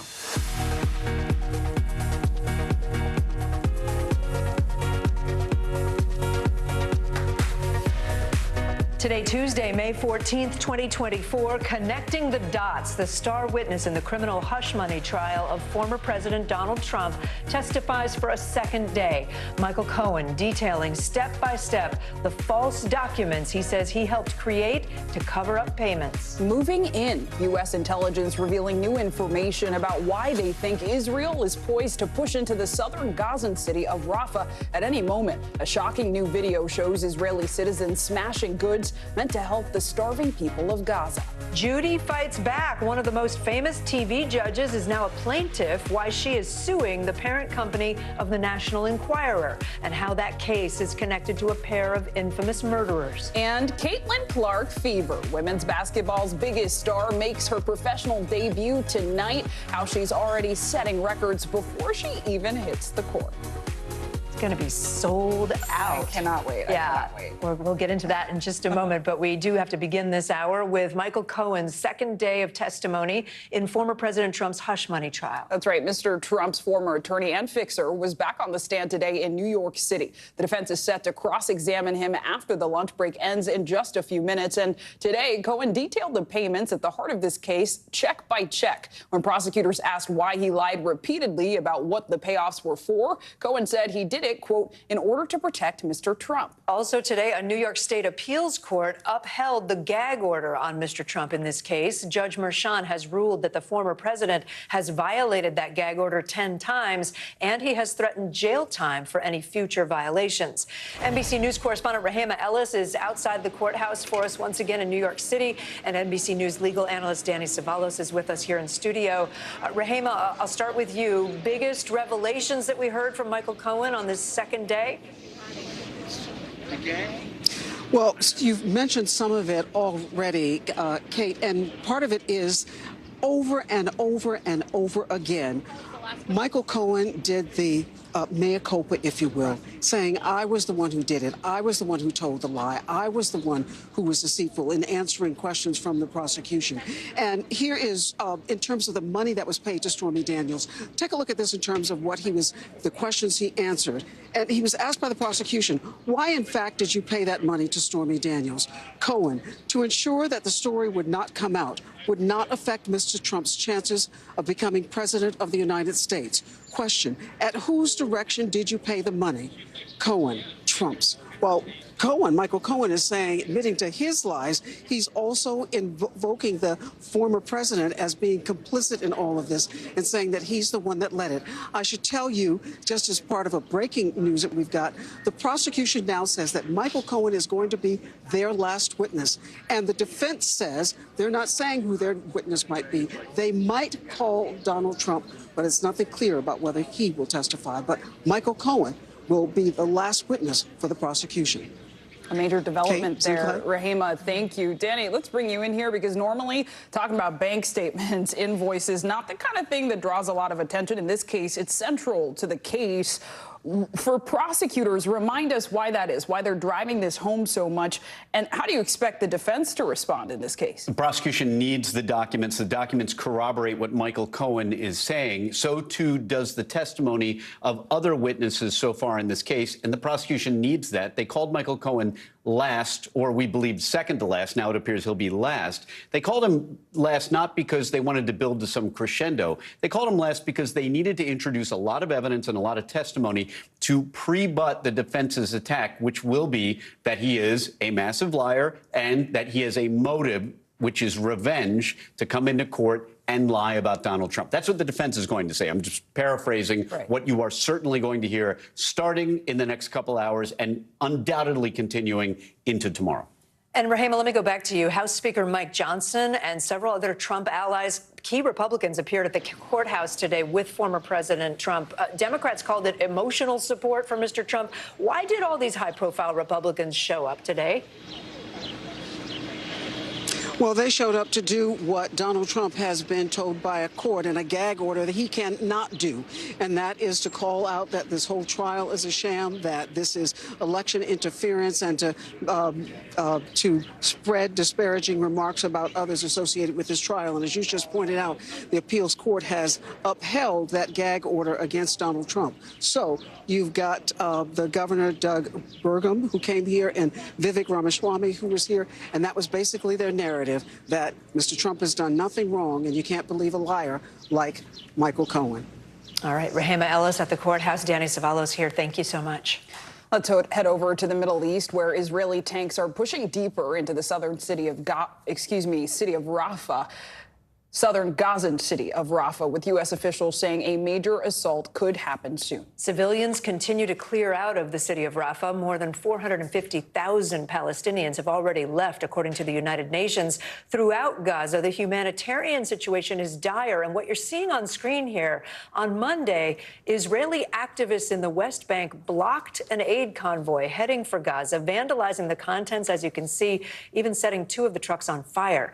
NBC News international correspondent Raf Sanchez joins us now from Tel Aviv. Raf, let's start with Rafah, because the Israeli military looks like it may be poised to invade that city. Do we know if that's imminent? So, Kate, you'll remember this operation started in Rafah last week, and it began as a tactical, small-scale operation. And every day since then, it has gotten bigger and bigger and bigger. And the UN says now 450,000 Palestinians from the city of Rafah have been told to evacuate. Now, we don't know yet whether this is the full-scale Israeli ground offensive that the White House has repeatedly warned Israel not to move ahead with, saying that there is nowhere safe for these million-plus Palestinian civilians to run. But we can see that the operation inside of Rafah is expanding every day, fighting on new streets every day. And two U.S. officials tell NBC News that the United States is seeing Israeli troop movements on the Israel-Gaza border that suggests Israel could be preparing to launch that all-out attack. It does not appear that the Israelis have made a final decision at that point. And if they do move ahead, the question will be, how will the White House respond to them crossing President Biden's red line? Guys. So, Raf, potential military operations in flux, but we also know some humanitarian aid is starting to trickle into Gaza. It hasn't been smooth, though. What exactly is going on? Hasn't been smooth, Zinkley. So a couple of things going on here. One, the Rafah crossing from Egypt into Gaza is closed. That is the main lifeline for humanitarian aid. The UN says aid groups are running out of fuel. I heard from a Syrian-American doctor in a hospital in Rafah earlier today who says that they are rationing fuel now. And then also what you're seeing on your screen, which is these far-right Israeli settlers in the occupied West Bank intercepting aid trucks coming from Jordan heading to Gaza. And as you can see, just destroying the aid that is meant for people in Gaza, people, some of whom are already in full-blown famine, according to the UN. Israeli police say they are investigating and they've made several arrests. Guys. All right, Raf Sanchez, thank you so much. We are following breaking news out of Florida today. At least 8 people have been killed in a bus crash and many more hurt. You can see here the bus went off the road and fell on its side after the Florida Highway Patrol says it hit a tree. This happened in Ocala, Florida. That's about 80 miles north of Orlando. NBC News correspondent Guad Venegas is following the latest for us. So, Guad, of course, this is a developing situation, but walk us through what we know here. Zinkley, Kate, we know from authorities that this bus was transporting a group of approximately 50 farm workers who are believed to be migrant workers that are in the U.S. On a visa. This is an area that has a lot of agricultural fields and a lot of workers that are in the U.S. with these visas and often are transported in the mornings on buses like the one we can see. These are school buses that are painted white and that are identified as the ones that transport the workers. Now, the information we have indicates that this accident happened early today when the pickup truck and the bus were driving in opposite directions. They collided, and as you mentioned, the bus went into a field. It went through a fence and eventually hit a tree before it fell on its side. So the sheriff said that they had about 30 ambulances respond. About 40 people were taken to a hospital. The last numbers indicate, as you mentioned, that 8 people died and 8 have been critically injured. Now, the Mexican consulate in Orlando, south of the area, has now opened up a hotline asking people to share any information as they try to help some of the individuals that are believed, many of them, to be from Mexico. Guad Venegas, thank you so much for that. Appreciate it. Let's take a turn now to today's CNBC Money Minute. It's the triumphant resurgence of the so-called meme stocks. And a popular restaurant chain abruptly closes dozens of locations. Steve Kovac is with us now. Hi, Steve. Hey, Kate and Zinkley. Yeah, it's happening again. Meme stocks are roaring back for a second day, with GameStop surging at least 65%, AMC popping over 70%, a number of others, BlackBerry included. The latest trading frenzy was set off by the return of Roaring Kitty, a.k.a. Keith Gill, the man who inspired the meme stock mania back in 2021. He posted online Monday for the first time in 3 years. Here we go. Red Lobster abruptly closed about 50 locations around the country and is selling off their kitchen equipment. The auction company in charge calls it the largest restaurant liquidation ever. Last month, Bloomberg reported Red Lobster was considering filing for bankruptcy due to high costs for labor and leases. And the AI arms race is heating up yet again. Google CEO Sundar Pichai is unveiling right now the tech giant's latest AI tools at its annual developer conference today.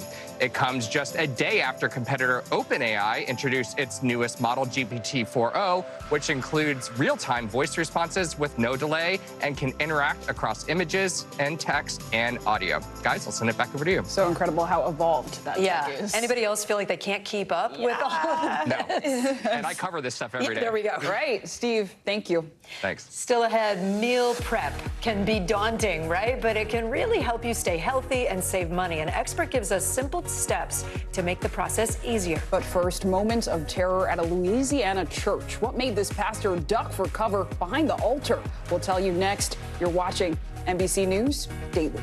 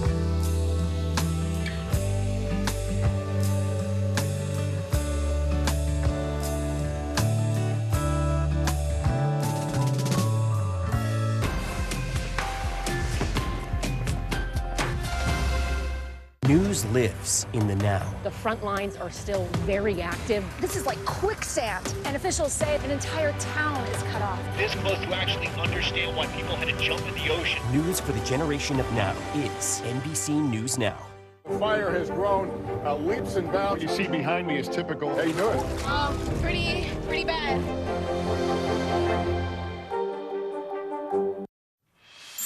Okay, tonight marks the most highly anticipated debut in WNBA history. College superstar Caitlin Clark set to play her first regular season game in just a few hours from now. Her new team, the Indiana Fever, is taking on the Connecticut Sun.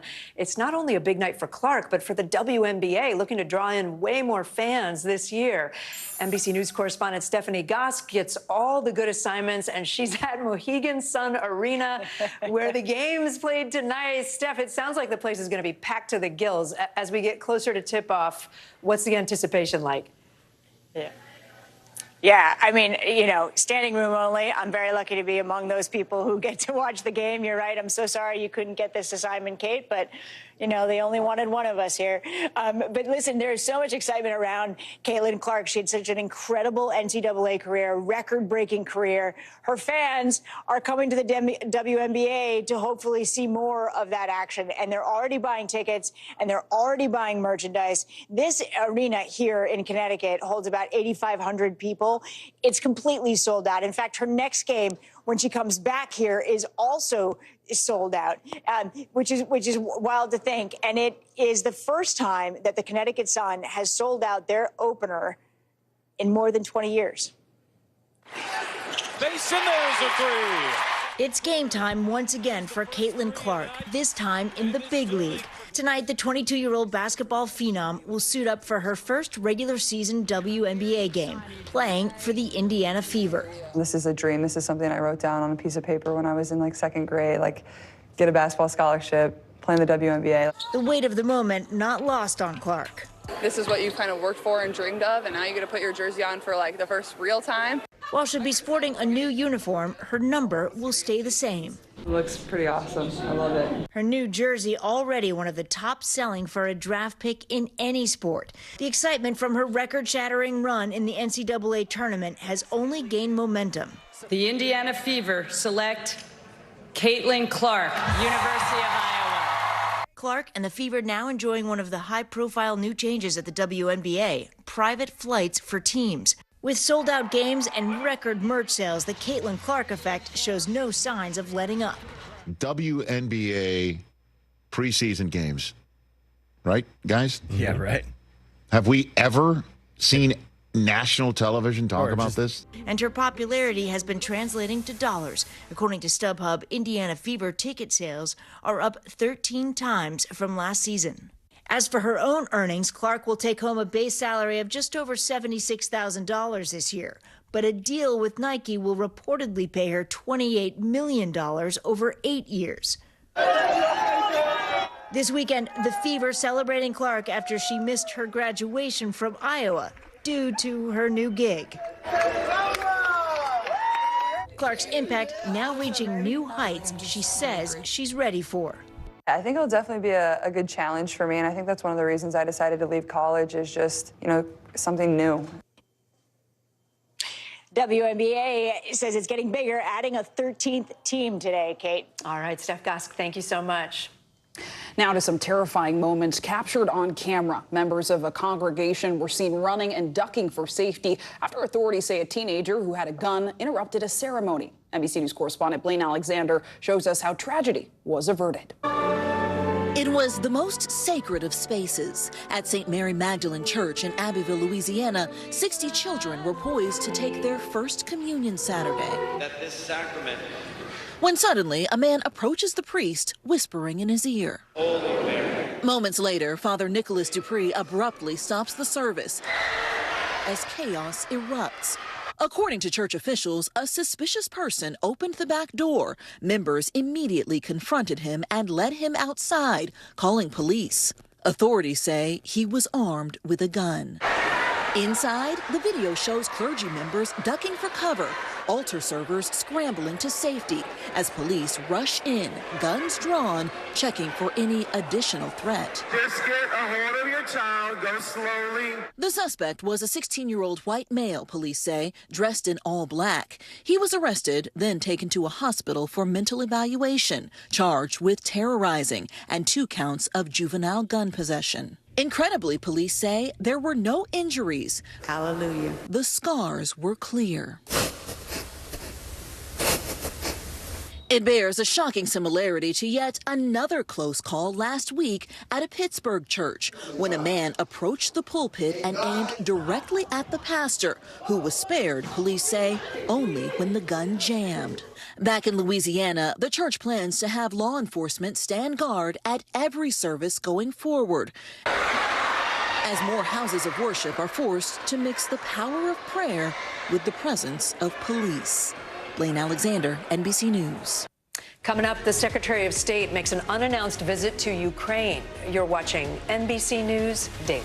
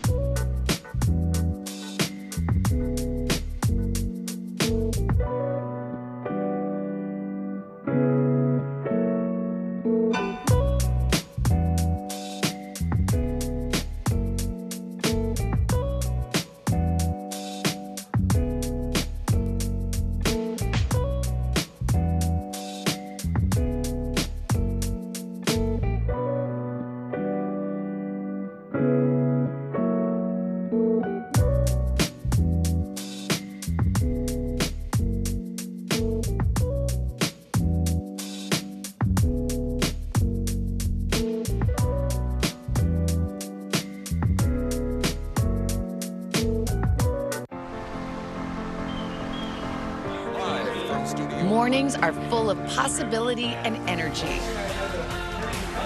And how you get set for the day ahead matters.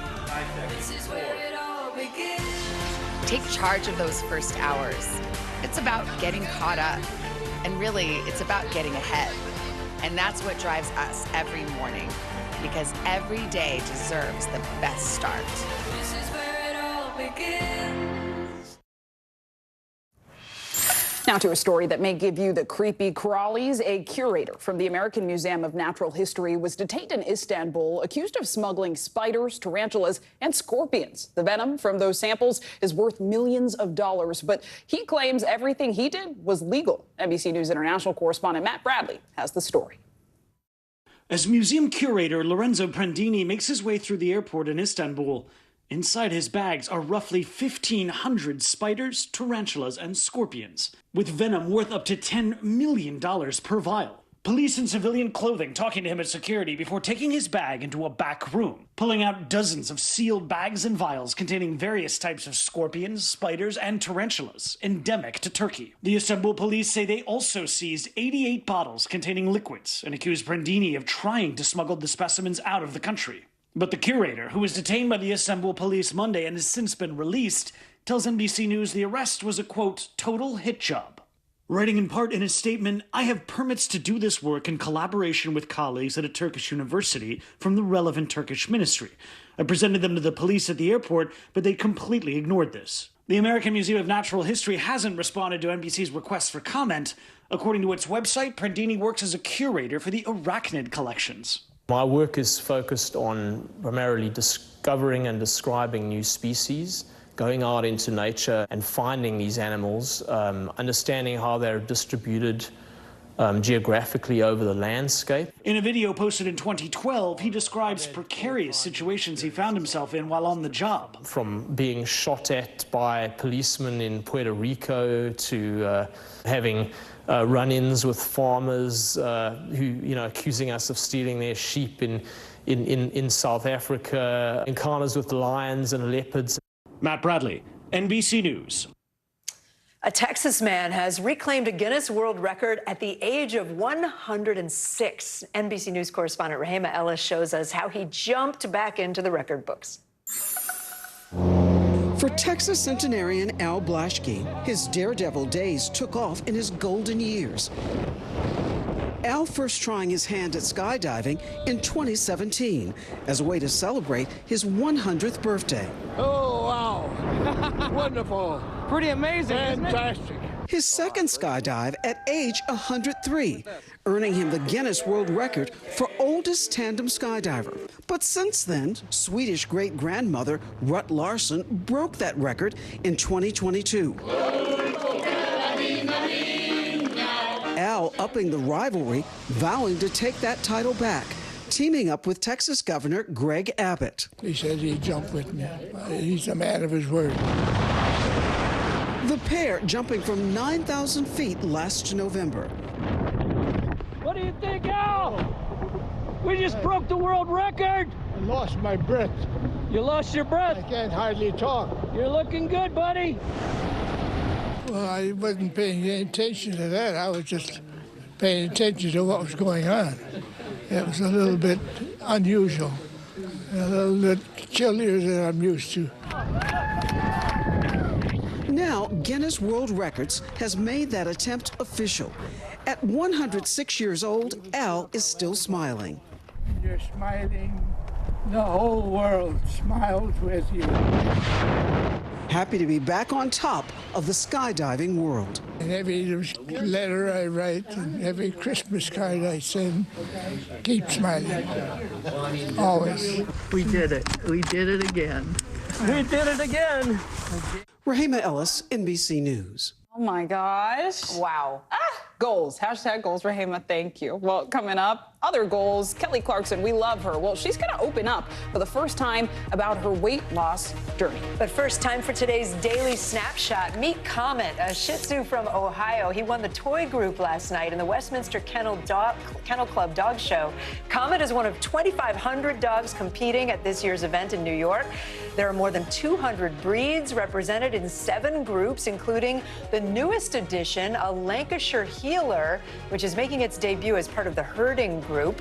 The dog show debuted a long time ago. This is 148th year this year. It goes back to 1877. So have some of those dogs been growing their hair out since then? That's a good one. That was a good one. The top prize announced tonight. More NBC News Daily right after this.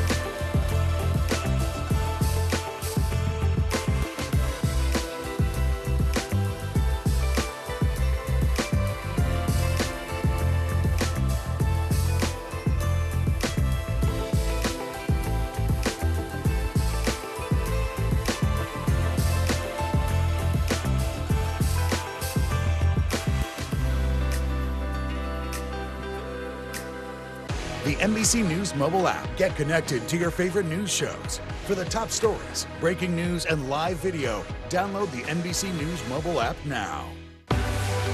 What's the message that you're trying to get out to young people? Know what is in the drug supply. We've got important news this hour about your money. Mental health, big picture, why is it so tough right now? News for the generation of now is NBC News Now.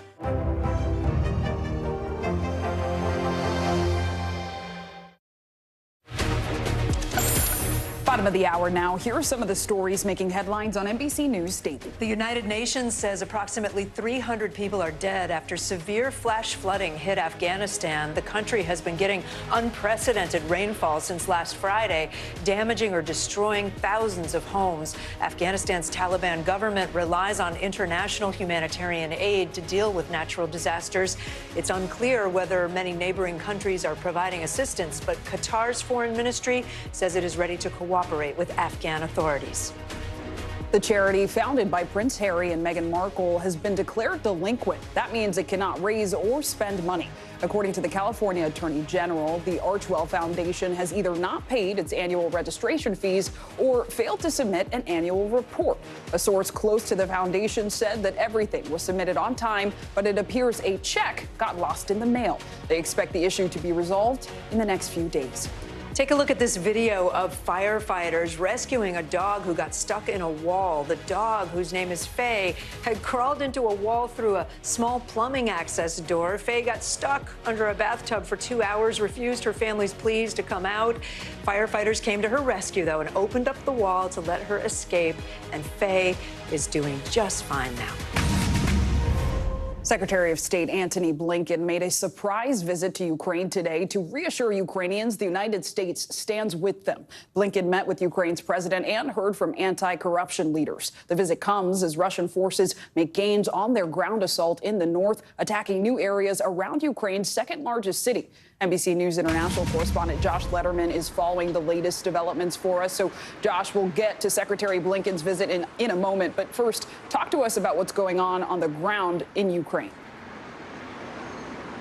Well, Clay, this is a very perilous moment for Ukraine, where optimism about Ukraine winning this war is pretty hard to come by. After a long period of essentially a stalemate, the front lines are now moving again, and they are not moving in the direction that Ukraine wants them to. Over the last week or so, we've seen Russia surge troops over the border and start to capture towns near Kharkiv in the north. This is the second largest city in Ukraine. It was actually liberated from Russian control way back in 2022. Toward the beginning of the war, and now it looks like it is at threat of falling to Russia once again. And so it is not just the fact that Ukraine went without all of those weapons that they needed from the U.S. that are now on their way as a result of that newly passed congressional package. They are also facing the demographic disadvantage, the fact that they don't have nearly as many troops as Russia has. They are running out of troops, and they are simply unable at this point to provide the replenishments that they need to fend off these Russian encroachments, Clay. And Josh, to that end, notably, this is the first visit from a top U.S. leader since Congress passed the $61 billion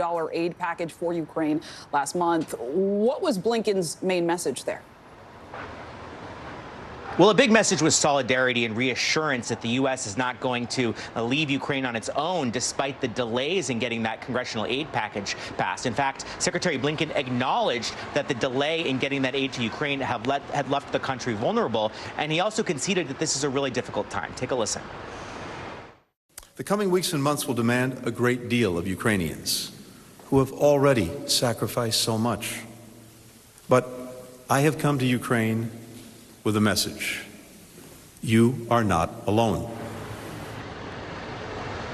Secretary Blinken also had a chance to meet with President Zelensky of Ukraine during this visit, and he also had a little bit of news to make. He announced that the U.S. plans to take some of the assets from Russia that had been seized during the course of this war as a result of all of those sanctions and actually make them available to Ukraine. Blinken says that Congress has already given the authority to the Biden administration to be able to take those seized assets and use them for Ukraine. It's kind of a Robin Hood approach, if you think of it that way. And he says that the U.S. is now going to work with its G7 partners to actually put that into practice. These funds and these Russian assets would essentially be used to rebuild and reconstruct all of the billions of dollars in damage that have been caused to Ukraine's infrastructure, its energy sector, homes and businesses throughout the course of this war. Blinken saying that it is Russia's responsibility, given what it has done in Ukraine, to help it now rebuild. Clay. Yeah, Josh, as the war has dragged on, the need still remains high and urgent. Josh Letterman, thank you. Daytime TV icon Judge Judy is filing a lawsuit against two tabloids for defamation, saying they wrote fake stories about her. The suit doesn't say how much she's seeking, but the famed judge is promising it will be expensive. Here's NBC News correspondent Sam Brock. Court come to order. All rise. This morning, TV personality Judge Judy is taking legal action of her own. I'm talking, you're not. The judge, whose real name is Judy Scheindlin, is suing Accelerate 360, the parent company of the National Enquirer and In Touch Weekly, for defamation. Linked to this report that first ran back in April, titled Inside Judge Judy's Quest to Save the Menendez Brothers nearly 35 years after their parents' murder, which was then republished by the National Enquirer. The complaint, filed Monday in Florida Circuit Court, characterizes the article as filled with unequivocal falsehoods. It alleges the source material, I said, oh my God, this is rigged, may have actually been from this Fox Nation documentary, noting no credible, reasonable, or justifiable explanation exists for substituting Judge Scheindlin's name with that of the actual speaker, an individual identified on screen in a docuseries as Judy Zamos and as an alternate juror first trial. Accelerate 360 has not immediately responded to NBC News' request for comment, as Scheindlin's legal team directed us to this statement. When you fabricate stories about me in order to make money for yourselves with no regard for the truth or the reputation I've spent a lifetime cultivating, it's going to cost you. As this legal battle plays out, the actual conviction of the Menendez brothers for killing their parents in 1989 has resurfaced in popular media. the infamous Menendez brothers. With new accusations of sexual abuse featured in this Peacock series. It's time for the world to know the truth. And an upcoming Netflix docuseries fanning renewed interest in a compelling story at the heart of Judge Judy's defamation claim. Sam Brock, NBC News. Now to today's Daily Health. We're talking about the benefits of meal prepping. I know you love meal prepping. It can be hard to plan ahead, though, right? And after a long day of work, sometimes you might have no motivation to start cooking. But one elementary school teacher in Florida is on a mission to help. She's sharing easy-to-follow recipes online to help others spend less time in the kitchen. NBC News reporter Maya Eaglin has that story. The thought of cooking something new each night can seem exhausting.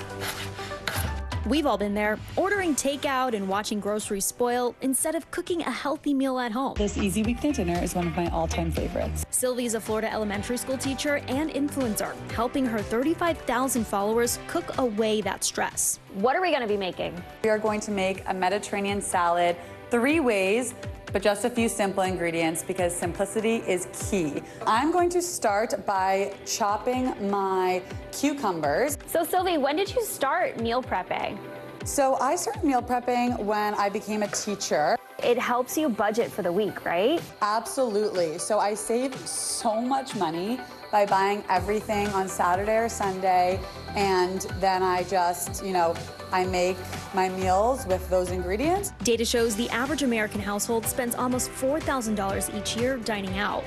Are you ready to open our chickpeas? I'm ready. Sylvie says meal prep also helps with her mental health. When you're eating foods that are truly good for you and have nutritional value, you're going to feel your best. Give me your top 3 favorite easiest meal prep recipes. Number 1, my egg bites. My second favorite recipe would definitely be my Italian chopped salad. My third, I would say a taco salad. In just under 15 minutes, we have... It was so fast. So fast, so fast. I know that's what smiling and healthy recipes are all about. Easy, quick. Do you want to try it? Let's do it. Cheers. Cheers.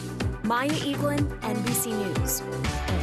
So fun, Maya. Thank you. Well, let's dig into this topic a bit more with registered dietitian Amy Goodson. Amy, we mentioned that meal prepping can be challenging, especially if you're busy. A lot of us are on the go. So how can people just get started? So first things first, schedule it on your calendar. So set the time aside. Meal prep does not just happen, so you definitely have to plan for it. So setting the time aside, and then go simple. You do not have to be Martha Stewart. So start with some simple recipes. Thank goodness. I know, right? And turn those into a habit so that you can kind of get in the habit of meal prepping. And then really include your family and your friends. Research shows that if you include children in the meal prep process, they're more likely to eat the food. If you're single, try maybe meal prepping with a friend, save time, money, and make it a little more fun. I do Sunday nights and I invite friends over, so I feed them a little and then prep for myself. Yeah, I literally did this last night because a college kid came home and we were like, we've just been winging it, my husband and I, so we were trying to prep. What are, in your opinion, the best products, the best foods to have in the cupboard, like what, or in the fridge?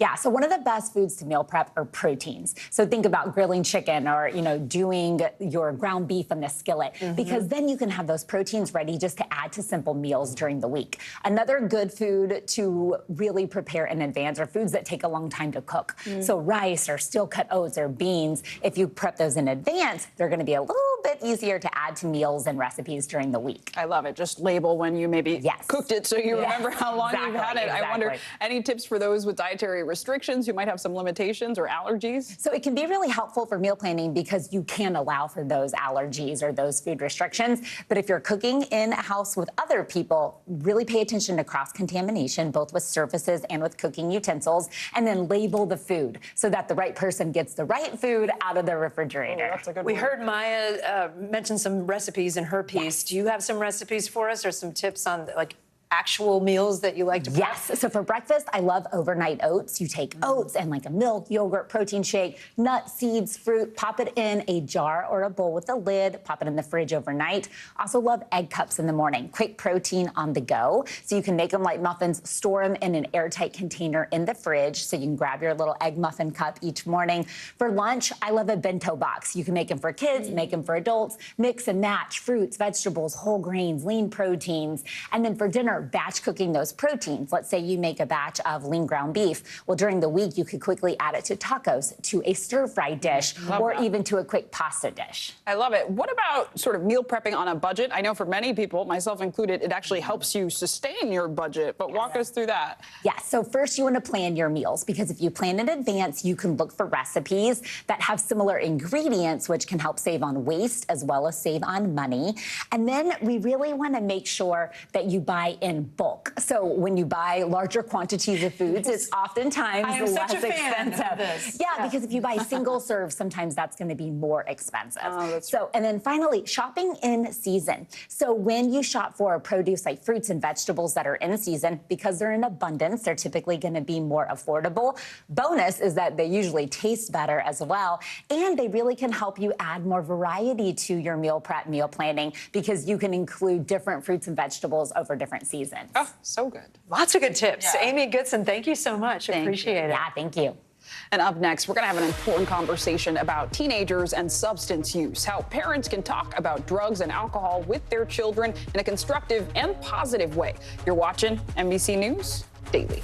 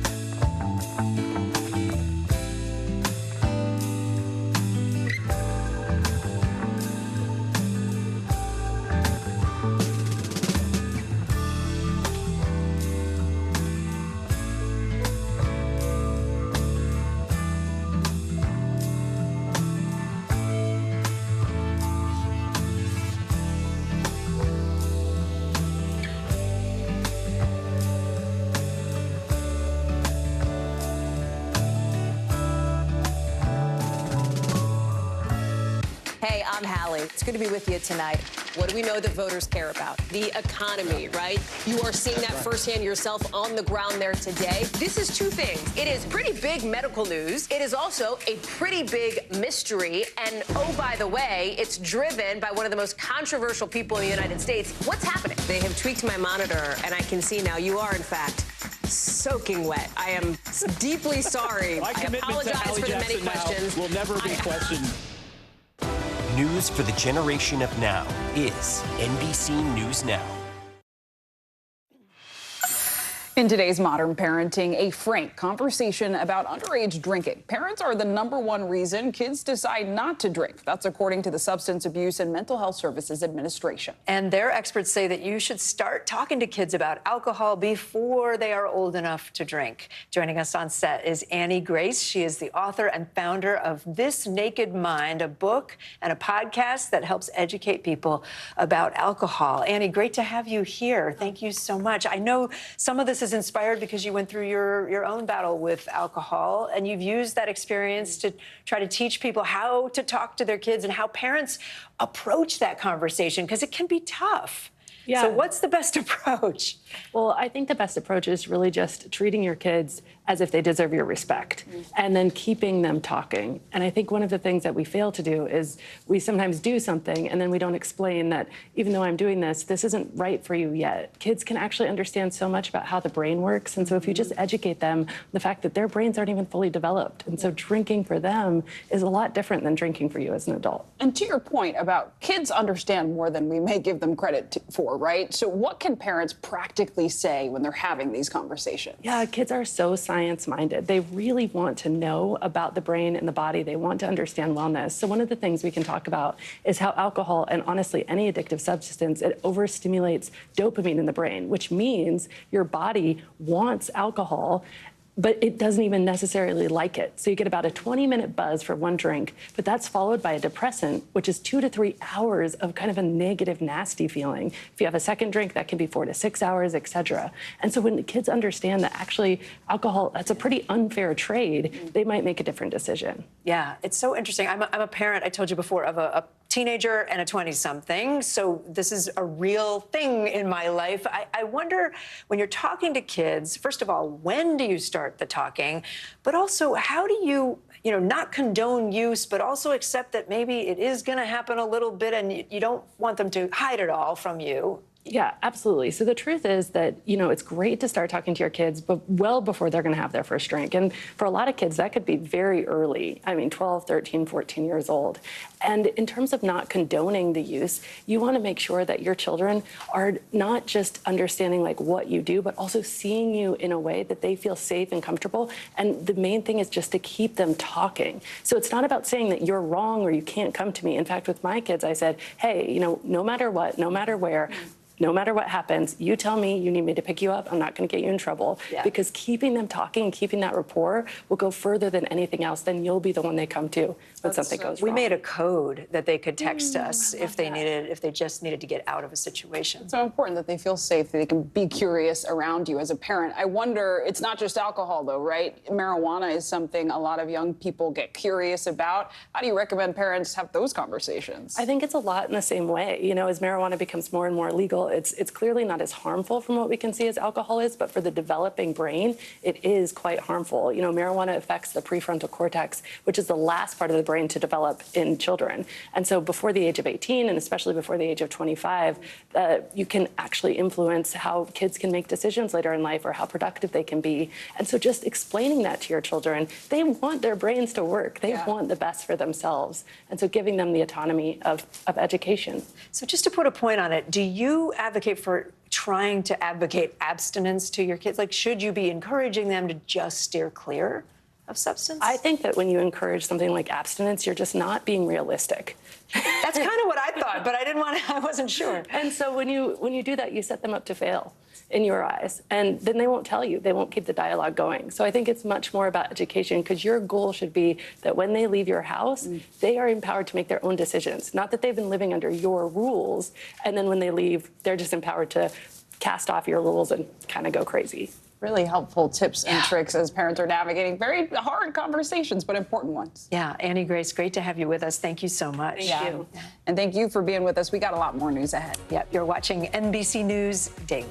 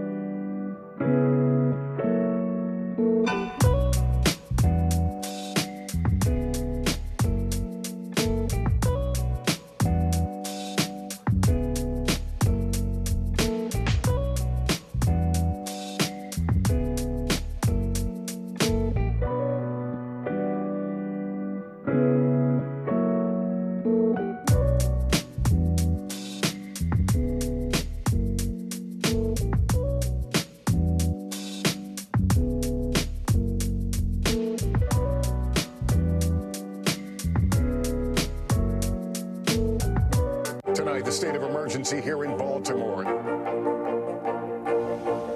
Should people be concerned about the safety of flying today? Closer to the Gaza border.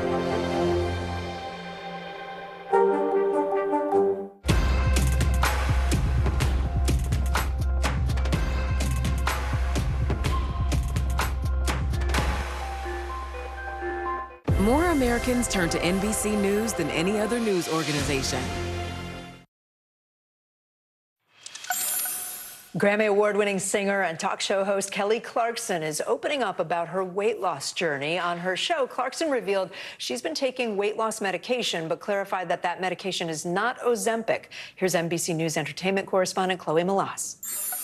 Hey there. During yesterday's episode of The Kelly Clarkson Show, she interviewed Whoopi Goldberg and began their conversation by complimenting Goldberg on how great she looks, which sparked an exchange about weight loss. Clarkson now ending the speculation that's been swirling around her for months, clarifying she did use a weight loss medication, but that it was not Ozempic.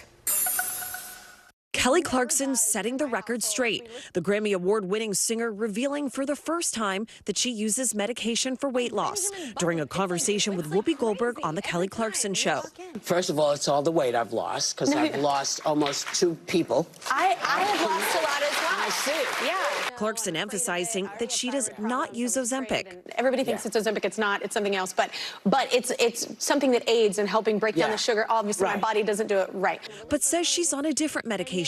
My doctor chased me for like 2 years, and I was like, no, I'm afraid of it. I already have thyroid problems. I was afraid. After fans praised Clarkson's new look earlier this year, the singer credited diet and exercise with her transformation, telling people that she had a more active lifestyle and eats healthier after moving to New York. Now revealing that medication has also helped that process and reflecting on her journey. I was like, my heaviest, I was like 203. Yeah. And I'm 5'3.5". Yeah. What? Yeah. But it's funny, though, because people assume, oh, she must have been miserable or depressed or whatever. And I was like, no, I was not. I was not. But the superstar says she needed a change. Drugs like Ozempic and Mounjaro have become increasingly popular for weight loss, including among celebrities. Most famously, Oprah, who back in December shared that she used a medication and just last week reflected on her public discussion of weight loss in the past. I have been a steadfast participant in this diet culture. Other celebrities have discussed taking the drugs, including NBA legend Charles Barkley, who says he lost over 60 pounds taking Mounjaro. Man, I started this drug called Mounjaro about 6 months ago. It's been amazing. Now, after a long journey, Kelly Clarkson is speaking out, hitting the high notes of a healthy lifestyle and feeling great. Clarkson has said in the past that she was diagnosed as pre-diabetic, which was definitely a jumping-off point for her to start her weight loss journey. She also explained that after her doctors kept suggesting the option of a drug, it got to a point that she felt like she had to do it because her blood work had gotten so bad. Now, we should note that we have reached out to Kelly Clarkson, but have not yet heard back. Back to you. All right, Chloe, thank you. Let's take a look at some of the other stories trending today. Okay, Kate, for 600, what is pop culture Jeopardy? Well, Amazon says it's created the first Jeopardy spin-off series created for a major streaming service. The series will appear only on Amazon Prime Video in more than 240 countries, and questions reportedly will range from the Avengers to Broadway to Gen Z to Zendaya. Yes, all pop culture. A premiere date and host have yet to be announced, but that is the kind of Jeopardy I can get behind. You could host it. Oh, hey, you listening? You listening? The moderator of Meet the Press, our good friend Kristen Welker, about to meet somebody very exciting. Kristen and her husband John are expecting their second child, and it is a boy. She announced today both Kristen and John have been very open about their journey with infertility. Their daughter Margot, you may remember, was born via surrogacy 3 years ago. Their son is also being carried by a surrogate. You saw her in one of the shots earlier. Congratulations, Kristen, and the whole family. We're so happy for you. Big congrats. We're really happy for you. Well, some soul and swagger are coming to season 26 of The Voice. Yep, Michael Bublé and Snoop Dogg set to make their coaching debuts this fall. The two will join veteran coaches Reba McEntire and Gwen Stefani. John Legend, Chance the Rapper, and country duo Dan and Shay are all stepping away next season. Snoop, for his part, says he's looking forward to bringing, quote, the style, the funk, and the fun. I mean, it's Snoop Dogg. I think we can definitely count on that. And you can watch the coaches' race to victory this fall on NBC. You can also catch Snoop hosting the Olympics. Am I right? Or he's going to be part of that, right? Let me not misspeak. Somebody tell us in our ear. Yes, he is. Yes, he is. He's everywhere. He's everywhere. He's got that show with Martha Stewart, too. A Renaissance man. Everywhere. I'm Kate Snow. I'm Sinclair, and while you are watching NBC News Daily, thanks for being with us.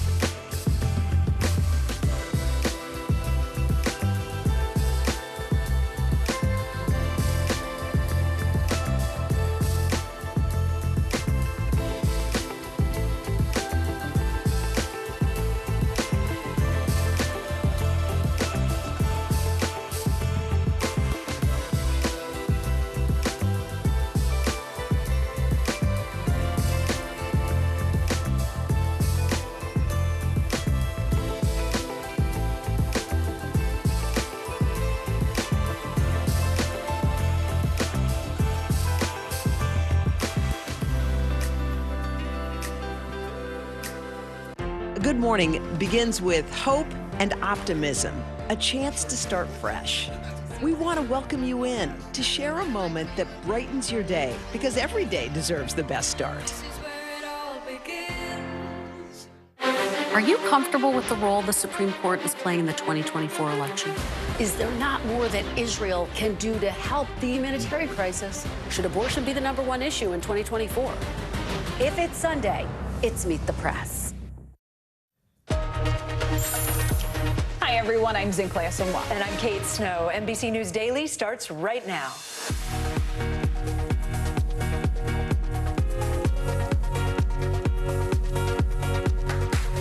Today, Tuesday, May 14th, 2024, crucial testimony. Donald Trump's former fixer, Michael Cohen, is back on the witness stand. How he connected the former president directly to the hush money payments at the center of this case. Striking a deal, the former interpreter for Dodgers superstar Shohei Ohtani appeared in court today. He's accused of draining millions of dollars from the player's bank account. We'll break down the plea he negotiated with federal prosecutors. On the move, U.S. intelligence indicates Israeli forces could push deeper into the crowded city of Rafah at any moment. The rush to get civilians out of harm's way. And gut check, nausea, heartburn, indigestion. Well, you know the rest. Why what happens inside your belly is so important.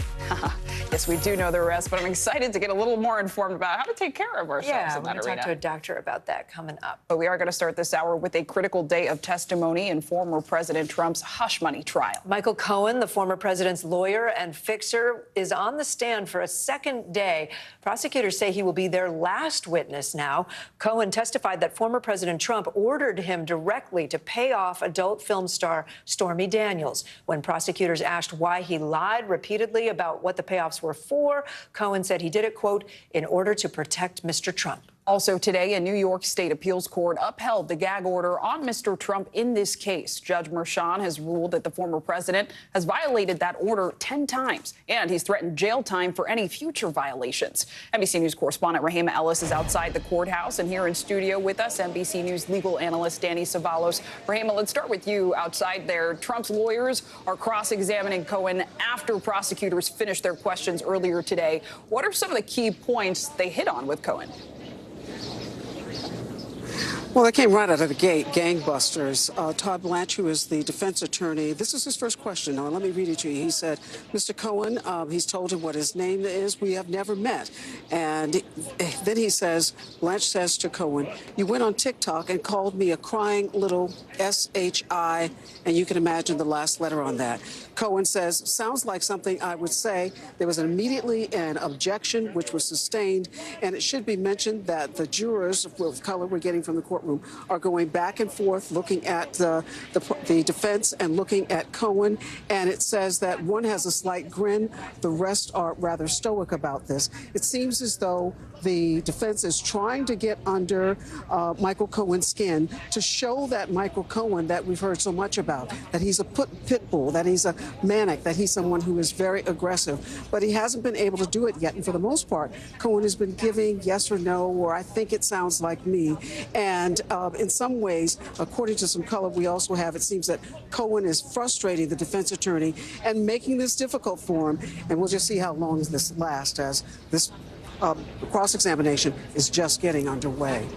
Clay and Kate. Okay, Rahima, thank you. And Danny, what are your thoughts so far on what we've heard out of Michael Cohen and the fact that he's now the last witness? So far, he's not sticking to the script that he did in direct, which is being calm and answering questions. He appears to be calm. I'm not in the courtroom, but he's fighting back. He's not willing to commit to yes or no. And that is for a cross-examined witness. The jury, after a while, is going to start seeing his refusal to answer just yes or no, or I don't recall, or sounds like something I'd say. Why not just say yes? So I think so far it's only been a few minutes, literally, but Michael Cohen is doing so-so on the cross. And Danny, you said it, right? It's only been a few minutes, but when do you think this trial could end, could wrap? It could end as soon as the end of Michael Cohen's testimony, but not really. That would be if the defense calls 0 witnesses. And obviously, I'm assuming we get quickly through motions, post-trial motions after the prosecution's case is in. But it could go to the jury relatively quickly, depending on what the defense does next. I do think Cohen will be on the stand for at least another day. Let's ask Rahima, too. Rahima, if you're still with us, do we have any sense of timing just from the courthouse? Well, the courthouse says that, according to the prosecution, Michael Cohen is their last witness. And so it's a question, as Danny says, how long is this cross-examination will go, whether or not there will be a redirect on that. The defense has said they may call one other witness. They might have, that might be determined at some other point. And Donald Trump might also testify, but that's less likely to happen. Ladies. All right, Rahima Ellis and Danny Savalos, thank you both.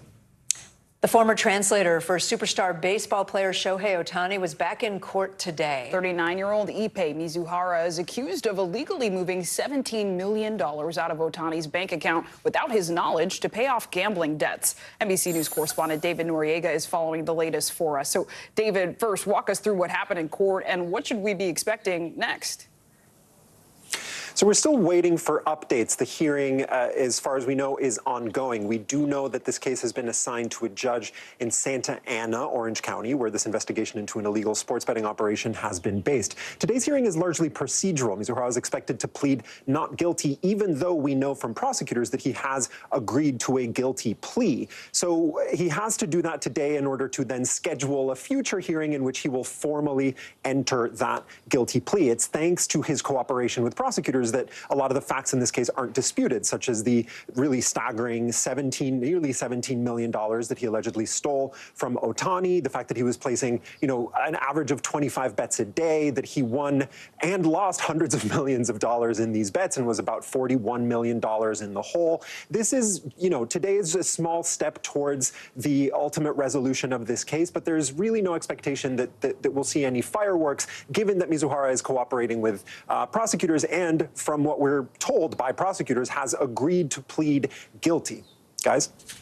And have we, David, heard anything from Otani himself recently? We actually haven't heard from Otani in a while. Remember, Otani is famously reclusive, doesn't speak publicly very often. Before all of this happened, he would only speak publicly via Mizuhara, his interpreter. He's been focused on baseball. He's having a characteristically very strong season so far. And it's important to note, too, the prosecutors have effectively cleared him in this. They've said publicly that there's absolutely no indication to believe that he was aware of Mizuhara's betting. This all happened behind his back. Mizuhara had such a close relationship with Otani that he was able to effectively, repeatedly impersonate Otani to access his bank account in such a way that Otani didn't even notice. So, you know, Otani, I suspect we'll probably hear from him again once Mizuhara actually pleads guilty and this case is put to bed. But in the meantime, like I said, he's focused on the game. Guys. David Noriega for us. David, thanks. In the Middle East, Israeli tanks are pushing deeper into the southern Gazan city of Rafah, with U.S. officials saying a major assault could happen soon. Civilians continue to clear out of the city. More than 450,000 Palestinians have already left, according to the United Nations. And throughout Gaza, the humanitarian situation is dire. But on Monday, Israeli activists in the West Bank blocked an aid convoy heading for Gaza, vandalizing its contents and even setting 2 of the trucks on fire. NBC News International correspondent Raf Sanchez joins us now from Tel Aviv. So, Raf, we know Prime Minister Benjamin Netanyahu has insisted invading Rafah is necessary to what he says finally destroy Hamas. But now we also know the Israeli military is fighting Hamas in the north again. Just walk us through the latest on the ground there. So, Zinkley, it is starting to feel like the Israeli military is basically playing whack-a-mole with Hamas in northern Gaza. You'll remember Israel moved into the north of Gaza first. They fought their way south. They've reached Rafah. So they have cleared these areas of northern Gaza, the Jabalia refugee camp, the Zaytun neighborhood of Gaza City already months ago. And yet they are saying that Hamas has regrouped and now they're having to go back into those areas once again. And this is raising really serious questions about Israel's military strategy. And here we are 8 months into this war. Israel has not really presented any detailed plan about how to win the peace, what kind of political settlement there might be in Gaza when all of this fighting is done. And what you heard from Secretary of State Blinken and other U.S. officials over the weekend is without a plan to win the peace, Israel is going to be running around fighting helter-skelter against remnants of Hamas for potentially a very long time to come. Down in the south, in Rafah, what started out as a tactical, fairly small-scale operation near the Egyptian border seems to be getting bigger every day. There are fears in the White House that Israel is elevating this into the all-out ground defensive that the White House has warned against. Some 450,000 Palestinian civilians have now been told to evacuate from areas of eastern Rafah. Guys. Raf, just quickly, so many of the American protesters have been worried about humanitarian aid getting in. We see those images of an attack on a convoy, basically vandalizing things. What is getting into Gaza? Not a whole lot, Kate. So the Rafah crossing remains closed. That was the main lifeline from Egypt into Gaza. Kerem Shalom, which is another crossing down in the south, is open, but the UN tells us it is dangerous and it is complicated trying to get aid from there given the scale of the fighting going on. And then you can see on your screen, those are Israeli extremists in the occupied West Bank vandalizing an aid convoy coming from Jordan heading to Gaza. Israeli police say that they are investigating this incident. They've made several arrests, but human rights groups are saying that Israeli forces stood by while this vandalism was happening. Guys. Important reporting. Raf Sanchez, thank you. It's time now for today's CNBC Money Minute. President Biden taking aim at Chinese electric cars. And another streaming bundle is hitting the market. Feels a bit like deja vu. Seema Modi joins us now. Hey, Seema. Zinkley and Kate, the White House announcing stiff new tariffs on $18 billion worth of Chinese imports. President Biden said the tariffs, which include quadrupling tariffs on Chinese EVs, are to protect American jobs from China overflooding the market. Critics push back against the move, saying it will ultimately be a tax on American consumers. Walmart is planning to lay off hundreds of corporate workers while asking to others to relocate. In a memo to employees, the company's chief people's officer said the move is meant to bring people back to the office, including its Bentonville, Arkansas headquarters and major hubs in San Francisco and Hoboken, New Jersey. And yes, our parent company Comcast will offer a streaming bundle that includes Peacock, Netflix, and Apple TV Plus. At an investor conference, CEO Brian Roberts said the bundle, called Stream Saver, will be available for all Comcast broadband, TV, and mobile customers later this month. No cost yet, but Roberts said that it would be at a, quote, vastly reduced price. Looking forward to it. I know what. Well, I was going to say, out of curiosity, what about employees? Do we get that? That's a great question. The minute we learn. Do we get the bundle? Who knows? But we know what we can watch. NBC News Daily. Exactly. I'll always play. Right here, we're Right on here. Peacock, NBC News Now. Hey. Seema Modi, thank you. Thanks. And coming up, talk about a rough day, how this dog got herself stuck inside a wall. Oh, poor thing, and how rescuers managed to get her out. Plus, a Utah mom and children's book author back in court accused of killing her husband. The new evidence prosecutors just laid out and how she's fighting back. You're watching NBC News Daily.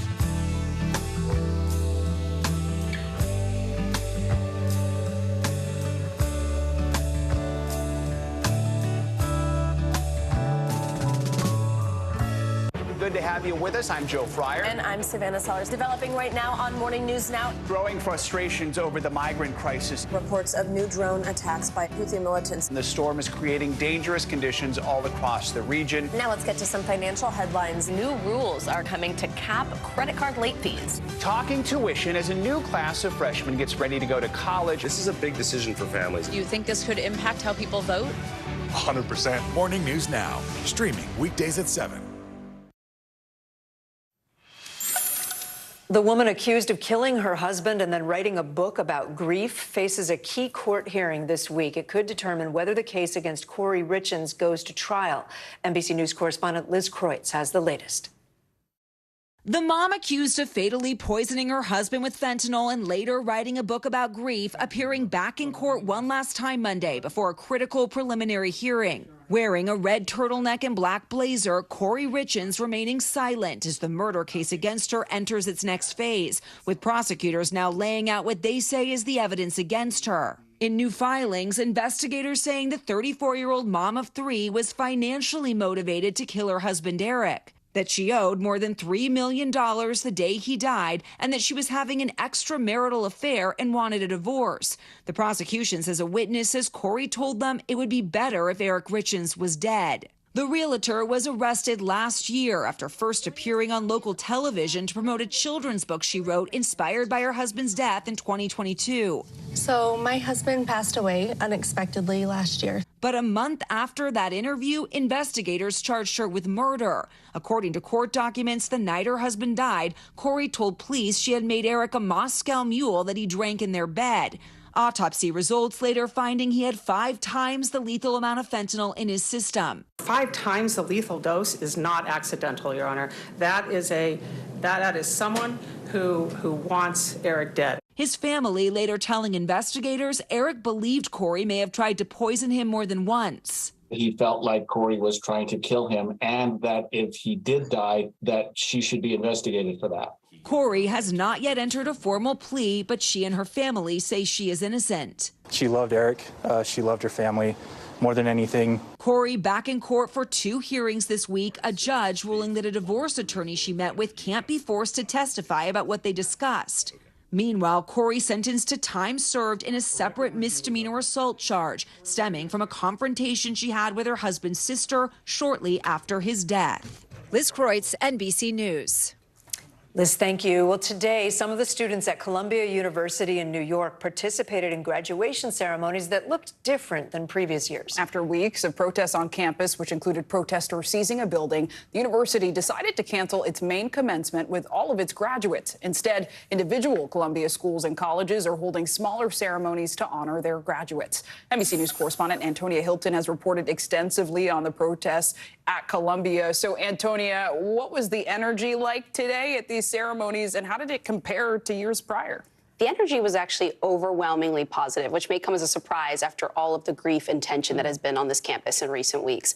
But it did look very different. It was 100 blocks north of Columbia at their Baker Athletic Field, a complex that the school felt was more secure and essentially less open to the possibility of protests and disruption than their classic, iconic Columbia campus. But still, we saw students have their voices heard. Many students were wearing keffiyehs, the scarves that students wear to show solidarity with Palestinian people, including the valedictorian who got the opportunity to come on the stage and made clear where she stood. And so there were these elements of students still showing this connection to the protests that have now wrapped up. But overwhelmingly, it was a really positive experience where there were absolutely no violence, nobody kicked out. The school was able to hold the ceremony that they were so nervous. We heard from sources for weeks about this, so nervous that they wouldn't be able to have guys. Since we have you, you spent so much time there. I think sometimes it gets lost in the shuffle what people were protesting for. Like, what do they say to you? What students tell me is that their central demand was divestment. So they wanted Columbia to be transparent about their investments, their relationships with companies, organizations in Israel, and then to consider cutting ties with Israel, essentially, to cut ties with those companies or organizations. The school has signaled an openness to continued dialogue, but at this point, they've made clear they won't divest from Israel. And we saw how the encampment came to an end with police force, essentially. And so many students are concerned, or in some cases, even expecting that this fall, some of these protests may begin anew. Yeah, it will be interesting to see what happens post-summer break when students gather once again. Right. Antonia Hilton, thank you so much. Coming up, basketball superstar Caitlin Clark is still hours away from her official WNBA debut. She's already making history, though. We'll tell you how. You're watching NBC News Daily. And, of course, you can keep watching us streaming free 24/7 right here on NBC News Now. Watch us wherever you stream.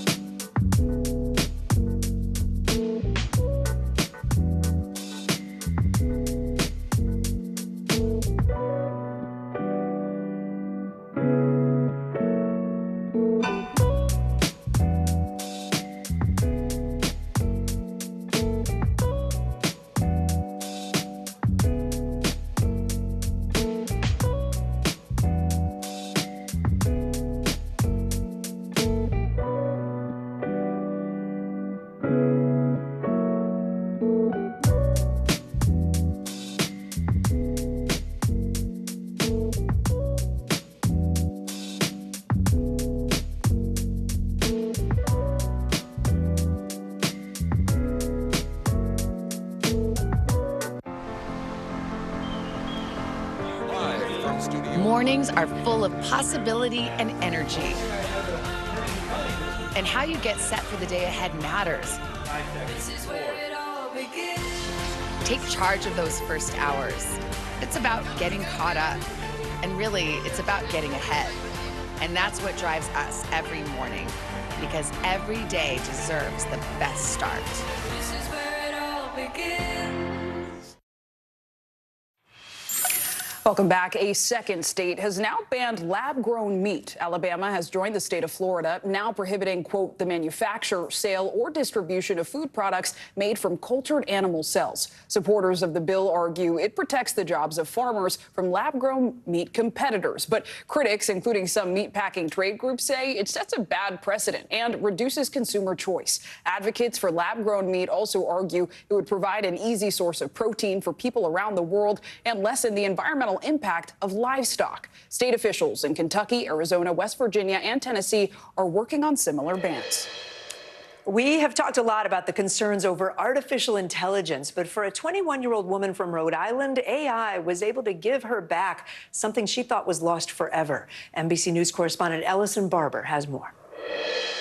What can I get for you? This sort of thing is probably a blip in your daily life. Most of us wouldn't give the drive-thru a second thought. But for Alexis Bogan, ordering a coffee once seemed impossible. Hi, can I get a grande iced brown sugar? Now, for the first time in a long time, she can do these things again thanks to AI. It was amazing to have, like, a little pen in the back pocket that you can just pull out and have it talk. The 21-year-old, who used to love singing along to country music in the car, was left without a voice after doctors made a terrifying discovery last year. The Associated Press spoke to the specialist who treated her. We discovered that she had a brain tumor in the back of the brain called the posterior fossa, the size of a golf ball. It was very vascular. She had to go into urgent brain surgery. The 10-hour operation successfully removed the tumor, but it damaged the part of Alexis's brain that controls eating and voice functions. When she spoke, even Alexis didn't recognize her own voice. I thought that if I couldn't talk, I couldn't be independent. So specialists in Providence, Rhode Island, using new artificial intelligence technology, worked to create a digital clone of Bogan's voice. We were given this early access to this technology called Voice Engine, developed by OpenAI.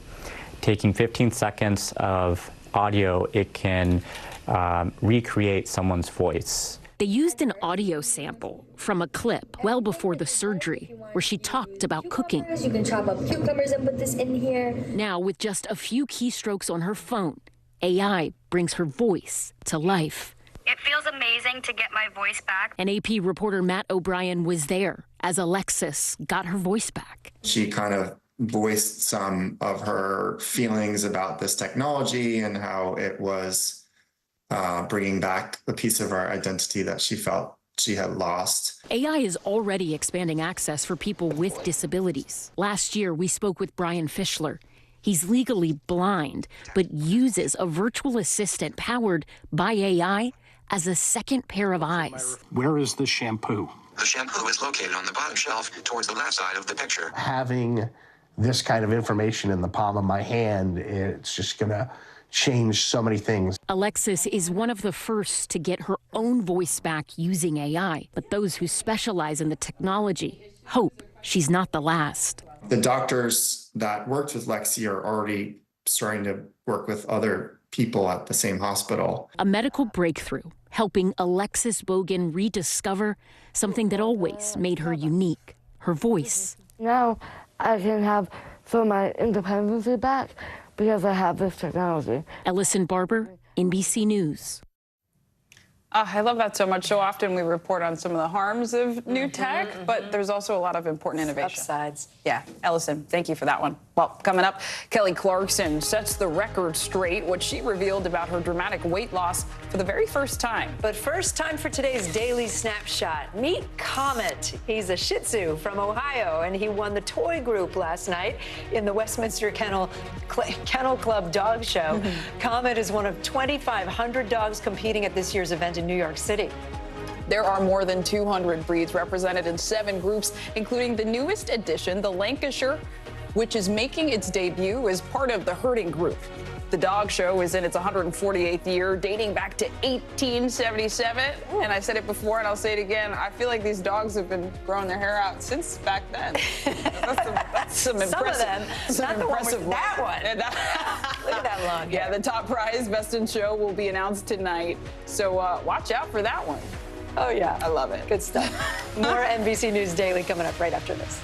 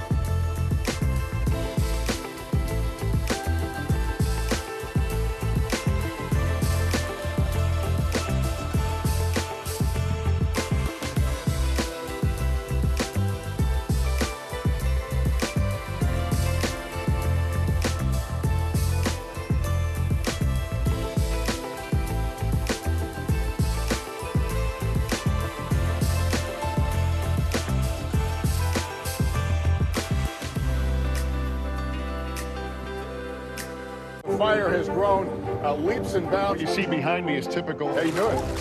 Pretty bad. We report live from Tel Aviv, from Juarez, Mexico. Top story reporting from Baltimore. Every weeknight, it's your news playlist. Top Story with Tom Llamas, streaming weeknights at 7 on NBC News Now.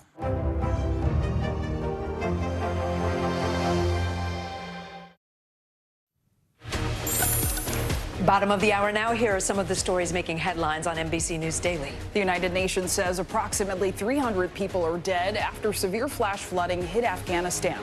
The country has been getting unprecedented rainfall since last Friday, damaging or destroying thousands of homes. Afghanistan's Taliban government relies on international humanitarian aid to deal with natural disasters, but it's unclear whether many neighboring countries are providing assistance. Qatar's foreign ministry says it's ready to cooperate with Afghan authorities. The charity founded by Prince Harry and Meghan Markle has been declared delinquent. That means it cannot raise or spend any money. According to the California Attorney General, the Archwell Foundation has either not paid its annual registration fees or failed to submit an annual report. A source close to that foundation said that everything was submitted on time, but it appears a check got lost in the mail. They expect the issue to be resolved in the next few days. And take a look at this video of firefighters rescuing a dog who got stuck in a wall. The dog, whose name is Faye, had crawled into the wall through a small plumbing access door. That dog, Faye, got stuck under a bathtub for 2 hours and refused to come out despite her family's pleas. Firefighters then came to her rescue and opened up the wall to let her escape. And, well, Faye, she's doing just fine. Secretary of State Antony Blinken made a surprise visit to Ukraine today to reassure Ukrainians the United States stands with them. Blinken met with Ukraine's president and heard from anti-corruption leaders. The visit comes as Russian forces make gains on their ground assault in the north part of Ukraine, attacking new areas around Ukraine's second largest city. NBC News International correspondent Josh Letterman is following the latest for us there. Josh, what's the latest on the ground, and what did we hear from Secretary Blinken so far today? Well, Kate, if there were ever a time when Ukraine needed a pep talk from its most powerful ally, the U.S., it's right now, because this is a really difficult moment for Ukraine as they are losing territory once again to Russia after a long period of stalemate. They are trying to replenish the weapons that, frankly, were running out due to the delay in Congress passing that assistance to Ukraine. And they are also facing a huge disadvantage when it comes to the number of troops available. They simply don't have the replenishments that Russia has to be able to continue this fight now that it is dragging on into several years. So, Secretary Blinken, during his surprise visit today, really tried to signal to Ukraine that the U.S. is not going anywhere and will stand side by side with Ukraine's defense. Take a listen. The coming weeks and months will demand a great deal of Ukrainians who have already sacrificed so much. But I have come to Ukraine with a message. You are not alone.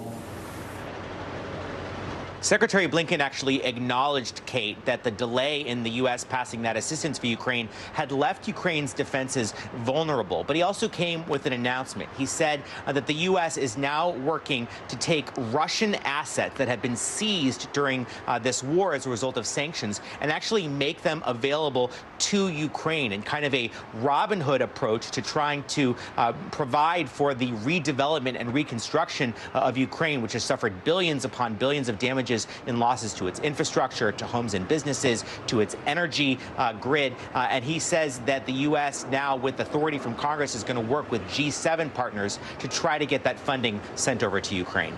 Kate. All right, Josh Letterman, thank you.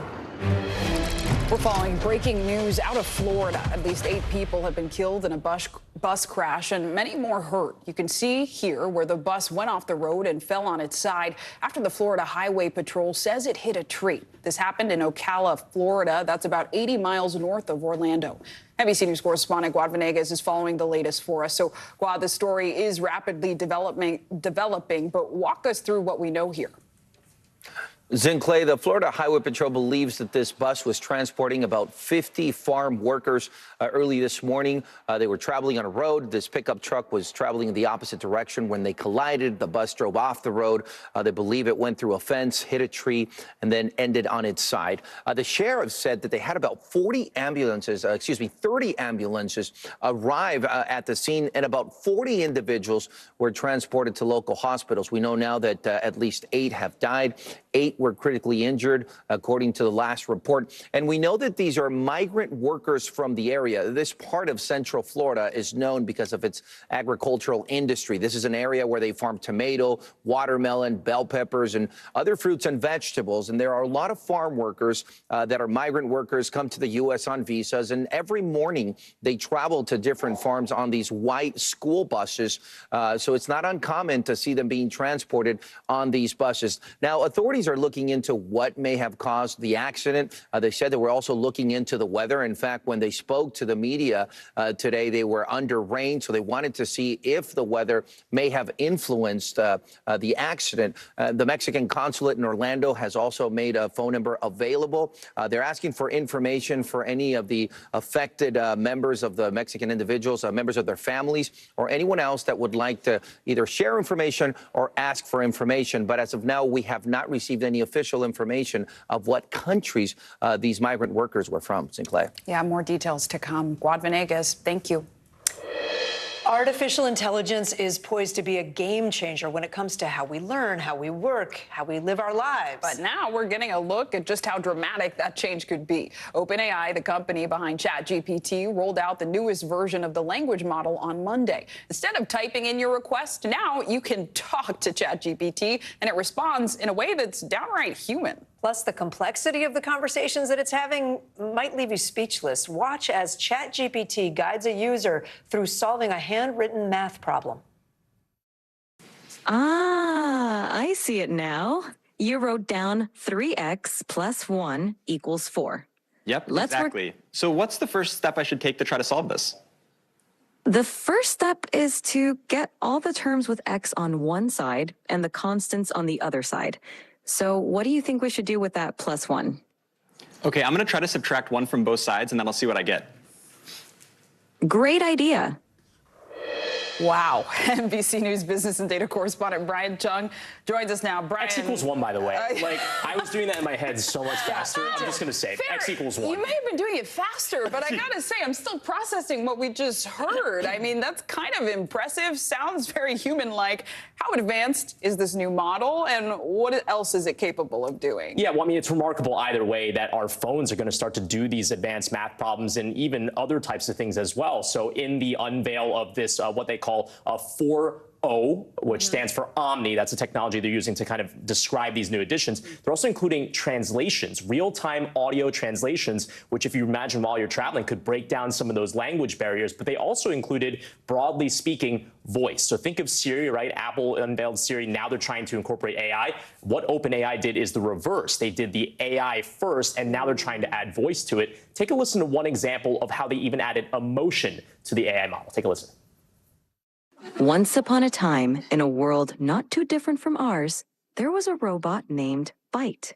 Byte was a curious robot, always exploring. Started this story, but I want a little bit more emotion in your voice, a little bit more drama. Got it. Let's add some drama.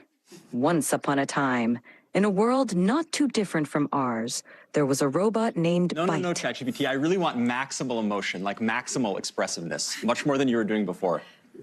Understood. Let's amplify the drama.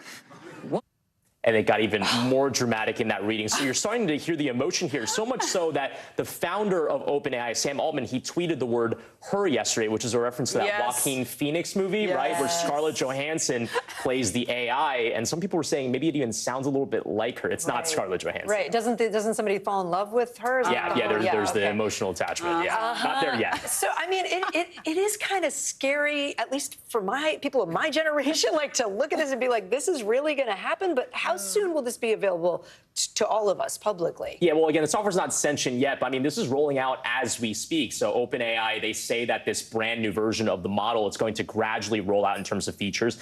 There's those text and image capabilities, because again, this is wrapped into the idea that you can also just type something in and then generate these images that don't exist in real life. So they're rolling out today in ChatGPT, and then access is going to be based on your OpenAI account.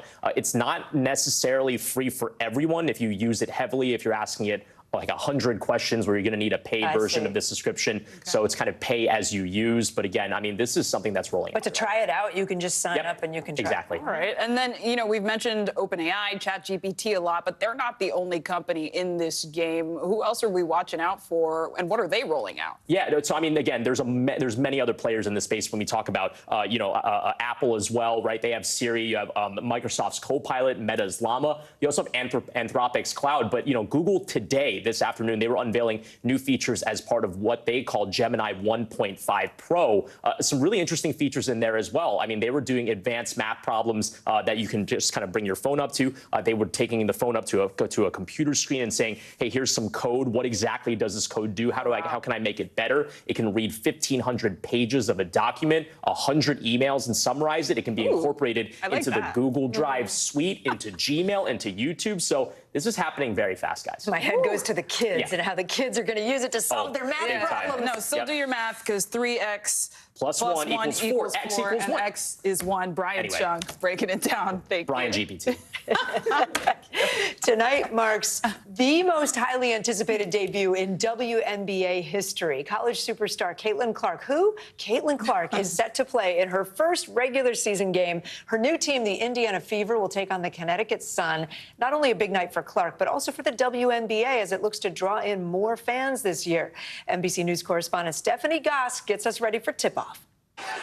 Mason, there's a three. It's game time once again for Caitlin Clark, this time in the big league. Tonight, the 22-year-old basketball phenom will suit up for her first regular season WNBA game, playing for the Indiana Fever. This is a dream. This is something I wrote down on a piece of paper when I was in like second grade, like get a basketball scholarship, play in the WNBA. The weight of the moment not lost on Clark. This is what you kind of worked for and dreamed of, and now you get to put your jersey on for like the first real time. While she'll be sporting a new uniform, her number will stay the same. It looks pretty awesome. I love it. Her new jersey already one of the top selling for a draft pick in any sport. The excitement from her record-shattering run in the NCAA tournament has only gained momentum.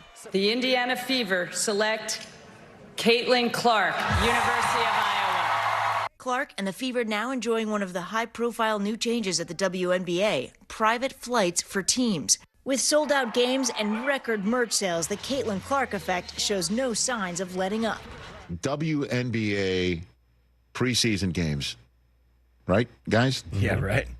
Have we ever seen national television talk about this? And her popularity has been translating to dollars. According to StubHub, Indiana Fever ticket sales are up 13 times from last season.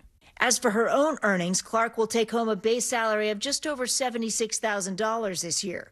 But a deal with Nike will reportedly pay her $28 million over 8 years. This weekend, the Fever celebrating Clark after she missed her graduation from Iowa due to her new gig. Clark's impact now reaching new heights she says she's ready for. I think it'll definitely be a good challenge for me, and I think that's one of the reasons I decided to leave college is just, something new. Some news out of Clark's alma mater, Iowa. Her 63-year-old coach, Lisa Bluter, who's coached for 24 years, is retiring. She's retiring as the winningest coach in Big Ten history. Back to you. So impressive. Stephanie Gosk, thank you. Well, coming up, let's talk tummies. Yeah, from tummy aches to heartburn, how you can better manage some common gut issues. You're watching NBC News Daily.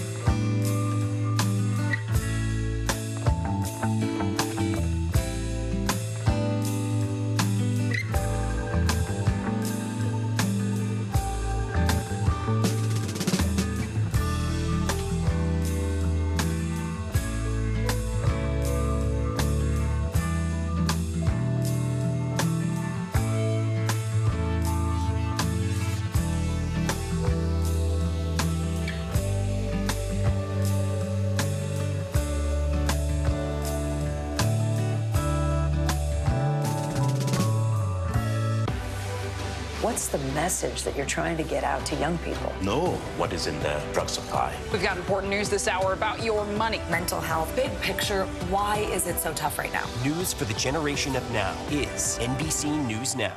Tonight, the state of emergency here in Baltimore. Should people be concerned about the safety of flying today? Closer to the Gaza border. News for the generation of now is NBC News Now. Okay, in today's Daily Health, let's talk about your gut. It's a topic many people may shy away from, but it can affect everything from digestion to your immune system. Joining us now, NBC News medical contributor Dr. Kavita Patel. Dr. Patel, good to see you. So let's start with the basics here. Why is gut health so important to our overall health? Yeah, it seems like, Kate, it's amazing how much your gut is connected to everything from our immune system to our mental health, things that might surprise you. And it can start with a variety of common GI disorders that we've probably all heard about, and then some we haven't. Let's talk about those common GI disorders. We just put it up on the screen. Run us through these and what causes, especially some of the ones we know, like acid reflux and leaky gut. Right, right. So irritable bowel syndrome, IBS, is one of the most prevalent. But you just mentioned, Kate, acid reflux. That's where the acid that's normally made in your stomach is kind of coming up into the esophagus, and sometimes you can even kind of feel it or taste it in your mouth because it's kind of reversing the direction that it's supposed to be in, and it creates a burning, a chest kind of burning. Leaky gut syndrome isn't in and of itself like an acknowledged diagnosis, but it's seen alongside a lot of other diagnoses, such as ulcerative colitis and other gut disorders. And that's essentially, Kate, where the gut lining becomes more permeable than it should be, meaning things that should stay inside the gut are getting out of the gut, and things that should stay outside of the gut can get in, causing a bit of havoc on your overall body. And Dr. Patel, you walk through some clear diagnoses, but some people may not have received those yet. Yeah. So walk us through some signs you may have an unhealthy gut. Yeah, look, it can be anything. We just mentioned it's connected to mental health and to immune system, but common symptoms are common, like gas, bloating, even trouble digesting your food, feeling like you just never got that meal in right, or even bowel habits. Some people get constipation. Some people get diarrhea and loose bowels. I think everything that feels like you're off, it's an instinct, and you should listen to it. We say trust your gut for a reason because it is connected to so much of our health. It said on that slide, poor gut microbiome. Can you just quickly, what does that mean? Yeah, so it turns out that with decades of discovery, we know that there are good bacteria for your gut. There are very healthy bacteria. We usually can get this, by the way, in the form of probiotics. We can talk about that if we have time, but we need healthy kind of bacteria inside of our gut to break down food and other particles, and that's considered a healthy microbiome. When that bacterial kind of balance is offset, it can result in disease and some of the symptoms we talked about. So to that end, walk us through what probiotics are, prebiotics, how effective are they, and are there foods that we should be eating that might just help our gut in general? Absolutely. At the end of the day, you might need to talk to a dietitian and a health professional who can help you figure out what you should be eating, especially if you have a diagnosis or need to make the diagnosis. But probiotics, kind of the healthy sources of bacteria, think fermented foods. And that can come in the form of yogurt, but it can also come in the form of kefir. It can be sauerkraut. You can have a lot of these healthy kind of fermented foods that taste yummy. Kimchi, it's Asian Heritage Month, a lot of kimchi that we can try in several places. And then prebiotics, think of that as the fertilizer for your healthy gut bacteria. And that can come in very common foods, onion, garlic, my favorite, cocoa, and then a number of vegetables like asparagus and leeks. Any of those can give all the nourishment to the bacteria that we do need in our gut to get that healthy microbiome. I love that. Beauty from the inside out. Dr. Kavita Patel, thank you so much. Yeah, great to have you. Thank you. And there is much more news ahead. So don't go anywhere. You are watching NBC News Daily.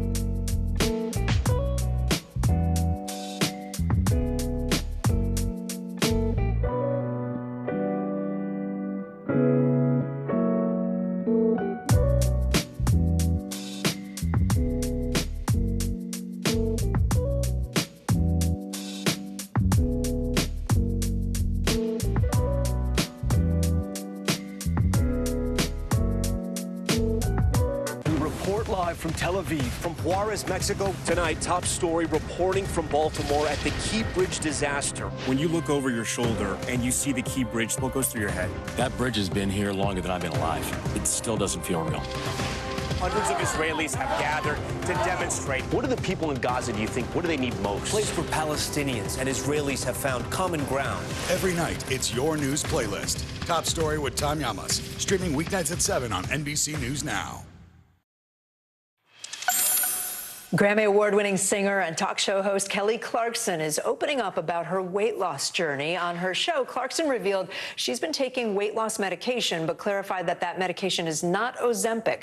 Here's NBC News entertainment correspondent Chloe Malas. Hey there. During yesterday's episode of The Kelly Clarkson Show, she interviewed Whoopi Goldberg and began their conversation by complimenting Goldberg on how great she looks, which sparked an exchange about weight loss. Clarkson now ending the speculation that's been swirling around her for months, clarifying she did use a weight loss medication, but that it was not Ozempic. Kelly Clarkson setting the record straight. The Grammy Award-winning singer revealing for the first time that she uses medication for weight loss during a conversation with Whoopi Goldberg on The Kelly Clarkson Show. First of all, it's all the weight I've lost because I've lost almost 2 people. I have lost a lot as well. I see. Yeah. Clarkson emphasizing that she does not use Ozempic. Everybody thinks it's Ozempic. It's not. It's something else. But it's something that aids in helping break down the sugar. Obviously, my body doesn't do it right. But says she's on a different medication. My doctor chased me for like 2 years, and I was like, no, I'm afraid of it. I already have thyroid problems. I was afraid. After fans praised Clarkson's new look earlier this year, the singer credited diet and exercise with her transformation, telling people that she had a more active lifestyle and eats healthier after moving to New York. Now revealing that medication has also helped that process and reflecting on her journey. I was like, my heaviest, I was like 203. Yeah. And I'm 5'3.5". Yeah. What? Yeah. But it's funny, though, because people assume, oh, she must have been miserable or depressed or whatever. And I was like, no, I was not. I was not. But the superstar says she needed a change. Drugs like Ozempic and Mounjaro have become increasingly popular for weight loss, including among celebrities. Most famously, Oprah, who back in December shared that she used a medication and just last week reflected on her public discussion of weight loss in the past. I have been a steadfast participant in this diet culture. Other celebrities have discussed taking the drugs, including NBA legend Charles Barkley, who says he lost over 60 pounds taking Mounjaro. Man, I started this drug called Mounjaro about 6 months ago. It's been amazing. Now, after a long journey, Kelly Clarkson is speaking out, hitting the high notes of a healthy lifestyle and feeling great. Clarkson has said in the past that she was diagnosed as pre-diabetic, which was definitely a jumping-off point for her to start her weight loss journey. She also explained that after her doctors kept suggesting the option of a drug, it got to a point that she felt like she had to do it because her blood work had gotten so bad. Now, we should note that we have reached out to Kelly Clarkson, but have not yet heard back. Back to you. All right, Chloe, thank you. Let's take a look at some of the other stories trending today. Okay, Kate, for 600, what is pop culture Jeopardy? Well, Amazon says it's created the first Jeopardy spin-off series created for a major streaming service. The series will appear only on Amazon Prime Video in more than 240 countries, and questions reportedly will range from the Avengers to Broadway to Gen Z to Zendaya. Yes, all pop culture. A premiere date and host have yet to be announced, but that is the kind of Jeopardy I could get behind. You could host it. Oh, hey, you listening? The moderator of Meet the Press, our good friend Kristen Welker, about to meet somebody very exciting. Kristen and her husband John are expecting their second child, and it is a boy. She announced today both Kristen and John have been very open about their journey with infertility. Their daughter Margot, you may remember, was born via surrogacy 3 years ago. Their son is also being carried by a surrogate. You saw her in one of the shots earlier. Congratulations, Kristen, and the whole family. We're so happy for you. Big congrats. We're really happy for you. Well, some soul and swagger are coming to season 26 of The Voice. Yep, Michael Bublé and Snoop Dogg set to make their coaching debuts this fall. The two will join veteran coaches Reba McEntire and Gwen Stefani. John Legend, Chance the Rapper, and country duo Dan and Shay are all stepping away next season. Snoop, for his part, says he's looking forward to bringing, quote, the style, the funk, funk and the fun. I mean, it's Snoop Dogg. I think we can definitely count on that. And you can watch the coaches' race to victory this fall on NBC. You can also catch Snoop hosting the Olympics. Am I right? Or he's going to be part of that, right? Let me not misspeak. Somebody tell us in our ear. Yes, he is. Yes, he's everywhere. He's got that show with Martha Stewart, too. A Renaissance man. Everywhere. I'm Kate Snow. I'm Sinclair Samwa. You are watching NBC News Daily. Thanks for being with us.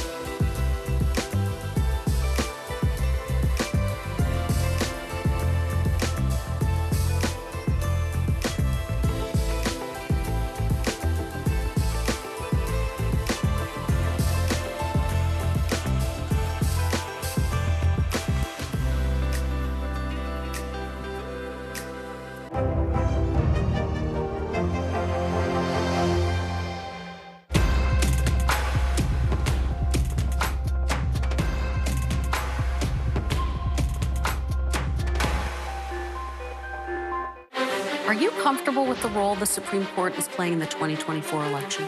Is there not more that Israel can do to help the humanitarian crisis? Should abortion be the #1 issue in 2024? If it's Sunday, it's Meet the Press. If it's Tuesday, Michael Cohen, the prosecution's star witness in Donald Trump's hush money case, now faces a tense cross-examination after testimony directly tying the illegal scheme to Trump. Plus, the sleeper Senate race that suddenly has everyone wide awake in Reliably Blue, Maryland, where Democrats are fighting over the future of the party in a state that could decide which party controls the Senate. And new signs that Israel could be poised to invade Rafah, despite U.S. warnings and threats to withhold weapons, as troops gather on the edge of southern Gaza, where hundreds of thousands of civilians are sheltering.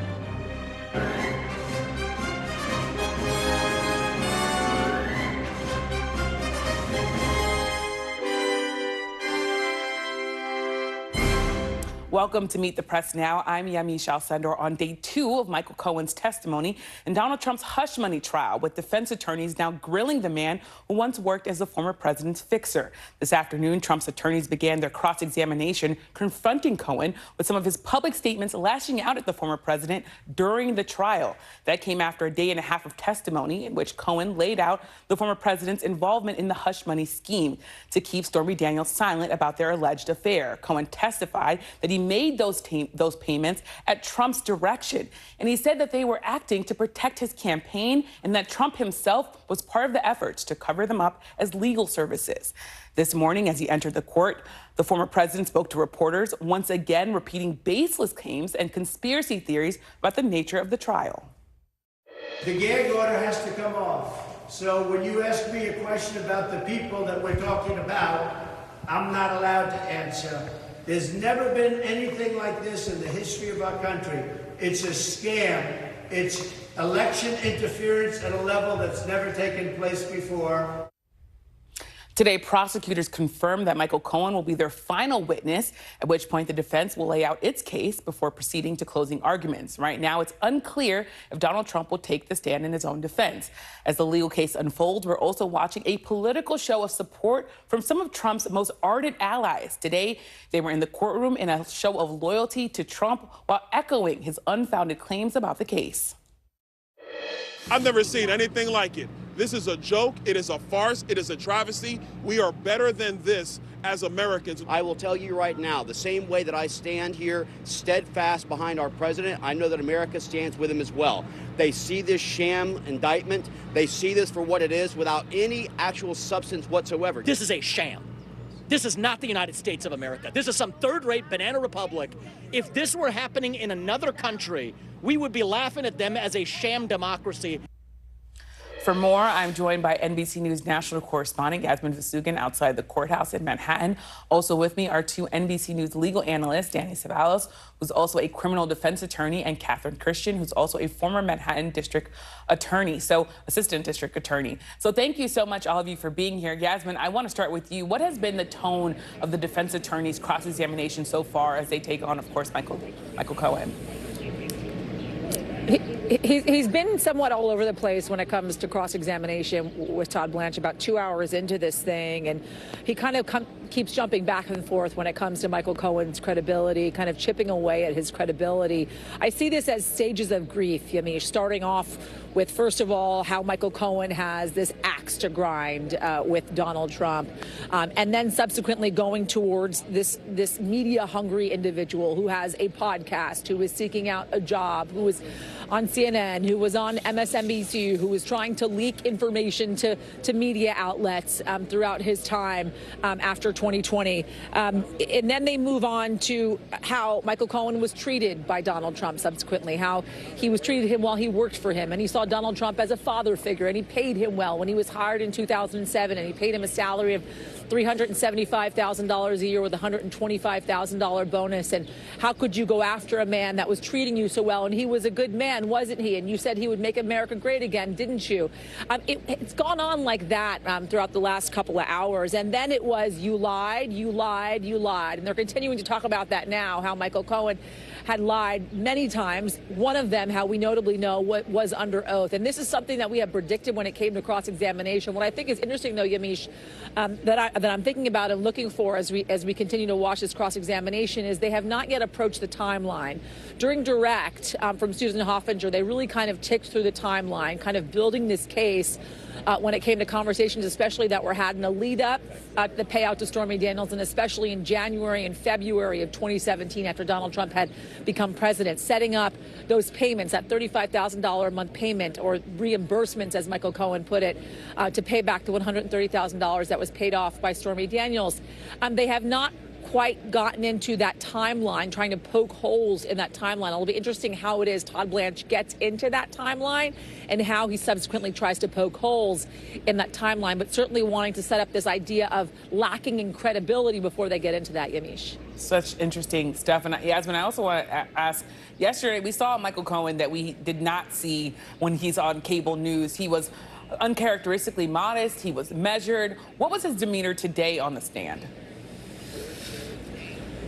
He's different now in cross-examination. I think all of us expected this, and I'm sure Danny and Catherine can speak more to this when you get into it with them. But yesterday, he was very succinct. He answered the questions that he was asked. He gave a lot of yes or no answers, saying yes, ma'am, and no, ma'am. Here he is trying to hold up, it seems, Todd Blanche a little bit more, not necessarily wanting to admit, for instance, to lying, instead saying, well, it sounds like something I would say, or it sounds like something I would do, or it seems as if that is what I did. And Todd Blanche reiterating the question that he asked, and then Michael Cohen reiterating, well, yes, that sounds about right. And so kind of trying to hold up Todd Blanche's questioning, it seems, and also the momentum that he's trying to gain in this cross-examination.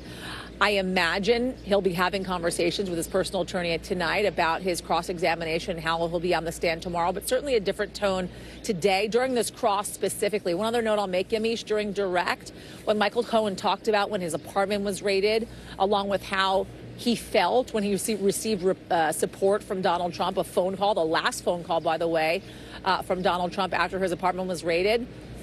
He looked to the jury specifically throughout this entire time. He's been speaking directly to the attorneys, both Susan Hoffinger and also now Todd Blanchard in cross-examination. In those moments, he looked to the jury specifically to say how hard it was on his family, how worried he was, how anxious he was. Not only that his apartment was being raided, but then when he received the call from Donald Trump saying, listen, I got you, buddy. I'm paraphrasing here. We're going to take care of this. You're going to be okay. That he felt that support and loyalty still, even in that moment after his apartment had been raided. In both those instances, somewhat trying to humanize himself, it seems, looking to the jury to communicate that, Yamiche. Interesting stuff. And Danny, I want to come to you as a defense attorney. What do you make of Todd Blanchard's cross-examination, what we've seen so far? I'm reading it in the Google Doc, as we all know, so I'm not in there hearing it. But I got to say, I sympathize with defense counsel. They're all very able. They're all very talented. But, you know, look, I think they may be suffering from an embarrassment of riches. There's just so much to go after Michael Cohen about. It's difficult to organize it. And Michael Cohen is being difficult. Not the most difficult that he could have been, but certainly mid-range difficult. He's not fighting on each and every question, but also, some of the questions are leaving him a little wiggle room. If you ask him, for example, I'm paraphrasing, but is it fair to say you're motivated by fame? Is it fair to say? And Michael Cohen's going to take that and turn it right back on defense counsel. So I think it's a combination of maybe a little lack of organization on the questioning and Michael Cohen pushing back, not as much as Stormy Daniels, but certainly pushing back some. I also want to ask you, of course, Danny, about this entourage that we saw Donald Trump go into the courtroom today with. Are you concerned that the appearance of prominent Republicans like House Speaker Mike Johnson, that could influence the jury in this case? Look, you're always hoping that people come to watch a defendant, if you're a defense counsel, like mom, dad, the kids, relatives, friends, maybe even influential friends. But influential friends on this order is something that I doubt a lot of criminal defense attorneys have experience with. So I guess from a criminal defense perspective, it might be helpful, but it might also be a massive distraction. And look, you have jurors who may be sophisticated enough to understand what's really going on if they recognize those faces. If they see some of those politicians in the courtroom, they may not see it as traditional support for a defendant, but rather a political move designed to further the politician's own interests. So it's hard to say how that's playing, mostly because who's ever seen that in a courtroom? Who has ever seen that in a courtroom? It's a good question, and I can't see them all standing there and not say that they're all dressed alike. It's all a little surreal. But Catherine, I want to come to you. The prosecution is effectively done presenting its case. They're going to have closing arguments. But how they do, in your opinion, do you think they met the burden beyond a reasonable doubt here? I think they did. And the jury will decide that. But what they did, which was smart, I wouldn't have ended with Michael Cohen, but that's a style. They made sure to have enough testimony that he had nothing to do with, that was corroborated. You know, his banker, Stormy's lawyer, starting off with David Pecker, I thought was a very smart. He outlined what the conspiracy was. So when Michael Cohen testified, it was just basically the jury saying, okay, we heard this. That's what his lawyer said. That's what Stormy Daniels' lawyer said. That's what his banker said. That's what Hope Hicks said. So the prosecution did a good job with that. However, the reason why they called him is because they need him. He's the one who said that Donald Trump said, just get it done. He's the one who's saying that Donald Trump knew that they were falsely classified as legal expenses. That's why the defense attorney, as Danny says, they have a bunch of information that they can go after him. Are going after him so hard with his credibility. Tomorrow they have off. The prosecutor will not be able to speak to Mr. Cohen, but he has a personal lawyer who might say to him, just say yes and no. Don't say it sounds like it, possibly. Also, there are two lawyers on the defense team, no offense to Mr. Blanche, who are far more skilled cross-examiners than he is. Maybe the three of them will huddle and then do something a little different on Thursday. And you bring up the issue of credibility. Prosecutors, and we imagine, had known that the Trump's lawyers were going to go after Cohen's credibility here. Do you think that they tried to pre-butt that they did a good job of trying to get ahead of some of that? My only critique with Susan Hoffinger, who did an excellent job on direct, is that she should have leaned more into Michael Cohen's hatred of Donald Trump. There's nothing wrong with the fact that he hates Donald Trump. He has a reason to hate Donald Trump. So bring out the TikTok. Bring out that, he has a T-shirt with Donald Trump in bars. So when it's on cross-examination, the jury has already heard that. So that's my only critique. She should have leaned more into Cohen's basically hatred of Donald Trump. And Yasmin, I want to come back to you. The president had this political entourage that we saw in court today. It included, as we said, the House Speaker. Who else was there, and what were they saying? So you said it, Speaker Mike Johnson, Vivek Ramaswamy, Governor Doug Burgum, Corey Mills. I'm looking down at my list here, Yamiche, to make sure I get it all right. Representative Byron Daniels as well. We heard from all of them at some point today, earlier on, especially after they came out of the courtroom, and they all had the same message, which is the same message, by the way, that Donald Trump has had this entire time as well, which is this is a sham trial, and this is, they're politicizing the justice system, and there's no reason this trial should even be happening. And they don't even say, for instance, that Donald Trump is not guilty because they don't even believe this trial should actually be going on. I actually had the opportunity, by the way, to speak to Vivek Ramaswamy earlier today. I asked him a couple questions about why he was here. First and foremost, if he would continue to support Donald Trump if, in fact, he was found guilty. He said yes, by the way, he would. Why he was here, he said he came on his own volition. I asked him if the former president actually asked him to come, because, by the way, the former president was calling them all his quote-unquote surrogates in the hallway outside the courtroom earlier today. He didn't identify himself, though, as his surrogate. He said more so that he was just here on his own volition. I asked him if Donald Trump had asked him to be vice president or if he would consider it. He said yes. And I said, listen, you have called him a sore loser. You said after January 6th, his behavior was abhorrent, and yet here you are supporting the former president of the United States. And one again, kind of reiterating what we've heard from so many of them, which is sham trial, politicizing the Justice Department. I think the big question is who's going to be here tomorrow, Yamiche? Yeah, that's a big question. And Danny, the defense will begin presenting its case in the coming days. How do you expect them to make their case to the jury? And would you, if you were doing this, if you were part of this team, would you call Donald Trump to the stand? They may call 0 witnesses. We may see no defense case because they may take the position that they have enough to argue reasonable doubt and just stand on the fact that the prosecution has the burden to prove its case. You start calling witnesses, you only call them if you really, really need information out of them because it's a risk. Then you sort of shift the burden, not really, but you sort of shift the burden when you start putting on your own evidence, and you never know what landmine you're going to step on. So I'm starting to think that the defense may end up calling 0 witnesses, rest, and then argue things like there's insufficient evidence that that Donald Trump actually directed the falsification of the business records. He doesn't need to actually come over with a pen and falsify them. That's not what the jury instructions require. But the defense might argue on that point, and maybe the intent to defraud. Those might be some points they'll argue on. But I'm starting to think there's a real possibility that we won't see any witnesses from the defense. Well, that would be fascinating. Thank you so much, Yasmin, Danny, and Catherine, for getting us started. And coming up, the courtroom and the campaign trail collide. We'll have more on the politics of the Trump trial as a growing list of former presidents, political allies, and VP contenders show their support in court. But first, the battle for control of the Senate. We're spotlighting Maryland's competitive and expensive Senate primary as voters head to the polls. We've got new NBC News reporting from the ground and Steve Kornacki at the big board. You're watching Meet the Press Now.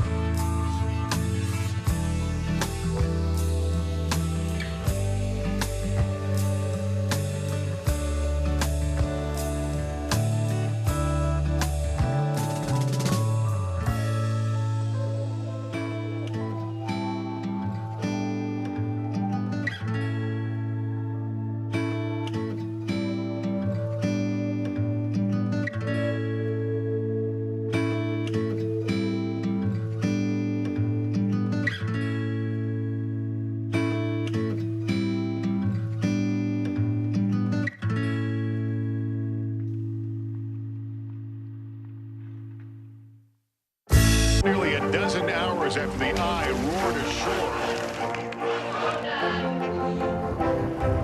There is some late-breaking news. All right,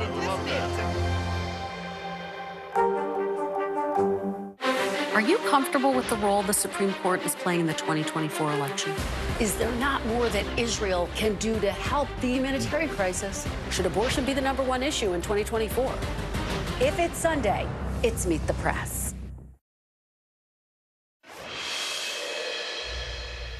Welcome back. As we say around here, if it's Tuesday, voters are voting somewhere. And today that somewhere is Maryland, Nebraska, and West Virginia, 3 states that are each holding primary elections.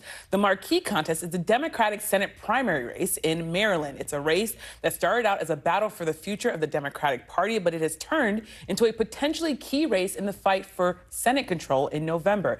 NBC News' Julie Sirkin traveled to Maryland to talk to the candidates and voters about what's at stake in this election. A safe blue seat is suddenly competitive, with former Governor Larry Hogan's last-minute entry in Maryland's Senate race. And I think good people need to step up and try to make a difference. Before they could take on Hogan, Democrats must first take out one another in one of the nation's most bitter and expensive primary contests. 3-time Congressman David Trone pouring at least $61 million of his own money to beat Prince George's County Executive Angela Alsobrooks. Nobody should be able to buy a seat. This is not what democracy looks like. But Trone argues that his fortune, earned by co-owning the country's biggest alcohol chain, buys him independence. Everyone likes success. That's the American dream. It's also a dream for Democratic fundraisers who rather spend their stockpile defending other seats. 90% of self-funders, 90% lose because they don't have good ideas and they don't do the work. I do the work. Despite Trone outspending Alsobrooks 9-1, the race is tight. Alsobrooks hopes she can make history by becoming the first black woman sent to the Senate from Maryland. I want a woman in office. I would love to see a woman, because this is the era of women. Roughly a third of the state's voters are black. What we hear from so many diverse voters is we need someone who actually speaks for us, someone who has our values. And Trone suggests he has more in common with them than his opponent does. I went to public school. She went to private school. Someone that lived the life they did. Didn't even have indoor plumbing. We had an outhouse.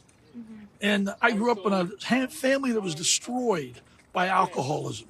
Destroyed. As a child, Alsobrooks fled the Jim Crow South, her family finding refuge in Maryland. Today, she leads the state's second largest county. There, she was a public prosecutor and made history as the district's first black woman DA. On the key issues, she and Trone have plenty in common. Abortion is a huge issue for me. Though the procedure is legal, in November, voters will decide whether to enshrine abortion rights in the state's constitution. Oh, it is absolutely resonating. The people in our state here understand, again, not only what is at stake for women in Maryland, but they care about women in other states. Yeah, it's going to be a big deal this year. I mean, with what happened with Roe, everyone realizes these elections have big consequences. It's a weak point for Hogan, the popular ex-governor who is positioning himself as a middle-of-the-road candidate. This is a good way to ruin your legacy, go out and lose an election. But it's that important that I had to step up and do it. Having bucked Donald Trump, the top of the ticket is, probably not going to do that well. He hopes it'll be enough to flip the Democratic stronghold. Hogan vows to leave abortion rights up to the states. I was attacked by both of the other challengers saying I'm going to be the deciding vote on the national abortion ban. I said, no, I would never vote for a national abortion ban. Would you support to end the filibuster, though, as some Republicans are saying they might try to do to pass some abortion restrictions at 16 weeks? I'm a big supporter of the filibuster. I think my whole career is about bipartisanship. And NBC's Julie Sirkin joins me now on set. So, Julie, that was great reporting. Thank you so much for bringing it to us. So you've, of course, been all over the state of Maryland. You talked to both candidates, which is a great get for you. You also talked to voters. So what's at stake in this race? Well, voters tell me first and foremost when they're talking about these two candidates in the Democratic primary that they have to pick the one that they think has the best shot at beating Hogan in November. That said, Hogan still has to win his primary today. His team feels very confident about it. I talked to them a couple hours ago. But regardless, that's voters' #1 concern on their minds. They see Angela Alsobrooks, who we mentioned leads the second largest county, Prince George's County in Maryland, as their county executive. They say she doesn't have enough experience, perhaps, enough name recognition, enough money behind her like David Trone does. He's a 3-time congressman. He infused nearly $62 million in the primary alone, making it the most expensive, the most amount of money any candidate spent on any Senate primary ever. So pretty big deal there. I mean, it's a huge deal when you lay it out like that. I mean, the fact that he poured his own money, as you said, more than $62 million. How much is money going to matter, not just in the primary, but also in the general election here? Well, it's certainly going to matter a lot because Maryland is not necessarily one of the seats that Democratic strategists, that the establishment in the Democratic Party had in mind when they were thinking about where are we going to put our cash, how are we going to spend our stock mile, because they have a lot of seats they have to defend. This is a really competitive cycle for Democrats. Maryland being the one state that could potentially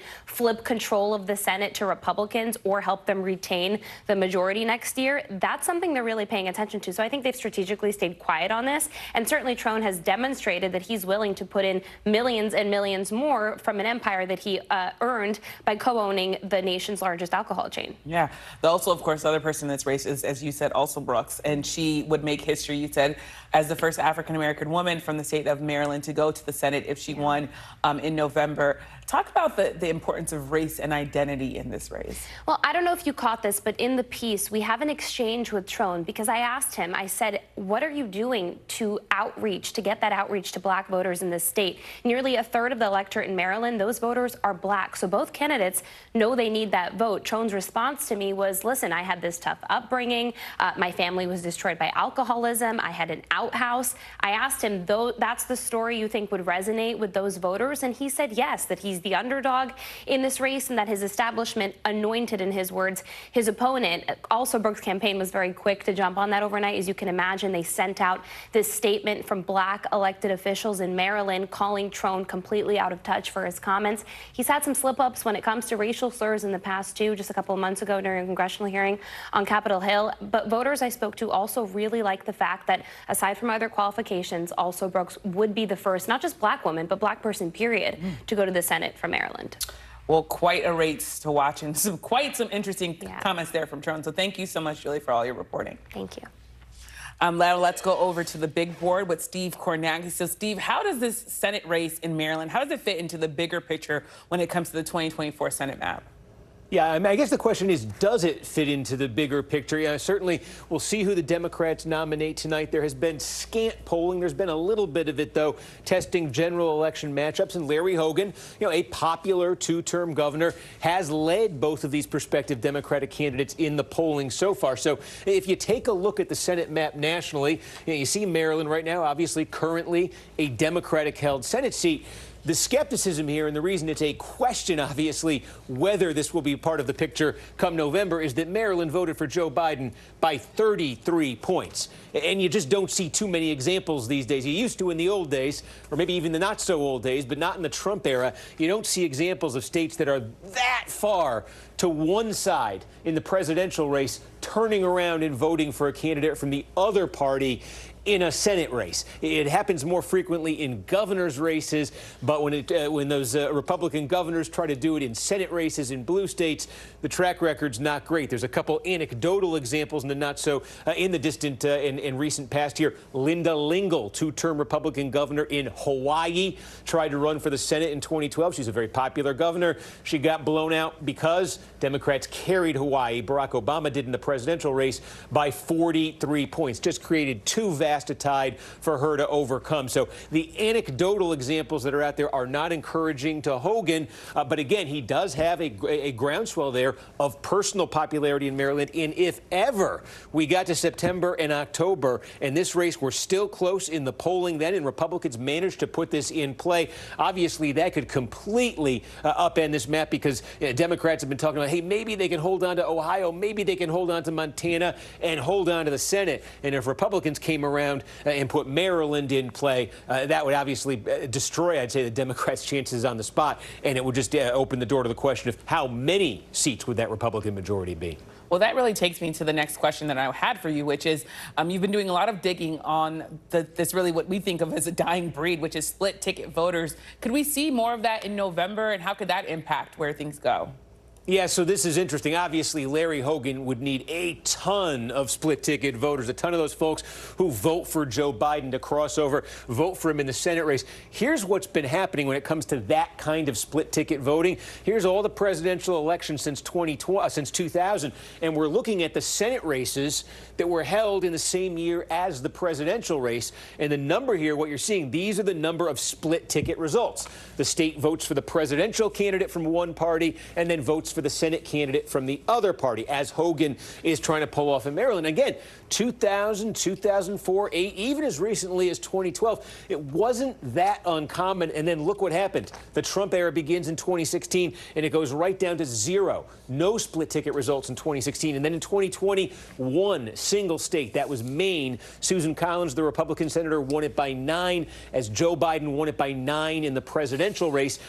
So that was the one example so far in the Trump era. But if you're Larry Hogan and your other candidates like him around the country, here's one thing that might give you some encouragement. Polling this week, certainly talked about it yesterday in the presidential race from battleground states by the New York Times and Siena. These are the registered voter numbers in these battleground states they surveyed. And obviously the headline yesterday was Trump leading in 5 of these states, Biden up only in Wisconsin. But the Times also polled 4 of these states that have Senate races. And take a look in the Senate races. The 4 states that they surveyed, the Democrats lead in all 4 of them. So that suggests, at least in this initial stage, ticket splitting possibilities in those states. And that could obviously, Hogan would need a lot more ticket splitting. But if you start to see it in those states, maybe somebody like Hogan can dream big. Well, thank you so much for breaking down all of this. We'll definitely be looking to see all your reporting as the night goes on. Got it. And thank you. So what's, of course, turning out to be a major issue in the 2024 election, we want to talk about abortion. In a swing state, Arizona, the state Supreme Court granted the Attorney General's request to delay enforcement of the 1864 near-total abortion ban to September 26. Now, that ban was repealed earlier this month, but the repeal won't take effect until 90 days after the legislative session ends, which last year wrapped up at the end of July. That means the ban could temporarily be enforceable for a month before the election, and as voters will likely also consider an amendment to expand abortion access in the state. Meanwhile, in Louisiana, Republican lawmakers are moving to categorize medication abortion drugs as controlled substances, criminalizing possession without a prescription. That comes as the U.S. Supreme Court is set to rule on a challenge to the FDA approval of mifepristone that could limit access to the commonly used abortion drug, even in states where it's legal. Up next, a live report from Tel Aviv as the IDF amasses troops on the edge of Rafah amid fears that a full-scale invasion could be imminent. You're watching Meet the Press Now.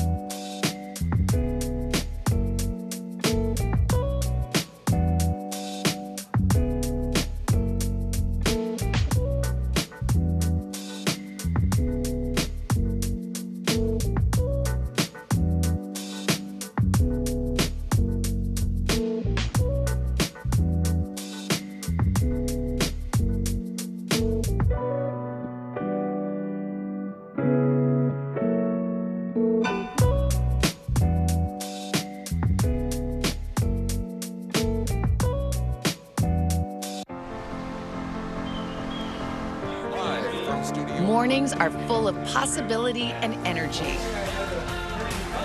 And how you get set for the day ahead matters.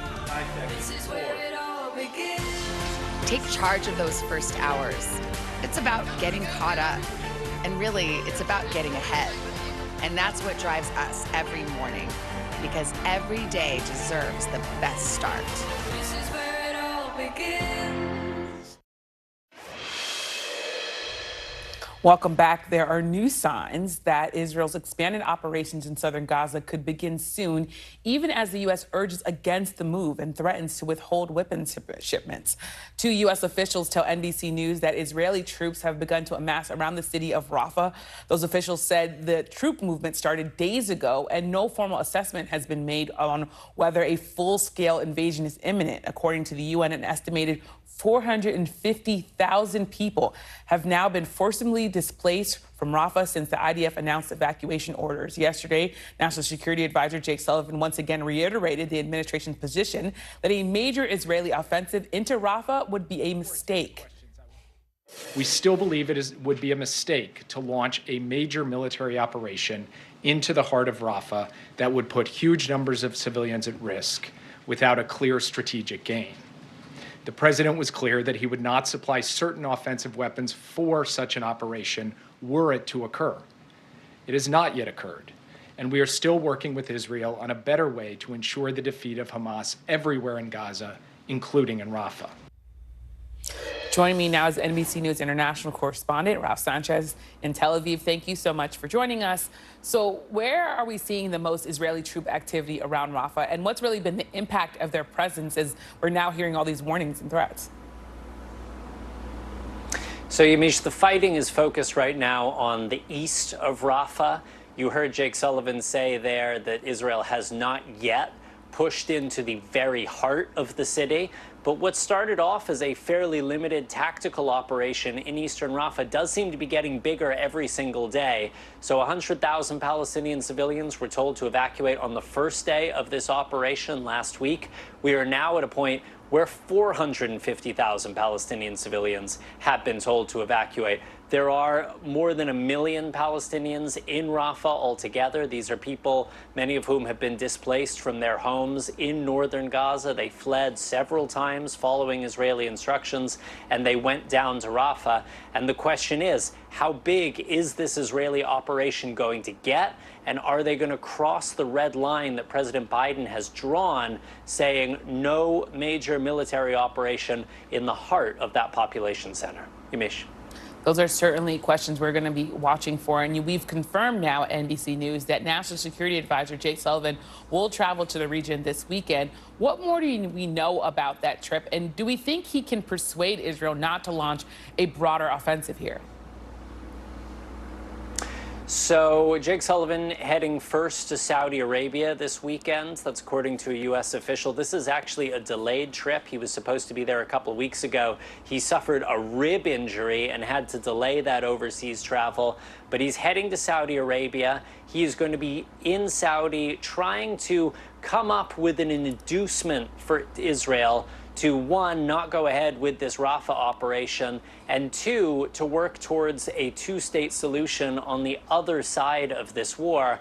And one of the prizes that the U.S. hopes it can offer Israel that might convince Prime Minister Benjamin Netanyahu to change course from the one he's on right now is the possibility of normalization of diplomatic relations between Israel and Saudi Arabia. It's something Prime Minister Netanyahu wants badly. Does he want it badly enough that he's prepared to allow a Palestinian state? That remains to be seen. And then, as you said, Yamish, Jake Sullivan is heading here to Israel afterwards. And one of the top priorities is going to be trying to dissuade the Israeli government from expanding what is a pretty significant military operation in Rafah into an all-out assault on the city. The thinking is Israel unlikely to launch that attack while Jake Sullivan is in the country, but it might be the last best chance the U.S. has to try to convince them to change course. Yamish. Well, thank you so much, Ralph Sanchez, for your reporting in Tel Aviv. After the break, betting on Nevada, new polling shows Donald Trump with a double-digit lead in a state where Democrats have a long-running winning streak in the presidential race. You're watching Meet the Press Now.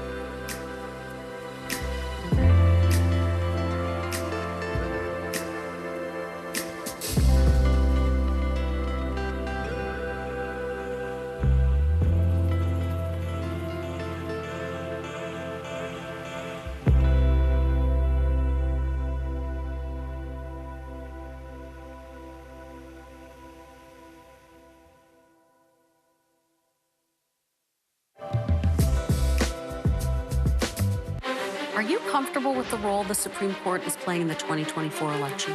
Is there not more that Israel can do to help the humanitarian crisis? Should abortion be the #1 issue in 2024? If it's Sunday, it's Meet the Press. We report live from Tel Aviv, from Juarez, Mexico. Top story reporting from Baltimore. Every weeknight, it's your news playlist. Top Story with Tom Llamas, streaming weeknights at 7 on NBC News Now. Welcome back. Turning now to a potentially alarming development for the Biden campaign in battleground Nevada. Democrats have carried the silver state in every presidential race since 2008. But Donald Trump leads President Biden by 12 points in a recent New York Times Siena poll. That is outside the margin of error and a more than 14-point swing from the 2020 results. Digging into the numbers, Biden is hovering around 40% among young voters and Hispanic voters. And in 2020, he carried those two groups with more than 60% of the vote. Now, the Biden campaign does have paths to victory without winning Nevada. But in a close race, every battleground state could decide the presidency. Joining me now is the editor and CEO of the Nevada Independent, John Ralston. Thank you so much, John, for being here. Now, of course, you're our Nevada oracle. You've said this is a very bad poll for President Biden. How concerned should the Biden campaign be about the state of Nevada? I think they should be very concerned, Yamisha. As you said, it's been since 2004 since the Republicans have won here, and the Democrats, thanks to the machine created by Harry Reid, have been able to pull out some close races during the last two cycles. Biden only won by 2.5 points here. The state has changed some. The Hispanic vote is a concern. I think smart Democrats on the ground here, those who have helped build the Reid machine and those who understand what's going on, are concerned. And I think they probably want to ring the alarm bells to the Biden campaign that even though I don't think they believe that that 12-point margin is the right margin, that Biden is behind here and that he has some work to do. The only good news in this poll, I think, for the Democrats is it's only mid-May.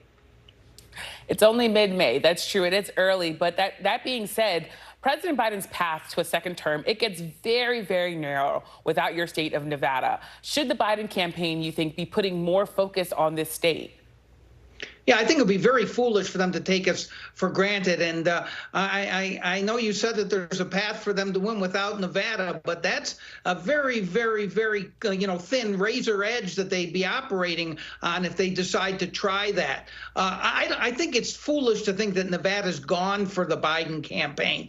Hispanic votes generally change. They did in 2022. Yamish, about the same time, the polling showed that Adam Laxalt, the Republican Senate nominee, was at 50% with Hispanics. He ended up losing Hispanics in a landslide to Catherine Cortez Masto. I think that but I think if they don't work it, if they don't make sure that the Culinary Union, which is the big union here in Las Vegas, represents about 60,000 casino workers, doesn't turn out the Hispanic vote again, I think they could be in trouble. Now, you and I both know that it's an eternity, the veritable eternity between now and Election Day. But, and not everyone is as crazy as you and me to follow this stuff 24/7. But I think there should be some real restlessness among the Democrats about what's going on here in Nevada.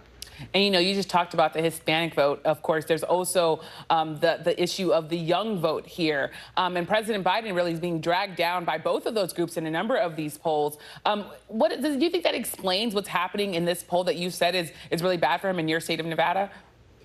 I think that's part of it. And of course, the cliche about polls is they're a snapshot in time. There is a lot of unrest right now among young voters about how Biden is handling what's going on in Gaza. Now, is that going to continue? Will that be the issue that's top of mind in November? I don't know. But the Biden campaign cannot afford to have disaffected young voters here in Nevada and in other battleground states.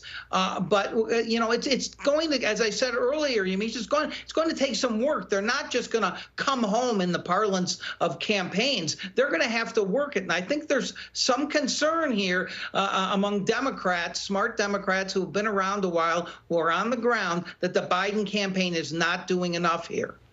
And Jody, we've been talking about President Biden, but there are also, of course, Democratic Senator Jackie Rosen, who's up 2 points in this poll. She's running ahead of President Biden, but she's only at 40%. Is this poll a warning sign for her, too, especially as you think about the Reid machine and whether or not that might even be around for her and for President Biden? Yeah, I think she should be very, very concerned. And I have to tell you, Yamiche, one thing that does not ring true in this poll is that somehow there are some groups of people that are Trump-Rosen voters. That makes no sense to me. If Joe Biden were to lose Nevada by double digits, which, by the way, I think is highly unlikely, Jackie Rosen is not going to survive. And the carnage here for Democrats up and down the ticket is going to be very, very broad and deep. So she should be very, very worried. They are worried. They're worried about Sam Brown.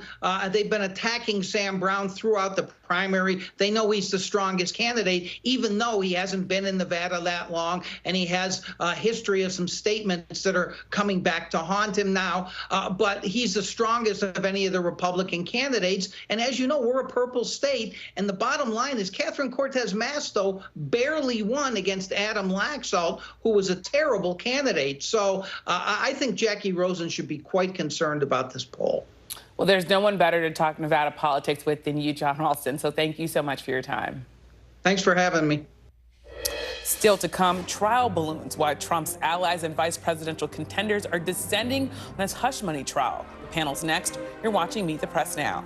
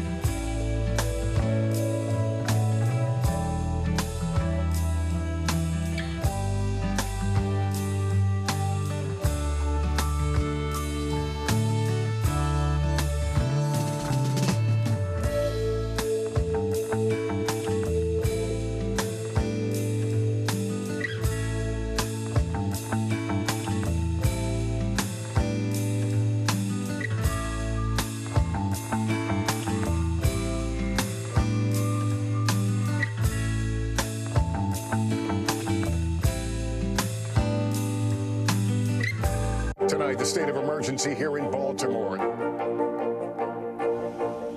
Should people be concerned about the safety of flying today? Closer to the Gaza border. More Americans turn to NBC News than any other news organization.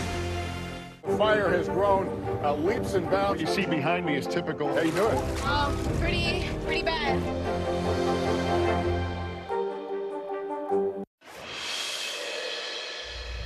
Welcome back. As we mentioned, Donald Trump is enjoying a show of force at the New York courthouse from his Republican allies, among them House Speaker Mike Johnson, the country's highest-ranking elected Republican.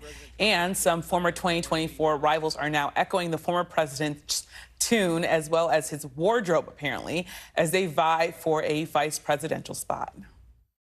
This is the fifth week that President Trump has been in court for this sham of a trial. They are doing this intentionally to keep him here and keep him off of the campaign trail. And I think everybody in the country can see that for what it is. The American people have already acquitted Donald Trump because the things that they're concerned about, inflation, crime, the border, the economy, all of these things, President Trump is leading by huge double digits versus Joe Biden.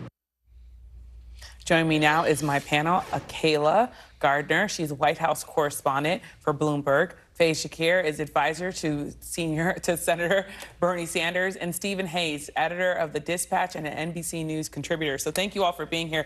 Kayla, I want to start with you. I mean, first of all, it was really interesting to just see them all lined up. for President Trump, his supporters, of course. But a New York appeals court, it rejected former President Trump's bid to overturn his gag order. But now he's saying that he has surrogates. And I wonder if you think about sort of what it means that you have these people now speaking at the court, basically saying all the things that Donald Trump wants to say but can't say. Yeah, they're doing exactly what you said. They're doing what he can't in this case. And you had plenty of people who are very much on top of Donald Trump's mind in terms of making his vice president pick. You have Vivek Ramaswamy, Byron Donalds, Doug Burgum. These are folks who are trying to prove to Donald Trump loyalty. And that is probably one of his biggest assets when he considers this position, especially when you look at what happened with Mike Pence here. So they're doing exactly what Donald Trump can and trying to prove that they can be loyal to the president. And Stephen, I want to read something. 2024, former rival H.A. Hutchinson weighed on the show of force, this entourage that we're seeing here. He says, as a former prosecutor and litigator, I am more concerned about the jury having a chance to do justice in the circus atmosphere. The presence of nationally known partisans makes the jury's job even more difficult.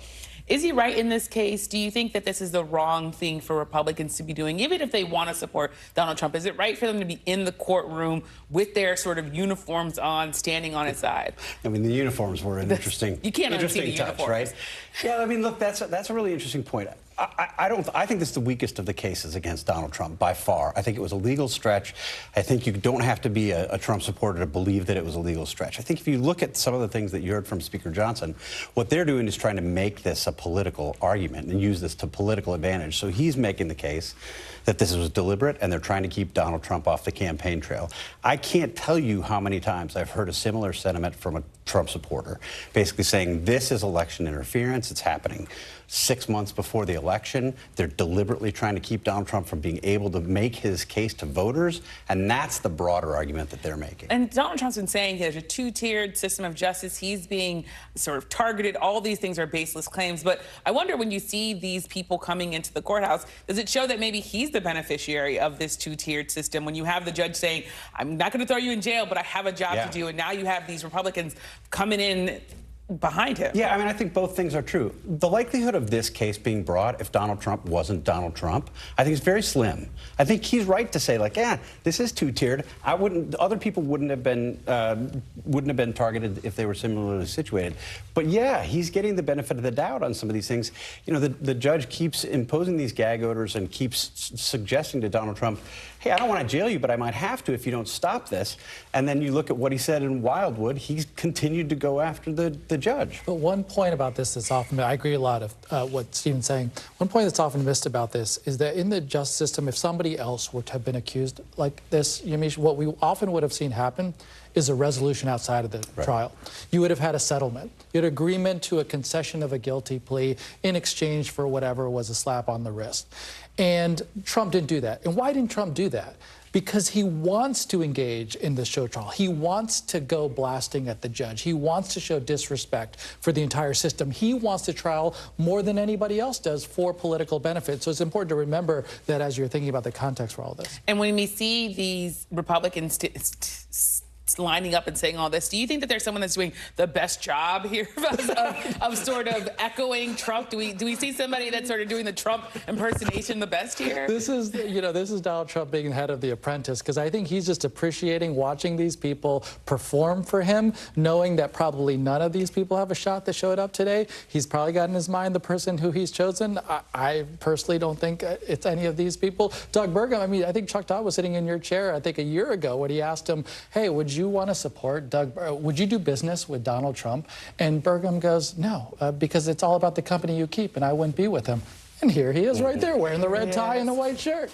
And Stephen, I mean, what does it say about our politics that this is where we are? Especially, you could look at all these other people, maybe they're trying to be VP, but you also have the House Speaker, right? The second in line to the presidency. It's a remarkable moment to see him echoing the words of Donald Trump on courthouse steps. Yeah, I mean, we really didn't need another reminder that the Republican Party is enthralled to Donald Trump and that the biggest test for being a Republican these days is one of loyalty to the president.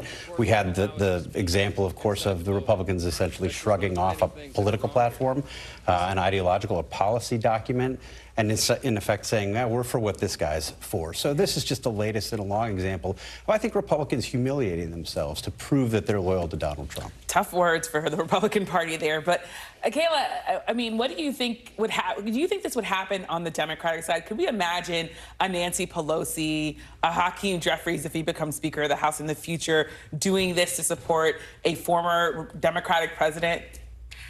I don't see why not. I mean, we saw something similar with the president's son, Hunter Biden. We saw Democrats continuously calling this, or the impeachment attempt against President Biden, a sham, if you will, similar to what Republicans are doing now. I don't see any reason why the same situation wouldn't apply to Joe Biden as well. I could hear Faz maybe saying, but this is a little different, right? Yeah, the theory of a president who says, I don't follow the verdict of the American public, it was all a sham, it was a loss. That it's so unique to Donald Trump. His egregious behavior is so unmimicable to my mind of how a Democrat would ever do or wouldn't do those kinds of things. And Kayla, I also want to come back to this idea, and actually a different issue here, still election related. Maryland, of course, it's election day here. What do you make of the Maryland Senate race and all of the issues that are that are happening in that race right now? Yeah, it's certainly fascinating, I have to say, also as a Maryland native. But you have two very strong candidates here. This could be a very close race. David Trone, obviously a millionaire. He's poured so much money into his campaign. He's been on the airwaves for almost a year now, so he certainly has name recognition. People have seen those ads. But you also have Angela Alson-Brooks, who would be a historic election. Of course, she would be only the third Black woman and the first Black senator from Maryland. So you have two very different campaigns here. Alson-Brooks also has huge endorsements, of course, from Governor Moore, the lieutenant governor. She's almost the establishment candidate here, but yet this is still a very close race despite those endorsements for her. And Stephen, if you're Larry Hogan, who has to win his own race, by the way, but who would you want to win if you're Larry Hogan on the Democratic side? Yeah, it's a very good question. I mean, David Trone had originally said, I'm going to spend a lot of my money until I win the primary, and then I'm going to let the DSCC jump in and sort of fund me. And then as the election tightened, he said, I may be prepared to spend some of my own money. I think he's probably easier for Larry Hogan to take on. Larry Hogan had 77% approval rating when he left office as governor. He's a pretty formidable candidate, even given all of the things that Steve Kornacki laid out for you in the sort of uphill battle. So I think he probably would prefer to take on David Trone. And Vase, can Democrats afford to spend the money that they will need to spend if this becomes competitive, if Larry Hogan wins his primary? They won't need to spend the money if it's not David Trone. David Trone needs to spend the money because he's unlikable as a candidate. He's a billionaire bully trying to buy a seat. And if it's Angela Alson-Brooks, the establishment will rally around him. You have Biden at the top of the ticket. He will carry Maryland, and Alson-Brooks will also carry that state. But if it's David Trone, who is unlikable, as we see, him spending $60 million to try to buy a seat and still can't win the race, it's because there's a fundamental character flaw there, and he can't spend enough to try to win. I mean, $62 million in a primary to be a senator, that should almost be disqualifying in and of itself, regardless of party. That's sort of crazy. A corrupt political system that you can do that. I mean, it's sort of really, really eye-opening that David Trone spent this much money and that there's a race heating up in this way in Maryland. So thank you so much to Kayla, to Faze, to Stephen Hayes. Thank you so much. And before we go, we have a very special announcement from the Meet the Press family, which Kristen shared this morning on the Today Show. John and I are thrilled to announce we are welcoming a second baby into our family with the help of another amazing surrogate. Oh, congratulations. Thank you. Thank Wow. you. We're so excited. That's some great news. You've been keeping that one secret. I know, a little bit of a secret this time, but you know, sharing our story here about our struggles with infertility and our journey to becoming parents has just been so rewarding, and we hope that our news offers hope to others who are trying to build their own families. Our biggest, of course, congratulations to Kristen and to her husband, John, and their new baby boy will be here in the coming weeks. We could not be more thrilled for Kristen and her growing family, including Margot, who we know can't wait to be a big sister. We'll be back tomorrow with more Meet the Press Now. The news continues with Hallie Jackson right now.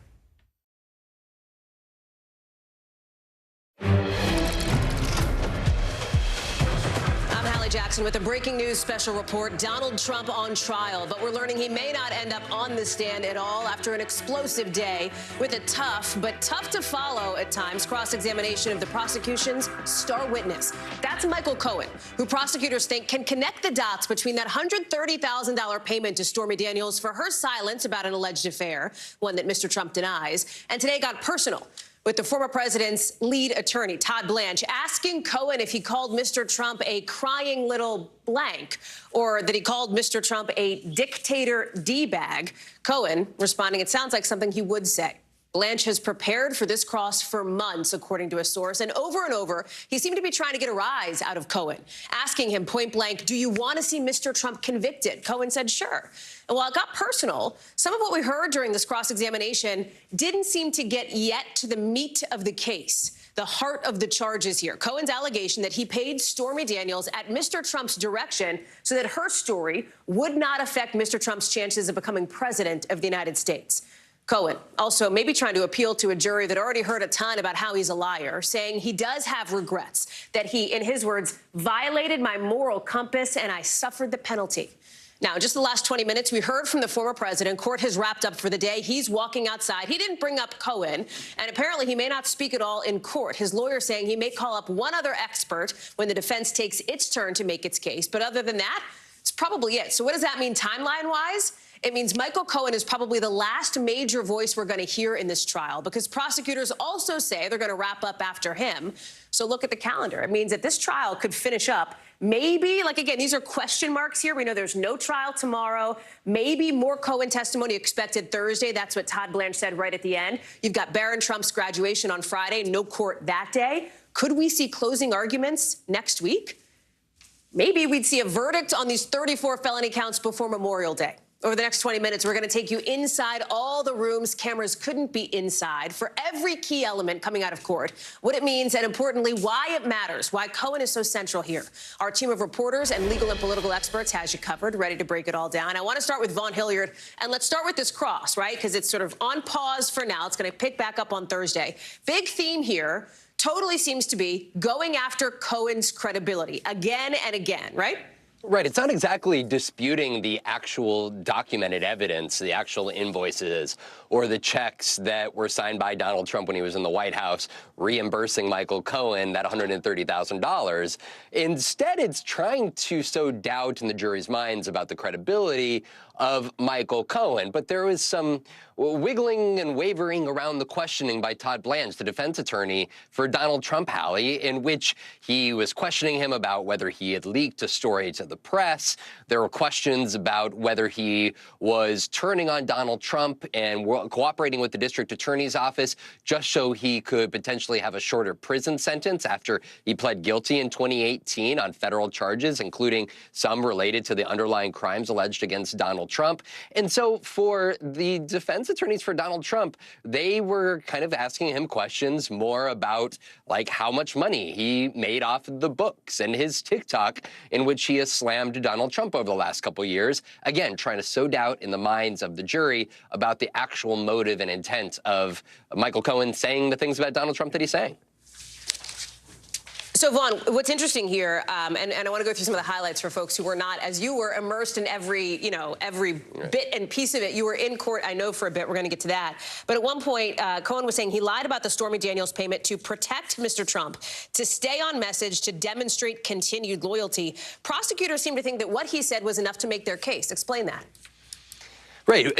Using Michael Cohen, who is really the one providing the firsthand account of so much of these meetings, including 3 days before Inauguration Day, when he says he and the chief financial officer went into Donald Trump's office in New York and actually hashed out exactly how much money that he was going to get paid every month in those reimbursement checks and how they got to that point, the fact he was going to get a bonus.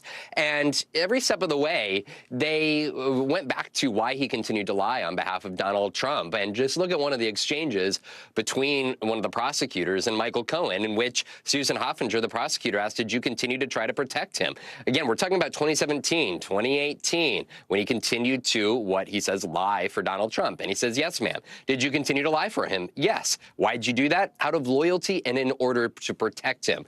It was not until months after the story became public in early 2018 where Michael Cohen, you could say, flipped on Donald Trump. And the reason he continued to defend him, he said, was because of that sense of loyalty to him. Again, they worked together dating back to 2007. They had a long-standing relationship.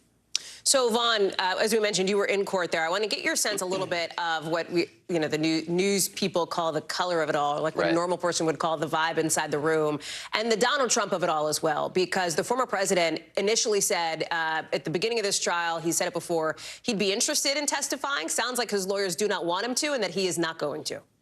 Right. Donald Trump had suggested that, and I think the question ultimately comes down to whether Donald Trump thinks his own defense team has built up a credible case, on his behalf. Donald Trump usually believes that he is the smartest guy in the room. We knew that through his presidency. And the question here is whether he will be satisfied by the cross-examination that his defense attorneys put on here. And right now, that is questionable. I was in there in that courtroom when Michael Cohen, in a very solemn, regretful way, say that he regretted his actions, that he regretted being a bully at times for Donald Trump, and he was making eye contact with the jurors throughout his testimony. And this sounded like somebody who was almost like, it was like the day after he pled guilty and before he went to prison. He served more than a year in prison, again, for those underlying crimes that are alleged against Donald Trump. And, looking for Donald Trump here, he sat there about 80–90% of the time with his eyes closed. But he had allies like Speaker Mike Johnson who were there on his behalf. And so for Donald Trump, right, potentially his future, if he were not to win the election, he were to be found guilty and found to have to serve prison time, there is a lot on the line here. And it would be tough for Donald Trump, I think, in hindsight, to not take the stand in his defense, depending on how he thinks his own defense attorneys are doing on his behalf, Hallie. Vaughn Hilliard, more to come, of course, in the days ahead, in the week ahead at least. Appreciate it. Let me bring in now somebody who knows Michael Cohen well. That's Lanny Davis, the former attorney and current legal advisor for Michael Cohen. Lanny, thank you for making your way here to the set. Thank you. As we talked about, you know Michael Cohen well. And what was interesting today was the way that the defense in the cross-examination was trying to portray Michael Cohen as a guy out for revenge, a guy obsessed. And they used that word, obsession. At one point, Blanche asked him, you were actually obsessed with President Trump, weren't you? And Cohen denied that he was, just that he admired him tremendously. Another time, Cohen said he was, quote, knee-deep into the cult of Donald Trump. You watched, I think in many ways, this relationship deteriorate over time. What do you make of this? Well, I watched the moment of truth where he turned and decided to change and tell the truth. And I was skeptical that anyone would believe him. And it came because his family finally said enough and broke him 10 years of lying for Donald Trump. So when he testified in front of Congress, there was a prelude to what we're seeing, which is in front of partisan Republicans with a sign on the wall. You may remember, liar, liar, pants on fire, and no judge to protect him. He kept his cool. I actually sat behind him with a signal if I touch his back, he would lower his tone. And that's where he's going to be today. And I think the liar, liar, pants on fire is all I hear my fellow commentators criticizing him say. At some point, the jury knows that he lied for Donald Trump. How many times can the cross-examiner prove that? Now the question is, do they believe that he actually turned and expressed shame and remorse? And then do they see documents supporting him, making him more credible? And that's the key. You did not have your hand on Michael Cohen's back today in court. Of course, No. you didn't do that yesterday. But That was our secret. Yeah, exactly. There was no secret signal there. But the person I think that a lot of my colleagues in the industry saw was a little bit different from the Michael Cohen we've seen. He's somebody who can be sort of a big personality. He was not that way on the stand. We saw today Todd Blanche, it seemed, try to maybe get under his skin a little bit. Didn't get angry during the cross, at least not based on the notes that we're getting from our colleagues in court. Did that surprise you, or did you expect that given all the prep that Cohen has done? First of all, they've set such a low bar by calling him a liar, liar, liar, and he's going to blow up, and Todd Blanche has all these expectations that I think he'll succeed. But on the night of Mother's Day weekend, I have to confess, I excused myself from the dinner table to talk to him. this weekend? Yes. What did you tell him? Well, what he told me is, I know everybody expects me to blow it, and they're going to provoke me, but I'm going to remember what we did in front of Elijah Cummings, which was with Jim Jordan yelling, "You're a liar," and Mark Meadows and all the Republicans trying to provoke him. He wasn't provoked. So this is his second rodeo, maybe his third rodeo, because he was cross-examined during the Attorney General's trial. So I think he's going to exceed expectations and maybe even succeed. Does he worry about what happens to him if Donald Trump is not convicted? He's always worried about Trump's venom and attacking his wife on Twitter and his wife's father on Twitter. And his family feels the risk of Donald Trump's wrath. So, yes, he does worry about everything to do with Trump. But I think he's learned to live with that worry. Once he made the turn, it was at the end of June 2018 when I decided to go forward with him. And since then, he's kept his word to own his lies and accept and convince people he's ashamed, and use the word shame. You talk about owning his lies. There are, just objectively speaking, a web of them, as you well know. Correct. Everything from, obviously, you know, we've talked about the testimony to Congress, Robert Mueller. I mean, the graphic is up here. What he talked about in his book called Revenge here. Do you believe, and I'm asking you to separate this a little bit, Michael Cohen, the friend, Michael Cohen, right. your client, former client, right? Do you believe that that is getting through to the jury at this point, based on what you've seen coming out of court over the last 48 hours? So I'm not sure, because it's very difficult when you're constantly being badgered and called a liar for some jurors to doubt. But the idea, sitting with the prosecutors for almost 2 years, several times a week, you may have seen my tan coat coming out every day. My children made fun, "Dad, get a new coat." All they did was surround everything he said inside this little office we sat in with documents, with the receipts, with text messages, with literally timeline surrounding everything he says, corroborating what he says.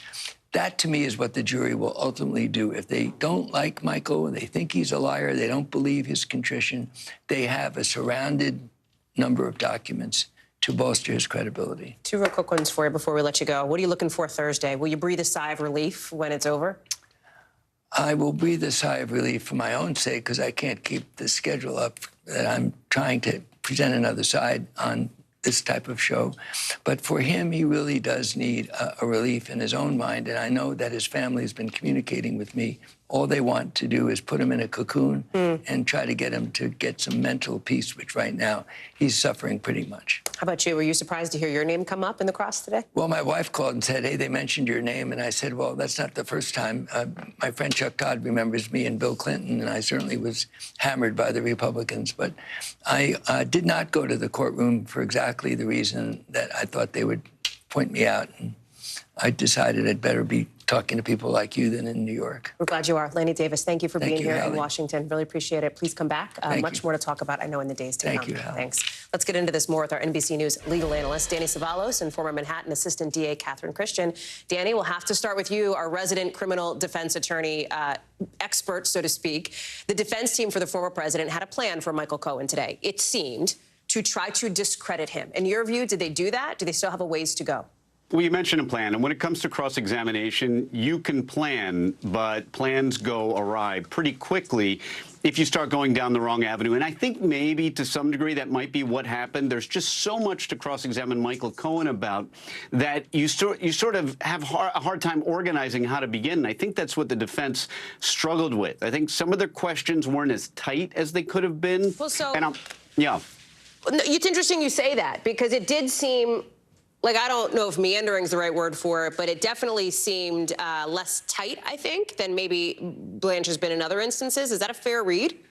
That is a fair read. The one word, the guiding principle in cross-examination has to be control. You have to try and control the situation, because you don't have control over the witness. This is a witness who's looking to thwart you with every single question you ask. So when you think about that, you can't script things too rigidly, and you can't jump around. In fact, the wording of every question is critical.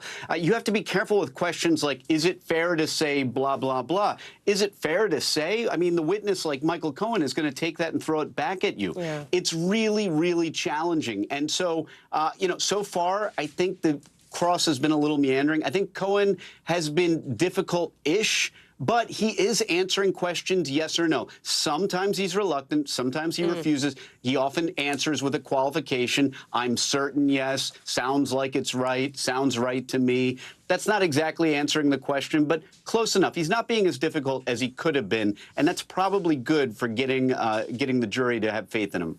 The prosecution also, Catherine, really they knew what was coming. They knew what Todd Blanche and team were going to do. They tried to get ahead of it by bringing up these issues, how he's made money off his connections to Mr. Trump, how he asked for a reduced sentence. They brought up the many, many lies that he's told, if you will. Do you believe that they effectively took the wind out of the defense's sails, so to speak? They took most of the win. And all the other witnesses, by the way, who testified, who did not have nice things to say about Michael Cohen, took the wind out. So when he took the stand today, the defense, you know, they did their cross and they haven't finished, but the jury already got a sense of who Michael Cohen is. And as Lanny Davis said, they don't have to like him. They don't have to believe he's finally found his moral compass, but they have to find him credible.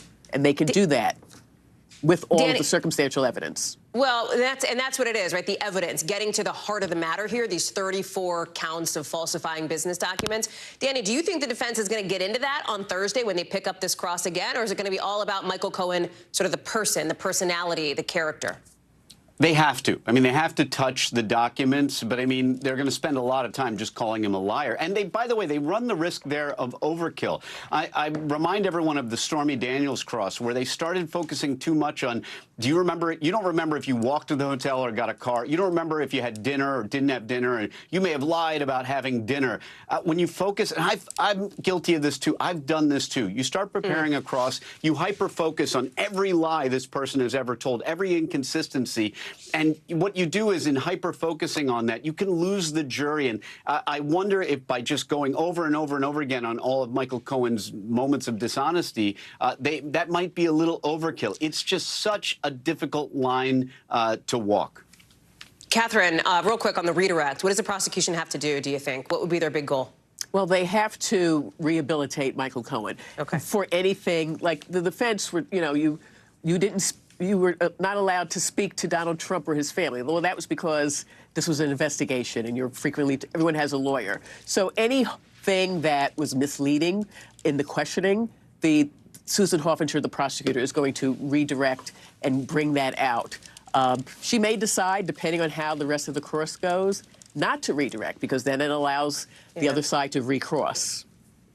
Catherine, can I ask you about another legal issue that'll end up leading into our next conversation in just a second, but that's the gag order, right? Because an appeals court upheld the gag order imposed here. He's already been violating it in the eyes of this judge, Judge Merchan, 10 times. One of our other NBC analysts, former federal prosecutor Joyce Vance, suggests that the gag order prevents him not just from making comments about, you know, jurors and witnesses, but that it also prevents other people from making comments. Mr. Trump has called some of these Republicans who have come up to the courthouse speaking on his behalf his surrogates. Do you believe that he runs the risk of violating the gag order if he did direct some of these allies to speak out against the people that Donald Trump is not allowed to speak out against? Well, you said the magic word. If he directed them to do it, then he's in trouble. They're all going to say, no, he didn't direct me. I've been following the trial, and I know these are horrible people. So it's going to be very hard to prove that he directed these senators and other politicians from saying these things about witnesses. Danny, is it just us, or is this trial progressing at blazing speed? Oh, no, it's not just us. I think I've been saying this for days. I think this is the prosecution's strategy because it really throws off the defense. The faster they get the witnesses up and down, the less time there is to prepare. And by the way, I'll give you a quick example. The defense said they may not even have their expert ready for their one witness until Monday. I mean, think of that. That is totally disorienting to the defense if the prosecution is finished that soon. But it may get stretched to Monday after all is said and done with the days off. When do you think we're looking at closings? What, next week maybe, right? Early next week? I do. I think we're looking at closings next week. I believe, and again, don't save the tape, I believe there will be 0.0 witnesses for the defense. I think they feel like they have a reasonable doubt case, and they're going to try and pound the podium on that one. Catherine, do you agree? I agree with Danny. Oh, when Catherine We're saving agrees the with tape. me, I we feel... are saving this tape, that's for sure. Catherine Christian, Danny Savalas, thank you very much. Let's get big picture here on the politics of it all and everything else with our reporters and analysts, now experts in this. New York Times investigative reporter Suzanne Craig in New York, Washington Post national editor Phil Rucker in D.C., and our very own chief political analyst Chuck Todd, the aforementioned Chuck Todd, joining us here in Washington on set. Suzanne, I'll start with you first, only because you've been in the courtroom, I know, over the last few days for this Michael Cohen testimony. I just wonder, as somebody who has covered this, you know this well, what are your big takeaways? Like, what did you see that we didn't that we should know about? Well, I was really bracing for this afternoon for this examination of Michael Cohen. We've been waiting for it, and it really it didn't so far happen. I don't know what's going to happen on Thursday, but I found it very disjointed. And just as an example, the first question, Todd Blanche, Donald Trump's lawyer, gets up and he says, Michael Cohen, he says, you know, we've never met. And Michael Cohen says, no, we've not. And Todd Blanche says to him, but on TikTok, you called me a crying little, and then there's an expletive that I won't say. But instead of making it about Donald Trump, the first question's about Todd Blanche. And the rest of it sort of proceeded in a rather disjointed way. So I think that was kind of the big surprise was, I mean, Michael Cohen he held up on direct. I thought he did a good job. He was very even. Everybody's been worried he's going to be explosive. We didn't see it on direct, and we did not see it on cross so far. Chuck, let me go to you on that, because to channel a famous SNL character, the hottest club in New York right now is a downtown Manhattan courtroom. And you have been seeing all these Republicans show up here, including the Speaker of the House of Representatives, Mike Johnson, who was there, along with North Dakota Governor Doug Burgum, possible VP candidate, Florida Congressman Byron Donalds, Vivek Ramaswamy, who said he would back Trump today, even if he were found guilty, when one of our producers asked. Here's a little bit more of that from today. It's election interference, and it's tying up the president from being out on the campaign trail. This is a travesty of justice. This is a misuse of the justice system. That is not justice. That is a bastardization of what this country was founded on. Is this a roll call here? Well, I'll tell you, this is exactly what many sober-minded Washington legal and political types were worried about when there was criticism of what Alvin Bragg was doing, when he chose to basically be the first. He wanted to be the first one to indict Trump, and he's successfully the first one to indict Trump. This was called a zombie case. That's right. His case is the first case to go to trial. And the fear that a lot of folks in Washington had, a lot of folks that really believe that Donald Trump needs to be held accountable for his actions in office, was that by essentially leading with the weakest case, not just the weakest case legally, the weakest case politically. Because the real problem I think they have with the court of public opinion here is the voters have already decided whether Trump's character was bad enough or not to be elected president. The Access Hollywood tape, we all heard it. Yeah. Everybody heard it. Essentially, this was all a derivative of that. But in many cases, it's the same thing that happened to the Republicans when they went after Bill Clinton, and they were going, I don't understand this. Why aren't people more outraged by what he did with Monica Lewinsky? I remember at one point in the '96 campaign, and this had to do with other scandals, Bob Dole was out there, where's the outrage? And the fact of the matter is, voters knew about the Bill Clinton character flaws before the election. They factored it in and elected him anyway. That's what happened here with Donald Trump, these personal character flaws. And I think a lot of this is why this is not penetrating beyond, really beyond anywhere in this courtroom, beyond those that already think that Trump is guilty of something and just find him guilty of something, you know, just throw him behind bars. Because now he has successfully politicized all of the legal cases against him.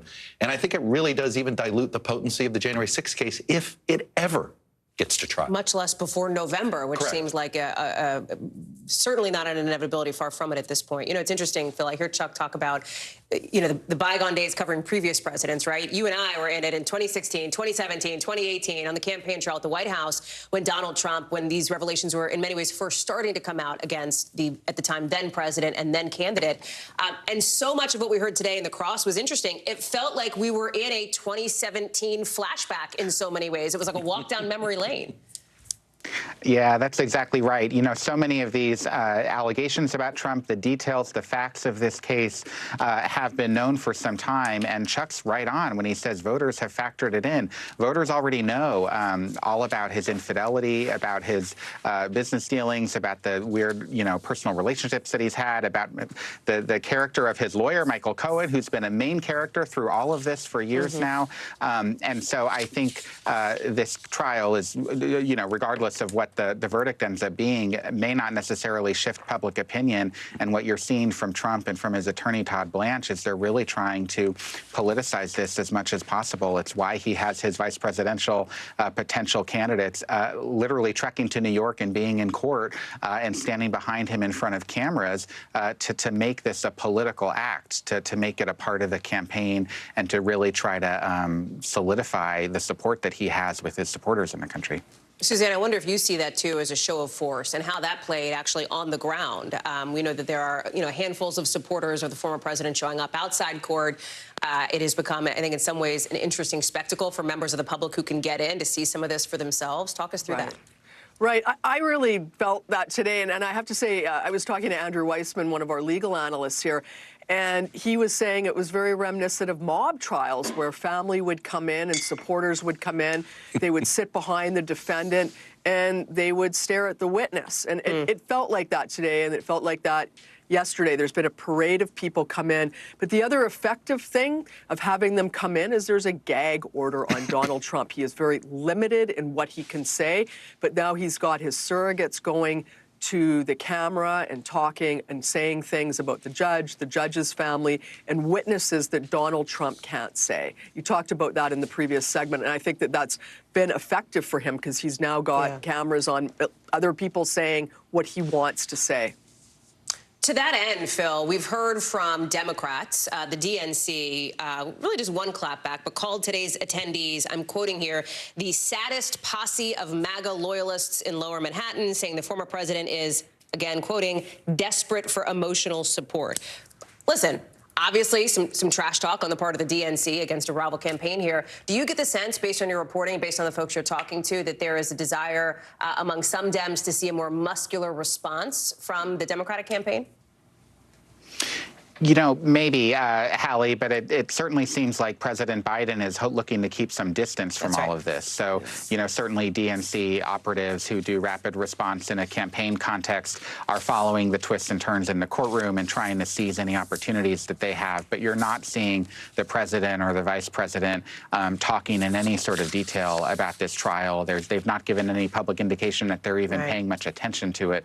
I think they're looking to see, when we get out of this trial, what does the political landscape look like? How does Biden stand vis-a-vis Trump, and how do they carry on for these, you know, 5+ months between now and November? I'm looking at you cocking your head. I just think it's telling that, look, Rick Scott is a very risk-averse politician. People don't realize that about him. He was the first one to go up there and basically be the buddy cop movie with Trump the first time. He's up for re-election. He also would like to be the Senate Republican leader. He's a very calculated guy. He doesn't do anything on a whim. The fact that he saw this as an asset, as an opportunity, should tell you the plot's been lost politically on this trial for the left. On some of the swing state polls we've talked about here, you know, Phil talked about the political landscape, what that looks like. We talked about this last night, right? The New York Times poll showing that the current president is trailing the former president. But there are also some polls from back in March that show if he ends up convicted in this particular case, he could lose some support. In an election like this, where the margins are going to matter, those very, very slim margins, how do you see it? It could be, but I'm skeptical. I'm skeptical. Could about any needle moving. About any needle moving on this trial. I think he has done. This is the effectiveness of making sure you bring supporters, showing that you have no fear of this, making it easier for your supporters to see this as nothing but a political stunt. And you got to remember, we live in a fragmented media environment. And while legacy media is covering this trial very thoroughly, digital media isn't. Not all digital media, certainly not even some of the cable news media that has an audience that's more right-leaning. So even if something is revelatory in this trial, I don't know if it's going to break through in some of the places that maybe Joe Biden would love to try to convince these folks to, but it's not going to penetrate those media silos. So I think that's another aspect of this that sort of makes it makes this hit, at best, very muted. Chuck Todd, thank you. Phil Rucker, Suzanne Craig, we're so glad to have you all here on our special coverage of the Donald Trump trial in Manhattan. Thank you all for joining us. Thank you for watching. We've got a lot of other big headlines tonight. We're going to catch you up on all of it when we pick up our regular programming right after the break.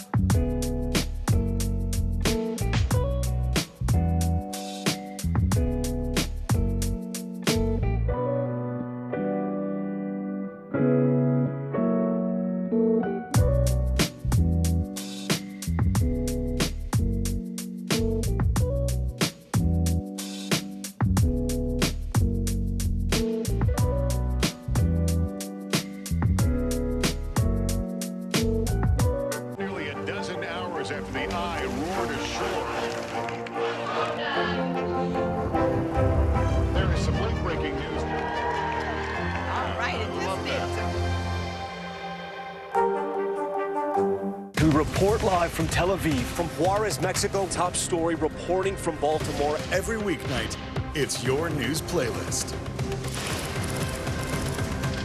Top story with Tom Llamas, streaming weeknights at 7 on NBC News Now.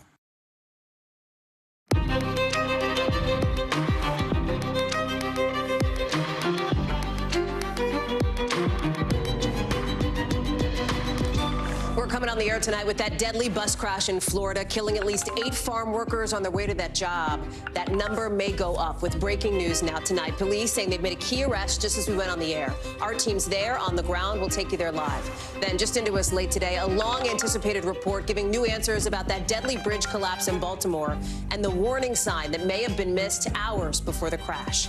Plus, meme stock mania, the sequel, with BlackBerry stock now rallying. We'll explain how long this could last and what it means for this generation of internet investors. And the controversy and the chaos already going down at Cannes, which starts tonight. We'll take you to the film festival later in the show. Hey there, I'm Hallie, and tonight we've got some breaking news out of Florida, where we're learning the driver of a pickup truck that crashed with a bus full of farm workers is facing criminal charges now for allegedly driving under the influence. I want to show you the aftermath now of that horrific crash. You see the white bus turned over. It is flipped on its side. This is obviously the truck now that it collided with. It's all banged up on the one side. That's the bus there. Here's what else we know about what happened. 8 people have been killed, 7 people are in critical condition, and dozens of others were also hurt. In those cases, in those injuries, it was not life-threatening, according to local officials. The Florida Highway Patrol says it all happened very early this morning, around 6:45, that the bus and the pickup truck hit each other right on the road. The bus then veers off the road through a fence, hits a tree before flipping on its side. Sam Brock is on the scene. He's following this one for us tonight. We're just learning about these charges. Tell us more. Hallie, part of the scene is exactly as you just described from a different vantage point. This is the truck over my shoulder in the ditch right here on State Road 40. The information we learned tonight, Hallie, is that the driver, as you said, has been charged. Brian Howard, now he's been facing 8 charges of DUI manslaughter. You mentioned this as well a second ago. This happened at 6:30 in the morning as investigators from the Florida Highway Patrol are trying to piece together how this could have happened, why that truck there veered over into the center lane and collided with a bus that ended up careening into a field and killing 8 people. The fact that this happened with DUI charges over it all might explain the driving and tendencies of what happened with the driver. I should also mention, we know more about its history as well. Grand theft auto, fleeing from the scene of a crash, driving on the suspended license multiple times. Tragically, the outcome and upshot of all this, Hallie, is that 8 people are killed. We know that 7 are in critical condition, but authorities did say they expect that number to increase as a result of several of them being in very dire straits at the moment. We're looking at some of the images right now. This was shared by the Florida Highway Patrol from this morning. That bus now, which is a retired school bus, has now been towed away, and they were headed to a watermelon farm. This is a part of Florida that produces a very large amount of agriculture. It's the 5th largest county in the state, over-indexes in terms of its production. I spoke with some of the folks here who work in the area, and they say that this is seasonal. Absolutely, there are a lot of farm workers, and it appears many of them migrant farm workers coming in and out. That business, Cannon Watermelons, did post a statement on their Facebook page saying that due to these losses and immense amount of injuries that were endured this morning, they are closing down business today at this difficult time as the community tries to process this and certainly tries to understand what the ultimate death toll will be. And the saddest part, potentially, Hallie, is the fact that many of these family members probably aren't even here to be able to get this news. It's difficult to notify next of kin. And I understand there's a language barrier that is also having an impact there as well. Sam, can you pull out one beat more broadly here? Because this is putting a spotlight on a very specific kind of crash. And that is a crash like this, a crash that ends up killing farm workers in this country. Talk about some of those transportation stats and why that is. Yeah, this really shocked me, actually, to learn that according to the Bureau of Labor Statistics in 2021, transportation incidents were the #1 cause of death for farm workers and those working on farms here. And so that is very telling. There's a lot of possible explanations. Rural areas early in the morning, also potential safety gaps when it comes to regulation. But the federal government confirming that this is the #1 cause of death. And as we heard from investigators earlier today, this is not a scenario in which family members are expecting something tragic. This is the worst part of their job when it comes as a total shock. Here is the sheriff here of Marion County explaining that a few hours ago. Take a listen. I've worked many fatalities in my career, and this is the death that you do not expect from your family members. This is the death that is a shock to you, and it's going to be hard on them. Hallie, there is still a heavy police presence here. As you can tell, the investigation apparently is going to last months, potentially up to 6 months before we get some answers. Back to you.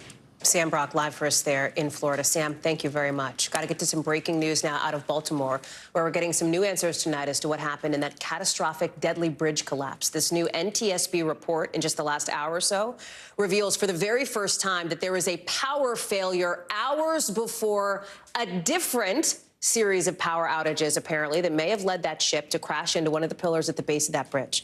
Remember, these 6 construction workers were killed in that collapse. I want to bring in Ryan Nobles now, who's following this one for us tonight. Was this a warning sign, Ryan? What else do we know?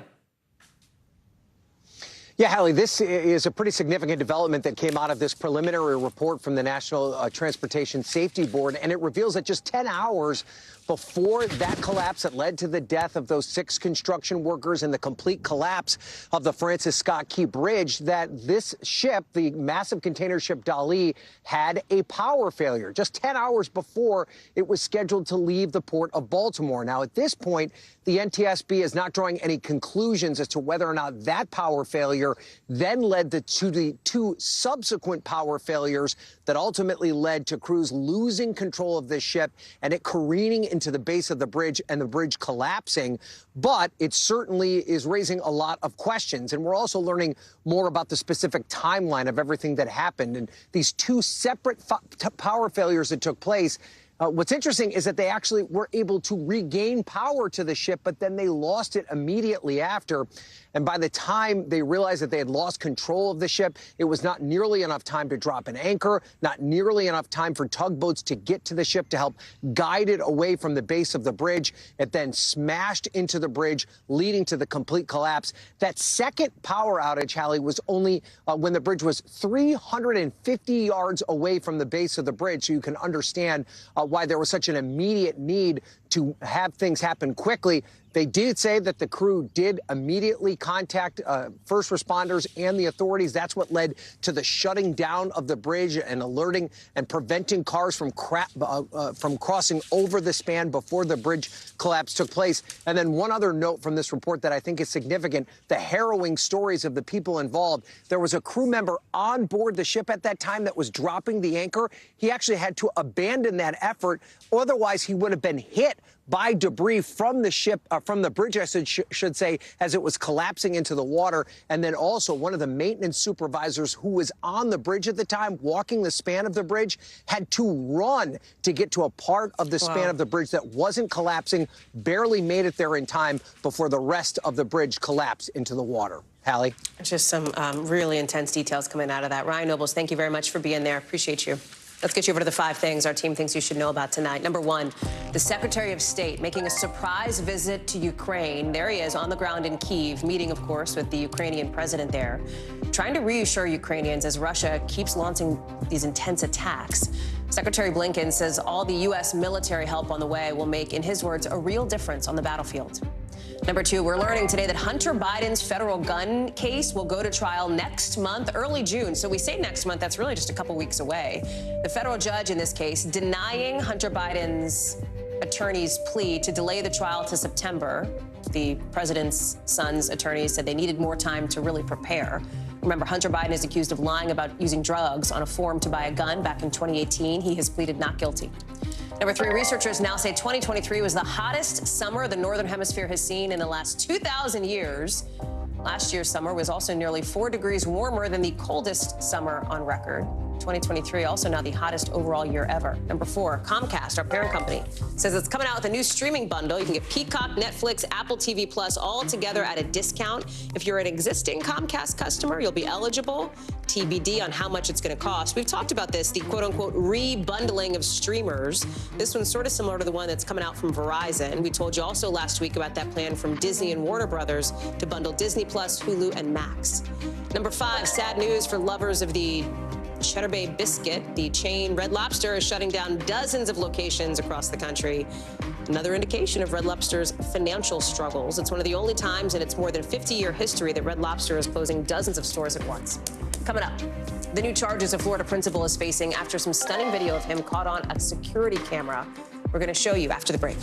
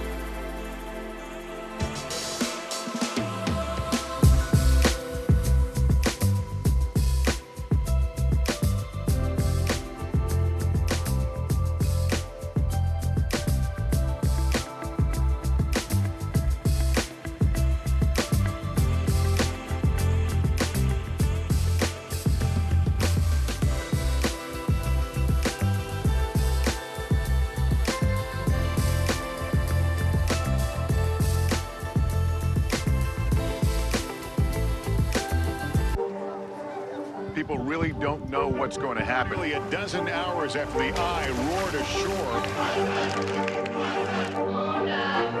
More good people than bad people, you know, right? 5 seconds. 4, 3, to some late-breaking news 4 hours into the Iowa caucuses. By the hammer to the elections. All right, it just me too.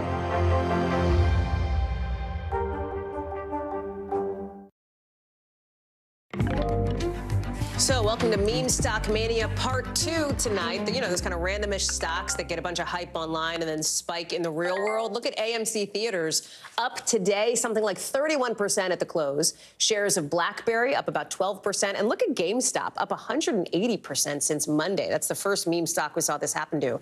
Remember, these aren't usually companies that are like favored by Wall Street, but they are favored by guys like Roaring Kitty.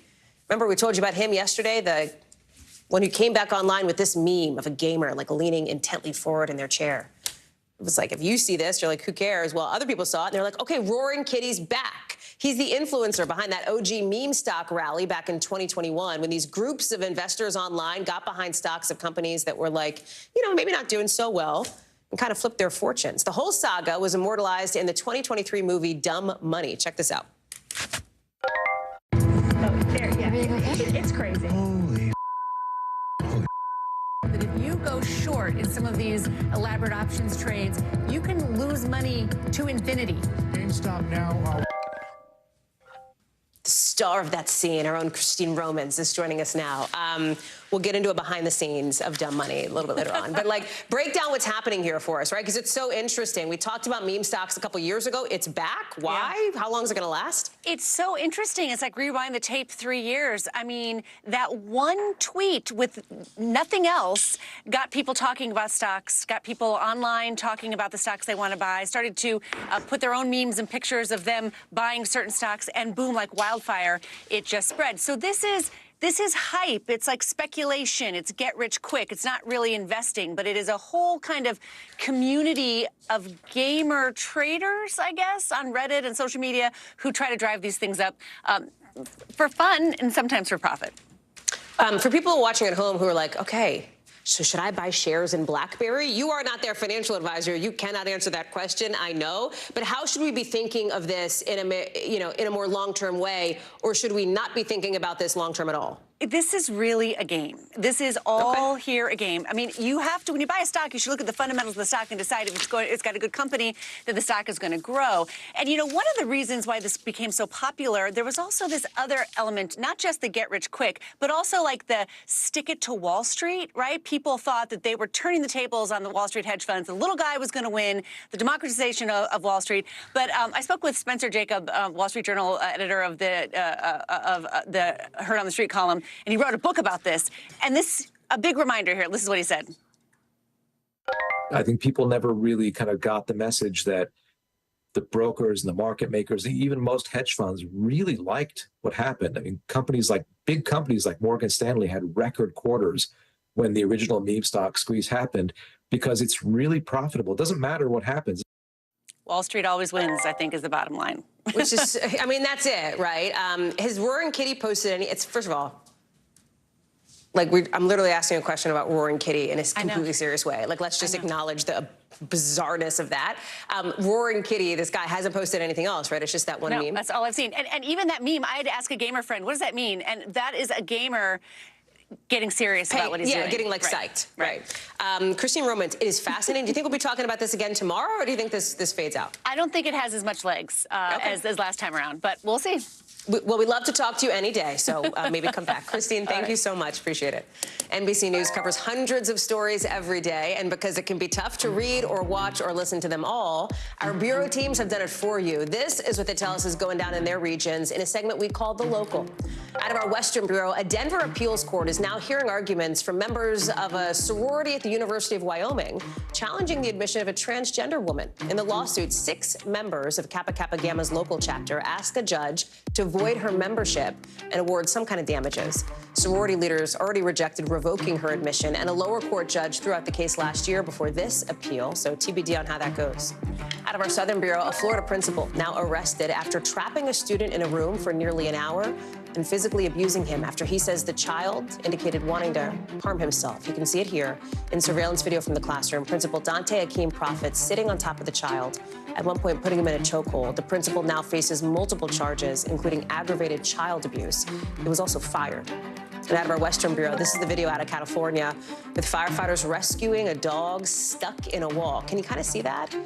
That's Faye. There she is. She's stranded. She crawled into the wall through like a little plumbing door, but then got stuck under the bathtub for 2 hours. Fortunately, those hero firefighters saved the day for one very good girl. Coming up, the controversy and maybe chaos even headed toward Cannes, and it's not about the movies. We've got that in just a sec.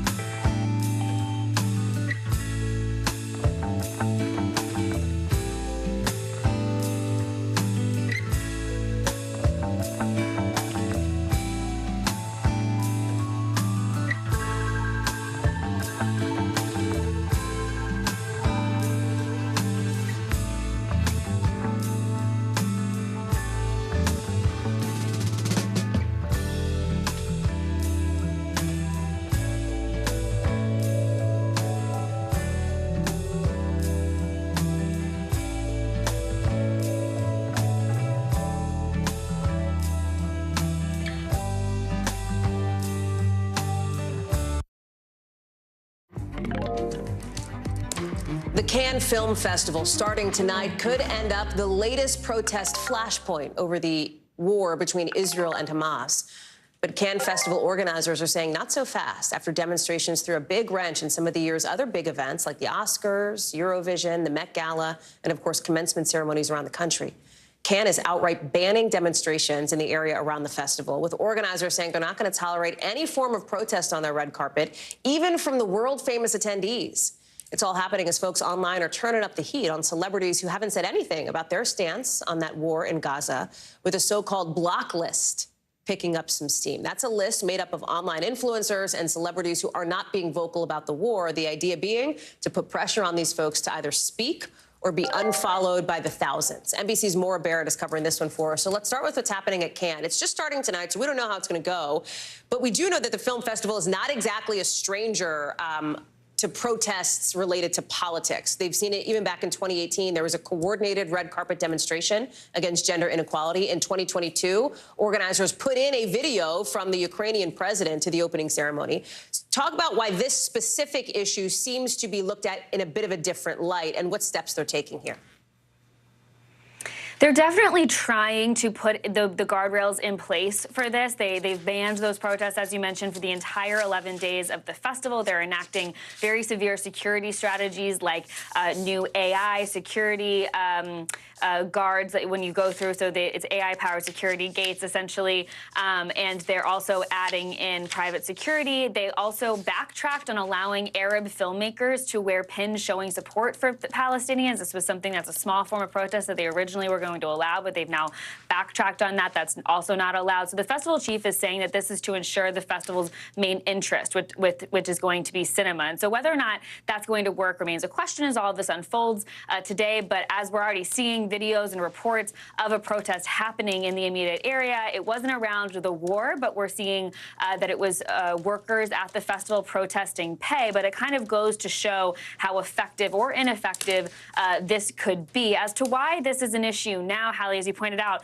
they've seen protests at this film festival before, and this is something that is common in the artistic space a lot of the times, but it goes to suggest that this war has become so divisive in the movie industry, in culture as a whole, that filmmakers, the organizers are really concerned about how that could play out. Now, they can't say anything about what people are posting online, though. We've already seen one of the jurors for Cannes post on Instagram, Omar Sy. He said he's urging elected leaders to take action to try and stop Israel's ground offensive in Rafah. And so this is something that's going to percolate throughout the festival. And so it depends on what we'll see happen online that goes and tries to happen in person as well, Hallie. Maura, let's talk about this block list, right, that we mentioned in the introduction there, because we've seen some of these protests against celebrities, like, so, for example, at the Met Gala, right? That was a big thing at the end of last week with, I think, some demonstrators seeing it as a symbol of unnecessary excess at a time when people in Gaza are quite literally starving. So, for example, there was this one influencer wearing this Marie Antoinette-inspired dress, it seemed, lip-syncing the words, "let them eat cake," things like that, that some perceive as kind of totally tone-deaf at this moment, that's making folks want to ramp up the pressure on these celebs. It feels like that's what's behind this so-called block list. Right, and fans are calling this, it seems pretty fitting in referring to the Marie Antoinette reference, they're calling it a digital guillotine. Fans want to cut off any of the celebrities that they like. They say that they gave the platforms to by supporting them, encouraging them. They want to cut them off by unfollowing them, blocking them, not giving them the engagement of liking or commenting on their content until they come out and speak out about the war. Now, when you look at the reality of the numbers here, when Kim Kardashian gets cut off, 160,000 followers, or Beyonce, a similar kind of number, when they have hundreds of millions of followers, it really isn't a huge dent in that sense. But, it is telling in terms of what people are looking for from the people that they admire. Now, the pressure does seem to be working, though, in certain situations. We saw Lizzo, who we all know, come out, and influencer Chris Olsen come out and speak out saying, since the digital guillotine pressure was put on, they've said and supported and asked their followers to go and support those who are suffering in Gaza. And so then you have the altercations after the fact there of some fans saying, hey, this is too late, you've been silent for over a year. But some fans are saying, hey, now our movement is working, the pressure we're putting on is working. And so there's always going to be this divisive content that we're seeing in relation to the war, but this is just an interesting turn in terms of how people are calling on celebrities that they love to speak out about causes that they love. Hallie. Laura Barrett, thank you very much. We'll see how it goes at Cannes over the course of the next few days. Appreciate it. Coming up, after all the hype, it is game on for Caitlin Clark. We are live in Connecticut for her first WNBA tip-off just hours before it happens. That's coming up.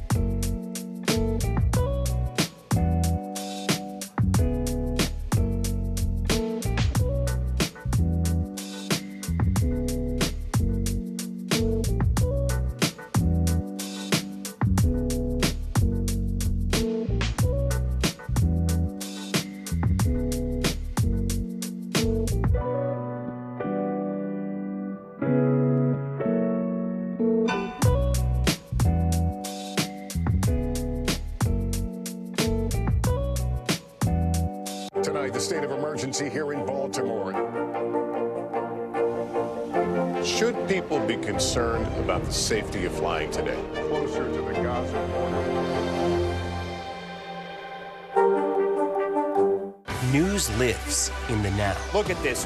You can't even see anything anymore. Let's break down what we know. You gotta see this. News for the generation of now is NBC News Now. Kristen Welker hosts Meet the Press every Sunday on NBC.